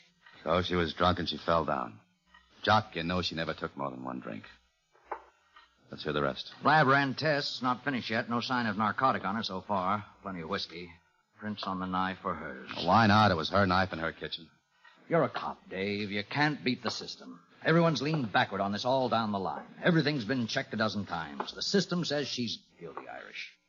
You think she's guilty? What I think doesn't count. It's facts. Hamilton sold vacuum cleaners. He had business cards in his pocket, but there was no order book at your house and no vacuum cleaner. Well, you can see what that does to her story about that demonstration. You better send a lawyer down to Harbor Precinct. Not yet. I want to dig myself. I know what you're thinking. She was slugged or drugged or both. And there was a third party. That's right, there was a third party. He slugged Mary and shoved that knife in Hamilton. Then he poured whiskey down Mary's throat and painted lipstick on Hamilton's cheek. There has to be a third party. Dave, I know you're trying, but you can't disregard what we found. Look, I've been a cop a long time, Jock. I know a woman will shoot a man or stab him or poison him and then stand there and scream what a louse he is. But a man did this job, and I'm going to find him. We gave the neighborhood and the house the works, and we came up empty, Irish. Then you didn't look hard enough. I'm going to go take a look. Wait a minute, Dave. I can't put you on this. The newspapers would crucify you. Because she's my wife? Because I might want to destroy evidence? Something like that. All right, here's the badge. I wouldn't want to get the department any bad publicity. Now, Dave, please. David X. Murphy. Detective. 2nd grade. It says I'm a part of the system. A cop. Give it to the commissioner with my regards. Oh, no, wait. Here. Take this back, Irish. As far as I'm concerned, you're hunting the gunsel that knocked off those service stations. How could you ask questions without a badge, huh? Thanks, Jock. Thanks a lot. If there is a third party, find him, Dave. Find him. There is. And I'll find him.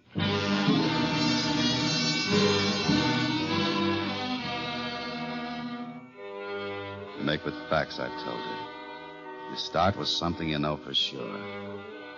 I knew Mary hadn't killed Hamilton. For sure. Fact. Strangers seldom kill each other. 99 times out of 100, the killer knows the victim. Fact. Hamilton had been stabbed at my house where he came to demonstrate a vacuum cleaner. The vacuum cleaner wasn't in my house. Hamilton had been killed for that vacuum cleaner. Fact. A vacuum cleaner? Is that a motive for a murder?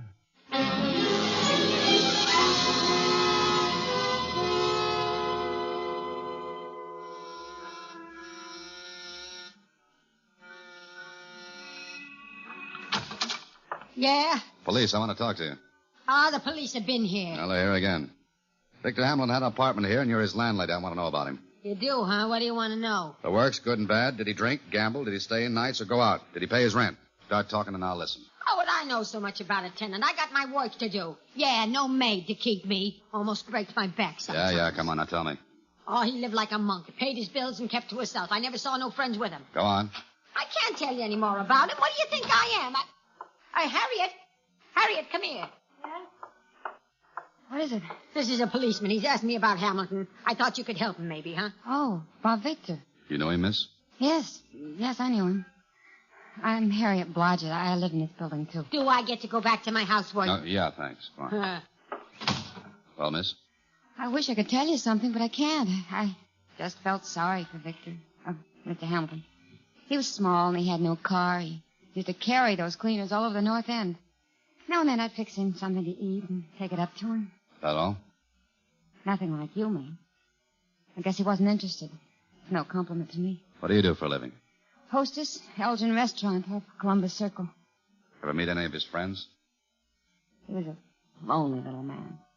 No friends, no enemies. You're wrong. He had one enemy.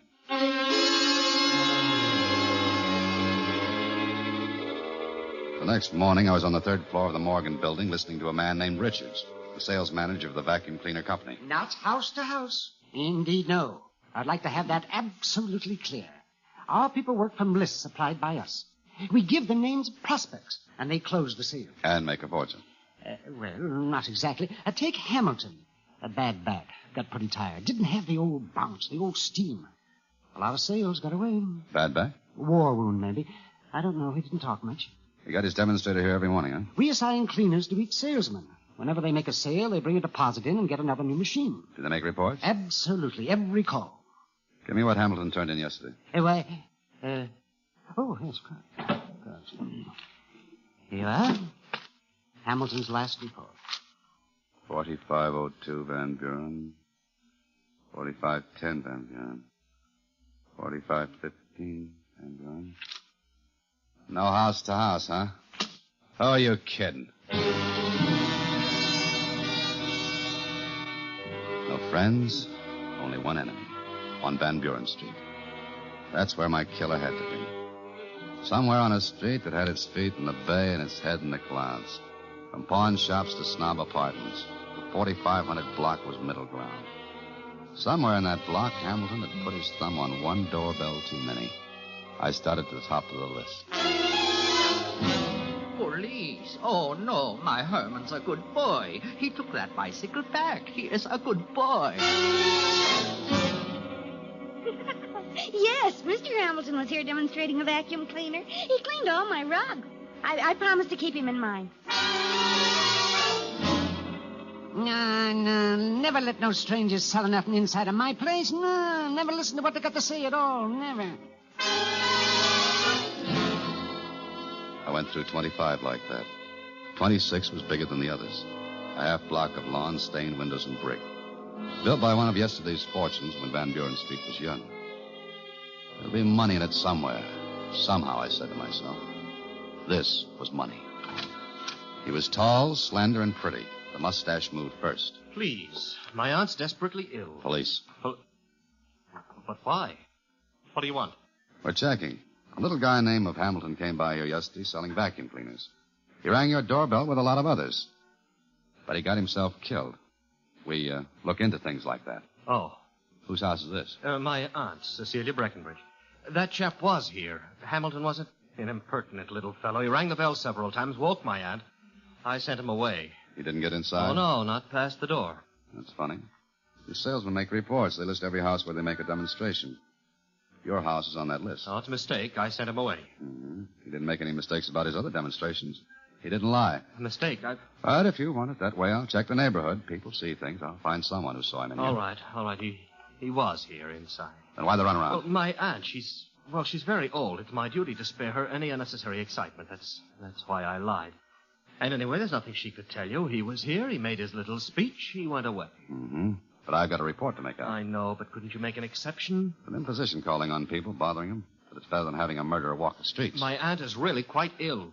I can be very gentle. Oh, it's embarrassing. Do you know what a persecution complex is? I read about them. Well, that's her trouble. She's old, senile. She thinks she's being kept a prisoner here. Oh?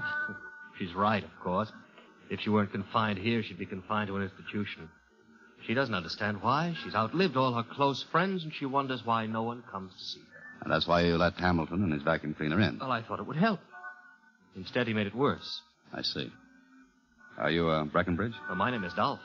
Harold Dolph, her sister's son. I'm her only relative. I keep the place going. You know how old people are about family homes. Yeah. Yeah, I know. Let's go and see her. All right. This way. Cecilia Breckenbridge was sitting in a rocking chair beside a window that looked out over the backyard. She was thin and small. And she looked up at me out of blue, tormented eyes. Don't tell her that he was killed. It'll upset her. Aunt Cecilia. Aunt Cecilia. It's a beautiful day, Harold. A lovely day. Aunt Cecilia, this man is here to ask a few questions about that vacuum cleaner salesman you saw the other day. Oh. Now be a good girl and answer him. It's a lovely day, Harold. Mrs. Breckenbridge, I'd like to know what time he came in to see you. Sometimes she'll talk, and sometimes she won't. Mrs. Breckenbridge, do you remember how long he stayed? The way her mind is, it's hard to tell what to expect. Do you remember what he did while he was here? Oh, it's a lovely day, Harold. A lovely day.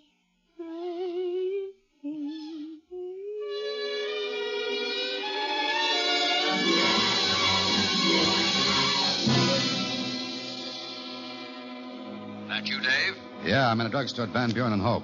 How's it coming out and give me a hand? What do you mean? I've spotted that third party.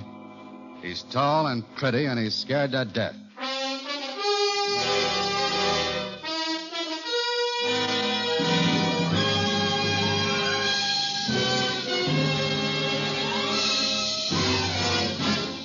Autolite is bringing you Alan Ladd in Motive for Murder. Tonight's production in radio's outstanding theater of thrills, Suspense.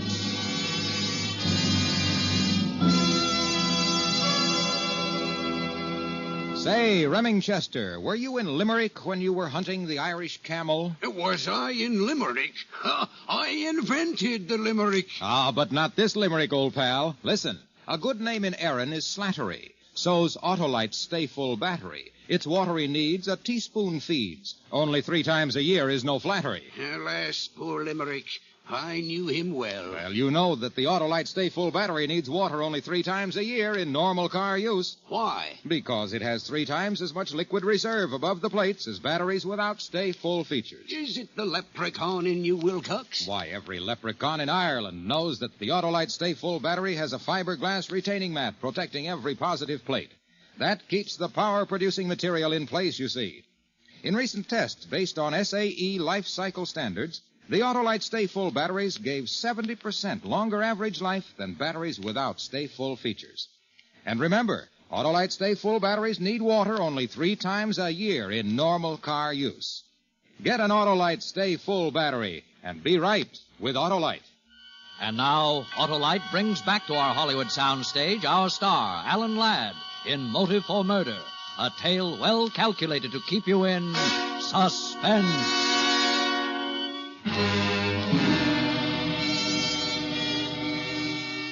You start with something you know for sure, like the fact that Mary couldn't kill anyone. Then you go to people and you ask questions. You look for somebody who'll talk too much or not enough. Somebody like Harold Dolph in a big old-fashioned house in Van Buren Street. You meet his invalid aunt who only sits and dreams of 50 years ago. And you look at tall and pretty in his $30 shirt standing there.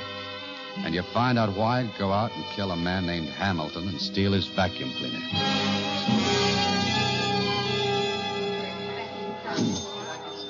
All right, Dave, you've told me what you walked into. Now, tell me why you think Harold Dolph's the one. Tried to cover up before I could ask anything accounted.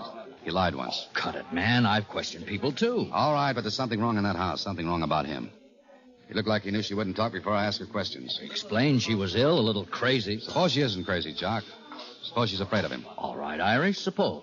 Maybe he's keeping her prisoner there. Well, you said he admitted that much. She'd be in an institution otherwise. But really keeping a prisoner in there. Why, though? Why? Money, of course. Her money. He explained it. Her family had money, not his. You looked into that part? No, Jock, but I've seen his kind 100 times. In gabardines that cost $250 standing around living off what another man worked hard for. Oh, it's a reach, Irish, a long reach. He's our man, I know it. He can stick around that house and torture that old lady by keeping her scared he could kill Hamilton. Sure, but where does Hamilton fit? I don't know, Jock. That old lady could tell me if I could talk to her. You could be awful wrong, Irish. I've been wrong before. All I want is a chance to talk to her without Dolph breathing down my neck. Yeah. If I'm wrong, okay. If I'm right, I want Dolph where we can make the pinch. He'll come out of there sometime. When he does, you trail the guy. I'll talk to the old lady. All right, Irish. Hey, that him backing the roadster out of the carriage house? Hey, you're right. Check with the station anytime you get a chance. I'll do the same. Right, Irish. She couldn't answer the bell. I had to use my gun butt on the garden door. This time she wasn't humming. Just breathing slow, uneven. I lifted an eyelid and felt her pulse. Doped. Then I noticed her hands. Fine, long, delicately formed hands. But no rings. Yet marks that showed she'd worn rings most of her life. The pictures of her all over the place showed her wearing rings. Rings with big stones and old-fashioned settings. Money. I went from top to bottom then. Attic to basement, every room. No rings and no vacuum cleaner. Harbor Precinct. Eddie speaking. Doc Dewson checked in yet? Who's this? It's Dave. Oh, Irish. Yeah, Jock checked in. Well, give it to me. I followed your man downtown to the Morgan building on 5th. Morgan Building? Yeah. Morgan Building? No house-to-house canvassing, only from lists. Hey, Irish, you all right? Yeah, thanks, Eddie. I'll call you back. Right. Oh, Eddie. Yeah, Dave. Send a car to 4698 Van Buren. There's an old lady down there, doped. Name's Cecilia Breckenbridge. Take care of her. Nephew's name, Harold Dolph. Don't let him get close. Got it.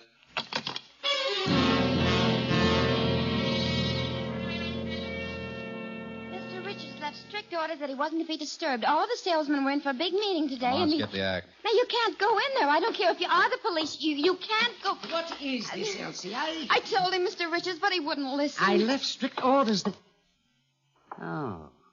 Oh, it's you. Mr. Richards. Beat it, sister.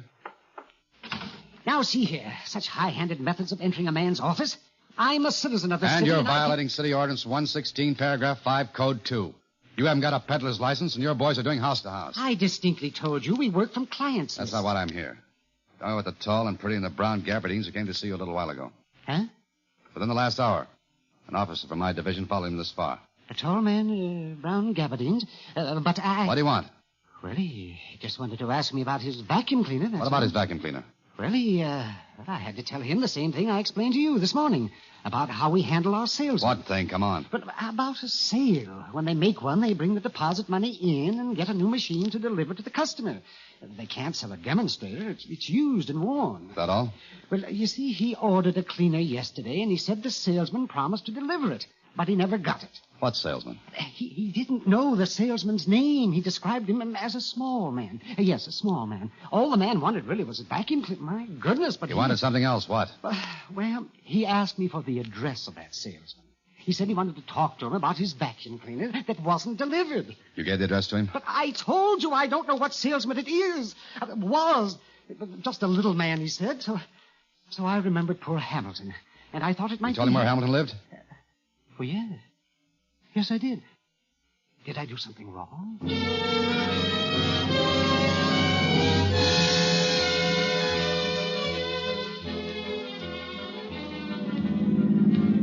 Driving across town towards Hamilton's apartment, I kept thinking of Mary and her question about how a cop works. No miracles, no magnifying glass, no bloodhounds, honey. Just facts. Facts to find a killer. An old house built with one of yesterday's great fortunes. A fortune that dwindled down to a handful of wedding rings. Diamonds. $20,000 or $30,000 worth of motive. Facts. A tall and pretty who was money hungry and liked expensive clothes and cars. Facts. A vacuum cleaner salesman apartment without a vacuum cleaner. Hey. You held out on me. What do you mean? What do you mean? This is a respectable apartment. You know how to throw the book at you? When I was here before, I went through Hamilton's apartment and there wasn't a vacuum cleaner there. But I never... Hamilton kept at least 2 cleaners here all the time. You kept still, hoping to grab one for free. But I never saw any... He didn't keep them in his place. He didn't want to lug them up 3 flights. He kept them somewhere on this floor. I didn't think you'd care. Where was it? The hall closet in back. He had a key. You'll give me yours now.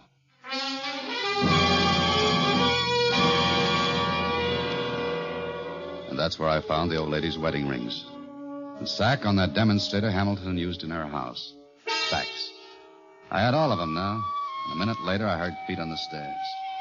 I left the cleaner sitting there in the hall and stepped back into the shadows and waited. Waited for my killer. Oh. Hello, sweetheart. I've been expecting you. We got business. Business? About your aunt's diamond rings. What are you talking about? Murder? Murder? There's an old lady waiting to die, and you've been helping her with dope. Well, that's ridiculous. That's why you never let anybody in to see her. But you wanted some fun yesterday. Jokes. And you let a vacuum cleaner salesman named Hamilton come in and visit her. Now, see here, But really... as sick and as doped as she was, your aunt figured out a way so you'd never get those rings. She beat you, Dolph. All right, you've got... When you weren't looking, she took them off and threw them under the vacuum cleaner. Now, we can come to some understanding She wouldn't talk to you. Remember the salesman? Trailed him all over town. And you found him at one place. Along the line, you stabbed him with a kitchen knife, sapped Mary, and did Mary? the covering up with the broken glass, lipstick, and liquor. Mary? My wife, brother, and it's my place. Oh, well, now, look. I can get you money. $10,000, $15,000. Thanks. That's what I've been waiting for. Please.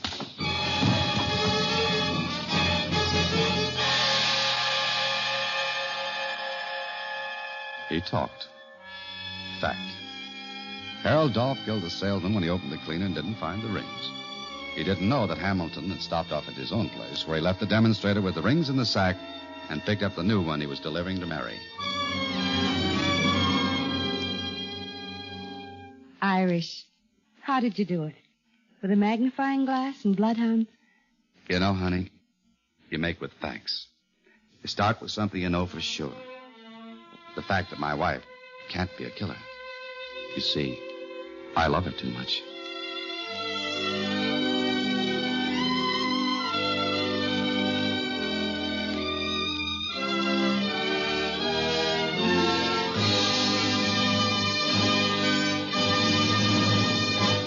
Suspense. presented by Autolite. Tonight's star, Alan Ladd. Say, Wilcox, I've decided never to hunt Irish camels again, Biggory. Let me give you a tip, Remingchester. You'll do better going for those Autolite Stay Full batteries and the more than 400 other products made by Autolite for cars, trucks, planes, and boats in 28 plants coast to coast.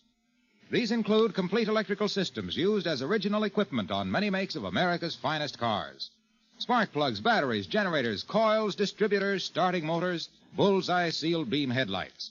All engineered to fit together perfectly, work together perfectly because they're a perfect team. So, friends, don't accept electrical parts supposed to be as good. Ask for and insist on Autolite original factory parts at your neighborhood service station, car dealer, garage, or repair shop. Remember, you're always right with Autolite.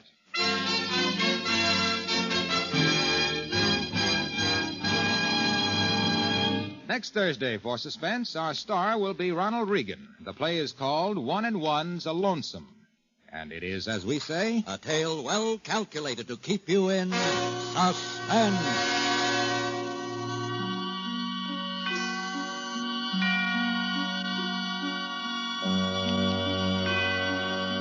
Tonight's suspense play was produced and edited by William Spear and directed and transcribed by Norman MacDonald. Music for Suspense is composed by Lucien Morawek and conducted by Lud Gluskin. Motive for Murder was written by John and Ward Hawkins and adapted for radio by Jack Newman. Alan Ladd will soon be seen in the Paramount picture Captain Carey, USA. Don't forget, next Thursday, same time, Autolite will present Suspense, starring Ronald Reagan.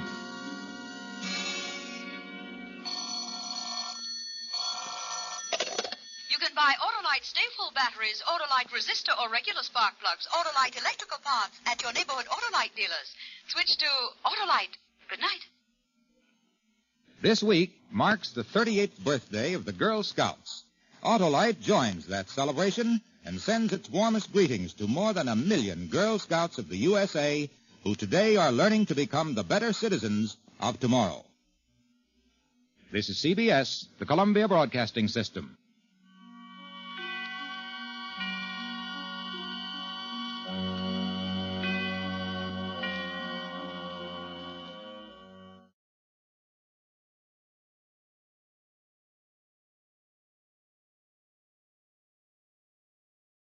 Now, the Roma Wine Company of Fresno, California presents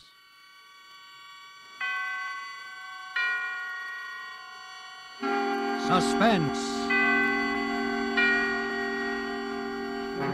Tonight, Roma Wines bring you the suspenseful play called The Taming of the Beast, starring Nancy Kelly and Helmut Dantine. Suspense is presented for your enjoyment by Roma Wines. That's R-O-M-A, Roma Wines. Those excellent California wines that can add so much pleasantness to the way you live, to your happiness in entertaining guests, to your enjoyment of everyday meals. Yes, right now a glassful would be very pleasant as Roma Wines bring you a remarkable tale of suspense. And with the drama called The Taming of the Beast, and with the performances of Miss Nancy Kelly as Nora Van Nostrand and Mr. Helmut Dantine as Dr. Ferrari, Roma Wines hope indeed to keep you in suspense.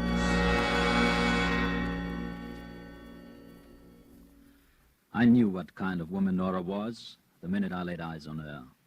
She was very beautiful, equally neurotic and utterly heartless. She was the kind of a woman who wants everything, gives nothing, and still thinks she's a passionate bargain for any man. Completely unconscious of the fact that her only real motivation in life is to humiliate, dominate, and finally destroy any man she can get her hands on. But that didn't matter either. You see, she had $3 million. And I'd already made up my mind, if my plans worked out, that I was going to kill her.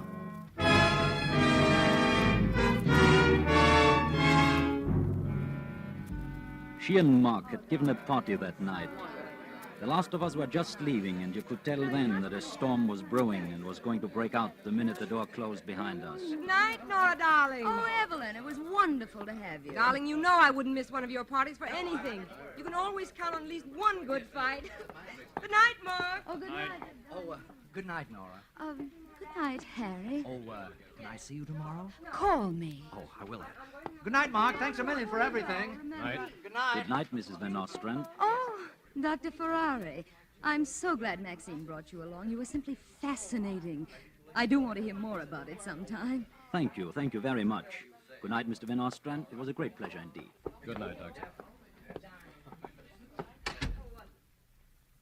Mark, must you insult everyone that I ever bring into this house? Me? I didn't insult anyone. Well, maybe you didn't slap anyone across the face with your gloves, but you might just as well have. Well, maybe I might at that. And what does that mean? Nora, for your information, and I mean this very sincerely, it's apt to stir up some pretty primitive adrenal reactions when a man sees some handsome heel trying to make a date with his wife right under his very nose. Mark, how utterly childish. What are you thinking of? It's not what I'm thinking of. It's what he's thinking of, and you know what it is. Well, what if he is? He's only human.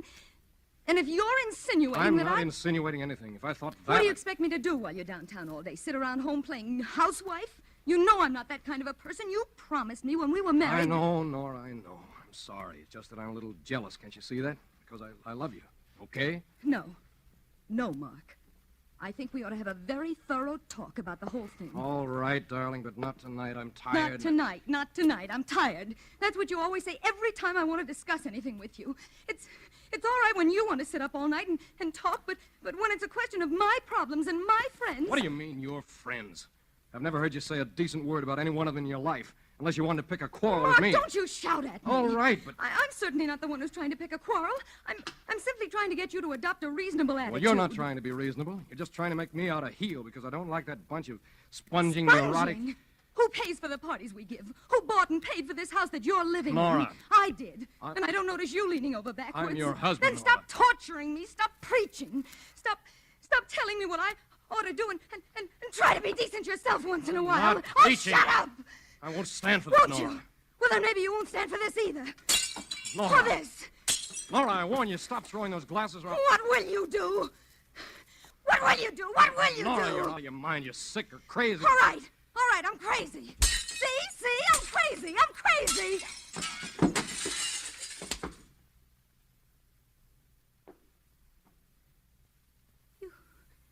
You hit me. I could kill you when you act like this. I could kill you.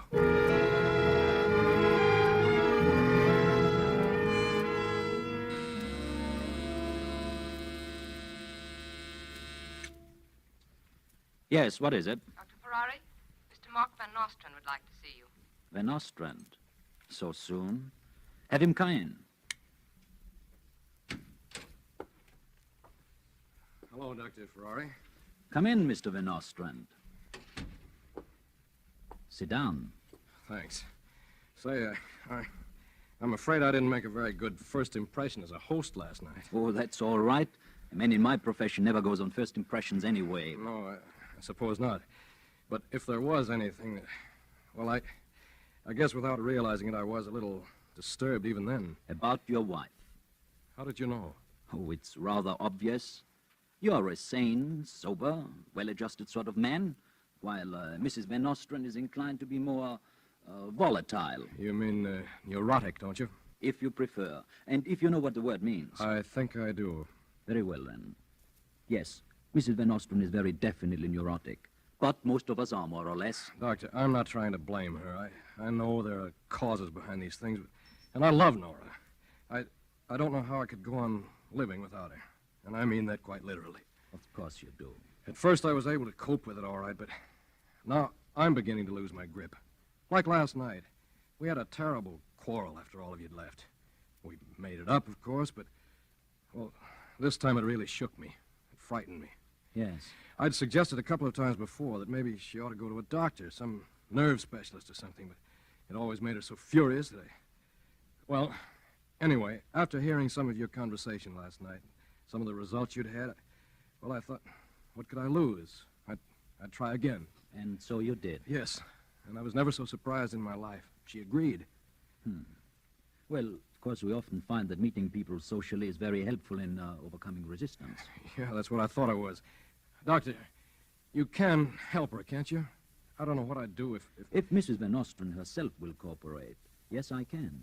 Swell. She's here with me, waiting outside. Shall I bring her in? Please do. Nora, Yes? come in, will you, darling? How do you do, Mrs. Van Ostrand? Hello, Dr. Ferrari. I suppose Mark has convinced you by this time that I'm mad as a hatter. Oh, no, darling. In our profession, Mrs. Van Ostrand, we don't go on hearsay evidence. Well, I guess there's no sense in my hanging around. No, I wouldn't wait if I were you. These preliminary interviews sometimes take quite a while. I'll see you this evening, Nora. Goodbye, darling. Bye. Well, Mrs. Van Ostrand? Well, what do we do now? I suppose I go into some sort of a trance and you pry all my little secrets out of me. Let us understand each other. Nobody's forcing you to come here, and you can go now if you like. And suppose I don't like? All right, then let's talk sense. You know this is all very silly, don't you? I don't know anything of the kind. Why did you come if you thought it was silly? To humor Mark. Oh, I see. You've never humored him before my going to a doctor, have you? All right. Do you want the nice, sensible reason, or do you want the real one? Let's try the real one. Well, then, I came here because I find you very attractive. I see. Now it's your turn. Do you want the professional answer? Oh, no. Let's not be professional yet. In that case, I think you're the most exciting woman I've ever met in my life.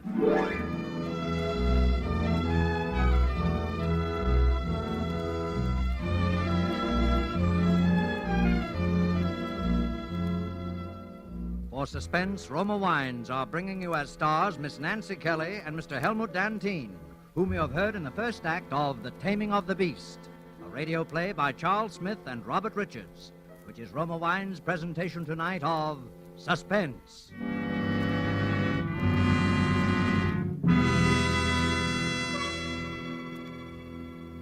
Between the acts of suspense, this is Truman Bradley for Roma Wines. Next Sunday is Easter. And now, here is a timely word from Elsa Maxwell, gracious authority on hospitality. Easter is a joyous day, and I know many of you have carefully saved ration points to get something special for dinner. Perhaps it is a tempting, mouth-watering roast of ham, or a tender golden brown roast duck. May I suggest that you add to the joyousness of the occasion by serving Roma California Sauterne. This glorious wine lends a welcome note of golden color to your table and adds to the enjoyment and pleasure of dining. An attractively set table, a steaming platter with the Easter ham or duck or roast, done to a golden brown turn, and then the crowning touch, a glistening glass full of Roma Sauterne set beside each dinner plate. Truly a tempting picture. And Roma Sauterne is the gracious note that makes your dinner truly enjoyable. You'll enjoy its fragrant delicateness and delightful bouquet. Like all the Roma wines, this masterpiece of the wine grower's art has unvarying goodness, the happy result of selected grapes, picked at the very peak of their flavor in California's choicest vineyards, guided to perfection by the ancient skill of Roma's famed wineries. Serve Roma wine this Easter. Serve it regularly. Remember, more Americans enjoy Roma than any other wine. R-O-M-A, Roma Wines. And now Roma Wines bring back to our soundstage Nancy Kelly as Nora Van Nostrand and Helmut Dantine as Dr. Paul Ferrari in The Taming of the Beast, a play well calculated to keep you in suspense.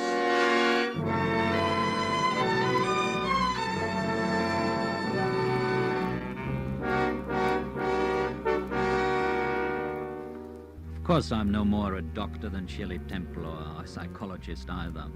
But I've picked up enough of the lingo to get by. It's easy. You just go to one of these semi-resort places in a state where the laws aren't too strict, put on a little front, get invited to the right parties, and before you can say Sigmund Freud, everybody in town with so much money and time they haven't anything better to do are flocking into your office and writing you big fat checks just to lie around and talk about themselves. With Nora, all I had to do was to get her to come around once, and I knew I could keep her coming back. Well, things were coming along very nicely with Nora, although I still kept a little professional touch, just for appearances. Then one afternoon, she came in and I noticed she had a look in her eye, a glitter of excitement and amusement, too, almost as though she were secretly laughing at me. And for a minute I was worried, and I fell back on the indifference and the professional manner until I could find out what it was. You're very quiet today, darling. Is this one of the days I'm supposed to do the talking? No, Nora. I will do the talking. Well, then why don't you? I'm waiting. Nora, have you had those x-rays taken as I asked you to? Oh, now, darling, how in the world did X-rays get into this conversation? Because they are very important. A minor organic disorder can cause all kinds of psychic disturbances. I've told you all about that, darling. Yes, darling, you did, and it was very boring. That's not the point. Did you have them taken? Yes, I did. At the Mills Laboratories? Yes. And when will I have the proofs? Oh, 2 or 3 days, I think they said. Oh, that's fine. Paul, I want to ask you something now. What? Paul, do you really think I'm improving? What do you think? Oh, well, I feel more vital, more alive, more exhilarated than I have for, years. Do you really think it's you? What do you think? Well, I think maybe yes. Nora, perhaps the time has come for me to have a little talk with you about some things that I haven't been sure you were quite ready for up to now. Darling, you're really pretty attractive, aren't you? Nora, as you become a more adjusted person, a more complete and more developed person, you must expect certain changes in your attitude towards your environment and your life. And... I certainly feel cheated if there aren't. What are you getting at, Paul? Nora, you must expect, as you become adjusted, that relationships with people who are no longer as adjusted as yourself will no longer be entirely satisfactory to you. Oh, relationships such as marriage? Yes, quite, Nora. This is a proposal, isn't it, Paul? What, Nora? Yes. Yes, I think it is. And I think what you're really trying to tell me and haven't the courage to say is that I've got to get Mark out of the way. I didn't say that, Nora. Well, that's what you meant, wasn't it? But you don't need to worry, Paul. Worry? Now, I suppose it really isn't fair. I suppose I really should have told you as soon as I came in. Told me what? Yes, I know I should have. You must be able to confide in your analyst. Isn't that the idea? Nora, what are you talking about? About Mark. What about Mark? Mark shot himself as I was leaving the house about 20 minutes ago.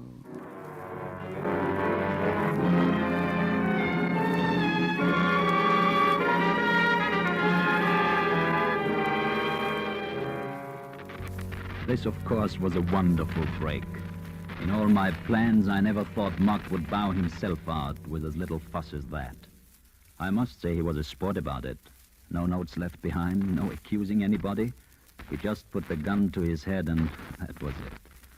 After that, it was easy. Nobody knew anything yet, so I was able, as Nora's analyst, to say that it was vital to her health to get away. We left the very night, and were married in Yuma 6 hours later. And we stayed away, just traveling around for nearly 6 months.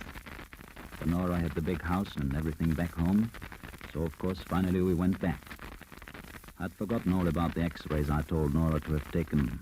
They were nothing but window dressing anyway. But the next day when I went downtown to close up my office...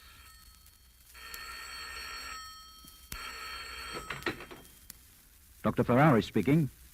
Who? Oh, yes, Mills Laboratories, yes. Yes, of course. Oh, yes, X-rays for Mrs. Ferrari. Yes, well, what is it? Tell me. What? Oh, this is terrible. Are you sure? She's my wife, you see. I'm very sorry. Forgive me, yes. Listen, you must promise me one thing. Promise me that you won't tell this to another living soul. Absolutely to no one. You understand that? Thank you very much. You might as well send them around to my house.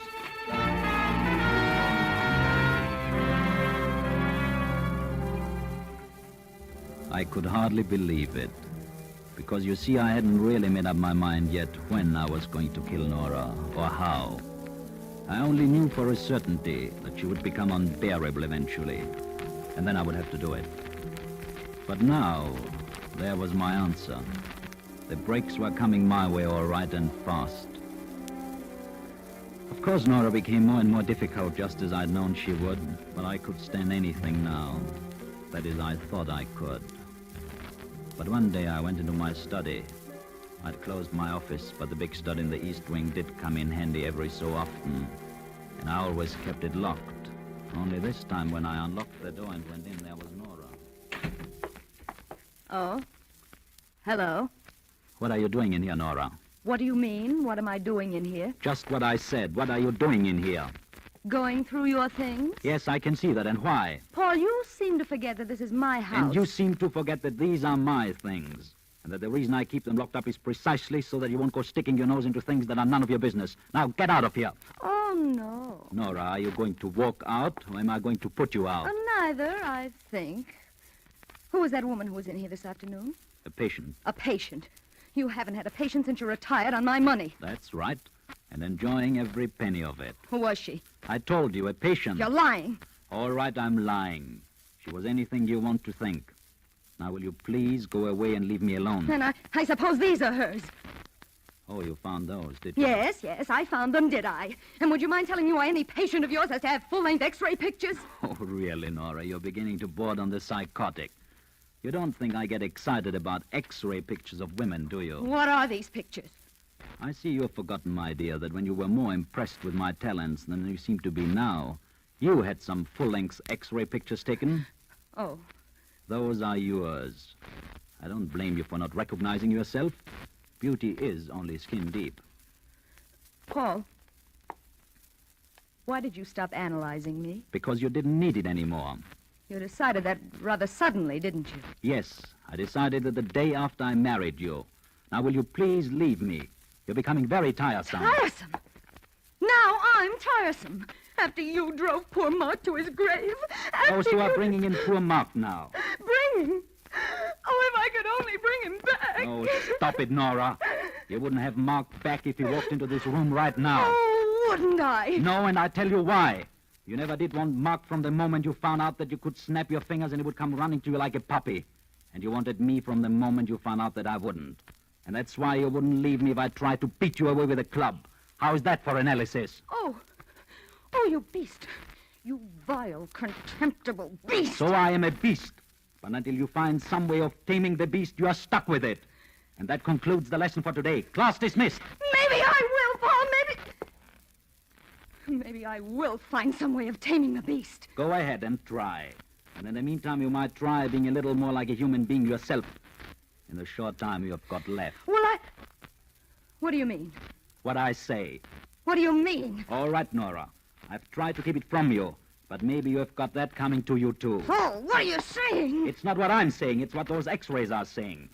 And if you don't believe me, take them to any doctor. I asked you what you were saying. Why don't you tell me? You have got a brain tumor, Nora. You will be dead in about 90 days.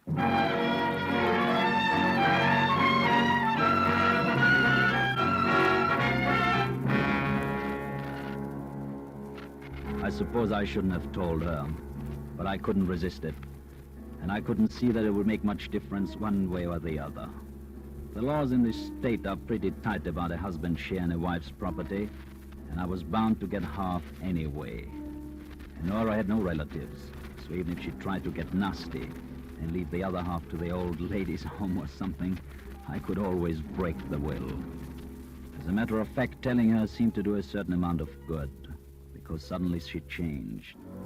For the first time since I had known her, she had moments and even several days in a stretch of being genuinely kind and considerate and even affectionate. She wasn't suffering much, having violent headaches, but otherwise in pretty good shape, right up until the end. And the 90 days were nearly up when she called me into her room one day, and I went in and sat beside her on the bed. Paul, do you ever think much about death? Oh, darling, you mustn't have morbid thoughts like that. Maybe it won't happen for a long time. Maybe. Oh, no, my thoughts aren't morbid. I really don't mind now. I don't mind in the least. That's the way to be, Nora. But what about you, Paul? What about me? Yes. How do you feel about death? Well, I guess I never thought much about it. Oh, well, don't you think everyone should? Maybe. What do you think, Paul? Well, I can't say that I'm exactly looking forward to it, but it looks like I'm lucky. It looks like it's still a pretty far away for me. And that's funny, Paul, because you know, I am looking forward to it. You're looking forward to it? Paul, don't you think that if somebody really accomplished something by dying, they would look forward to it? You mean being a hero, a savior of your country or something? I don't believe in heroes. No, I don't mean that. I mean, if someone did something for themselves, something they'd wanted to do more than anything else in all their lives, and the only way they could do it was by dying, well, then wouldn't they look forward to it? Well, maybe. Though I can't quite imagine the circumstances. No, I suppose you can't. But, Paul... Yes? If someone lost everything they'd always wanted by dying, that would be terrible, wouldn't it? Yes, I guess it would. Dying would be torture then, wouldn't it? It'd be the most terrible torture that any human being could ever experience, wouldn't it? What's this all about, Nora? I never knew you were a philosopher. Paul, did you ever see this before? Why, yes, that's Mark's gun, isn't it? The one he killed himself with. That's right, Paul. Mark's gun. What are you doing with it up here? Well, didn't it ever occur to you that I wouldn't go without taking you with me? No, Nora, you are, what are you talking about? Give me that gun. No, don't move, Paul. Nora. That hurts, doesn't it, Paul? You wouldn't get the money then, would you, Paul? You wouldn't get the money or anything, only death. That would be torture, wouldn't it, Paul? Nora, you're out of your mind. That would be murder. They would hang... Now, you see, Paul, they wouldn't hang me, would they? They wouldn't have time, because I'll be dead in a few days. But I'll still be alive when you're dead. Nora! You see, Paul, I did find a way of taming the beast after all. Nora! Nora!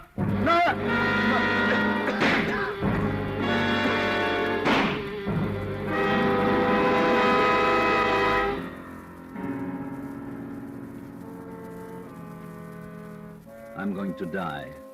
There is not the slightest question about that. Probably by tomorrow night at the latest. That's why I'm able to tell about this. It doesn't matter now. Nothing matters much when you are dying and you know you are dying. But Nora was right. It would have been torture except for one thing. I still had one break coming. I've still got one last laugh. Because now I know how Nora is going to feel when she goes. Because she told me so herself. She told me what torture it would be. For me, she thought. Only it won't. It will be for her. Because it wasn't more than half an hour after she had shot me that the phone by her bed rang and she answered it in person. Hello? Mrs. Van Nostra, that is Mrs. Ferrari? Yes? Oh, thank heaven we've located you, Mrs. Ferrari. There's been a terrible mistake. Well, who is this? This is the Mills Laboratories. We took some x-rays of you last year, do you remember? Yes? Well, this has never happened before, but we were checking through our files today when we found out about the mistake. We sent you the wrong x-rays. The other patient just died, and that's how we came to find out about it. So, you see, Hello, Mrs. Ferrari? Mrs. Ferrari? Yes? So I say, you see, you're in perfect health, and you'll probably live to be 100. Hello? Hello, Mrs. Ferrari? Hello? You'll live to be 100. You'll live to be 100.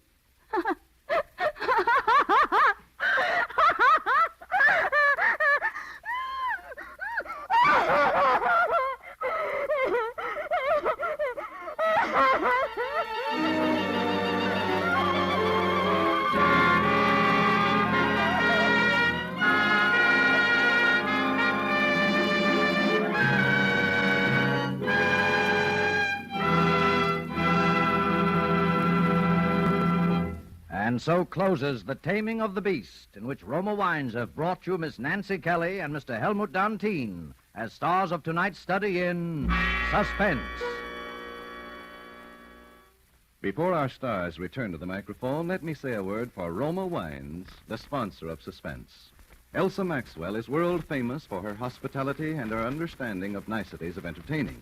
Recently, she said, "When friends drop in during the afternoon or evening, I find there is nothing more delightful than a glass of Roma California sherry. I serve Roma sherry frequently before dinner, too, and everybody welcomes it. Ideal for all occasions, with a glorious golden amber color that looks so tempting, and with a light nut-like flavor that always tastes so good. Distinguished Roma wines, always delightful, always unvaryingly good, yet cost only pennies a glass. And the next time you use vermouth, sweet or dry, use Roma vermouth. Zestful, herb-flavored Roma vermouth is blended, mellowed, developed, and bottled in California with all the traditional winemaking skill of Roma wineries, yet surprisingly low-priced. Try Roma vermouth soon, won't you? This is Nancy Kelly. It's always a really great privilege and delight to appear on Suspense, and tonight I enjoyed particularly working with Mr. Dantine, and I should like you to know that in person he isn't at all the unscrupulous kind of villain that he played tonight. But I guess you'll know that he isn't all bad if you've seen him in his current picture for Warner Brothers, Hotel Berlin.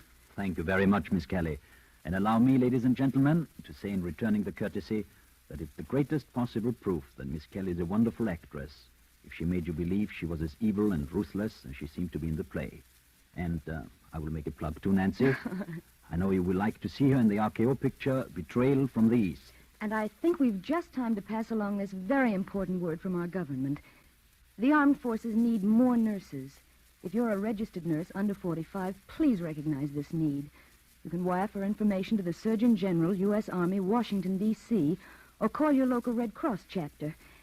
And if you cannot now qualify as an Army nurse, your services are urgently needed in essential civilian jobs. Suspense is produced, edited, and directed by William Spear. Next Thursday, same time, Dane Clark will be your star of Suspense. Presented by Roma Wines, R-O-M-A, made in California for enjoyment throughout the world. This is CBS, the Columbia Broadcasting System.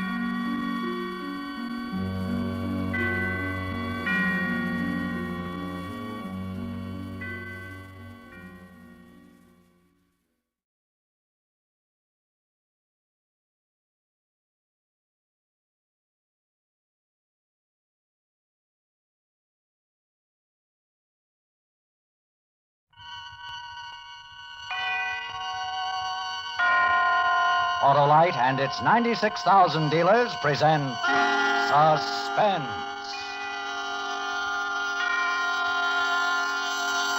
Tonight, Autolite brings you a suspense play of love and death in a New York penthouse, The Well-Dressed Corpse, and starring Miss Eve Arden. Before our play begins, here is a word about Autolite from our good friend Harlow Wilcox. Hi, Mr. Wilcox. What can I do for you? Well, Sam, my friendly Autolite spark plug man, you can tell me what you think of those fresh, frisky, and frolicsome ignition-engineered Autolite spark plugs. They're tops, Mr. Wilcox. Now, tell me, if replacing worn-out spark plugs with ignition-engineered Autolite spark plugs will give a car smoother performance, quick starts, gas savings. You bet. What else would you like to know? Well, are Autolite spark plugs made by the same Autolite engineers who design coils, distributors, and all the other important parts of the complete ignition system used as original factory equipment on many leading makes of our finest cars? Why, of course. Oh, and that's why we say Autolite spark plugs are ignition engineered, designed to perform as a perfect team with your car's ignition system. Sure. Can I tell you more? Yes. Do Autolite spark plug dealers, like you, replace worn-out spark plugs with ignition-engineered Autolite spark plugs, either standard or resistor type? Of course. But you know all about that, Mr. Wilcox. Yeah, but I just love to hear it. But you said it. And I'll say it again, because you're always right with Autolite. And now, with The Well-Dressed Corpse and the performance of Miss Eve Arden, Autolite hopes once again to keep you in suspense.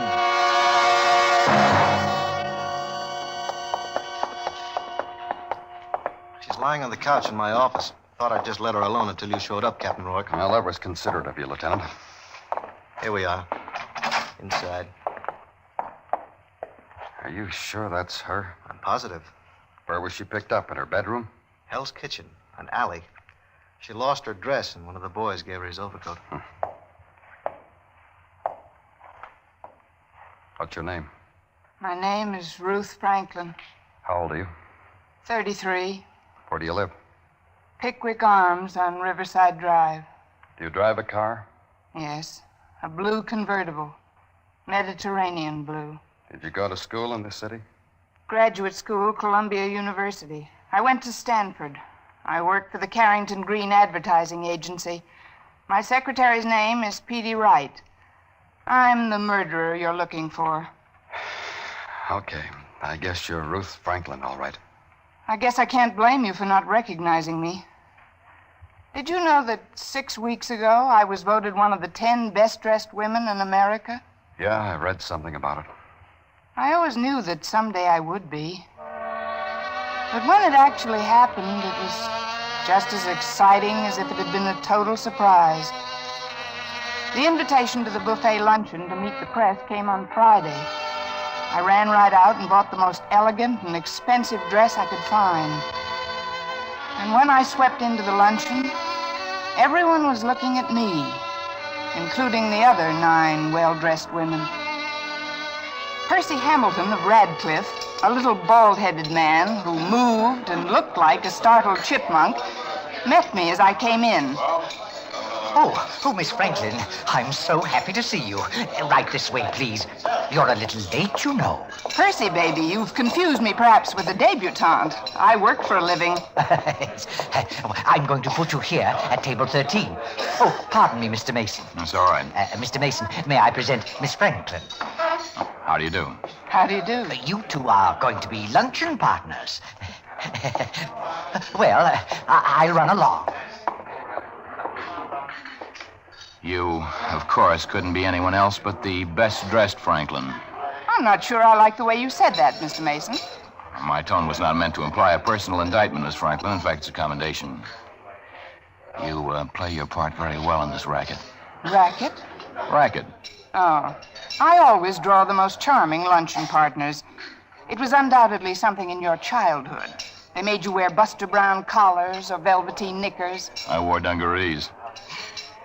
No, it's just that I have the best prima facie evidence anyone ever had that this is a travesty on good taste and artistic judgment. Before I move to another table, Mr. Mason, I'd be utterly amused to hear one sentence telling me why you feel this way. I'd be happy to oblige. You see, I was picked as one of the best-dressed men. Mr. Mason, for the first time, I'm beginning to savor the sweetness of your judgment.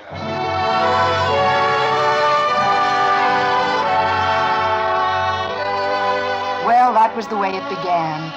A little careless banter while we sized each other up. And something in our measurements had meaning. Because despite speeches and cold chicken a la king and news photographers interfering with most of our conversation, we later found ourselves at the Stork Club, analyzing everything from Picasso to paper hanging. Sometime in the evening, he said he had to catch a plane somewhere, but he'd get in touch with me soon. The next morning, when I walked into my office, Petey, my secretary, was wearing the smug smile of a girl who had caught her older sister with a boy on the back porch hammock. Seen it yet, boss? The Gimbal ads, how were they? Da-da-da-da-da. I can wait. All right, seen what? The picture of you and Roy Mason. Mason? I hardly spoke a word to the man. They told me to look at him as if he'd just found a cure for the common cold. Hardly a word, huh? How'd you converse at the Stork Club? Smoke signals with your cigarettes? Petey, you're very close to being fired. Let me read what some of the columnists say.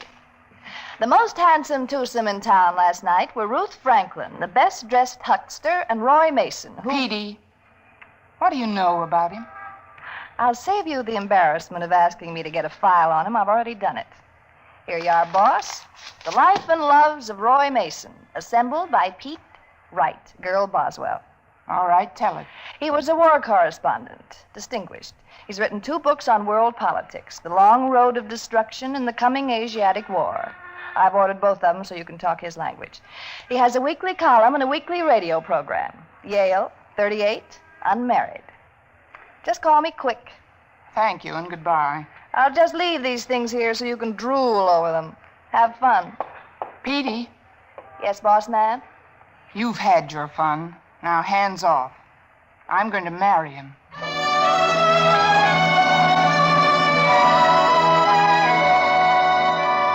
I read those clippings through from beginning to end.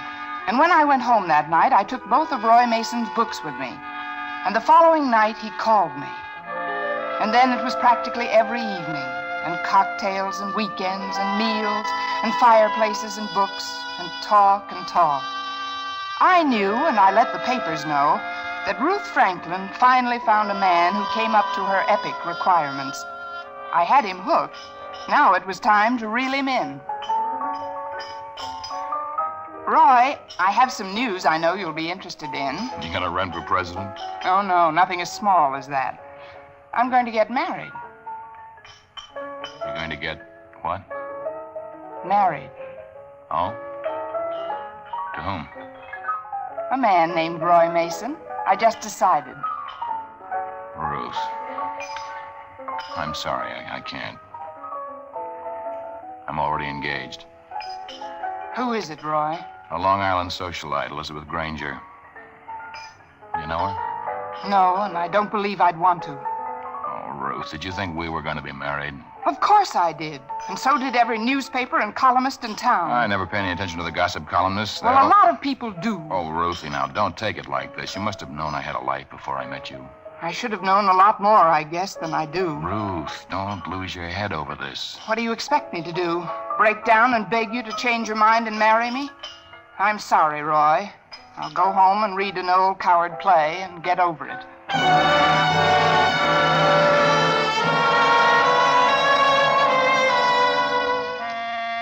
So that's the way it was. I'd saved myself for the one man who had what I had. Brains and guts and talent. And I suddenly found out I'd saved myself for what I couldn't have. I went home, threw his books in the fireplace, and sat down to have a long look at me. And all I found was a big, ugly hurt. Then it was light and time to go to the office. Petey, what are you doing at my desk? Hello, boss.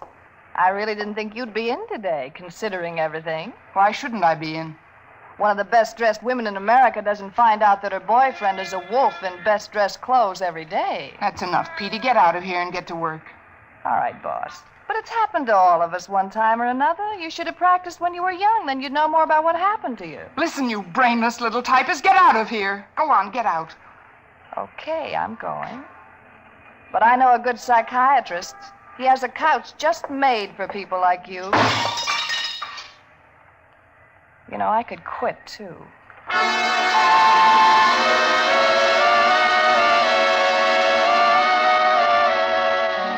The whole office knew about it.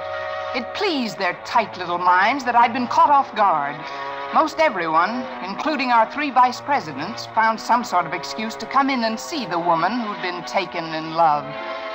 They were disappointed when they didn't find me planning a sudden trip to London or enrolling in Helena Rubinstein's charm school. But the lower echelon was even worse, especially the stenographers.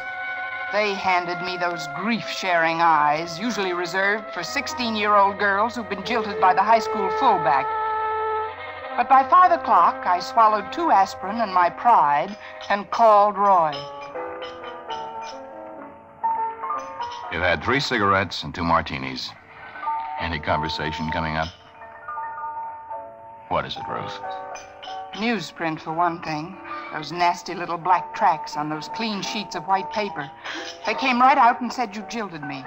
The same way they came out and said we were a torrid twosome. Oh, yeah. It's my fault. I'll phone them tomorrow and tell them how wrong they've been. You will not. It'd only make me look a bigger fool. Besides, they aren't the only ones. Oh, for heaven's sakes, Roy, ask that strange-looking little man to fill my glass. It's empty. Sure. Waiter? I haven't seen one person today who isn't in high glee over the whole thing. And incidentally, you look a little too smug to suit my taste right now. Ruthie, don't do this to yourself. You're too good a guy. It's easy for you to say. I wish I were in your position and you were in mine. Oh, Ruth. Oh, don't you look at me that way. I'm truly sorry it's embarrassed you. You're distressed now, but it'll pass. How can you marry someone like her? You'll be bored to death in 6 weeks. Let's not talk about her. What's she ever done to deserve you? Gone to a few parties, made a trip to Europe every year, learned how to play 6-hand canasta? Or maybe it's her figure, Roy. Ruth. If it's her figure, remember, somebody pounds it back into shape every morning after those big nights. And if it weren't for several dozen foundation garments... Oh, stop it, Ruth. You've made a fool out of me for some grown-up child who probably never did anything for herself. Servants paid to live Ruth, for her. please, you're raising your voice. People are looking. Let them look. A scene in a cocktail lounge makes good reading, and we always make the papers, don't we? Voice, will you keep your voice down? Why don't you go back to Asia or someplace and write another book? I hope I never see you again. Ruth! Ruth!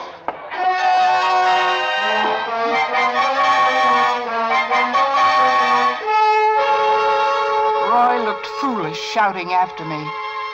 I looked even more foolish trying to make a dignified exit through the tears. Oh, leave it to me. I did a good job. I went off stage like a second lead in a little theater production. The next day, I didn't go to the office. I felt weak and weary and sick all over. And I didn't answer the phone until 3 in the afternoon. Hello? Me. Oh, Trying to get you all day. what for? To tell you that we're friends, you and I. I hate like the devil to think that you really meant it when you said you never wanted to see me again. I sent you a letter last night, but I'd rather tell you what I said in person. Now look, Roy. Now, let me go on, will you? A man rarely meets a woman like you. I was lucky. Real lucky. Ruth, you can send me away altogether if you want to, but I'd miss you for the rest of my life, and that's the truth. But you're going to marry her. Ruth, I want to talk with you calmly, decently, honestly. I want you for a friend. Mixing a couple of drinks in my apartment around 5 tonight. I hope you'll be there.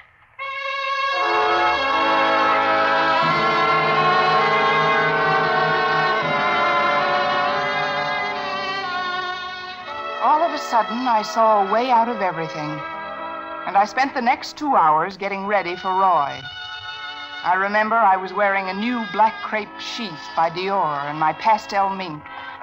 It was a cold night, but the air made me feel good. Better than I've ever felt. I was politely late. You came. Let me take your coat, huh? It's a little chilly. I think I'll keep it on. Martini? Manhattan? Music, I think. Now a martini. Already had them fixed. I knew you wouldn't pass up a Mason special. You were rather certain in your pretty speech on the phone, weren't you? I meant it. And I am glad you're here, Ruth. All of that highly lacquered veneer you show your public is all right for them, but as for me, I'll take you the way I know you. Oh? Tell me more. Underneath $40,000 a year and being the best dressed, you're quite a gal. One look told me that. This amounts to a hats-off conversation. Now, Ruth, we're ready to talk, you and I. Let's do it, huh? For the first time since we met, I know all about you. I know what makes you work. And I don't like that one bit, Roy. I don't like being ripped open for the public to watch. You don't understand. Don't touch me. Ruth. Yes, it's a gun, Roy. Oh, for heaven's sake, Ruth. Ruth, stop this. You got it all wrong. Put down that gun. Get a doctor. We'll say it was an accident. Stay away from me. Phone a doctor. No. No, it wasn't supposed to be this way at all. Ruth. Ruth. I wrote you.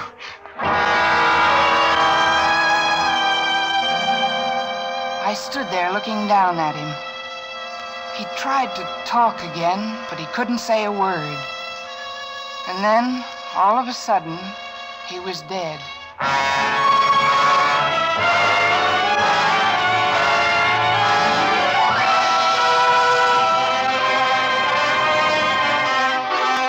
Autolite is bringing you Miss Eve Arden in The Well-Dressed Corpse. Tonight's production in radio's outstanding theater of thrills, Suspense.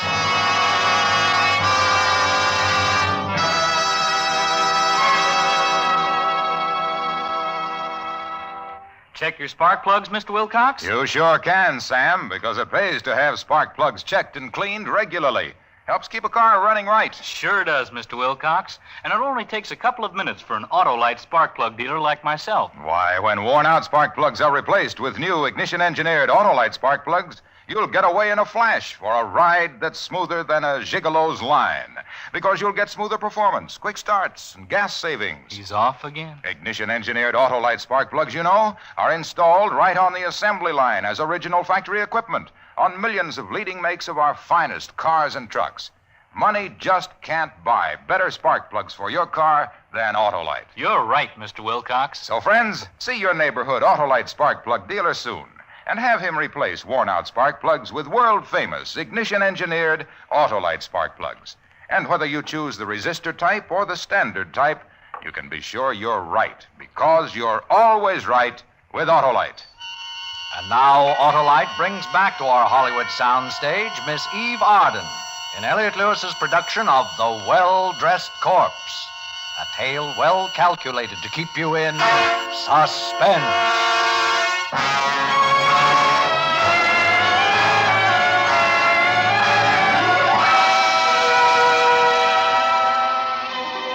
It hadn't occurred to me exactly what I was going to do after I had killed Roy Mason. I remember, though, I finished my martini, wiped up the spilled drink, and then just sat and looked at Roy, lying there on the floor. Hello? Is anyone... And then I was aware of someone pounding. Hello in there? What happened? Hello? Answer me, somebody. Hello? Hello? Is everything all right in there? Oh, hello, miss. I live in the apartment next door, and I thought I heard gunshots in here. You did. What? Over there. Oh. Well, I better phone the police. Is there a phone? On the desk. Hello? Operator? Get me the police. Yes, I said the police. Right away, there's been a shooting.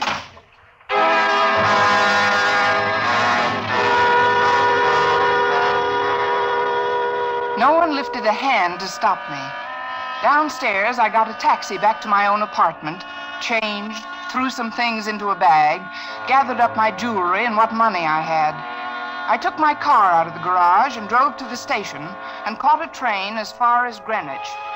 There, I registered under another name at a small hotel.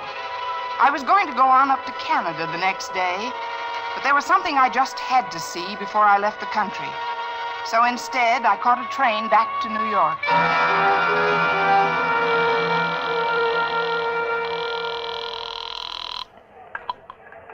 Sergeant Collins, homicide. Sergeant, I wonder if you could give me some information. I'll try, miss. I'm from the Kansas City Star. I happen to be on vacation in New York, but as long as I'm here, I'm trying to cover the Mason case. Yeah, well? Has Mr. Mason been buried yet, or do you... Edgeflower Mortuary. Rosary tonight. Burial tomorrow. Thank you, Sergeant.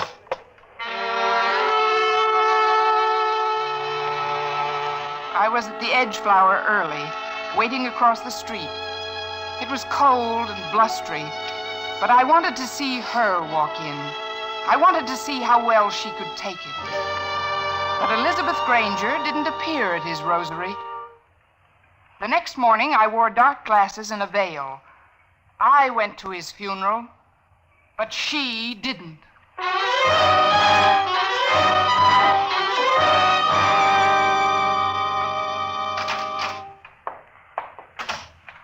Hello, Petey. I've been waiting for you. Boss, don't you know the police are looking all over town for you? Petey, who is Elizabeth Granger? Where does she live? Oh, that. She isn't in the phone book. She wasn't at his funeral. There are no pictures of her in the papers. You know these things. Tell me, please. I can't help you. Nobody can help you now. You're a walking dead woman. Petey, listen to me. I don't want to listen to you. I'm afraid to. I'm afraid I'll end up like you someday. Well-fed, well-dressed, successful, well-known, but dead. I came here for help, not to listen to your opinions. Everything you ever said in your life was a lie. I did your legwork, looked up things for you, verified them, checked them. Well, I checked about you just to satisfy my curiosity. You didn't go to Stanford or graduate school at Columbia. You were born and brought up in Hell's Kitchen. You went as far as PS 432. You hated everything you had and were, and you tried to wipe it out. Petey, you must know. Tell me about Elizabeth Granger. I'll tell you this much. You're not going to have the pleasure of watching her suffer along with you. You know why? Because Roy Mason wrote you a letter that came this morning. I read it, because I never thought I'd see you again. Do you want to know what's in it? Yes, please. It makes you look 10 times as foolish as you do even now. He said that there was no such person as Elizabeth Granger. You're lying. He just invented her. Just invented her to get away from you. You're lying. There has to be an Elizabeth Granger. Here's the letter. Look for yourself.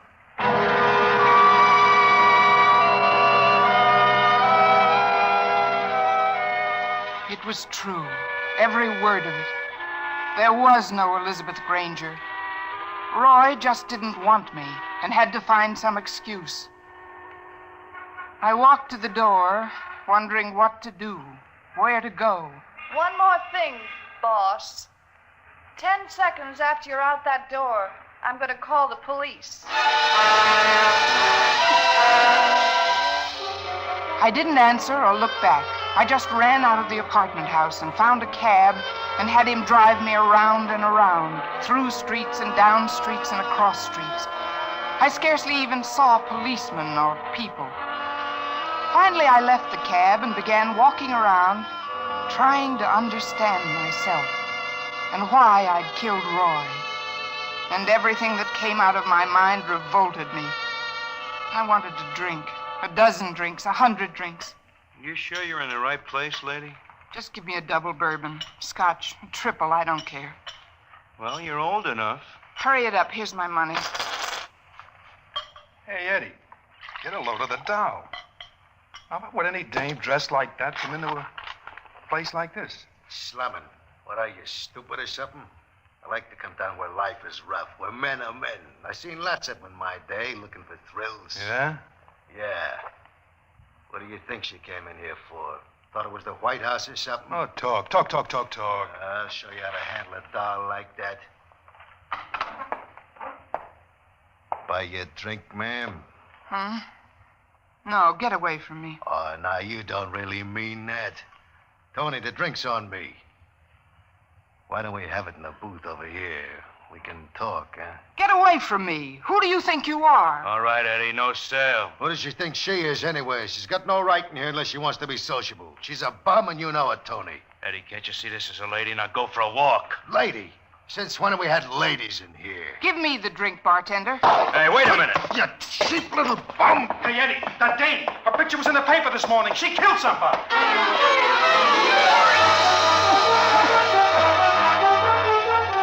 I ran out of there. It was only a matter of seconds until they called the police, so I just ran. I saw a police car, and I ran the other way. 2 blocks away, there was another police car at the intersection. I found an alley and ran down and fell headlong over a garbage can into the dirty, foul snow. I couldn't get up, and I cried cold tears. Come on, dearie. Come on. What are you doing? You won't need this coat where you're going. Leave my coat alone. That's all right, dearie. That's all right. Come on, the dress now. My dress! Ruby, help me get it off. You can't take my dress off me! I can use a fancy dress like that, and you can't wear it in jail. I'll tear it off you if I have to. No, please, you can't. All right, stay where you are. Cops, grab her shoes, Ruby, and let's go. My dress! They took my dress! Okay, stay where you are, lady. You let them do it. Why did you let them do it? We'll get them. Now, come on. Lift up your head. I gotta see you. Oh, don't hurt me, please. I'm somebody. Yeah, that's what I thought. Ruth Frank. I'm somebody. I'm somebody.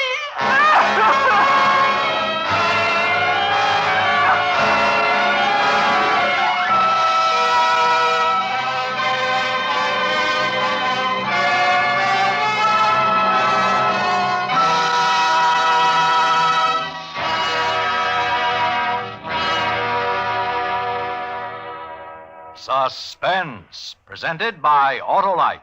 Tonight's star, Miss Eve Arden. Hey, Sam, de-dust my windshield, will you? I can write my name on it. You can write, too, Mr. Wilcox? Can I write? Why, I blister blackboards writing about the over 400 products made by Autolite for cars, trucks, planes, and boats in 28 plants from coast to coast. These include complete ignition systems used as original factory equipment on many leading makes of America's finest cars. Generators, coils, distributors, electric windshield wipers, voltage regulators, wire and cable, starting motors. All engineered to fit together perfectly, work together perfectly, because they're part of the Autolite team. So, friends, don't accept electrical parts supposed to be as good. Ask for and insist on original factory parts at your neighborhood service station, car dealer, garage, or repair shop. And because all Autolite parts are original factory parts, you can be sure you're always right with Autolite. Next week on Suspense, the appearance of the distinguished star of the New York stage and the Metropolitan Opera, Mr. Ezio Pinza, in Aria from Murder. In the weeks to follow, we will present such famous stars as Paul Douglas. Then, in one of his infrequent radio appearances, Fred McMurray, to be followed by the First Lady of Suspense, Miss Agnes Moorehead, all appearing in tales well calculated to keep you in suspense. Suspense is produced and directed by Elliott Lewis, with music composed by Lucien Moraweck and conducted by Lud Gluskin. The Well-Dressed Corpse was written for Suspense by E. Jack Newman and John Michael Hayes. Eve Arden appeared through the courtesy of the Colgate-Palmolive Peat Company, sponsors of Our Miss Brooks. And remember next week on Suspense, Mr. Ezio Pinza, in a tale of jealousy and hate on the stage of a deserted opera house. A story which we call Aria from Murder. You can buy world-famous Autolite resistor-type or standard-type spark plugs, Autolite stay-full batteries, Autolite electrical parts at your neighborhood Autolite dealers. Switch to Autolite. Good night. Winter driving calls for safer driving. The National Safety Council urges you to winterize your driving as well as your car. Keep the windshield clear, keep a safe distance from the car ahead, and pump your brakes. Don't slam them. Be careful and don't skid yourself into trouble this winter. This is CBS, the Columbia Broadcasting System.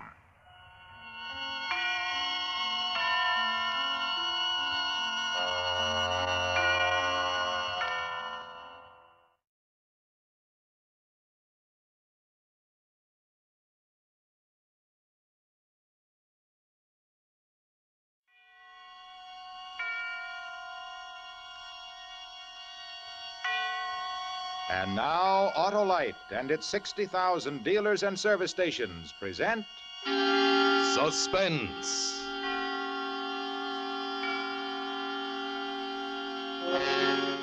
Tonight, Autolite brings you Mr. Dana Andrews in If the Dead Could Talk, a suspense play produced and directed by Anton M. Leader.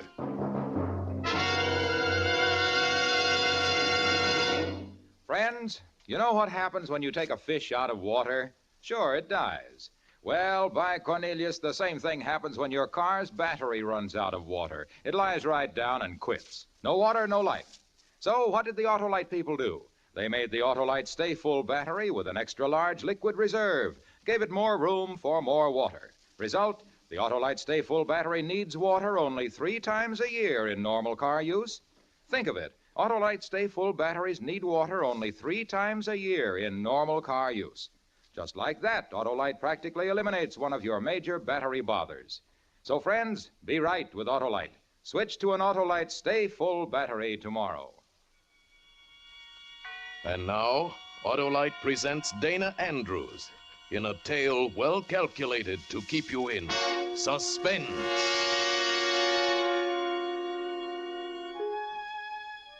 They'll never know how it happened. No one will ever know. I knew I was going to have to kill him almost from the first. That's how I am. That's what my blood is. I couldn't change it even if I tried. We were on a circus train, the 3 of us in the Trapeze Act, going from Tulsa to St. Louis. Fran had asked me to come and sit with her, but she had something to tell me. When I went over, she was staring out the window into the night. And the dim train lights made her features kind of soft and blurred. And I stood watching her, getting all choked up like I always did, wanting to freeze this picture of her in my brain with all the other pictures. Then she saw my reflection on the window glass and she turned. Oh, Joe. Hi. Well, sit down, Joe. Sure. What's the secret? Joe, I can't keep it inside me a second longer. If I do, I'll bust. Hmm? Tommy and me been talking about getting married. Hiya, kids. Huh? Oh, Well, honey, did you tell him? As she told me. Congratulations. That's all. Just congratulations. well, you know Joe's a man of few words. So what do you think, Joey boy? At least we'll be able to keep her in the act now, huh? Yeah. That's probably the only reason he's marrying me. Well, the way I figured, it had to be one of us. Joe, you're my pal. I couldn't let it happen to you. Well. And then Tommy threw his arm across my shoulder. I felt every nerve in my body tighten up, like somebody was turning a screw. And I thought, so this is how your life goes smash.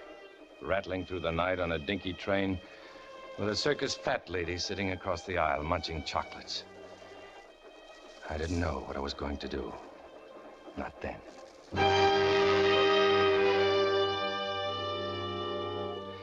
At first, I tried to go on just like before. When we got to St. Louis, Tommy and me shared a room in a theatrical hotel like always. And the three of us went on through our routines on the high trapeze, like always. Yeah, that part was the same. That part was as natural as breathing. But the other things, like the looks they gave each other, the long walks together, nothing worked for me.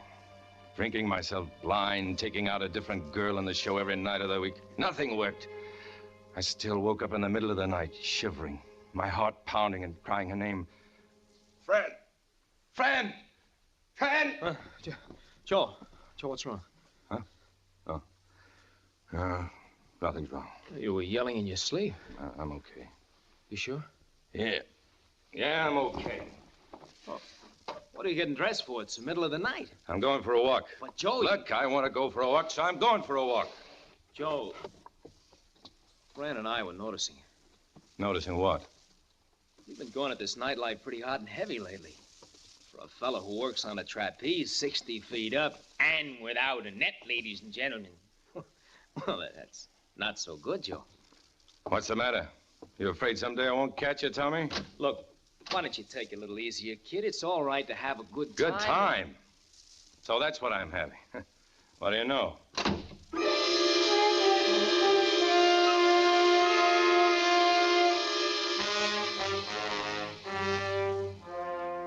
I walked the dark, empty streets for hours. I didn't know where I went or why. Why did it have to be him and Fran, over and over again? Why did it have to be him and not me? And then, it was like coming out of a sleep almost. I realized that for a long time I'd been looking through the lighted window of an all-night pawn shop, looking at a gun. At first, I started walking away fast. Then I turned back and went into the shop. Yes, sir. What can I do for you? That revolver in the window there, the black one next to the binoculars. Oh, yes, that's a beauty, ain't it? Yeah, I want it. Good enough. Can't go wrong on that one. You got your permit, of course. No, I was just passing through town. I didn't have time to get one. Well, I'm sorry, mister, but I can't help you. I've got a $100 bill that says you can. You've just bought yourself a gun. It was after 3 in the morning when I got back to the hotel. The gun was in my topcoat pocket. As I walked through the lobby, the circus fat lady was sitting on the big sofa, counting the faces that went through the revolving door. She stopped me as I went past her. Turning in, Joe? Yeah? Lucky you can sleep. Wish I could sleep. I started for the elevator, and then it hit me. How dumb can a guy be, walking into the lobby like that, being seen going up to the room? Is that all you want, Joe? That he should be dead, no matter what happened to you? Don't you want Fran? Don't you want to live? I turned back and started out again. No, Patsy, I guess I won't go upstairs after all. Oh? Nothing to do till tomorrow afternoon, anyhow. Maybe I'll take in an all-night show.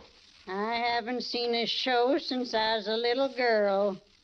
Can't fit in the seat.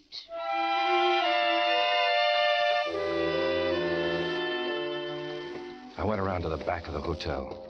Tommy and me roomed 3 stories up next to the rusty fire escape. It was so quiet there, I could hear the pounding inside my head.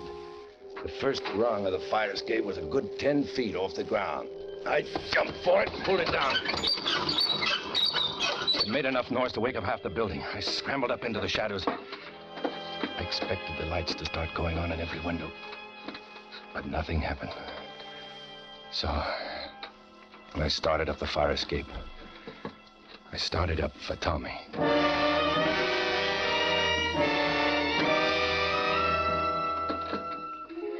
I reached the landing. The room was dark. The window was closed. I tried raising it, but it was locked. Why did everything have to go bad for me? Oh, wait a minute. He never locked the window before. Why did he lock it now? What was he afraid of? How could he know what was inside me? Well, suddenly I had to do something, so I smashed the window with my fist. I didn't care. Let him know it was me. Let him know what was coming. I reached in, unlocked the window, went over the sill. I took the gun out of my pocket. I could feel the blood running warm down my arm. And then I saw that he was gone. The room was empty. I sat down on the bed. I felt weak in my knees. I sat there a long time, numb. Then I heard a key in the door. It was him. He'd come back. I put the gun back in my pocket. I held it there. The door swung open. I saw him, framed in the light from the hall. And I thought, now, do it now.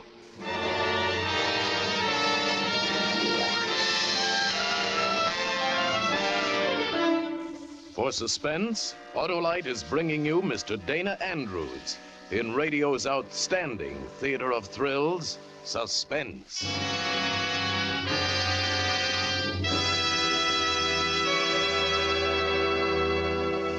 You know this spell of freezing weather that drifted over sunny California by mistake last week? Oh, I'll see. Well, by Cornelius, I haven't had so much fun since my Autolite Stay Full battery last needed water, and that's a mighty long time ago. You mean you enjoyed the cold, Harlow? You bet. Listen, I was purring along up in the mountains in my Autolite-equipped car, you see, when I spied a stricken stranger stuck in the snow. He had on a raccoon coat and a coonskin cap, and he was looking under the hood of his car, muttering, "Water, water everywhere, and not a drop in my battery." "Friend," I said to this shivering shambles, "if you had an Autolite Stay Full battery in that thirst-starved convertible, you'd be singing 'How Deep is the Ocean' instead of 'How Dry I Am.'" "What do you mean?" asks he. So, of course, I told this chap that Autolite Stay Full batteries have an extra-large liquid reserve. Autolite Stay Full batteries, I said, need water only 3 times a year in normal driving. You get that, pal? Only 3 times a year. And then I explained that thanks to extra plates and special fiberglass insulation, Autolite Stay Full batteries have extra power and extra long life, too. But, Harlow, did you get the poor fellow unstuck? Sure did. I just happened to have an extra Autolite Stay Full battery in my trunk. So I lent it to him until he could get one of his own at his nearest Autolite dealers. "I'll sure switch to Autolite," he said as he zoomed off.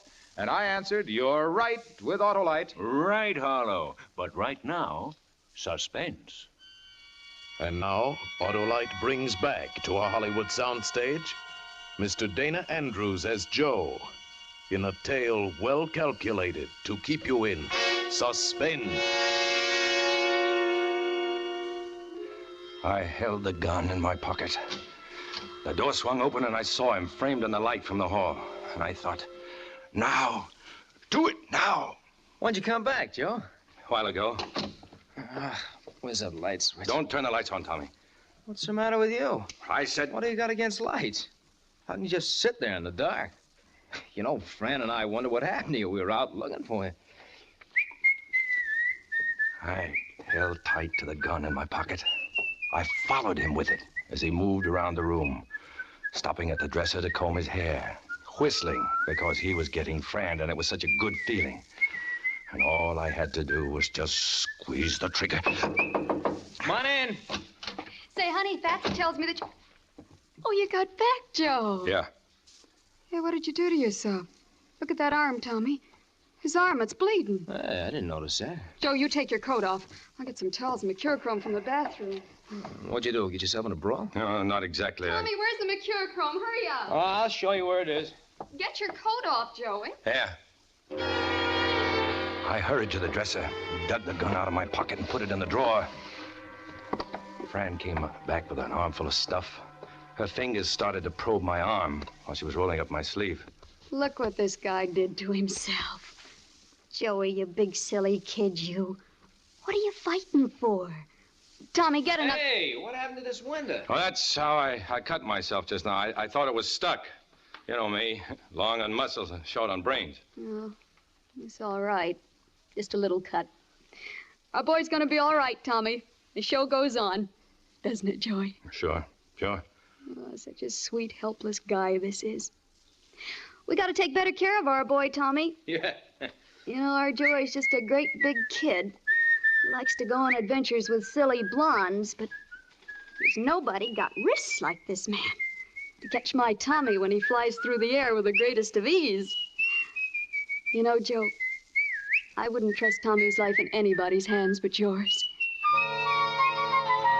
And she leaned over me, and I could smell her hair. And her warm breath danced around my eyes. And him and that whistling. Why shouldn't he whistle? He had the world. He had Fran. There. How's that feel, Joey? Her talking into my face. Smoothing my hair. Now, don't you punch any more windows in the nose, you understand? Didn't she see what she was doing to me? Didn't they see what was happening to me? How could two people be so blind? Couldn't they see? Feel better, Joey? I asked you. Leave me alone. Leave me alone!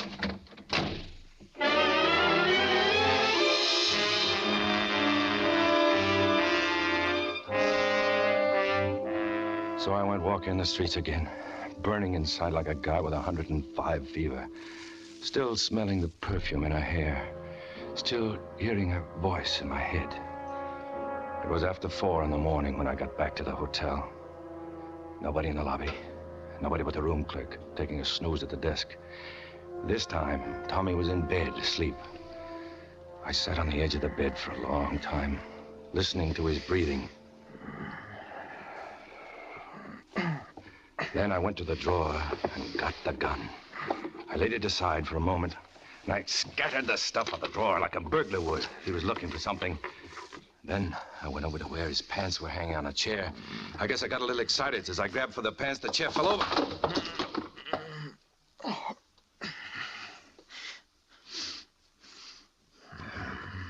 I waited, my heart hammering away like it was trying to break loose. But he didn't wake up. I found his wallet in his pants. Then his watch on the nightstand.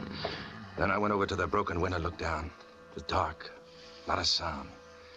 Tomorrow, all the cops in the city would be looking for the burglar who came up the fire escape and killed his victim when caught in the act. I went back to the dresser for the gun. I went over to the bed. I wouldn't let him take her away from me. Simple as that. I raised the gun barrel level with his head. My finger curled around the trigger. I felt a tiny nerve start throbbing in my wrist. I squeezed the trigger. What is this? Are you, Joe? Yeah. Go to bed, Joe. Okay.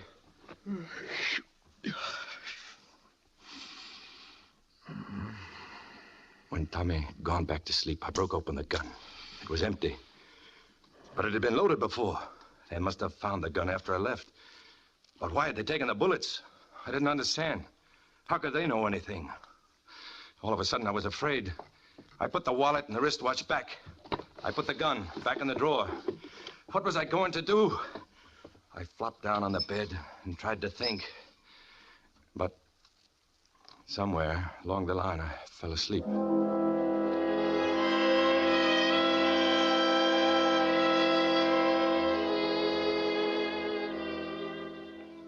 I slept until almost noon. When I woke up, Tommy was gone. I dressed and went down the hall to Fran's room. She was gone. At the desk, they didn't know what had happened to them. I went down to the armory where we were playing. They went around there. It was getting close to the matinee. I went to the dressing room. No sign of either of them.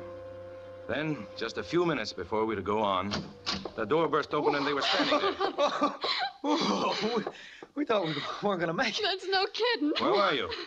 Just feast your eyes on the little gold object, third finger, left hand, sometimes called a wedding ring. Well, aren't you at least going to say bon voyage, weren't you? Oh, sure. Best of everything. Fran left to change into her costume, and Tommy started getting ready. Happy as a lark. And I felt the hate choking me till I couldn't breathe, burning in me like fire. Then I realized something that sent the cold shivers through me. If I went up on that trapeze today, and if his life depended upon my catching him, he would die. It made me sick thinking about it. Everybody's got to have some kind of belief. I grew up different, not like most people. The only belief I had was the act. I had to keep the act clean. I couldn't let it happen that way. But it would happen. If I went up there, it would happen. 3 minutes. Okay. Well, we better be getting out of here, Joey, huh? Well, Joe, come on. They're not going. What are you talking about? I'm not going on. Can't you understand English? But, Joe... I'm not going on. He couldn't do anything with me, and time was running out. He left, and I thought what I'd better do is just pack and leave and never see either of them again. Then, just beyond the door, I heard him whispering to somebody. I knew what it was. He was putting her to work on me. I didn't want to see her. I went to close the door, but she was already standing there, her hand on the doorknob. But it was the wrong hand. It was the hand with the ring on it. His ring. Is it something to do with the act, Joe? No, nothing with the act. Well, then, Don't ask me to go out there, Fran. you know we can't go on without Well, you. do what you can. Fake those triple plays. Look pretty and swing hard. Just don't ask me to go out there. Joey, what's wrong with you lately? Look, don't... I'm worried about you. You've been acting so funny the last week or so. What were you doing with a gun, Joey? We found it in your dresser last night. Scared me to death. I made Tommy take the bullets out. I just bought it for protection, that's all. Protection from what? Joe, you've been so moody, so melancholy. I'm so afraid you might hurt yourself. You think that's why I bought the gun, to hurt myself? Gosh, I hope not. I could...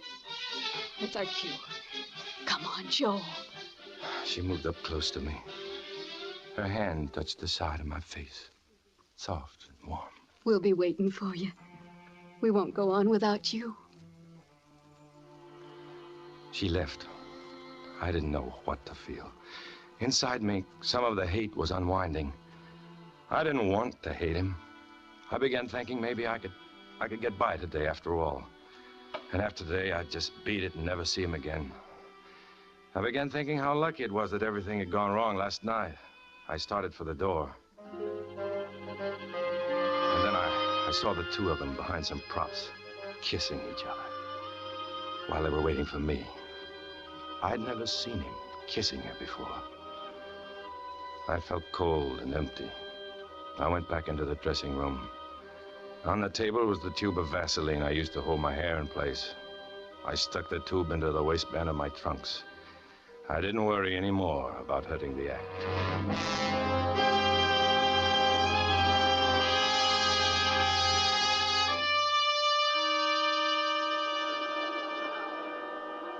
The act went off like clockwork. It always did. It was such second nature to us by now. The precision climb up the ladders to the two little takeoff platforms, me on one side of the ring, the two of them on the other. I felt good, like I always felt up here. I knew what was going to happen, but I wasn't fighting it anymore. When it came, that's all. And then it was time. All the easy stuff was over. We were ready for our big specialty, Tommy's triple somersault. Ladies and gentlemen, your kind attention, please. It is once again my privilege to present the most breathtaking trapeze stunt in all the world. I was already on the lower trapeze, lolling on the crossbar. It was Tommy's stunt, so no one noticed me. I reached up into the waistband of my trunks and flicked the cap off the tube of grease. I pinched the tube, and a coil of Vaseline spurted into my palm.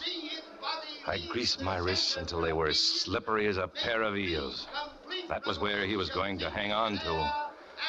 Where he was going to try to hang on. The great Joseph. The slightest miss will mean instant death. Tommy signaled that he was ready. I was ready, too. I turned lazily on the bar until my head hung down. I was dangling by my legs, flexing my arm, my eyes running over the row upon row of tiny upturned faces. It was a matter of seconds now. 5,000 pairs of eyes watching. 5,000 hearts starting to speed up. Even the peanut and popcorn boys had stopped. Just the roll of the drums building up, louder and louder. Without looking, I knew Fran was putting on Tommy's blindfold. In another second, I'd swing around and face them and begin the count. I began turning. What happened? I turned quickly. Fran was alone on the platform. For a split second, I couldn't figure it out. And then I saw Tommy falling through the air. He grabbed at a guy wire as he passed, and he held on. He slid down the wire, spiraling down in a sickening, crazy corkscrew, down all the way to the bottom, but never letting go. He landed in a huddle at the bottom, but then he picked himself up. So he was all right, nothing broken. Except the way he held his hand, you could tell it was as raw as if he'd cut it open with a knife. I swung around and looked up at Fran. She caught my eye and formed the words, "my fault," with her lips, and then, "sorry." Then she had made him slip. She had kept him from swinging out on that trapeze. But why? I swung back. All of a sudden, I wanted to get down. I wanted to get away. But while my back was turned to her, she must have passed along the signal, because suddenly I heard... Ladies and gentlemen, this unforeseen accident will not in any way change our spectacular triple somersault. The event will continue with the great Thomas's understudy, the lovely Frances.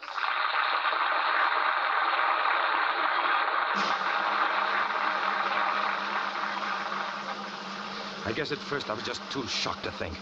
This was something I'd never figured on. Sure, she'd done the trick before, but then there was a split second in which she signaled me to drop my head and begin the count. And then before I could get my own desperate signal back to her to stop, not to go ahead, the black mask had dropped over her eyes and I was cut off from her. "Fran, don't do it! Don't do it!" But the drums had already begun that thunder. My voice couldn't reach her now.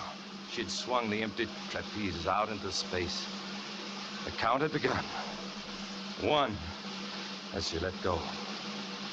2, as the trapeze made its arc.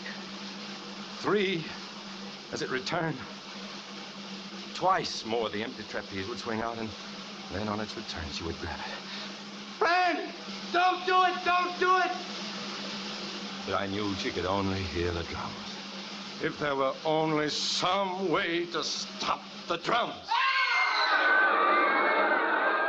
I heard the terrified roar of thousands of throats, and I knew it was death.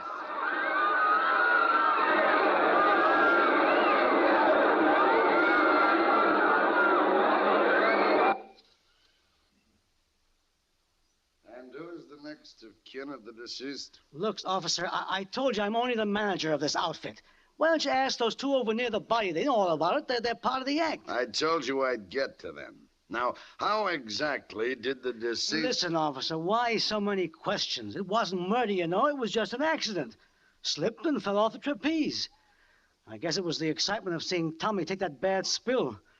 Why can't you just put it down as an accident and let it go at that? Look, I'm only following the rules, mister. I don't tell you how to run your circus. Yeah, but when you're all finished with your questions, it'll still add up to the same thing. An aerialist named Joe Crosby was accidentally killed while giving a performance. Just as simple as that. Yeah. Poor Joe himself couldn't tell you any more. Even if the dead could talk.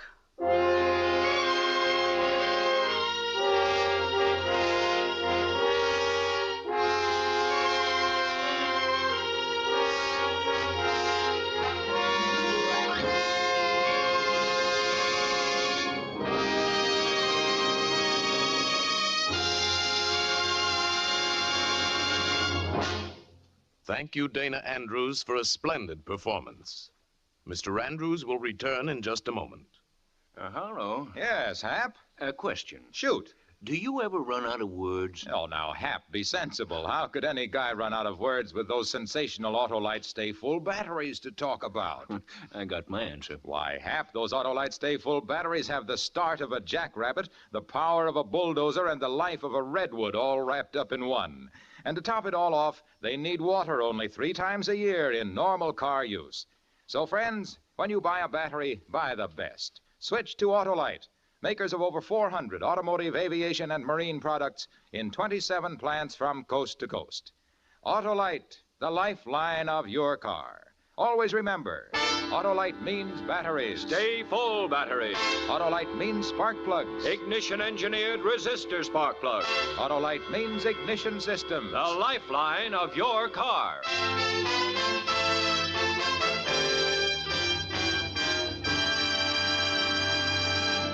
And now, here again is Mr. Dana Andrews. My thanks to Tony Leder for the opportunity of appearing again on Suspense. It is always a pleasant and rewarding experience. And you'll have a pleasant and rewarding experience, I'm sure, next week when radio's outstanding theater of thrills brings you Robert Montgomery in another gripping study in Suspense. Dana Andrews appears through the courtesy of Samuel Goldwyn, producers of Enchantment. Tonight's suspense play was adapted by Larry Marcus from the short story by William Irish. Music was composed by Lucian Morawek and conducted by Lud Gluskin. The entire production was under the direction of Anton M. Leder. In the coming weeks, Suspense will present such stars as Fibber McGee and Molly, Charles Lawton, James Wyman, James Mason, and many others. Make it a point to listen each Thursday to Suspense, radio's outstanding theater of thrills. Next Thursday, same time, hear Robert Montgomery.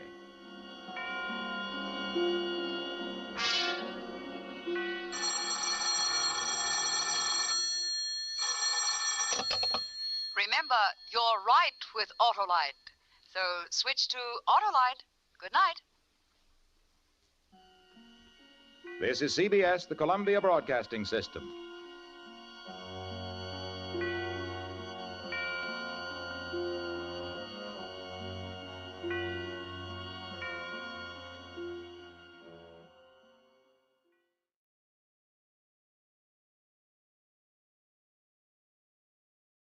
Now, Roma Wines present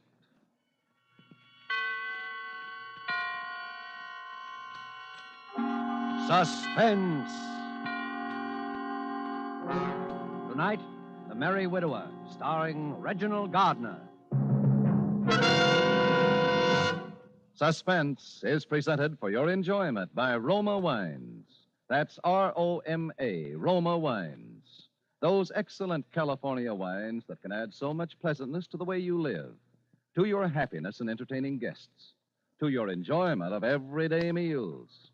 Yes, right now a glassful would be very pleasant as Roma Wines bring you Suspense. This is the Man in Black, here for the Roma Wine Company of Fresno, California, who tonight from Hollywood brings you as star Mr. Reginald Gardner, and a suspense play in grim three-quarter time. And so, with The Merry Widower, and with the performance of Mr. Gardner, we again hope to keep you in suspense.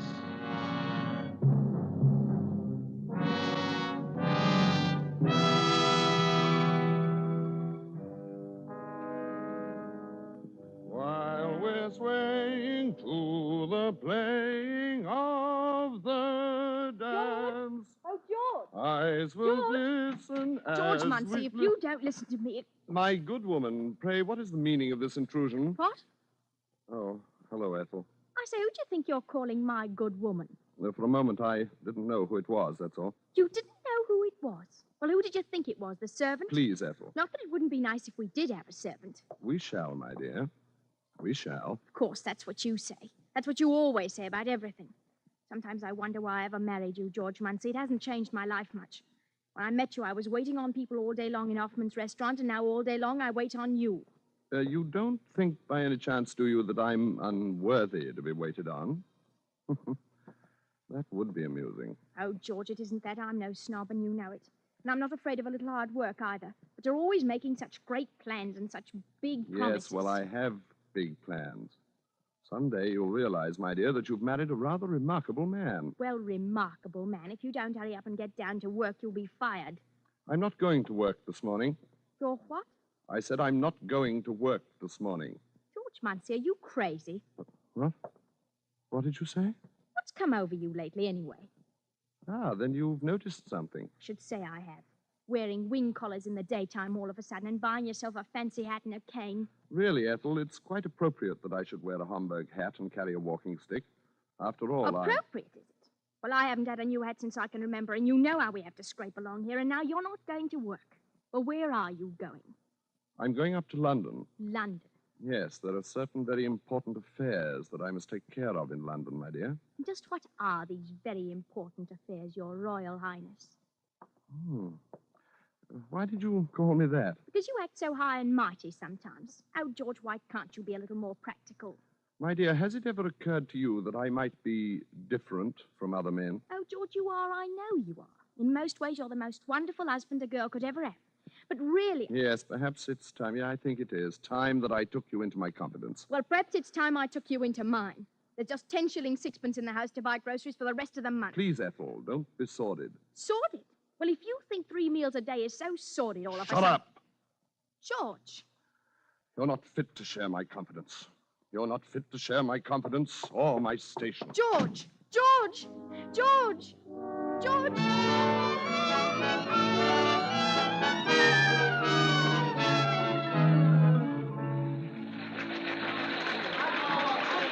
Encore! Encore!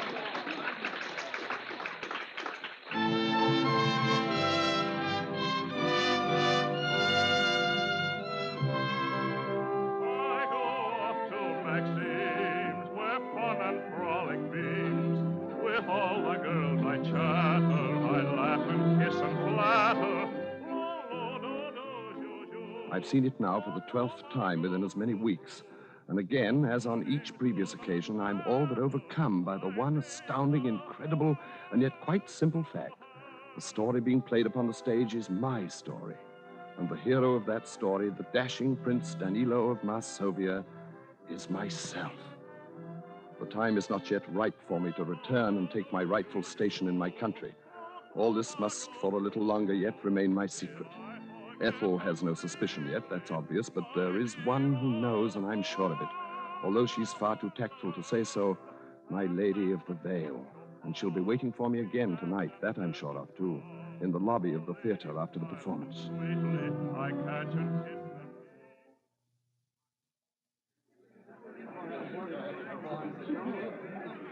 Ah, fair lady. It's you again. My, this is a coincidence. No, I'd set my heart on meeting you again. May I walk a little way with you, fair lady? If you like. Shall we go through the park? If you like. So we meet again. You must be almost as fond of the play as I am. Fond of it? Well, that's hardly the word for it now, is it? But I suppose you have some special reason. Ah, then you do suspect me. Oh, now, one doesn't have to be a mind reader for that. Every young man in town is halfway in love with the Merry Widow as it is. Not every young man, fair lady. Remember, the prince himself does not return her love until the very last. Well, that's so. That's as it must be, fair lady. If you don't stop calling me fair lady, I shall have to start calling you Prince Charming. Shall we sit here? You know something. What? You've never told me your name. Haven't I? No. What is your name? My name? Why, as a matter of fact, it's Prince. Prince? And what's your first name? My first name? Yes. Daniel. Daniel Prince. Well, that's rather like the name in the play. Daniel Prince, Prince Danilo. It is rather like, isn't it? Yes, it is. Well, don't you want to know my name? Oh, I know it. It's Sonia. No, it's Hilda. Hilda Calamere. Oh. Well, I must say you're not very curious. Don't you want to know anything more about me? Whether I'm married or... Why, you're a widow. Why, so I am. However did you know? Lift your veil, fair lady, and let me see your face. Well, since my bereavement, I may seem a little older than you. Even a few years older. It's not one's age that matters, but who one is. Oh, that is so true. Daniel, are you married? Married? No. Well, I don't see why you act so skittish about it. But I suppose you're like all the rest. You've a guilty conscience. No, I have not. Some liaison with a pretty barmaid, like the prince in the play. That's it, isn't it, Mr. Prince? Yes, there is a little liaison, yes. And now you're tired of her, and you're wondering how to break it off. Is that it? Yes. My poor Prince Charming. Miss Calamere, if you could help me, No, Daniel. That's something you must do for yourself. But I can tell you this. It's best to be strong about it. Break it straight off, open and above board, like a true gentleman. Isn't it now? Yes. Yes, of course. And things like that are always so unsatisfactory for a young man of your station in life, aren't they? My station. Yes. Well, what's that? Why, 12 o'clock, I expect. I'll have to hurry. Daniel! Wait! Where are you going? Home.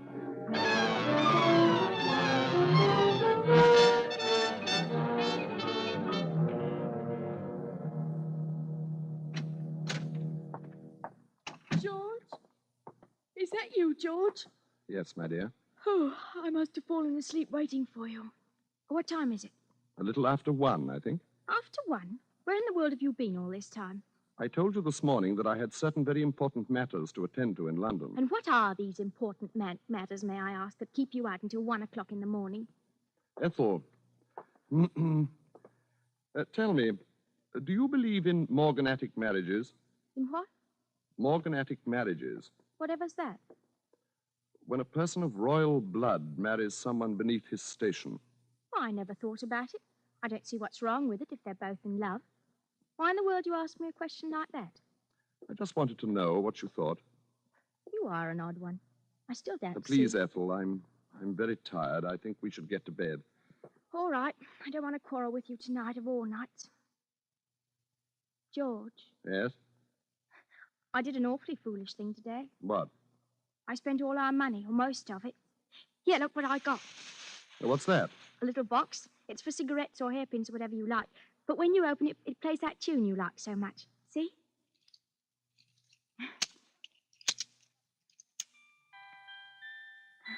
Well, that was very thoughtful of you, Ethel. It's really quite appropriate. Here, now, I didn't get it for you. Look what else I got. Well, what are those? Oh, you can see what they are, a sand bucket and a sailboat. Well, why did you get them? Oh, I know it's silly and all, but... George, if we were to have a baby... A baby? Yes, mind you, I didn't say we will. It's impossible. Oh, it's not impossible either. I tell you it is. It's not the way the thing should happen at all. The way what should It's happen? all wrong. It's not fitting to my station. It can't happen. Oh, it can't? Well, if I want to have a baby, it's little enough I get out of Ethel! life. George, I thought you'd be happy if you thought that... Of course, my dear, of course. Yes, the idea just came as something of a surprise, that's all. Then you mean Well, that let's you... talk about it in the morning, my dear. I think now I shall take a bath. A bath at this time of night? Good for the nerves, you know. Relaxing. Well, do hurry, then. Shan't be long. George! I can't hear you. Oh, it's no great matter. What is it? Why don't you come in here and talk to me? Well, all right. George, don't you think the baby would like this music box? It is rather sweet. Oh, I thought you were going to take a bath. I've changed my mind. George, what are you doing? Look out! I'm falling!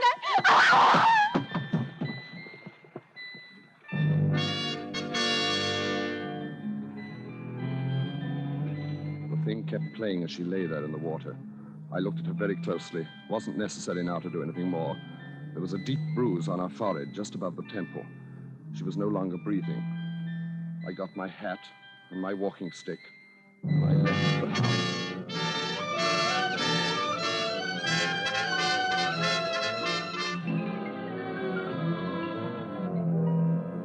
For suspense, Roma Wines are bringing you The Merry Widower by Robert L. Richards, based on Roy Vicker's short story, The Rubber Trumpet. Reginald Gardner is the star of tonight's study in suspense.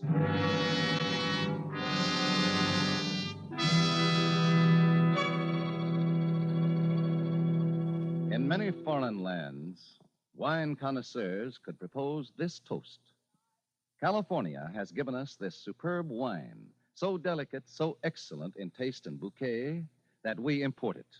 It is famous Roma California wine. Yes, that is true. For in Roma wines, you will find the uniform qualities which make a wine truly magnificent. More Americans enjoy Roma than any other wine, for greater enjoyment of meals, for delighting their guests. These delicious Roma wines are the result of California's perfect soil and climate, plus a combination of old-world winemaking skill and modern knowledge that mean constant quality. Yet they cost you only pennies a glass.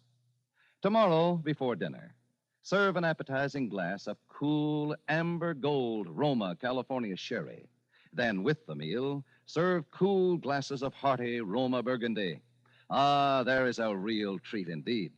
No matter what the meal or what glasses you use, the result is the same. New compliment-rousing enjoyment of the meal. New pleasure from even the simplest foods. Try this easy, inexpensive way to better living tomorrow. Just ask your dealer for R-O-M-A, Roma wine. If your dealer is out of Roma, please try again soon. Remember, more Americans enjoy Roma than any other wine. And now it is with pleasure that we bring back to our soundstage Mr. Reginald Gardner in The Merry Widower, a tale well calculated to keep you in suspense. Shall I tell you more? Yes, I believe I shall. You've been very attentive, and it pleases us to have you share our confidence. Very well, then. At the performance that evening, the lovely widow and I sealed our betrothal.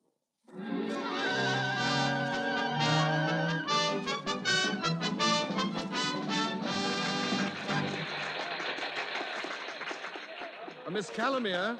Why, it's my Prince Charming. Miss Calamere, may we have our walk again, please? Why, of course. Really, I hardly expected to see you at all this evening. You know, you were rather a naughty boy to leave me so suddenly last night without a word or anything. Yes, I suppose I was, but... You were going home, you said. Yes, to my lodgings. Oh, of course. Tell me, did you enjoy the performance tonight? I didn't see it. I don't want ever to see it or hear it again. Oh. Daniel, do you have something to tell me? Yes. Is it about her? Yes. Did you do as I told you? Yes. It's finished. My poor, dear boy. And that's why you don't want to hear the music anymore. Because it reminds you of things you'd rather forget. Yes. That was very good of you, Daniel. And very brave. I hope it wasn't necessary to hurt her too much. No. It didn't hurt her very much. And what are your plans I've now? come to you, Miss Calamere. I've come to you. Daniel, you mean... You're the only person in the world who understands me, Miss Calamere. Oh, my Prince Charming. It's like a dream, like the play that brought us together. We are the play now. Until death do us part. Yes, until death do us part.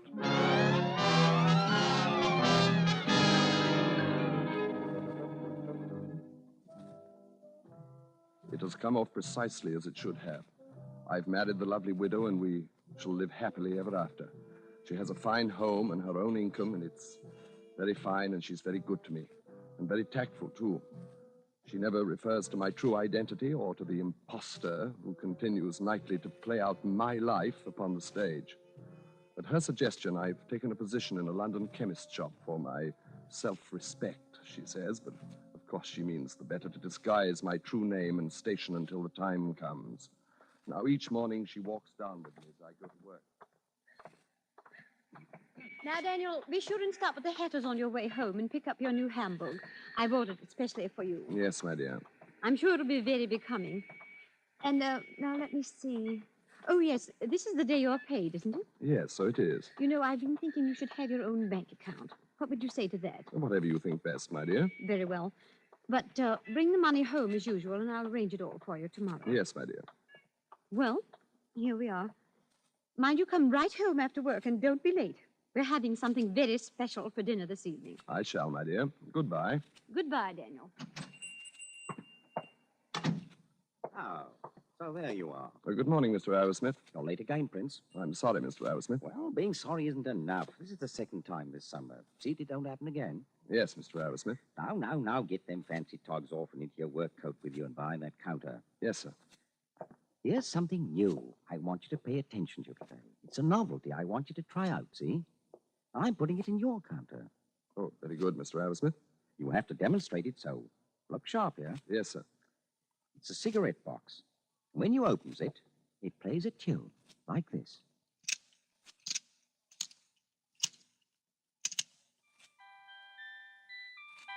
You see? Stop it. Stop it. Stop it, I say. What? I'm sorry, sir. But you see, I'm quite allergic to music. Oh, you are you? Well, mind you don't talk to me in that tone of voice, or you're liable to find that I'm allergic to keeping you on here. You understand? Yes, sir. And here's your pay. The sixpence dock for that glass you broke Saturday. Thank you, sir. And mind you give some attention to trying to sell that music box. Allergic or not allergic? Yes, sir. Oh, hello, Prince. What's all the row with the old man? Oh, nothing at all. Just a minor difference of opinion and a matter of policy, that's all. Matter of policy, eh? Oh, here, what's this? Don't touch it. What's wrong? Has it got a snake in it or what? It's a very delicate piece of mechanism. Well, let's see. Oh, I say. Give it to me. Well, you are edgy. Why, you look as though you'd seen a ghost. A ghost? At the lunch hour, I took the wretched thing out to the back of the store. I smashed it to bits and threw it into the rubbish bin. It had been priced at 7 6. And I rang it up on the cash register. I say, Prince. Yes, sir? Where's that music box? I sold it, sir. You did, eh? Well, that's jolly good. Nice to have you show a bit of initiative for a change. Thank you, sir. Here you are. Here's another one. What? Salesman talked me into buying 3 dozen of them. Thought for a while I'd be stuck with them, but I guess that's going to be you that's stuck with them. Eh, Prince? That's it. Now it's you that's stuck with them. 3 dozen. Yes, sir. I'll get rid of them, I'm sure. Well, come on, Prince. Let's go have a spot of lunch together, eh? No, I'm going home to lunch today. I must get something very important.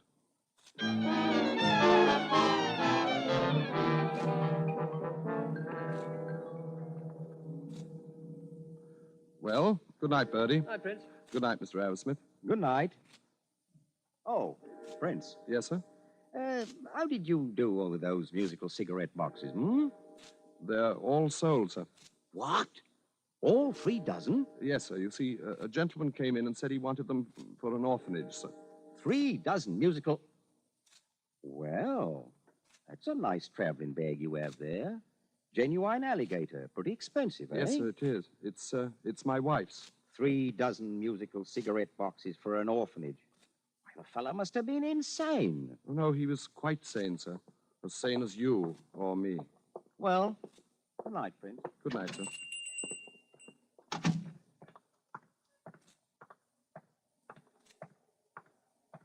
Can you spare a poor man a copper, Governor? Yes, here's a shilling. Oh, God bless you, Governor. But there's something you must do. I want to give you something else. Oh, what? Here, take this suitcase. It's yours. You can do anything you like with it.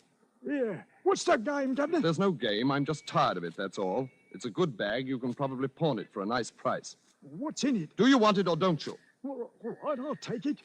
But I hope you don't have your wife act up in it or something. Then take it and shut up.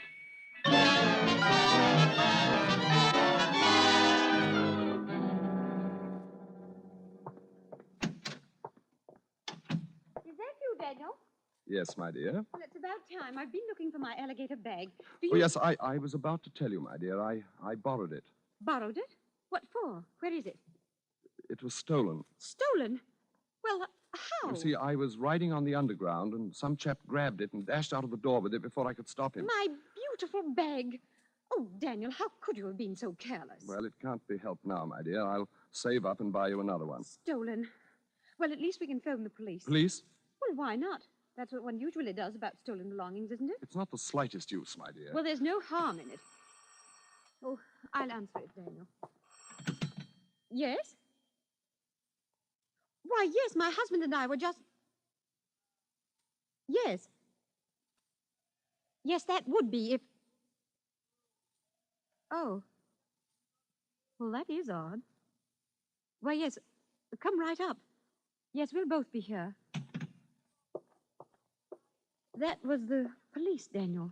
They found my bag. No, they couldn't They have. saw a beggar carrying it. They thought it looked odd, such a nice bag, and they found my name on it inside. Oh. Daniel, it was full of music boxes. 36 of them. All right, then. They were down at the store. They got on my nerves. And Daniel, they all played the same piece of music. The tune from our play that you used to like so much. That's right. And you haven't ever wanted to hear again. Hilda. Since... Well, Daniel. I'm very tired, Hilda. I'm going to take a bath. Daniel, I want to talk to you. Very well. You may talk to me while I run my bath.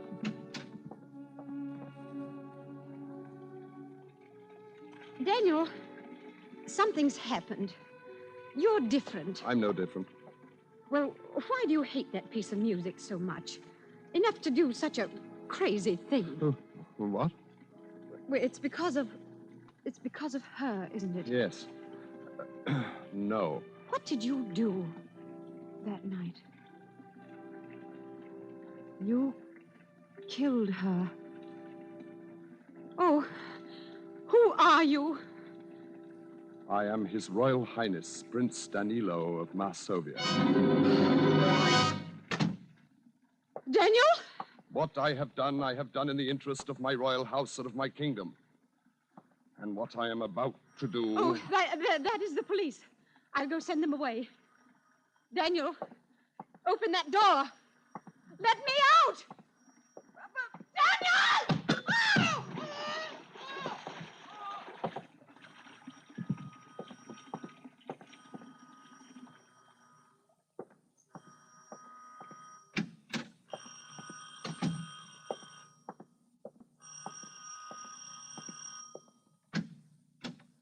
What do you want? I'm Inspector Davis, Scotland Yard. That's him. How, George? How, George, why did you leave me? I'd fallen in the bathroom and cracked my head. And when I woke up, you were gone. You'd have fallen? We've been trying to find you for this lady for quite a while, Mr. Muncie. All we had to go on was your taste in music. George. And when this bag showed up with the music boxes in it... by the way, is this your other wife's bag? Oh, George, there was someone else. Ah, so you don't want to answer, eh? Well, you better call the other lady down here, Mr. Muncie. It looks as though you'd have to answer to a charge of bigamy, my lad. Bigamy. Bigamy. Bigamy!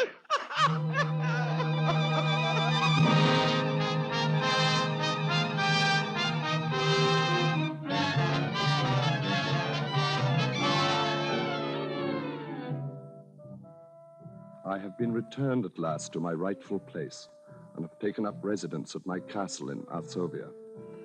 There are heavy bars upon the window for the protection of my royal person, and I am most courteously treated by all my court attendants.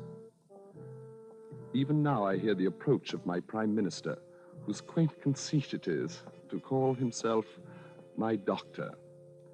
He has been on a personal errand at my request.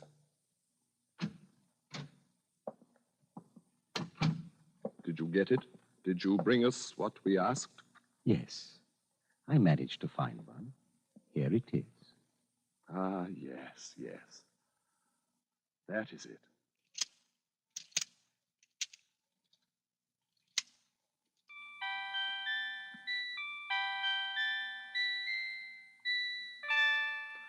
We thank you.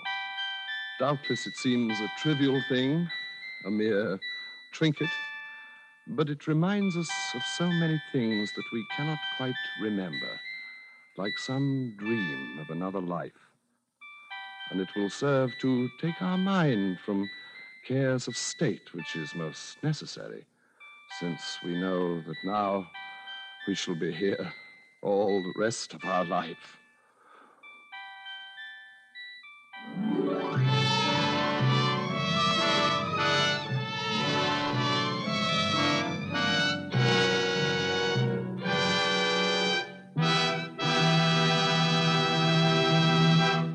And so closes The Merry Widower, starring Mr. Reginald Gardner. Tonight's study in suspense. Suspense is produced and directed by William Spear. Yes, Roma wine makes any meal taste better. Simply place a cool bottle of your favorite Roma wine on the table with the meal. Serve it in any kind of glass. Once you taste the addition these delightful wines bring to the zest and savoriness of even the simplest dishes, you'll wonder why you've ever done without Roma wines. Remember, it costs you only pennies a glass to add the extra pleasure of Roma wines to your daily meals. Tomorrow, ask your dealer for R-O-M-A, Roma wines. Try them, and you'll know why more Americans enjoy Roma than any other wine. Reginald Gardner appeared through the courtesy of 20th Century Fox, producers of the Darrell F. Zanuck Technicolor production Wilson. Next Thursday, same time, you will hear Miss Lucille Ball as star of Suspense. Presented by Roma Wines, R-O-M-A, made in California for enjoyment throughout the world. This is CBS, the Columbia Broadcasting System.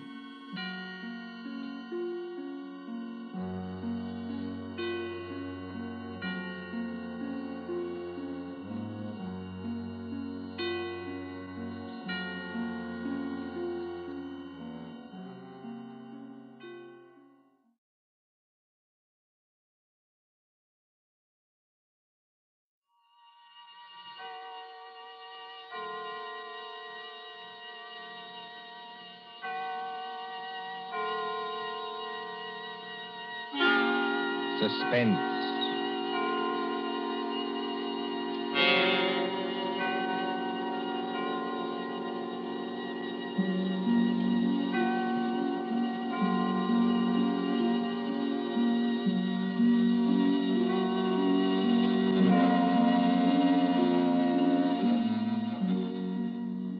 The thrill of the nighttime, the hushed voice and the prowling step, the crime that is almost committed, the finger of suspicion pointing perhaps at the wrong man, the stir of nerves at the ticking of the clock, the rescue that might be too late or the murderer who might get away, mystery and intrigue and dangerous adventure.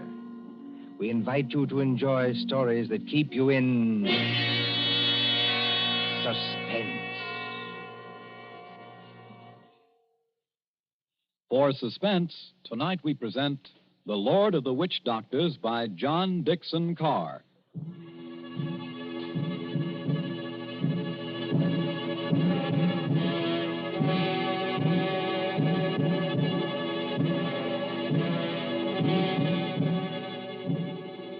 The drums were beating that night. The Lord of the Witch Doctors was on his way. 20 miles off the East African coast, fanned by the blistering heat of the Indian Ocean, lies the island of Zanzibar. Here, many years ago, To be exact, in the year 1889. 3 nations were rivals for imperial German eagle. At Mogadishu were the Italians. A mixed population boiled along that coast, Portuguese, Arabs, Swahili.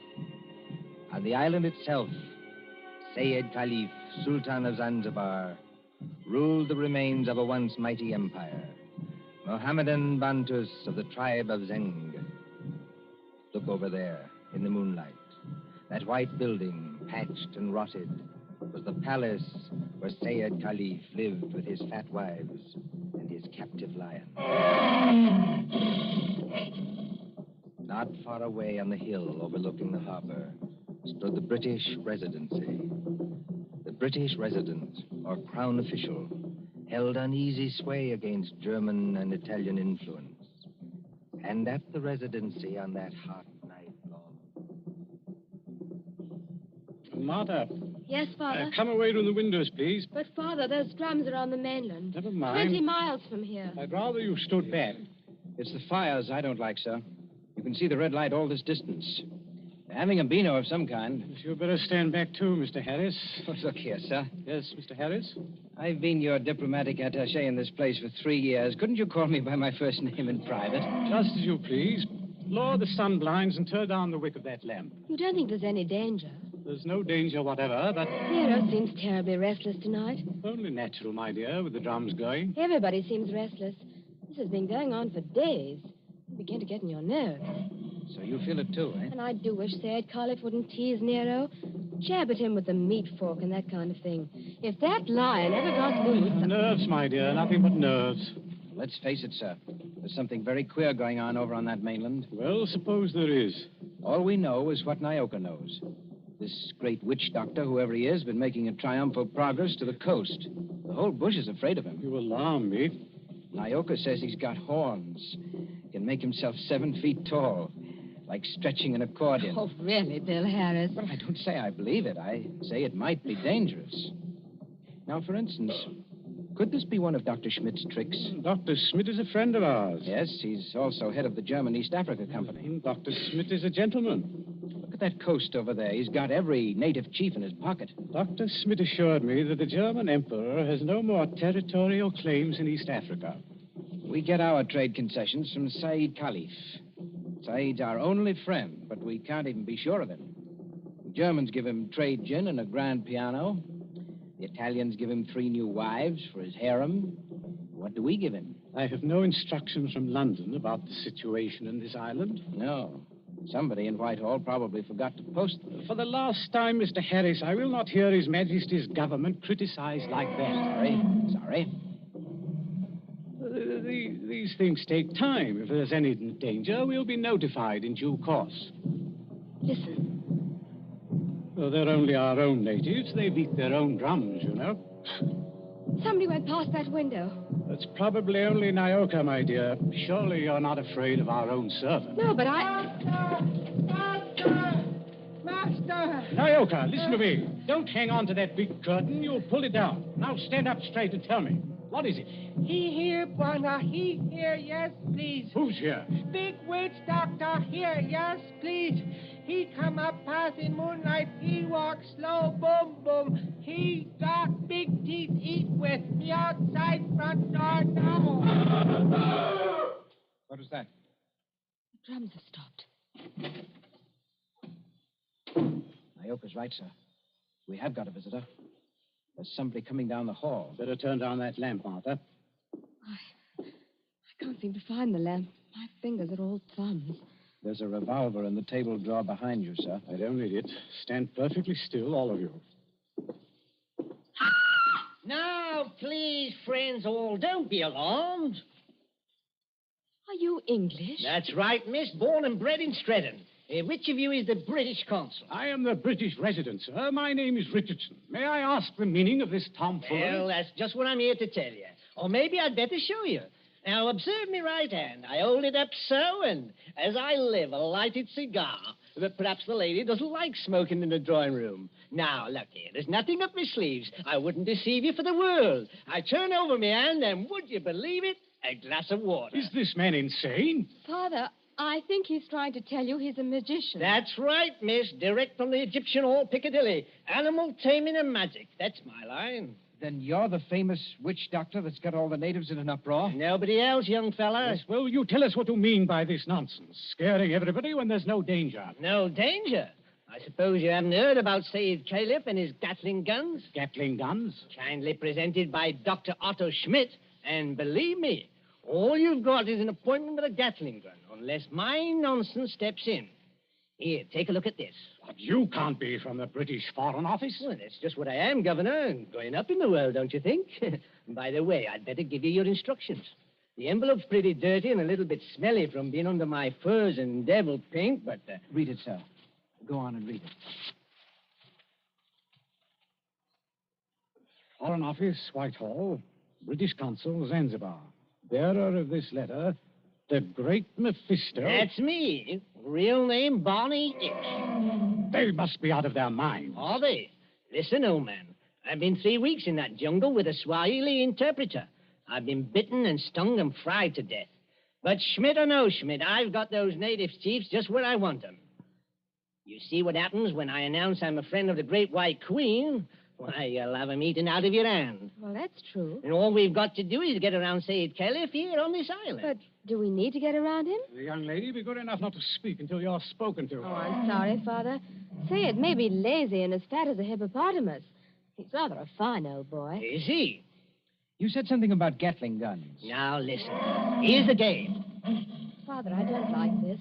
I've never heard Nero as restless as that. Never mind, Nero. Go on. Well, I came over here tonight in a steam launch. Tomorrow I'm paying my state visit to the great Sultan Said Caliph. Now, you present me as your friend and a friend of the Great White Queen, and I do my best tricks at it. Is anything wrong with your native boy? Nyoka, be still. You're not afraid of our witch doctor friend, are you? No, I good Christian. Yeah, what are you doing? Come out from under that sofa. But, Bwana, I see something. I look out through window slats. See Bwana bald head coming apart. Well, a baldhead? That's Dr. Schmidt. Dr. Schmidt? Well, he mustn't find me here. Yes, I quite agree. This is most irregular. Is there a back way out of here? Yes, through that arch. Stay in the back room. Nyoka will show you. Me go with witch doctor. Yes, hurry, please. I know like. Never mind what you like. You go. All right, master.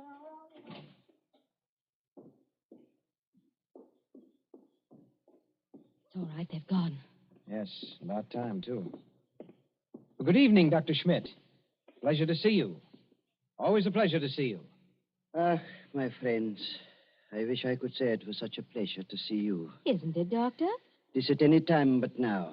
Do not mistake me, I beg of you. No, it is that confounded lion, Nero. Always I say it will happen, and now it has happened. What about Nero? My friends, I regret. He has made his kill. He has tasted blood. What's that? You permit that I sit down and take off my sun helmet. I am not young, and I'm tired. It's not Said Caliph. Yeah, it is so. He has teased that lion once too often. Oh, poor old boy. He was our friend. He's not dead. Yeah, I regret. Yeah, he is dead. Sultan of Zanzibar is dead. Good God. But how did the lion ever get at him? He drank too much poma. That was his trouble. He got drunk and think he can do too much. So he opened the door and went into the lion's cage. Into the cage? Yeah, would you believe it? Not easily. But it is true. Over to Paris, there's what you call gnashing of teeth. His son Nobi is in tears. Did you see this happen, Doctor? No. I go there later and they tell me. It's all the worse because of some foolish story, a doomhead story. That he has been struck over the head and thrown into the cage by someone who did not like him. That's more likely, if you ask me. My friend, it is foolishness. Everybody liked old man. He was a father to his people and a kind friend. Doctor, are you telling us that Said may have been put into that cage unconscious? It is what one African the soldier says, yeah. Well, then he may still be alive. Alive? It is impossible. It's more than possible. A lion may maul an unconscious man, but it doesn't often kill him. This is vital. Vital to Said himself and others as well. You're a doctor. Can't you go and make sure? My friend, I regret. I am not that kind of a doctor. Harris, you may be right. I think I'd better go myself. Is this a good idea, sir? I'll stay here and entertain Dr. Schmidt. Unless, of course, he wants to go, too. No. I think I do not like sights of that sort. I have a tender heart and I have illnesses. Besides, you can do nothing. I tell you, he is dead. Yes, we'll see. Martha, you'd better come with me. Your nurse's training may be of some use at last. Of course. Hadn't we better go the back way and speak to Nyoka? Yes. Nyoka mustn't be troubled in that back room. A very good evening to you, Dr. Schmidt. Ah, Mr. Harris. They have good hearts, but they're so foolish. I would give my own right arm to aid that poor man. But, well, we must have philosophy. We must cheer up and bear it. Yes. Now, Doctor, we're all alone. So we are. We must sit down and have a nice, comfortable chat. Yes? Definitely, yes. Oh. I wanted to have a word with you anyway. Ah, so? About what, Mr. Harris? Oh, Various things. I am happy to give you all the time in the world. I like talking to young people. It makes me feel young again myself. Like, Nobi? Nobi? Saeed Khalif's eldest son, the new sultan. Ah, one fine young man. Or a savage. Yes, but weak, easy to manage, and very fond of his father, too. It's a wonder he didn't have the lion shot after they got the body away. Shot with what, my friend? I beg your pardon, Himmel. I do not consider the matters funny. No. But shot with what? These brutes, they have nothing but loading muskets. Kill Nero with those? No. Suppose they had Gatling guns. Pardon? Just suppose that, of course. Of course. Well?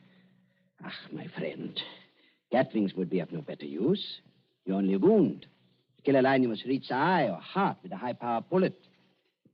What is the matter with us? Why are we talking of these things? Talking of death, you mean? Of Saeed Khalif, who gave all the trade concessions on Zanzibar to the British? My friend, I was talking about express rifles. Look here, don't you find it warm in here? Yeah, a little. Yes, it smells of animal's fur, doesn't it? I'll just raise those sun blinds. No. You must not trouble yourself to do that. It's no trouble. I beg of you not to trouble. It is not necessary. Doctor, you've been mopping your forehead ever since you've been here. Little fresh air never hurt anybody. Here. Yeah, isn't that better? Much. Why not sit down, my boy, and we have a nice chat? Fine enough night. No smell of the animal's cage here. My friend, you talk like a hunter. Yes. Or a victim. Yes, it's a fine night. At least for this part of the world. Fire's still burning on the mainland. I wonder if that's a good sign. Of what? I wish I knew. And the sea is like skim milk under the moon. And, good Lord. What is it? What makes you jump? Look there, in the harbor. My friend, I see nothing. Perhaps if I take off my spectacles and Why, man, you must see it. In the harbor, out at the left there, beyond the shadow of those big palm trees. Don't you see our riding lights? It looks like... By George, it is. It's a warship. It is only a German gunboat, my friend. Only a very little German gunboat. German gunboat? My friend, you must not be so distrustful. That is not kind. Let me get a telescope. But I tell you who she is. It is nothing. She is on what you call a goodwill tour. You're not angry.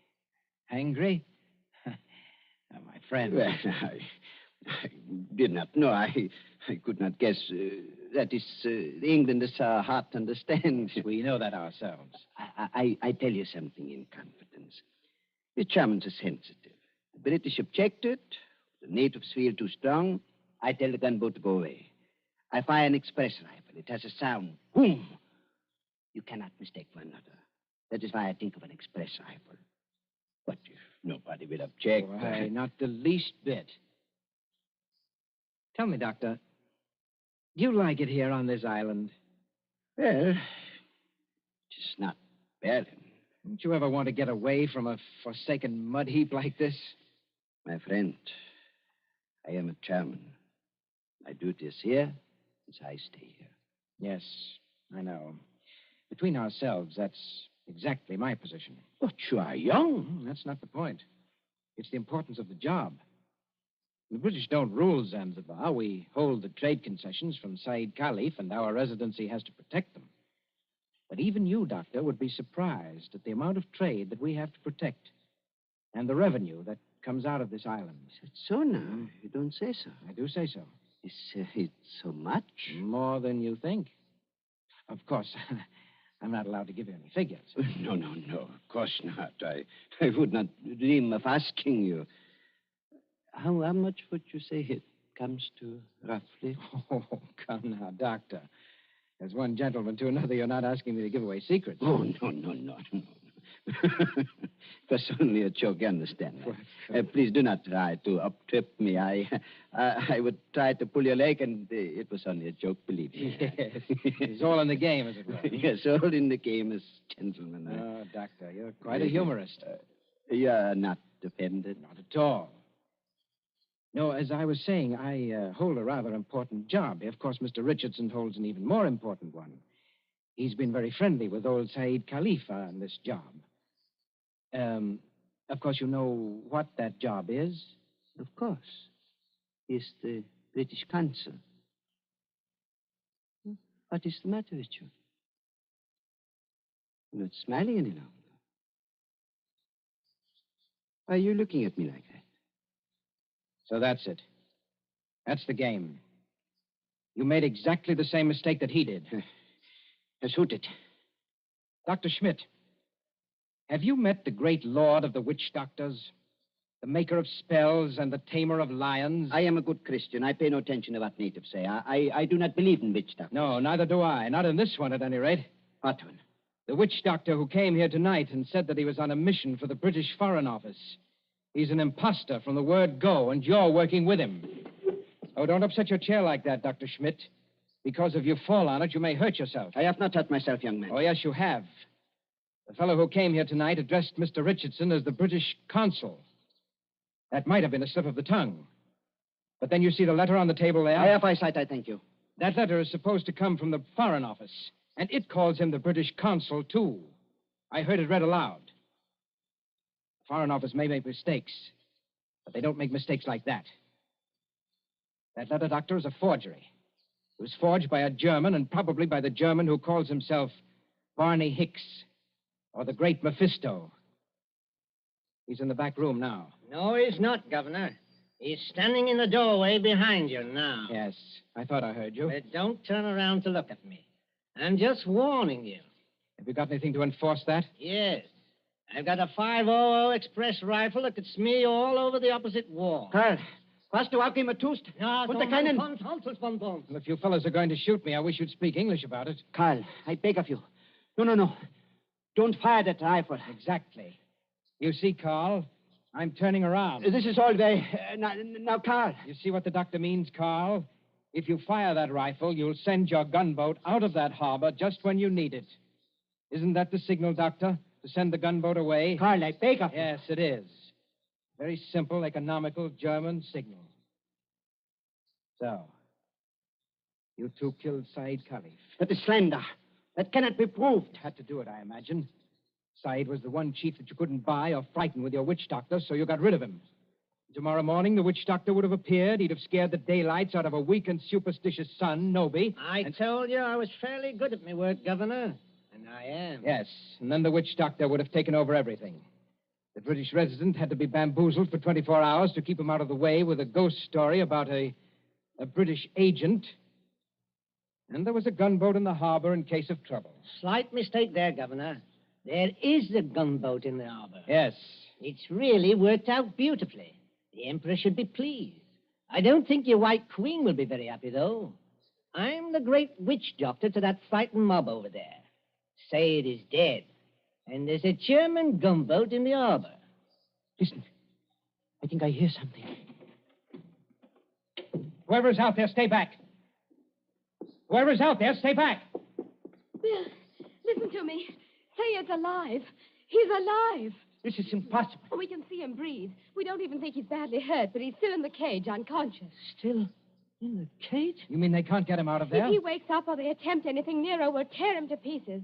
The whole crowd over there is nearly crazy, but they don't dare go into the cage. Well, gentlemen, you should have been more careful. If they do get Saeed out of there alive, you're done for.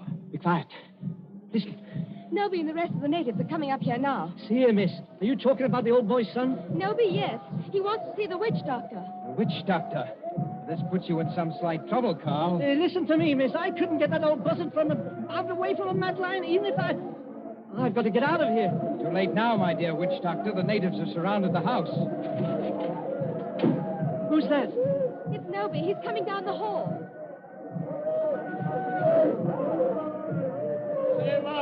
Abu do Save. My Noby.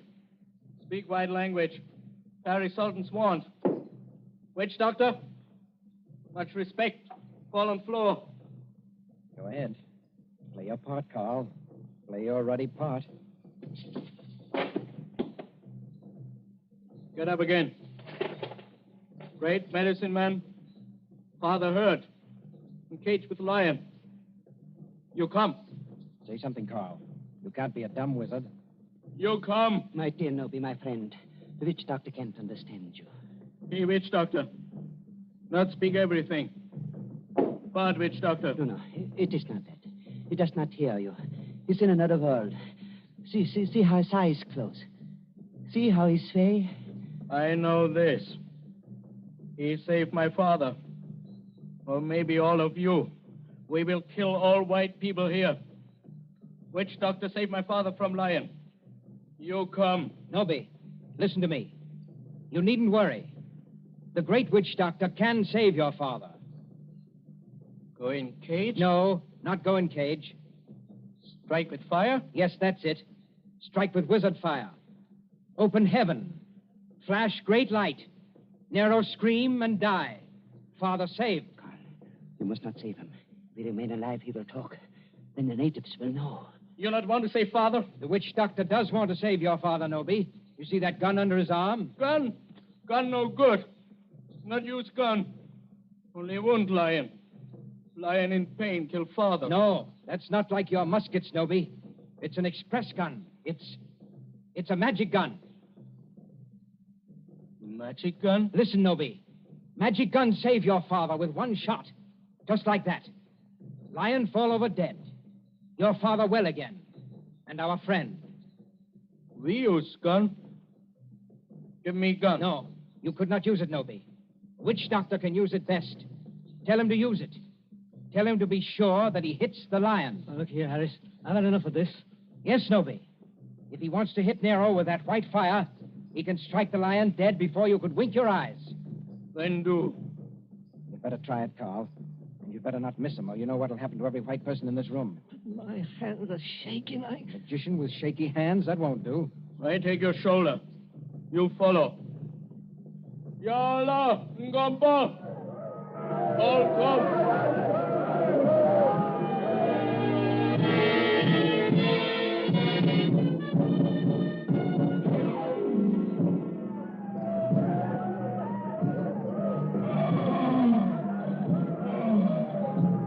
There is cage by palace door. All court over river, bright as day. 1,000 torches, all make light. Now do. Now do.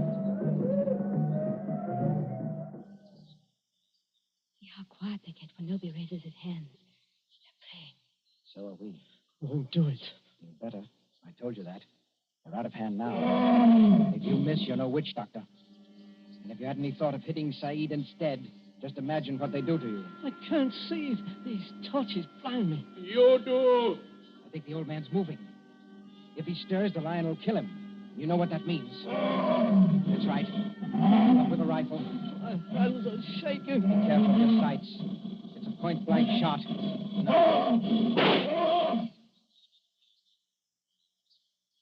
Allah! Who called? All right, Nobi. The lion is dead. They can go in and carry your father out now. Lion dead? German magic is great magic. Yes, Nobi, it is. But English magic is greater. English magic better than German magic? Yes, Nobi, and I'll prove it. Turn around. Look out towards the harbor. I stand here.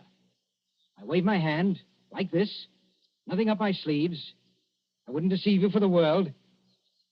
I wave my hand towards the gunboat in the bay. The gunboat sails away. English magic, Nobi. English magic.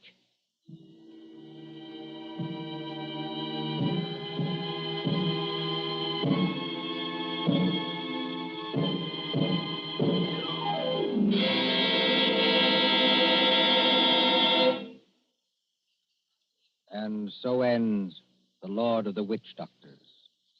Tonight's story of suspense.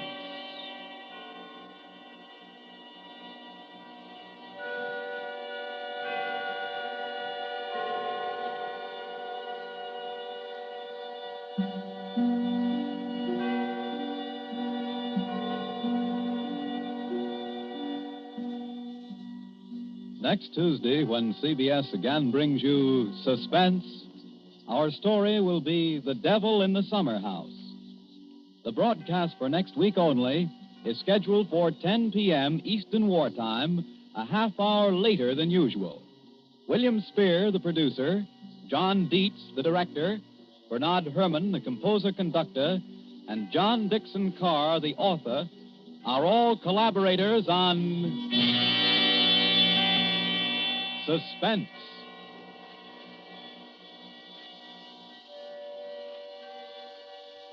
This is the Columbia Broadcasting System.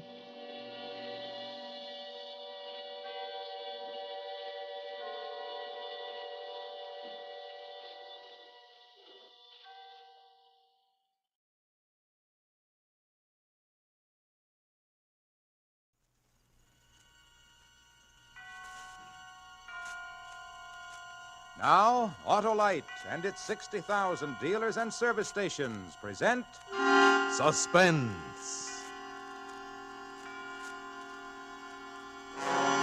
Tonight, Autolite brings you Pat O'Brien in Dead Earnest, one of the most famous of suspense plays, produced and directed by Anton M. Leader. Friends, officially, spring has sprung, and you'll want a spring pep for your winter-weary car. That means when you replace old narrow-gap spark plugs with wide-gap Autolite resistor spark plugs, your car will idle smoother, give you better performance on leaner gas mixtures, save gas dollars. Yes, you actually can tell the difference in your car. Autolite regular-type spark plugs have long been standard factory equipment on many leading makes of cars and trucks. And now six of these leading makes of cars and trucks have switched to Autolite resistor-type spark plugs for factory installation on their new 1949 models. The new Autolite resistor spark plugs are the spark plugs of today and the future. Remember, you're right with Autolite. And now, Autolite presents Pat O'Brien in a tale well calculated to keep you in suspense. Accident report. 2, Police Inspector Blandon from Lieutenant S. Healy. Place, 15th Street and 4th Avenue. Time, 2:45 p.m., March 11th. Remarks. Ernest Bowers, age 34, was crossing the intersection as the signal light changed from green to red. The car, driven by Theodore Toby, made a legal right turn from 15th Street into 4th Avenue.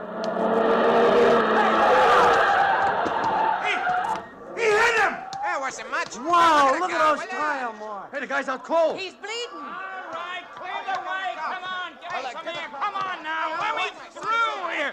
All right, stand back. Let's have a look. Is he hurt bad? I didn't see him. Honest, I didn't. I had the right of way. Yeah, he's passed out. One of you people call for an ambulance. Yeah, you there. Okay, move back. Oh, look, he's bleeding. He's bleeding. Here, I'll prop up his head. Yeah, here, use his jacket. Here, I'll hold him. Golly, he's limp. He feels just like he's dead.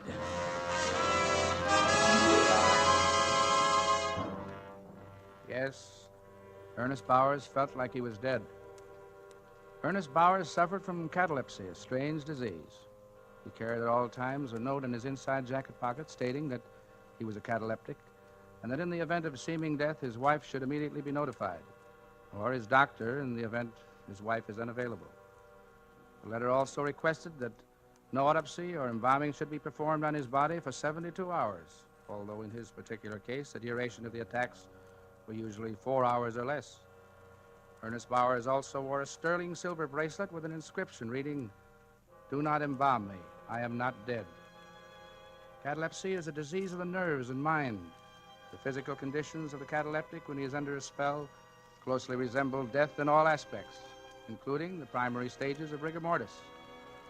Officer Abbott was on the scene of the accident. He administered aid to the injured man before making out his report. That ought to stop the bleeding. Looks like just a cut on his forehead when he hit the ground. Nothing much. Now, what's your name? Toby, Theodore Toby. Here's my license. Hey, you kids! What did those kids do? They picked up something off the street. Huh? Oh, here it comes. I hope he's all right. It doesn't look like he's breathing. Oh, my gosh, he ain't. I told you to get back. Come on now, ease back, all of you. What's the matter with you people? Haven't you ever seen an accident? Now, come on, get it. Oh, I'm glad you're here, Doc. He's out cold. Okay. I'll say he's out cold. Let's get him away. He's dead. Well, anyhow, it didn't happen in our wagon. Okay, we'll take him away. All right, keep him back, will you, officer? Yeah, keep back. Clear out. Come on, the show's over. That's the third one today. Yeah, there. Hey, well, let's go. Whose coat was that he was laying on? Huh? I don't know. Did you pick it up? No. Hey, officer. Yeah? Where's the coat? Huh? Oh, by... Gosh, it's gone. Okay, never mind. All right, let's go, Payne.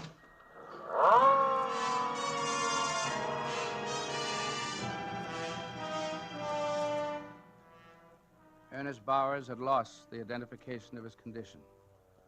The letter was in the inside pocket of his jacket. The silver chain he wore on his left wrist had snapped and fallen to the pavement. Two youngsters picked up the chain. Robert Manelli, age 9 1/2. Tommy Stoner, 8. Let's go around the back to your father's shop, Bob. Boy, it sure is a nice chain. Hey, there's writing on it. Maybe it's a guy's name. Is he hurt bad? Nah, just a little bump. What's it say? Just a second. We'll be out of the alley. Yeah, Pop's gone home to eat. What's it say? Wait a second, will ya?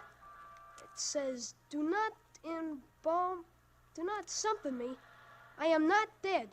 It's screwy. What do we do with it? Sell it, Dopey. We can buy some baseballs and stuff. Yeah, but when we try to sell it, they'll ask us where we got it. What do we tell them?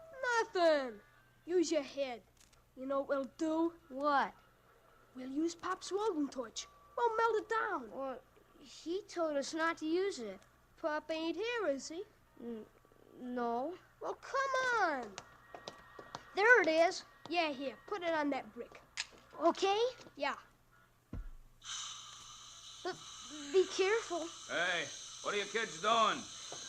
Hello, Pop. Nothing, Mr. Manelli. We ain't doing nothing. Nothing, huh? I thought I told you kids not to go near that torch. Well, we want to melt this down. Give me that. Now, what's this all about? We found this chain, Papa, and we want to melt it down and sell it. Whose is it? We don't know. Do we, Tommy? No, we don't. There's nothing wrong, Pop. We just found it. See, it's ours. Do not embalm me. I am not dead. What's that? It's screwy. Where did you find it? In the street. Honest, Papa. Ask Tommy. All right, go on. Get out of here. How about melting it down, Pop? We can sell it and buy some baseballs. All right, keep back.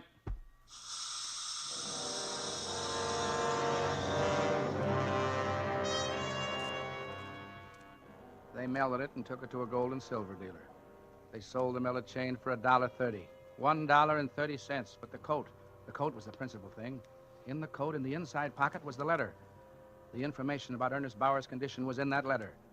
The instructions that could save his life. The coat was picked up from the street by honest Jerry Murdoch. There's a big sign near the corner of 15th Street. It says, Honest Jerry Murdoch, Swap Shop. He brought the coat into his store, rummaged around in his shelves until he found some cleaning fluid and then started to clean the blood stain. Looking for a sport jacket. Just a moment. Okay. Conservative. Oh, will you come over here, please? Yeah, something on that order. Pick out what you want. How much you want to spend? About $5. These cost more. How much? From 8 to 12. They don't look so hot for $8. From 8 to 12. Say, wait a minute. I'm just putting a new one in stock over here by the counter. Yeah, that looks all right. What size is it? I don't know. Here, try it on. Okay. Yeah, feels all right. Kind of stiff in front here, though. Ah, it's because it's almost new. You'll break it in. Feels like cardboard or something. You want it? $5. Okay.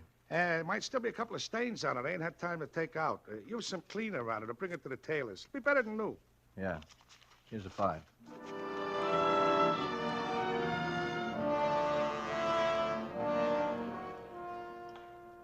Ernest Bowers was brought to the receiving room of the Vetter General Hospital, and various routine tests were made. The time, 4:10. If Bowers were going to awaken, it would probably be 6:45. Dr. Weldon made out his report. He wrote it down while he was standing near the telephone switchboard. Yes? This is the Vetter General Hospital. Is there anybody by the name of Bowers at home? Bowers, B-O-W-E-R-S. No, nobody home. Is Mr. Bowers married? I hope so. If he ain't, he's been living in sin. Well, where can I reach her? There's been an accident. I don't know. She's out. Will you tell her to call the Vetter General Hospital? Yeah. What happened? Mr. Bowers is dead. Can't reach her, huh? No. Yeah, I'd like to do an autopsy. Yeah. Well, what'll I tell the wife when she calls? Oh, if it's pretty soon, I'll talk to her. We've still got those tests to go through. Then I'm off. If it's more than an hour, he'll probably be on the way to the morgue. At that moment, it was then 4:22 in the afternoon. At that moment, if anyone had been in receiving room B of Vetter General Hospital, where the body of Ernest Bowers lay on the patient carriage, they would have seen a fly crawl slowly across the face of the dead man, and they would have seen his nose twitch.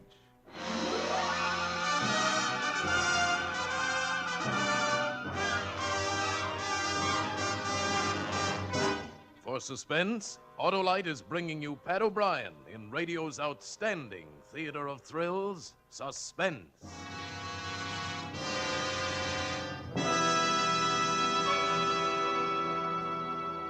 Tuesday was the first day of spring, and I got a cold in my head. Well, Hap, you should get outdoors. You need a change. Yeah. The way a car with old worn-out plugs needs wide gap Autolite resistor spark plugs. I know. For your winter-weary car, replace old narrow gap spark plugs with wide gap Autolite resistor spark plugs. A car idles smoother, gives better performance on leaner gas mixtures, actually saves gas dollars. And what's more, wide gap Autolite resistor spark plugs cut down spark plug interference with radio and television reception. I gotta get rid of this cold. We should all get rid of winter ills and get rid of old narrow gap spark plugs. Everybody should install a set of wide gap Autolite resistor spark plugs. Everybody can cure somebody else's cold. Ah, but only Autolite offers smart car and truck owners everywhere the sensational advantages of resistor-type spark plugs. They're ignition engineered to meet the highest standards of automotive engineers. Remember, folks, you're always right with Autolite. And now, Autolite brings back to our Hollywood soundstage Pat O'Brien as Lieutenant Healy in Dead Earnest, a tale well calculated to keep you in suspense. Accident report continued. Henry Prince had within his power the opportunity to save the life of Ernest Bowers. He had purchased the coat in which was the letter that could save him. When he left the second-hand store, he stopped to have a chat with some friends, made some purchases at the grocery store, and started home. The time, a few minutes after 5. He lived about 2 blocks from the scene of the accident. His wife was waiting for him. Well, how do you like it for $5? Yeah, it looks all right. Oh, what's that, a spot? Where? Yeah, take it off a second. I wonder what it is. Oh, I said there was a couple of spots. Cleaner will take them out. You know, looks like... Hey, what's this in the pocket? I don't know. To whom it may concern, please open and read. Yeah, that's what must have felt stiff. This note is carried on my person wherever I go. It is to advise responsible parties that I am a cataleptic, that if it appears as though I am dead, I am not, What's that? and that my body is not to be molested for a period of 72 hours, neither by autopsy nor by embalming, although the maximum periods of my attacks usually do not exceed 4 hours. Please telephone my wife, Mrs. Margaret Bowers, at Fulton 77837. This is a boarding house. Address 841.5 West 25th Street. If she's not there, please try Axminster 43422. This is the number of Dr. Benton. It's of vital importance. It may mean my life. Thank you, Ernest Bowers. It's a funny one. Where'd you get the coat, Henry? Honest, Jerry Murdoch's. Wonder what we can do. Nothing. It's probably been forgotten already. Somebody sold him the coat and forgot to take the letter out. Well, it doesn't sound like something a guy'd forget. Devil with it. Might be important. Hey, look at that, Henry. Those spots, they look like blood. Yeah, too dark. Yeah, that's the color blood turns. I'm going to telephone that number. Go ahead. I think you're wasting your time. 7, 8.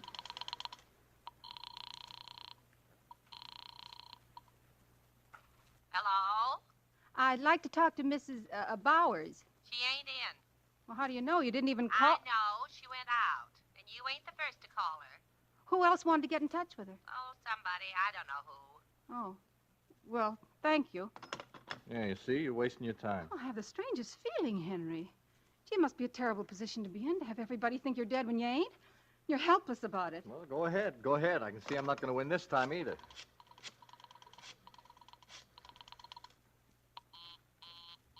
Busy. How about some dinner? Oh, it's cooking. I just can't get out of my head. That guy, whoever he is, lying there and people thinking him dead when he ain't. Maybe doing things to him. What's embalming? They do that at the morgue. It's preparing his body for burial. I think they take all the blood out of his veins. Well, that would kill him if he wasn't already dead. Couldn't kill him no deader. Henry, I'm going to find out about that coat. Where's this place you bought it? Now, wait a minute, Francis. I put in a good day's work. I'm tired. I don't want to run around the city looking for something I don't even know about. Well, then I'll go myself. Well, how about me at home here while you go out? I want to eat. I'm hungry. Look, dinner won't be ready for another 15 minutes anyway. Now, look, where's the place? Oh, all right. I'll go with you.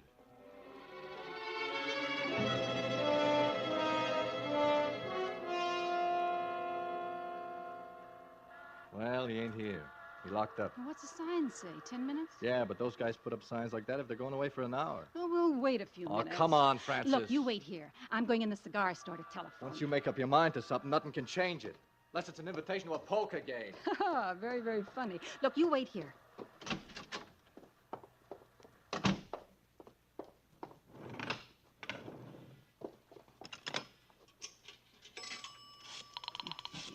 Seven, 8.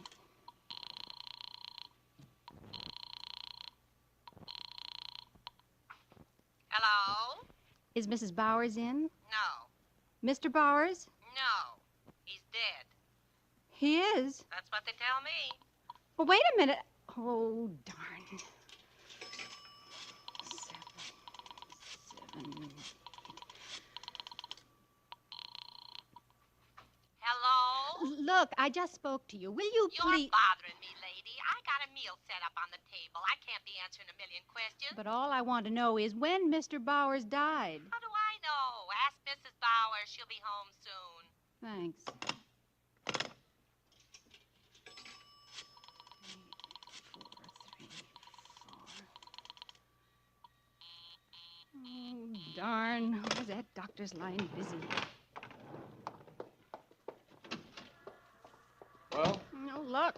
Same as before. Mr. Bowers is dead. I found that out. See, I told you. What about the letter, then? What if he ain't dead? What if they only think he's dead? Well, what do you want to do, wait here all night? No, but we ought to wait a little while. Maybe we can find out where he lives. You going traipsing around the whole city? I have to. Well, without me, then. Oh, do as you please. I'll be home. I'm hungry. If you think more of a crazy letter than you do of feeding your husband, and that's all. What do you mean, that's all? Just what I said, that's all. You know, the trouble with you is you don't have no imagination. No, I'm just a home-loving guy, that's all. I don't go sticking my nose where it don't belong. Well, go on home, then. I'll find out about myself. Yeah, women.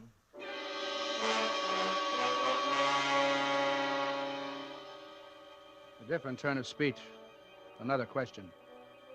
If the boarding house woman were more cooperative, if she knew the facts of the case, or took an interest in the death of Ernest Bowers, if. At the hospital, meanwhile, events were pursuing their normal course. Couldn't reach anybody, huh? No, Doctor. I tried just a few minutes ago. That boarding house woman snapped my head off. Well, we're finished with the test. Sure wish we could do that autopsy. Maybe later after he's gone to the morgue. Want me to try again? No. Get me the orderly room. Okay. Use that one there. Oh, Payne? Yeah? It's Dr. Weldon. There's a delivery for you to go to the morgue. Now? Yeah. I ain't have nothing to eat since I Yeah, don't know... since lunch. Go on now, Payne. It's down in the receiving room. The papers are down there, too. Oh, why can't it wait a few minutes? It's got to go now. They want to start embalming so they can go home. Well, how about sending one of the other boys? Oh, I don't care, just as long as it gets there. Okay. Want me to keep trying to reach his home? No, the rush is off. Anytime now. Going to the morgue. Tell you what, you can wait till his wife calls here. She should be home pretty soon, I guess. I'll be here all evening. I want to talk to her. All right, Doctor. Oh, don't get your wires crossed.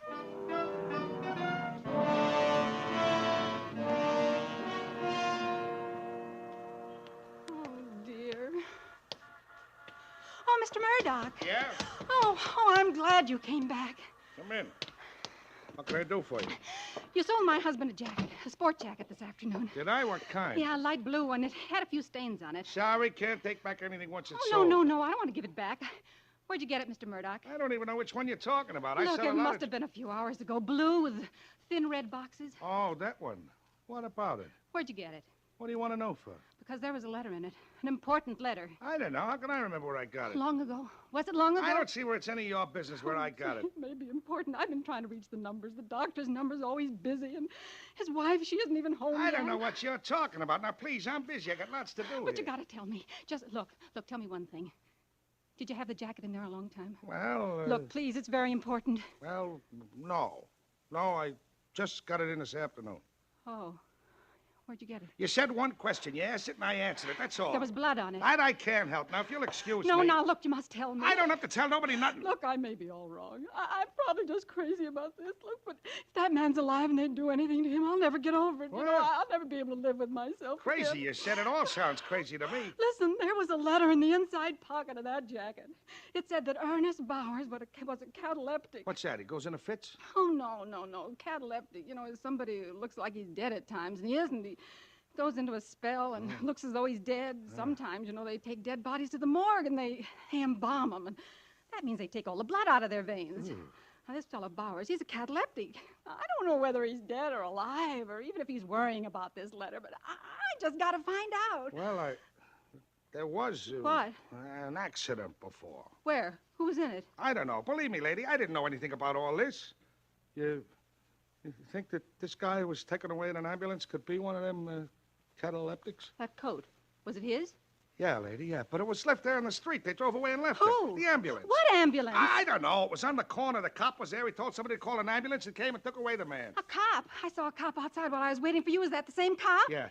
Look, lady, you got to protect me. I ain't done anything wrong. I didn't know anything like this would happen. I would never have taken a coat if I thought... Officer! Officer!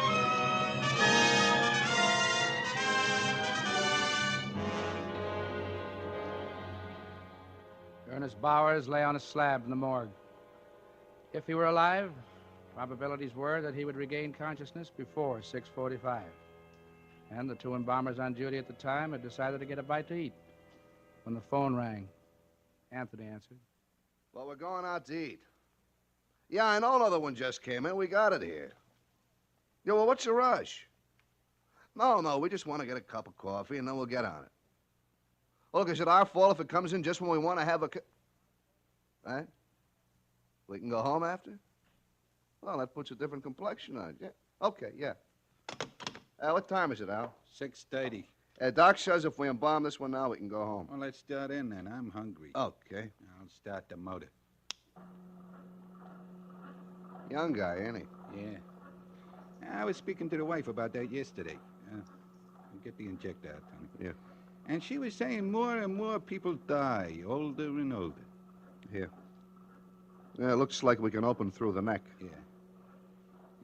Give me a piece of that gauze. All right. Yeah. I says to her she should be around this place a while. We get 'em all ages. You want me to do it? No.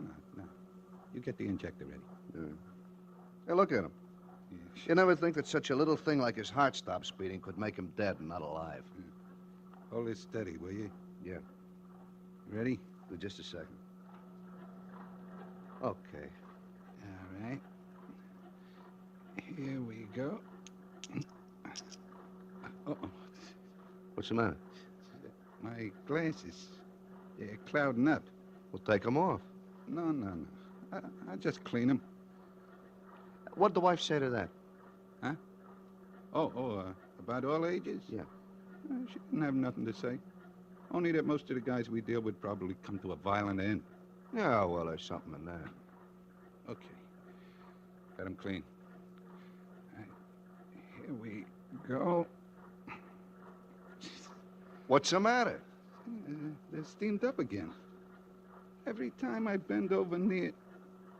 I wonder... What? It must be my imagination. What?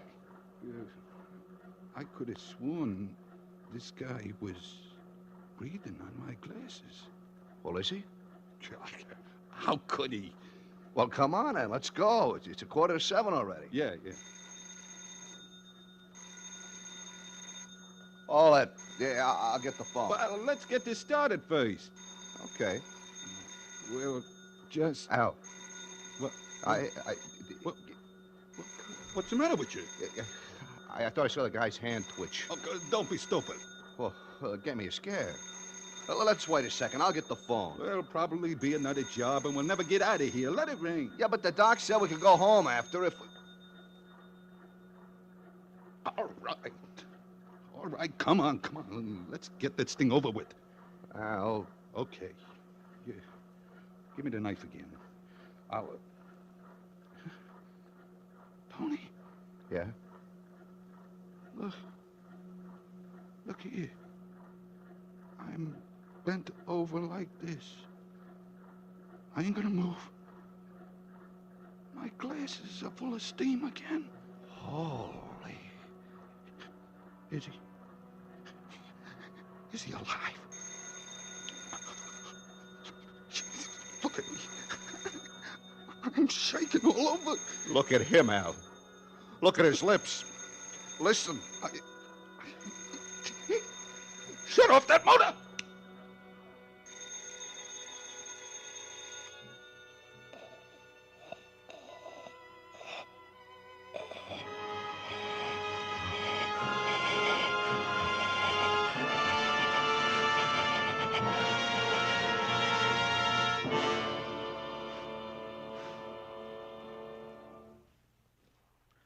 Apparently, the life of Ernest Bowers was worth $1.30 for a silver bracelet to the boys who ran away with it, and $5 for a blood-stained jacket to honest Jerry Murdoch. Their petty thefts brought a man to the brink of death. Oh, there's just one more episode, which perhaps doesn't belong in an accident report, but which I'd like to include. After regaining full consciousness, Ernest Bowers put in a telephone call from the morgue.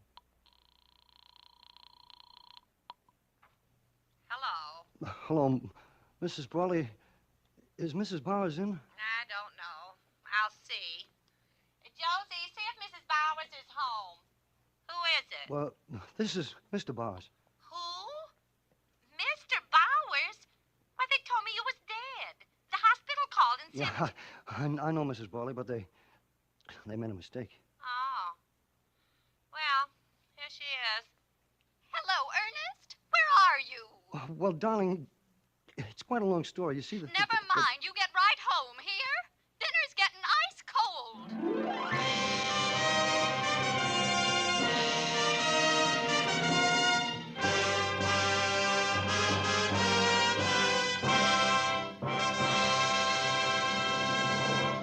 Thank you, Pat O'Brien, for a great suspense show. Now, here is Harlow Wilcox.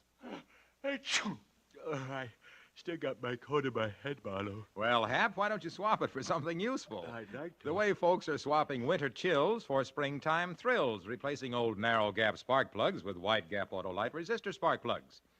Autolite resistor spark plugs are made by Autolite men who make over 400 products for cars, trucks, airplanes, and boats in 28 Autolite plants from coast to coast. And Autolite also makes complete electrical systems for many makes of America's finest cars. Batteries, spark plugs, generators, starting motors, coils, distributors. All ignition engineered to fit together perfectly, work together perfectly because they're a perfect team. So, folks, don't accept electrical parts that are supposed to be as good. Ask for and insist on Autolite, original factory parts, at your neighborhood service station, car dealer, garage, or repair shop. Remember, you're always right with Autolite.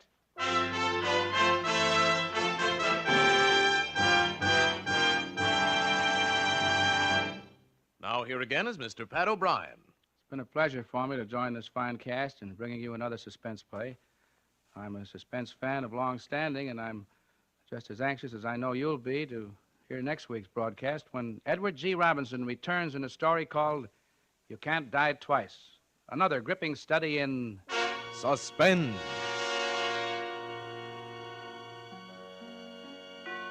Pat O'Brien may currently be seen in the RKO picture The Boy with Green Hair.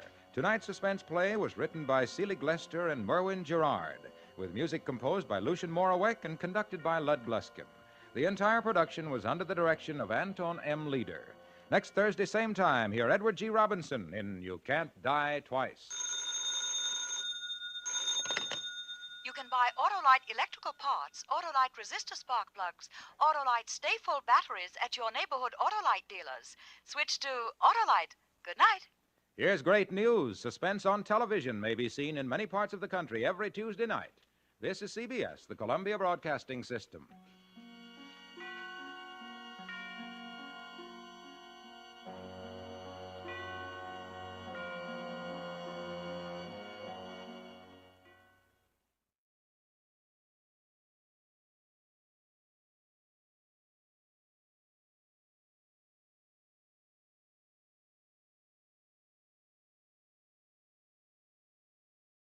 In just a moment, Autolite presents Suspense with Jimmy Cagney.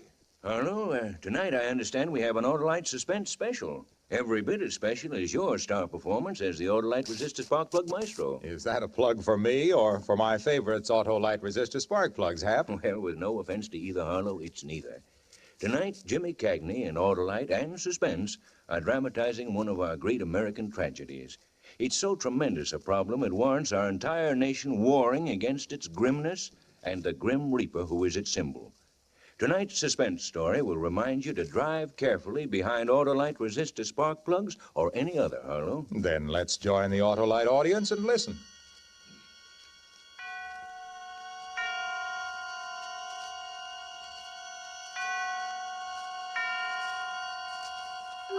Suspense. Autolite and its 60,000 dealers and service stations bring you radio's outstanding theater of thrills. Starring tonight, Mr. James Cagney in Anton Leader's production of No Escape, a tale well calculated to keep you in suspense. The only thing I can do now is tell you how it happened, without any bunk. I don't care what you've heard or read about me. I'm not a devil or a mad dog. I don't know what people think happens to a fella. Do they think all of a sudden I turned into stone? I'm no different than anybody else.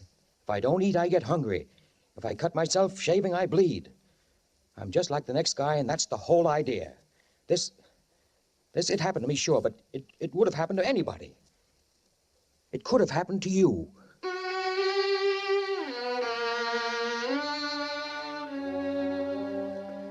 It was supposed to have been one of them days you circle on the calendar with a red pencil.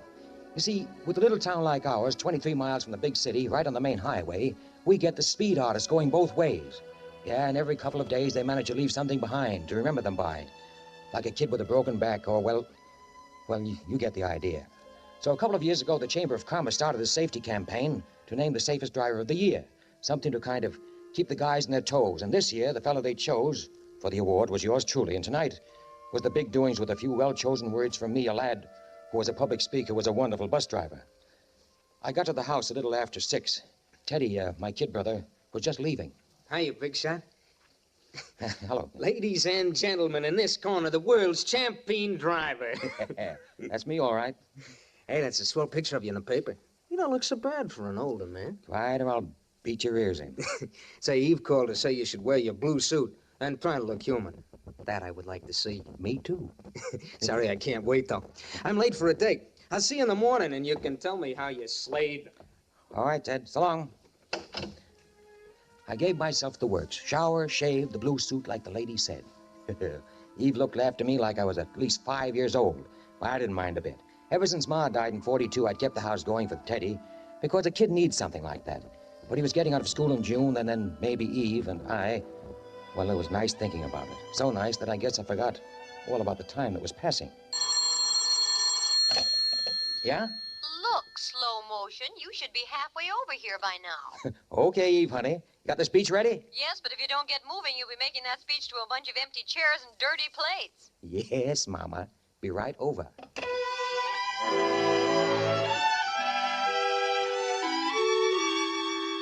Eve lived outside of town. I'd really have to step on it to pick her up and spend some time rehearsing the speech, and then get to the high school auditorium by 8. I got into the car, and I decided to take the canyon road through the hills where there wasn't any traffic. I could make better time that way. Now, wait just a second. Let me get my thoughts together. I got to get this part exactly right. You've got to see it just like it happened, or else it's all a waste of time. All right. I was on the canyon road that wound up through the steep hills, the wall of the mountain on one side of the road, and the deep canyon on the other, about 10 to 7, but already dark. Nobody on the road but me, so I stuck pretty close to the middle. And at every turn, the scream of the tires. But I wasn't worried about that. 4 brand new tires, hardly a week old, and good brakes. I never take chances with things like that. Going about 50 miles an hour, maybe a little bit better. But I was all alone on the road, so what difference did it make? I was maybe 2/3 of the way up to the top, right where the road makes a wide curve. I remember I put a cigarette in my mouth, and I pushed the dashboard lighter in. I heard the lighter click, and I started reaching for it. And then a pair of headlights blazing out of nowhere. And then a screeching horn, a car coming the other way. I felt my inside double up like a fist. I slammed my foot on the brake, swung the steering wheel to the right. I didn't feel anything hit, and I thought, oh, God, it's going to be okay. I jammed on the emergency. I jerked the door open. Now look back. The road was empty. I still heard the horn, though, but far away, and another sound, too, like a bunch of empty crates toppling over and over. And at first, it didn't register with me. For maybe half a second, I just stood there wondering what happened. Then I saw the reflection of the flame lighting up the whole canyon. I went to the side of the road and looked down. The car was about 500 feet below, burning. And the horn still blasting away, like the driver's body had fallen against it. I started down the canyon. It was almost straight down. I fell and I rolled, and I came to my feet again. Why didn't that horn stop? Why didn't it stop? And then it did stop. And I realized that I had stopped too. What was I waiting for? Oh, to get my wind, that's all. I went down another few feet. And then I stopped again, holding myself against the tree. Come on, Harry. Get going. No. What good would it do to go down there? I couldn't help whoever was in that car. It was too late. Nobody could help. Then far down the road, I saw another pair of headlights starting the long climb. I went back to my car. I told myself I was going for help. I drove on to the top of the hill. There was a little gas station up there. They'd have a phone. I was almost there. An old fellow in white overalls was puttering around the pumps. I started slowing down. My whole life was about to be smashed. I'd have to tell them the truth, and what good would it do? What about Eve? What about my kid brother Teddy? What's more important than a man's own family? I'd reached the gravel driveway to the gas station. The old guy heard me coming and started straightening up. No. I swung back onto the highway and pushed the accelerators to the floor.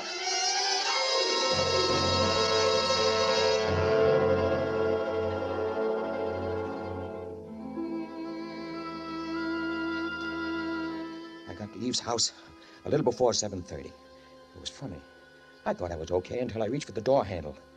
And then my fingers seemed to go dead, and my heart started going a mile a minute. Harry? Is that you? That's me. I'm sorry I'm late, Eve. Well, where in heaven's name have you been? Honestly, if you aren't the most aggravating... Harry Graham. What? Huh? Look at you. You look like you've been run through a threshing machine. Yeah, I know. Let's go in and out. I'll clean up a little. Well, what in the world happened? I had a flat tire. I had to change it on the road. Flat tire? Oh, fine. All right, wait right here. I'll get the whisk broom. Of all things to happen tonight. All right. Happened. Lay off, will you? Harry. Oh, I'm sorry. Well, don't just stand there. While I'm doing this, take your comb out and start combing your hair. Took my comb out and turned toward the hall mirror. Funny. I didn't look any different than yesterday or the day before that. I was still Harry Graham. After Eve finished with me, we went back to the car. Get in. I tell you what, you're so upset anyhow. Why don't you let me drive into town? Okay, if you want to. See, now, I turn left at the next block, don't I, for the Canyon Road? Canyon Road? Yes, we can save some time going that way. No. Huh? No. No, I don't want to go to Canyon Road. I want you to go the regular way. But we're going to be late. Do what I tell you. I'll drive the car myself. But, Harry, we always... Do what I tell you, Eve. All right. I'd have to bite my head off. What have you got against Canyon Road? It's too dangerous at night. Well, all I've got to say is that when they picked you for the safest driver of the year, Harry Graham, they really hit the jackpot. We got to the high school auditorium just a couple of minutes late. But as it turned out, we weren't the only ones late. When we got to the main table, I saw that the chair next to mine was empty. Police Chief Blake, who was supposed to introduce me for my speech, hadn't showed up yet. Then when the dinner was ended, Chief Blake came through the door, and he looked awful. He went over to the chairman of the meeting and whispered something, pointing at me. And then he started for me, and I thought my heart would quit beating. I was looking for a way to escape, maybe when... Hello, Harry. Oh, hello, Chief. Hello. Folks, please. I'm sorry I'm so late. I've just come from Canyon Road. Another terrible accident. Car went over the canyon, 4 people killed and burned. We still haven't gotten them out of the wreckage. It looks like they were forced off the road. Another dirty hit-and-run case. My boys are up there now looking for traces of this other car. I don't have to tell you that we're going to keep on looking till we find out who it was. That's why I had one of my boys bring me back to town here to this meeting tonight. Because now it's even more important to let a fellow like our friend Harry Graham here know we appreciate his good work and wish to the saints there were more like him. Yes, after what I just saw on Canyon Road, I'm really proud of Harry Graham.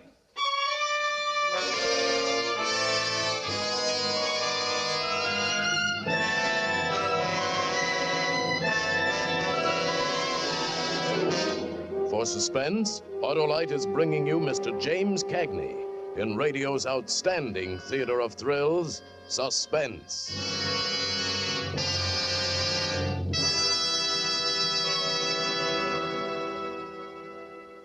Hap, this show hits with the zing of a set of Autolite resistor spark plugs. It gets me right between the optics. Arlo, I've been doing a little research. Yes? The frigid facts on faulty driving should dispel the optical illusions of any automobile driver foolish enough to relax his vigilance for one single moment. Every 30 seconds, a man, woman, or child is injured on our streets or highways. This year, 32,300 people are doomed to death. By Cornelius Hap, I never stopped to realize. You know, Harlow, it takes 10 seconds and 336 feet to stop a car traveling at 60 miles an hour. That's why brains are more important than brakes. Why the man behind the wheel should beware of the speed at which he's driving. Why safe and sane are synonymous words to drivers who value their fellows' lives as well as their own. In other words, Hap, just because Autolite resistor spark plugs give your car more pep, don't try to use all of it, eh? Exactly, Harlow. But there's more.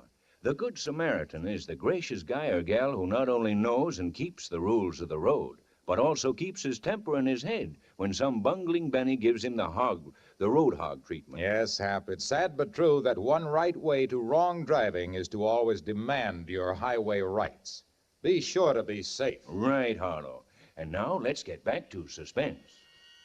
And now, Autolite brings back to our Hollywood soundstage Mr. James Cagney as Harry in No Escape, a tale well calculated to keep you in suspense. I had to keep my eyes on the table. I couldn't even look at the chief as he stood there praising me. All I could see was that burning wreck at the foot of the cliff, and all I could hear was that awful horn blowing. I had to bite my lips to keep from screaming, "I did it." Harry. Harry. What? Oh, what? Up on your feet, son. We'd like to hear a few words from you. Oh, look, Chief, folks, I don't think anybody wants to listen to me tonight. Please, let's forget it. No, Harry. Now more than ever, we should hear what a fellow like you has to say. Come on, Harry. But listen. Go on, Harry. Oh, well, all right. I'm afraid I'm no great shakes as a speech maker. Just a lucky thing my girl's a good English teacher. I don't believe we should honor a man for safe driving any more than we should honor him because he's never killed anyone with a gun. When a man gets behind the wheel of a car, he doesn't give up his responsibilities to his fellow men. No one can escape the the responsibility of being his brother's keeper. And that goes for... Harry, what's Listen wrong? to me. How can I stand up here and read a speech after what Chief Blake just told us? No, I can't do it. I'm sorry. I can't do it. I guess Harry's right after all, folks. I guess maybe we just better call the meeting off. I know I've got to get back to Canyon Road as soon as I can. Come on, Eve. Come on. Let's get out of here. All right, honey. Oh, Harry. Yeah, Chief. You can do me a big favor. Huh? Fellow brought me down here. Had to beat it right back to the accident. Oh, so? I've got to get back there myself right away. Can you give me a lift? Well, I sure like to, Chief, but, well, I've got to get Eve home. Well, you could take me home by the way of Canyon Road. We've gone that way before, honey. But, I'd be much obliged to you, Harry. Well, you see, Chief... Harry! Okay, let's go. It's too bad the meeting had to end like this. But I have a hunch you feel like I do, Harry. Like you can't sit still till you find the rat who killed those people. Well, I promise you this, Harry. Whoever he is, we'll get him.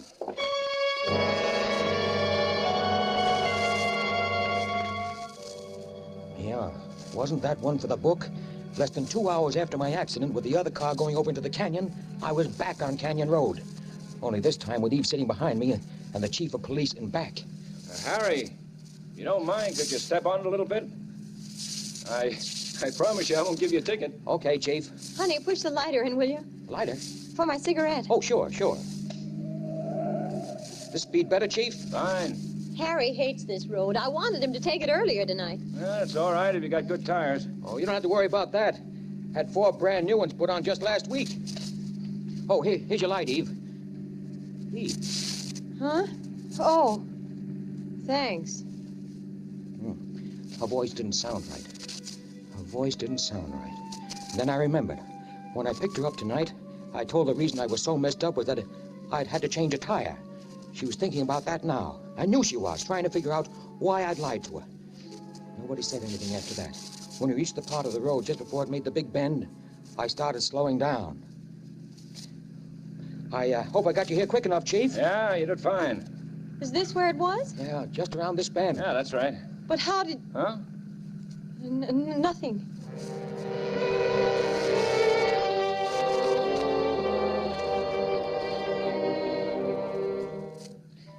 Again, I'd said the wrong thing. What was the matter with me? How was I supposed to know that accident was around the bend? I was cutting my own throat, but now I'd made the turn and there was the red flash burning on the road and a big crash truck at the edge of the canyon and police cars blocking the highway. Just pull over the side, Harry. Okay. Now they're coming down there, Fraser. Oh, hello, Chief. You're ready to start bringing them up soon. That's a walkie-talkie he's working with? Yeah. Keeps contact with the men down the canyon. Say, Harry, why don't you come along with me and really see how we work here? Oh, thanks, but I've got to get Yvonne home. The school teacher's got to get up early. Isn't that right, baby? I don't mind waiting if you'd like to stay. Huh? Yeah, come along, Harry. But, I don't mind waiting, Harry. Now it was me against all of them. Oh, I was sick about that car down there in the canyon, those 4 bodies inside. But, well, nothing could change that now. And I was fighting for my own life. And they wouldn't break me down. I stood with my foot on the bumper, and Chief Blake leaning against the fender of my car while his boys gave him their reports about the hit-and-run car. And it didn't bother me a bit. 2 of them told about the plaster cast they'd made of a tire mark they found on the road. Does it help you any, Chief? Not much, Harry. New tire. A lot of people have new tires. You, for instance. Yeah. I kicked my new front tire for them, kicked it hard. They brought over an old fellow in white overalls. The guy in the service station where I'd almost turned in to report the accident. The chief asked him if he thought the car he'd seen was a hit and run. It must have been just about that time, you know, and the way this fella skedoodled away for no reason at all. I don't know what kind of a car it was, though. A black sedan, I'd say. Like this one, maybe? Well, might be that. But there's too dark to be sure. Well, first thing tomorrow, I'm going to get myself a green convertible. And everybody got a good laugh out of that, but I would have to be careful. Mustn't go too far. It was me against all of them, and I felt the kind of excitement that a guy might get from walking a tightrope. Thinking back now, sure seems screwy, but that's how I felt. And maybe that is the worst thing that happens to a guy in my spot. The way it turns you into a wild animal against the world. Chief Blake. Hey, yeah, Charlie. It was the fellow with the walkie-talkie over near the crash truck. We're ready to start bringing up the bodies. Okay. Come on, Harry. Let's go over. Something flopped coldly in my stomach, and then lay still. This was the test. If they didn't break me down now, they could never do it, never in a million years. All the people who'd come up from the town started gathering around the crash truck. I wanted to run and never stop running, but I didn't move. And just then, the first body swung into view.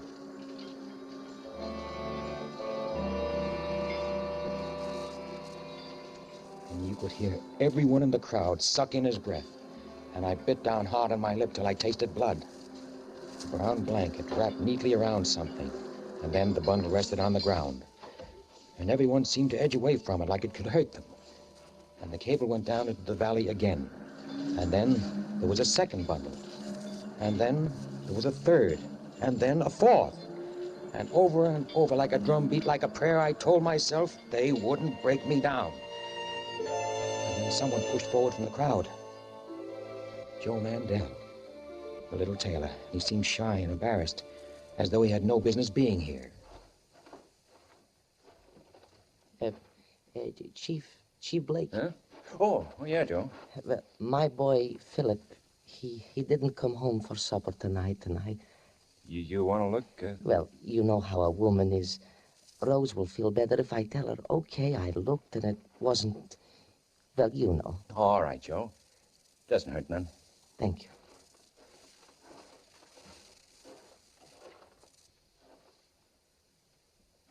No.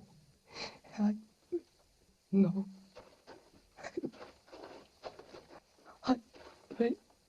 I better go back to my Rose. Sorry, Joe. Wait a minute.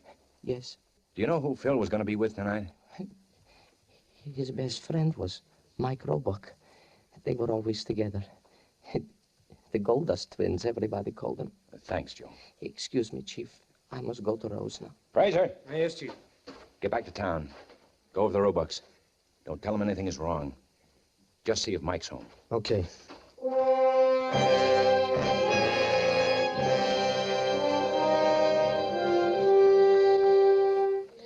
I couldn't take any more.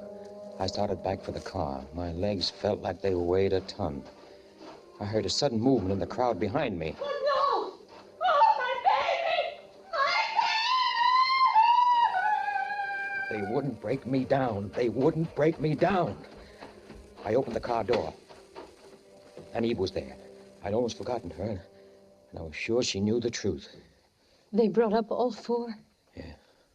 Harry. I don't want to hear anything now. I'm taking you home. Wait, Harry. Listen, I'm telling you. Kiss me, Harry. What? Hold me and kiss me. I'm such a stupid fool. Hold me. Hold me. All right. Now stop it. Harry, if you knew what's been going through my mind. Okay. Stop it. Just a fool, a stupid fool. And then when I saw you come back to the car, the look on your face. Oh, Harry, how could I have ever thought... No, all right. Now, we'll talk about it later. I'll never talk about it again. Never, Harry.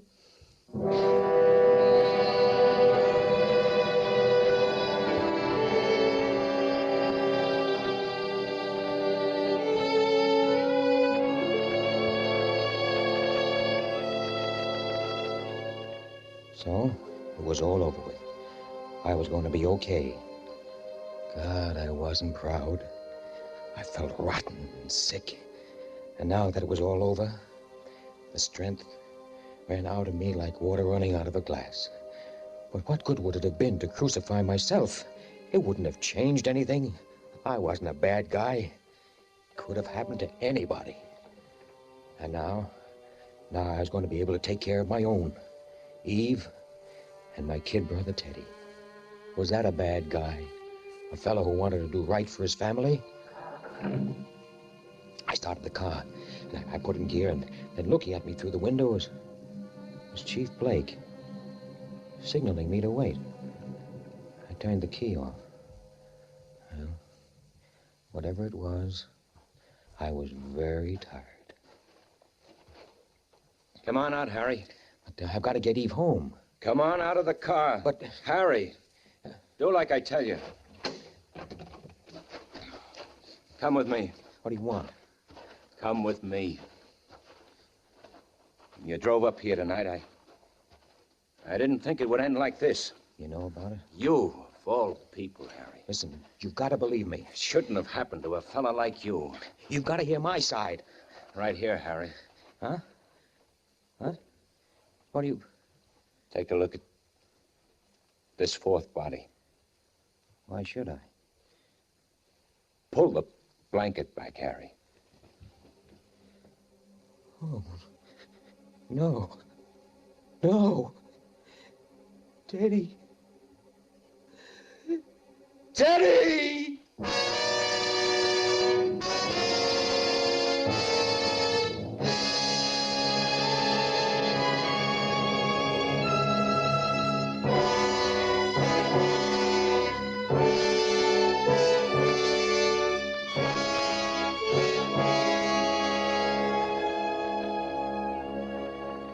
So, that's it.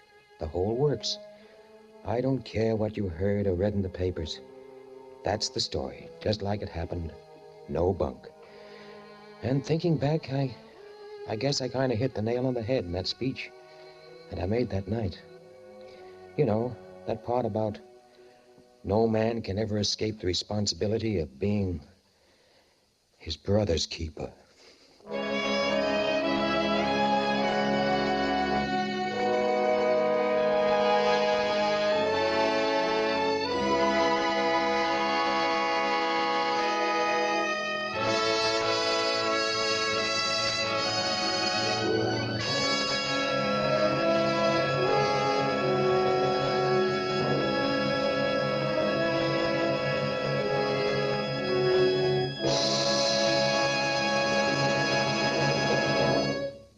Thank you, James Cagney, for a magnificent performance.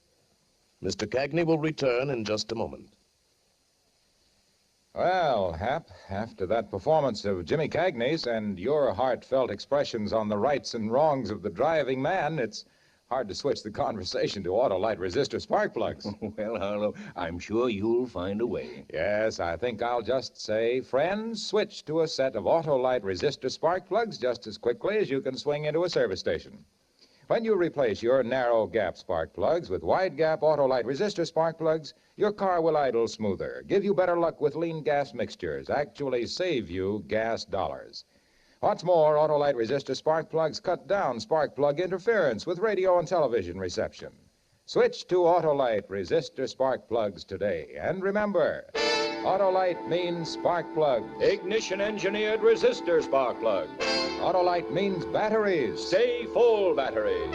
Autolite means ignition system. The lifeline of your car.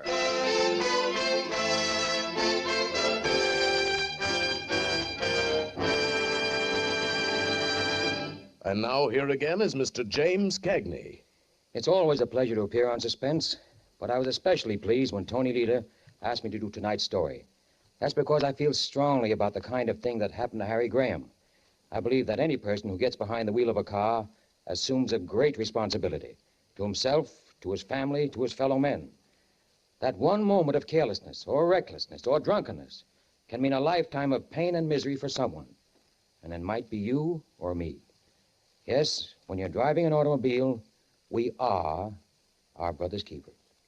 Over the holiday season and all the time, drive carefully. Next week on radio's outstanding theater of thrills, Herbert Marshall will appear in a story with a Christmas atmosphere. Another study in Suspense.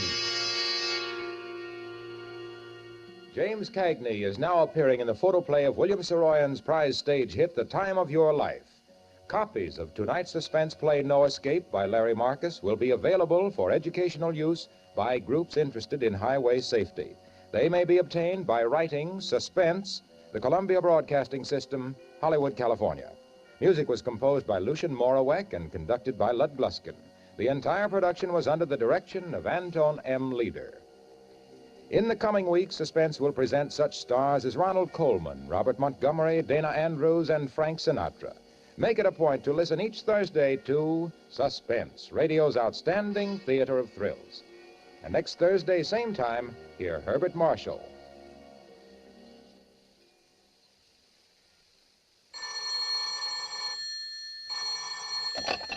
This is the Autolite Suspense Show. All right, Mr. Wilcox. Autolite and CBS wish to thank the radio editors and columnists of America for electing Suspense as the best mystery show in the annual balloting conducted by Motion Picture Daily for the magazine Fame. Good night. Switch to Autolite. This is CBS, the Columbia Broadcasting System.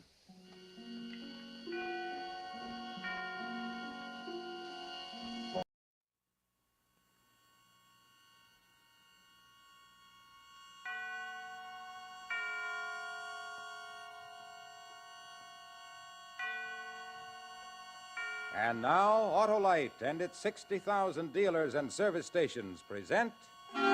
Suspense.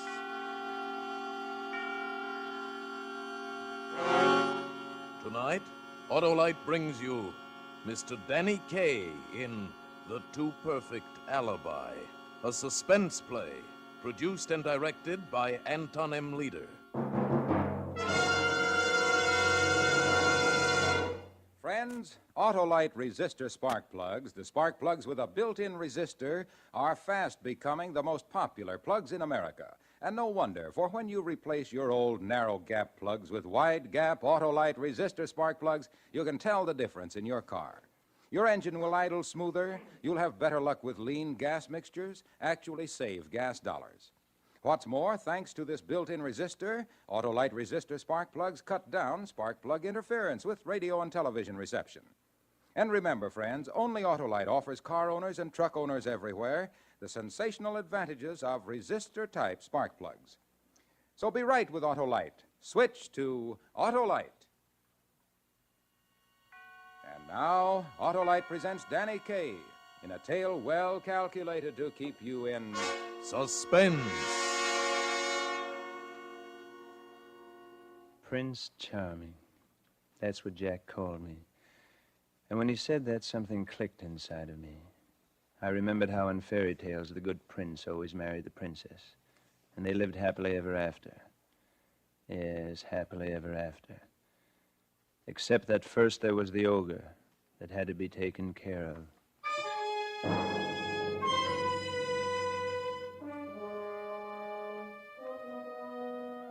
They were spending the weekend at my house in Croton, Catherine and Jack. The girl I loved and the fellow she loved.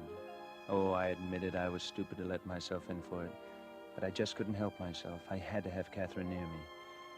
She was the loveliest thing on God's earth, slender and blonde, with flecks of the purest gold in her hair, and eyes just as green as the sea. Jack was what the girls call a beautiful hunk of man, a one-time football hero. But now he was a clerk in a sports shop, a nobody. And why Catherine was so mad about him, I'll never know. After dinner Saturday night, we sat out on the terrace and looked out on the Hudson a half-mile away. Everything was quiet, peaceful. Jack, shall I tell him? After all, he is our best friend. Sure, honey, might as well. Tell me what? We're getting married Monday, Sam. Married? Hey, I'm the one who should look like he's going to face a firing squad, not you, Sam. Oh, I'm sorry, kids. It was just such a surprise, that's all. How about it, Sam? Will you be the best man? Sure, of course I will. Oh, good. And congratulations, both of you. Thank you, Sam, dear. You know, you're the sweetest, kindest, nicest, best-hearted person I've ever known. Well, she means outside of me, of course. Well, I do not, Jack Stewart. If it weren't for you, you big lug, I might even be marrying Sam on Monday. Hey. Say, I just thought of something. You like my place up here in Croton, don't you? Like it. We love it. Well, then it's yours. Wait a minute, Sam. I'm giving it to you for your wedding present. Oh, Sam. You always pick up the check, don't you? What do you mean, Jack? Everything you do makes me look cheap. You give Catherine a job and pay her twice what I make. You give us free theater parties, free dinners, and free weekends in the country. Now you want to give us a free house. Now, look, Jack, you've got me all wrong. I just want to give you kids a good start, that's all. I want you two to be happy. Just like in the fairy tales, eh? The prince and the paupers, and good old Sam as Prince Charming, as always. Well, no thanks. That was when I got the idea. When he called me Prince Charming. That was when I remembered about the prince, the princess, and the ogre. And you know what happens to the ogre in all the fairy tales, don't you? You remember that, don't you? He dies. And he dies because the prince kills him. Catherine left with Jack, and I was miserable. I paced the floor for hours. All I could think of was that today was Saturday, and on Monday noon she would marry him. 2 more days, and she'd be lost to me forever. I couldn't let it happen. I wouldn't. I had to get rid of him. What I needed was a weapon to defend myself with after I killed him. An alibi. A strong, unshakable alibi. A perfect alibi. It took me all night and gallons of coffee to figure that one out, but I did it. And the first thing Sunday morning, I phoned Jack in New York. I persuaded him not to hang up on me. Well, what do you want? Jack, ever hear of the Allegheny Sporting Goods? Did I ever hear of J.P. Morgan? Well, a friend of mine owns Allegheny. So? And he needs a sales manager. I've arranged an appointment for you first thing tomorrow so you can get the job before you get married. What? It pays $20,000 a year. And you can buy your own wedding presents. Are you serious? Does he know I'm only a clerk? Well, it's just a matter of selling yourself, Jack. But I... If you're free tonight, I'll be glad to give you a few pointers on the best way to approach him. Well, that's Look, look, Jack, I'm going to a party in town tonight. And if you can meet me around 10. Well, Sam, Here's the address, Jack. 3365 East 56th. I'll wait for you near the corner. Okay, thanks. Just one thing, Sam. Don't tell Catherine about this, will you? You see, in case I get the job, I'd like her to feel I got it on my own. You understand, don't you? Sure. Of course, Jack. Oh, thanks, Sam. See you tonight at 10. My hands were shaking so hard I could barely reach up to wipe the perspiration from my forehead. I was scared stiff. I was frightened because I had intended to ask him to keep it a secret from Catherine. Instead, he'd asked me. Everything about my alibi was working out perfectly. I drove to town. I went to the State Street ticket office and bought a ticket for the Staten Island ferry. Then I went uptown to my apartment. I had lots of time, so I decided to treat myself. There was a nice, thick, juicy steak in the icebox, and I'd fixed it just right and rare. As I sat at the table enjoying the steak that cut like butter, I got an idea. A good idea. Just the thing. Eventually, it was time to go to the party.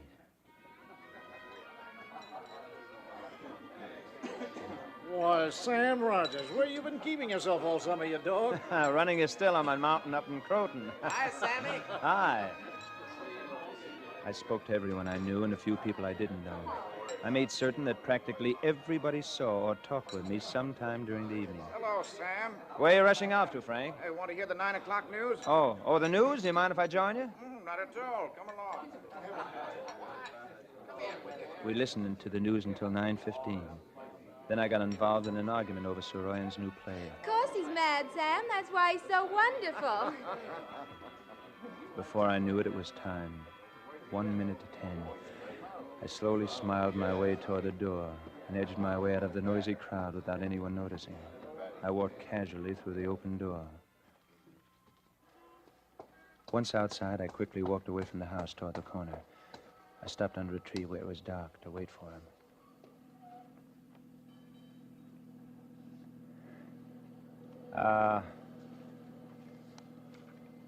Well, I was just in time. A car turned the corner. I stepped out to flag it and froze. It was a police squad car. Hey, why don't you watch where you're going? My face was drenched when I stepped back on the curb. For the first time, I realized how easy it would be to make a slip. This time, I made sure it was Jack's car before I stepped out. Park here, Jack, under the tree. Okay. Sorry I'm late, Sam. The ferries were jammed. And on top of that, I had an argument with Catherine. And... Oh? What about? Oh, the usual, you know. First, she brought up your house again, then she was jealous about some girl I kidded with on the beach this afternoon. Didn't mean anything, but you know Catherine. We practically had a slugging match in the restaurant. She'll be over it by morning. Which reminds me, Sam, I'm awfully sorry about the way I blew my top last night. Oh, that's all right. You're still going to be my best man at the wedding, aren't you? Oh, sure, Jack. I'll be your best man. Oh, that's wonderful. Catherine was right, Sam. You are the nicest, sweetest guy we've ever known. Oh, forget it, Jack. Now, suppose we sit in the back seat of your car and talk about your new job. Okay? Get in. Okay. And do you know that was the last word he ever said? Okay. There he was, lying in the back of his car, and sticking up out of the middle of his back was my favorite steak knife.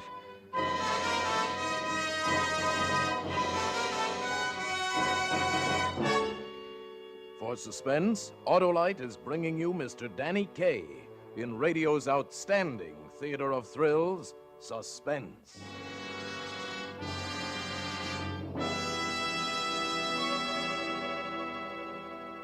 Say, Hap. Yeah.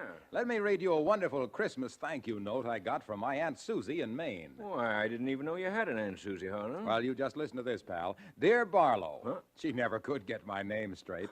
Thank you so much for those wonderful Autolite resistor spark plugs you sent me for Christmas. Oh, no, you didn't. Listen now, Hap. She says, Cousin Charlie, he's your third cousin once removed on your mother's side, you know, told me that Autolite resistor spark plugs are those popular new spark plugs that have a built-in resistor. And he said they have an extra-wide gark spap. What? She means spark gap, of course, that helps make your car run slick as a kitten on skis. I see where you inherit your famous figures of speech, Harlow. Let's see.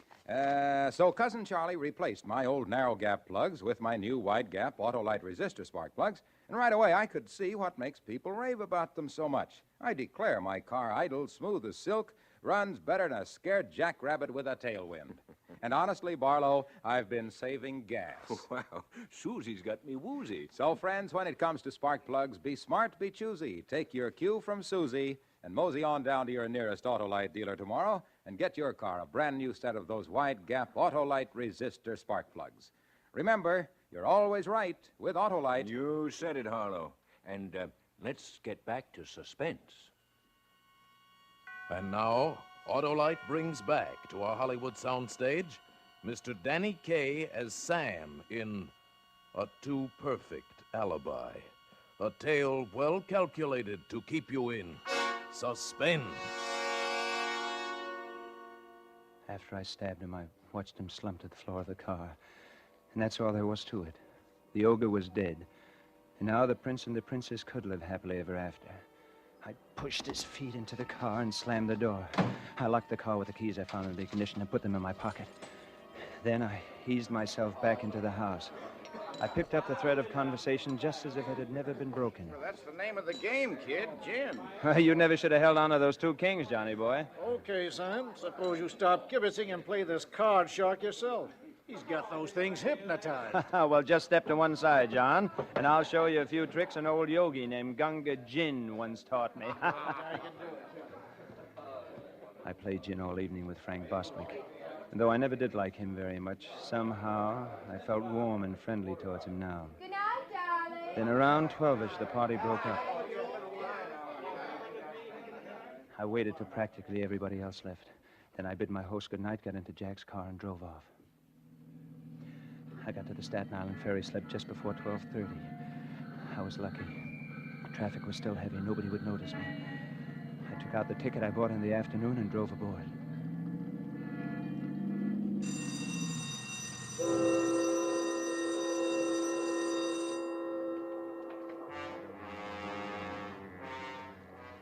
A moment later, we started across the bay. I could breathe again. I checked off another point in my alibi. If they ever faced me with a night shift ticket agent, he would have to swear he'd never seen me or sold me a ticket in his life. It was so easy, I felt like laughing. I turned and looked at him lying on the floor in the back. He wasn't fighting me anymore. My alibi had him beaten all the way down the line. Suddenly, two things happened to me at once. I saw the knife sticking out of his back. The ticket collector. I'd forgotten about him, too. I couldn't afford to have anyone remember me on this boat, and I had to get rid of that knife. I had to act fast. In spite of the sick feeling in my stomach, I leaned over the seat and yanked the knife out of Jack's back. His head jerked around and grinned up at me.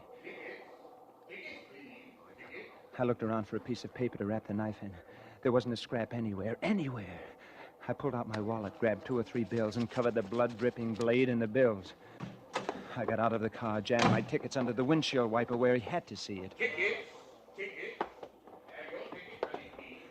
Then I scrambled through a maze of bumpers and fenders till I reached the rail.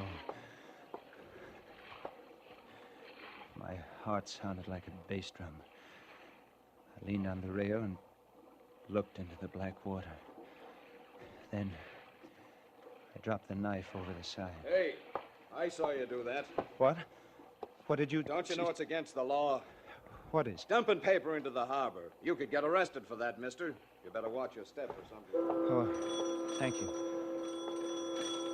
I kept my head turned away from him so he couldn't get a good look at me. He'd never recognize me in a court of law, no, sir. Anyway, he'd forget all about me 5 minutes from now. My alibi was still 100%. I got back into the car.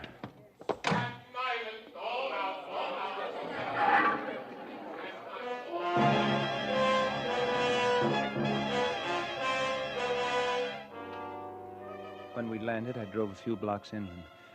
I left the car in front of a house and walked back to the ferry. By the time I got home, an hour later, I'd lost all my fears. I felt wonderful again. I went right to bed and slept soundly for the first time in weeks. I slept so soundly, in fact, that they stood there ringing my bell for 5 solid minutes before they woke me up. I opened my door and saw 2 detectives standing there with an invitation to visit Inspector Vanelli of the New York Homicide Bureau. Then I remembered about last night. Inspector Vanelli was a slender, swarthy man who looked more like a successful businessman than a police officer. You know Jack P. Stewart, Mr. Rogers? Certainly. Why? He's been murdered. His body was found at 9 o'clock this morning in a parked car on Staten Island. What? I can't believe it. This was his wedding day. He and Catherine were going to be married. Mr. Rogers, what was your relationship with Catherine Gilpin? Inspector, I think I ought to tell you right off that I'm probably your best suspect. You are? Yes. Catherine turned me down for Jack. That probably gives me the best motive in the world for killing him, doesn't it? Well, supposing you let me decide who had the best motive. Okay, Mr. Rogers? Okay. All right, now the best place to begin is at the beginning.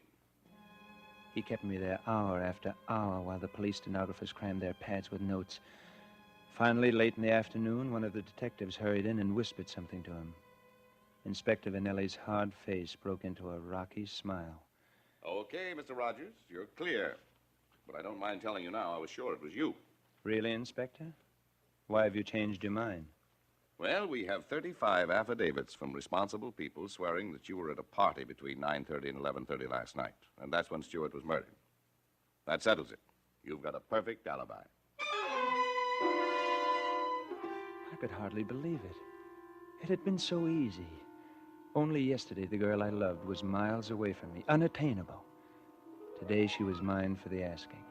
No more rivals, no more competition. Gradually, she would forget Jack and turn to me.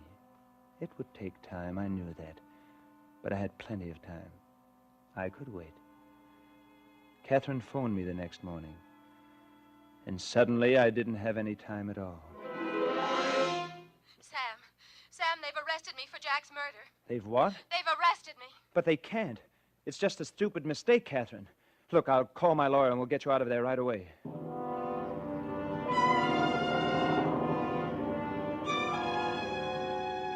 But we couldn't. In New York, you can't bail out a person accused of murder. What could they possibly have on her? It was ridiculous. But the thought of Catherine in prison was pure torture for me. My attorney suggested I retain Simon Blade, the shrewdest criminal lawyer in the state. Blade investigated every detail of Catherine's story. Finally, after 2 of the longest weeks of my life, he called me in. All right. Now, here's the district attorney's case, Mr. Rogers. She and her boyfriend had an argument in a public place, a restaurant. They argued about 2 things. 1, she wanted to take your country house for a wedding present, but he didn't. 2, he made a little goo-goo eyes at some blonde on the beach, and she burned up. She tells him he's cheating on her. So then he burns up. He tells her to go marry somebody else and walks out. Yes, but how do the police know all this? They have witnesses, Mr. Rogers, witnesses. Now, she says that after the fight she went home alone and cried on her bed. But the DA says she ran after the boy, rode out into the country with him, and stuck a knife in him for calling off the wedding. Her word's as good as his, isn't it? Certainly, and she's prettier than the DA, too, but, well, I'm not finished. It seems that the management of the restaurant bought 24 new steak knives that week. Steak knives? Yes. The girl and the boy had steak for dinner, and the next morning one of the new knives was missing. The police took a sample knife down to the morgue, and it makes a perfect fit with the stab wounds in the cadaver's back. Now, all we have is her word that she didn't do it. And there's only one person in the world who can prove that she's telling the truth. Who? A corpse with 3 holes in it.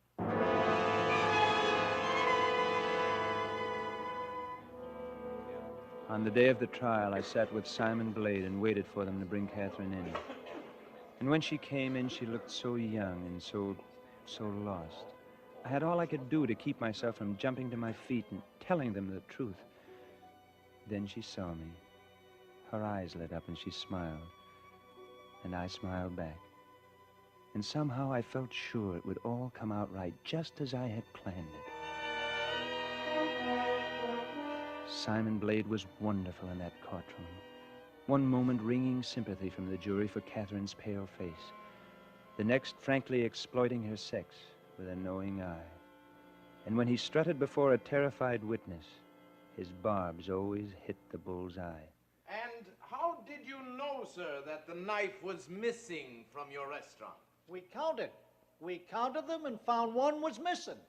You count your silver, huh? Yes, sir. What's the matter, Demos? Don't you trust your customer? Blade forced Demas to admit that customers walked off with knives, forks, and spoons every day, that several persons had steak that night, and that anyone might have taken that knife. Everything was going along fine. And then, the district attorney exploded a surprise in our laps. Do you recognize this handkerchief, Miss Gilpin? Yes, sir. It's mine. It's yours. And would you please tell the jury what made these stains on your handkerchief? Blood. They're blood stains. But you mustn't Blood. think... Whose blood? Jack's. It's Jack's blood. But I'm not guilty. Order! Order in the court. If there are any more such disturbances, I shall order the courtroom cleared. Proceed, Counselor. So, Miss Gilpin, you admit this is the blood of Jack Stewart? Yes, he had a nosebleed. He always had them when he was excited.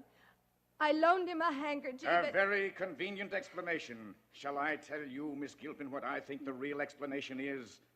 I think you stabbed Jack Stewart. No. Then in your jealous rage, you struck again and again. No. Then calmer, you noticed that your hands were covered with blood. His blood. No. You wiped them on the handkerchief. This handkerchief, Miss Gilpin. No. And went to dispose of the body. No.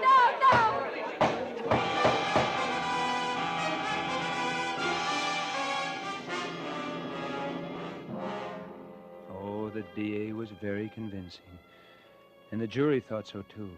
Because when they came in after 11 hours, they found Catherine guilty of murder in the first degree. We appealed the case and lost. I pulled every string I could to get a commutation from the governor. It was hopeless. I had to face it finally. I had killed Jack so I could have Catherine. But I couldn't have her now, and I didn't want to go on without her. I went to the DA and told him everything.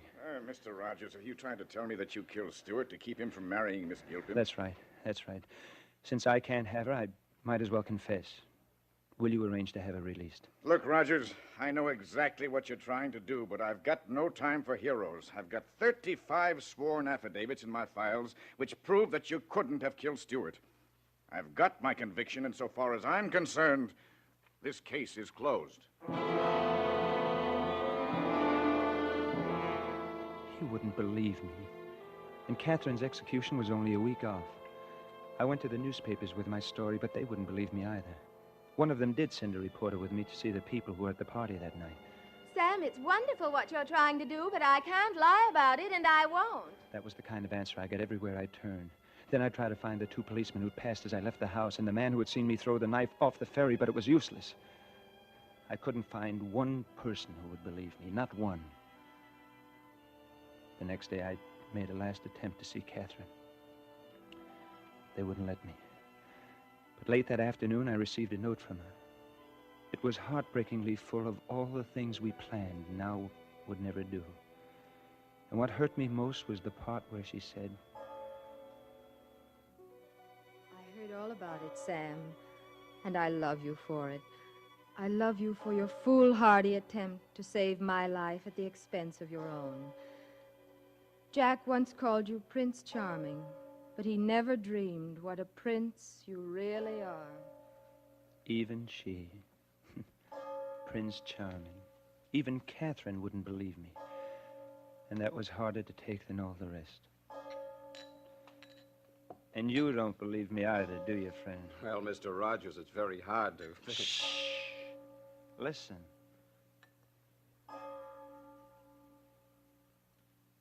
It's 12 o'clock all over again, isn't it, Joe? Why don't you go home like a good fellow, Mr. Rogers? I can't sleep, Joe. I just can't sleep. How can I sleep where nobody will believe me? Joe, why do the innocents always suffer in this world? Catherine was innocent. Why did she have to suffer? Oh, you got it all wrong, Mr. Rogers. The innocents don't suffer, but the guilty, they're the ones. Take you, for instance. Supposing you really was guilty of Jack Stewart's murder, and supposing she paid for your crime, why, you'd have 2 lives on your conscience this very minute, Mr. Rogers. And you'd have been suffering for those 2 lives ever since the night she went to... Yes, you're right, Joe. You're right. It is the guilty who suffer. Say, Joe, how about that fella? Him? He's been coming in here these 10 years now, telling the same story to anybody who listened. 10 years? Sure. And where do you suppose he's gone now? Another bar, most likely, to pick up a conversation with somebody else like you and live through it all over again. But about what he said, do you really think he killed him? Mr. Rogers? Him? Not on your life. Why, he's a prince of a guy.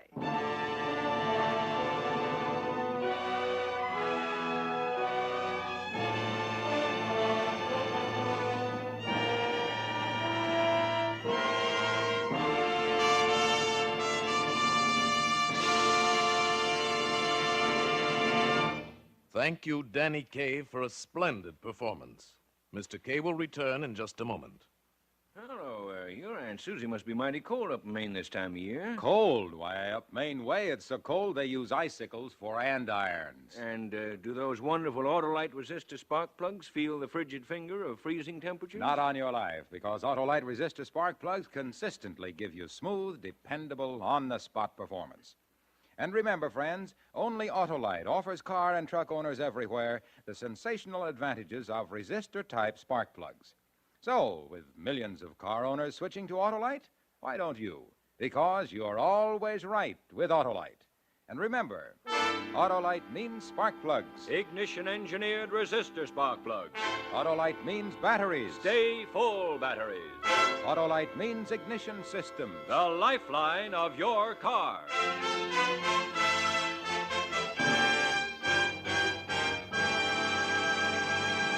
And now, here again is Mr. Danny Kaye. Thank you very much. I feel a little better now anyway. It's been a great pleasure for me to be here on Suspense, ladies and gentlemen, and I'm especially grateful to Tony Leader for letting me play the kind of role which you and I don't usually associate with me. It was a lot of fun, if you can call being a murderer fun. Well, next week, radio's outstanding theater of thrills will bring you Dana Andrews in a famous story by Cornell Woolrich, If the Dead Could Talk.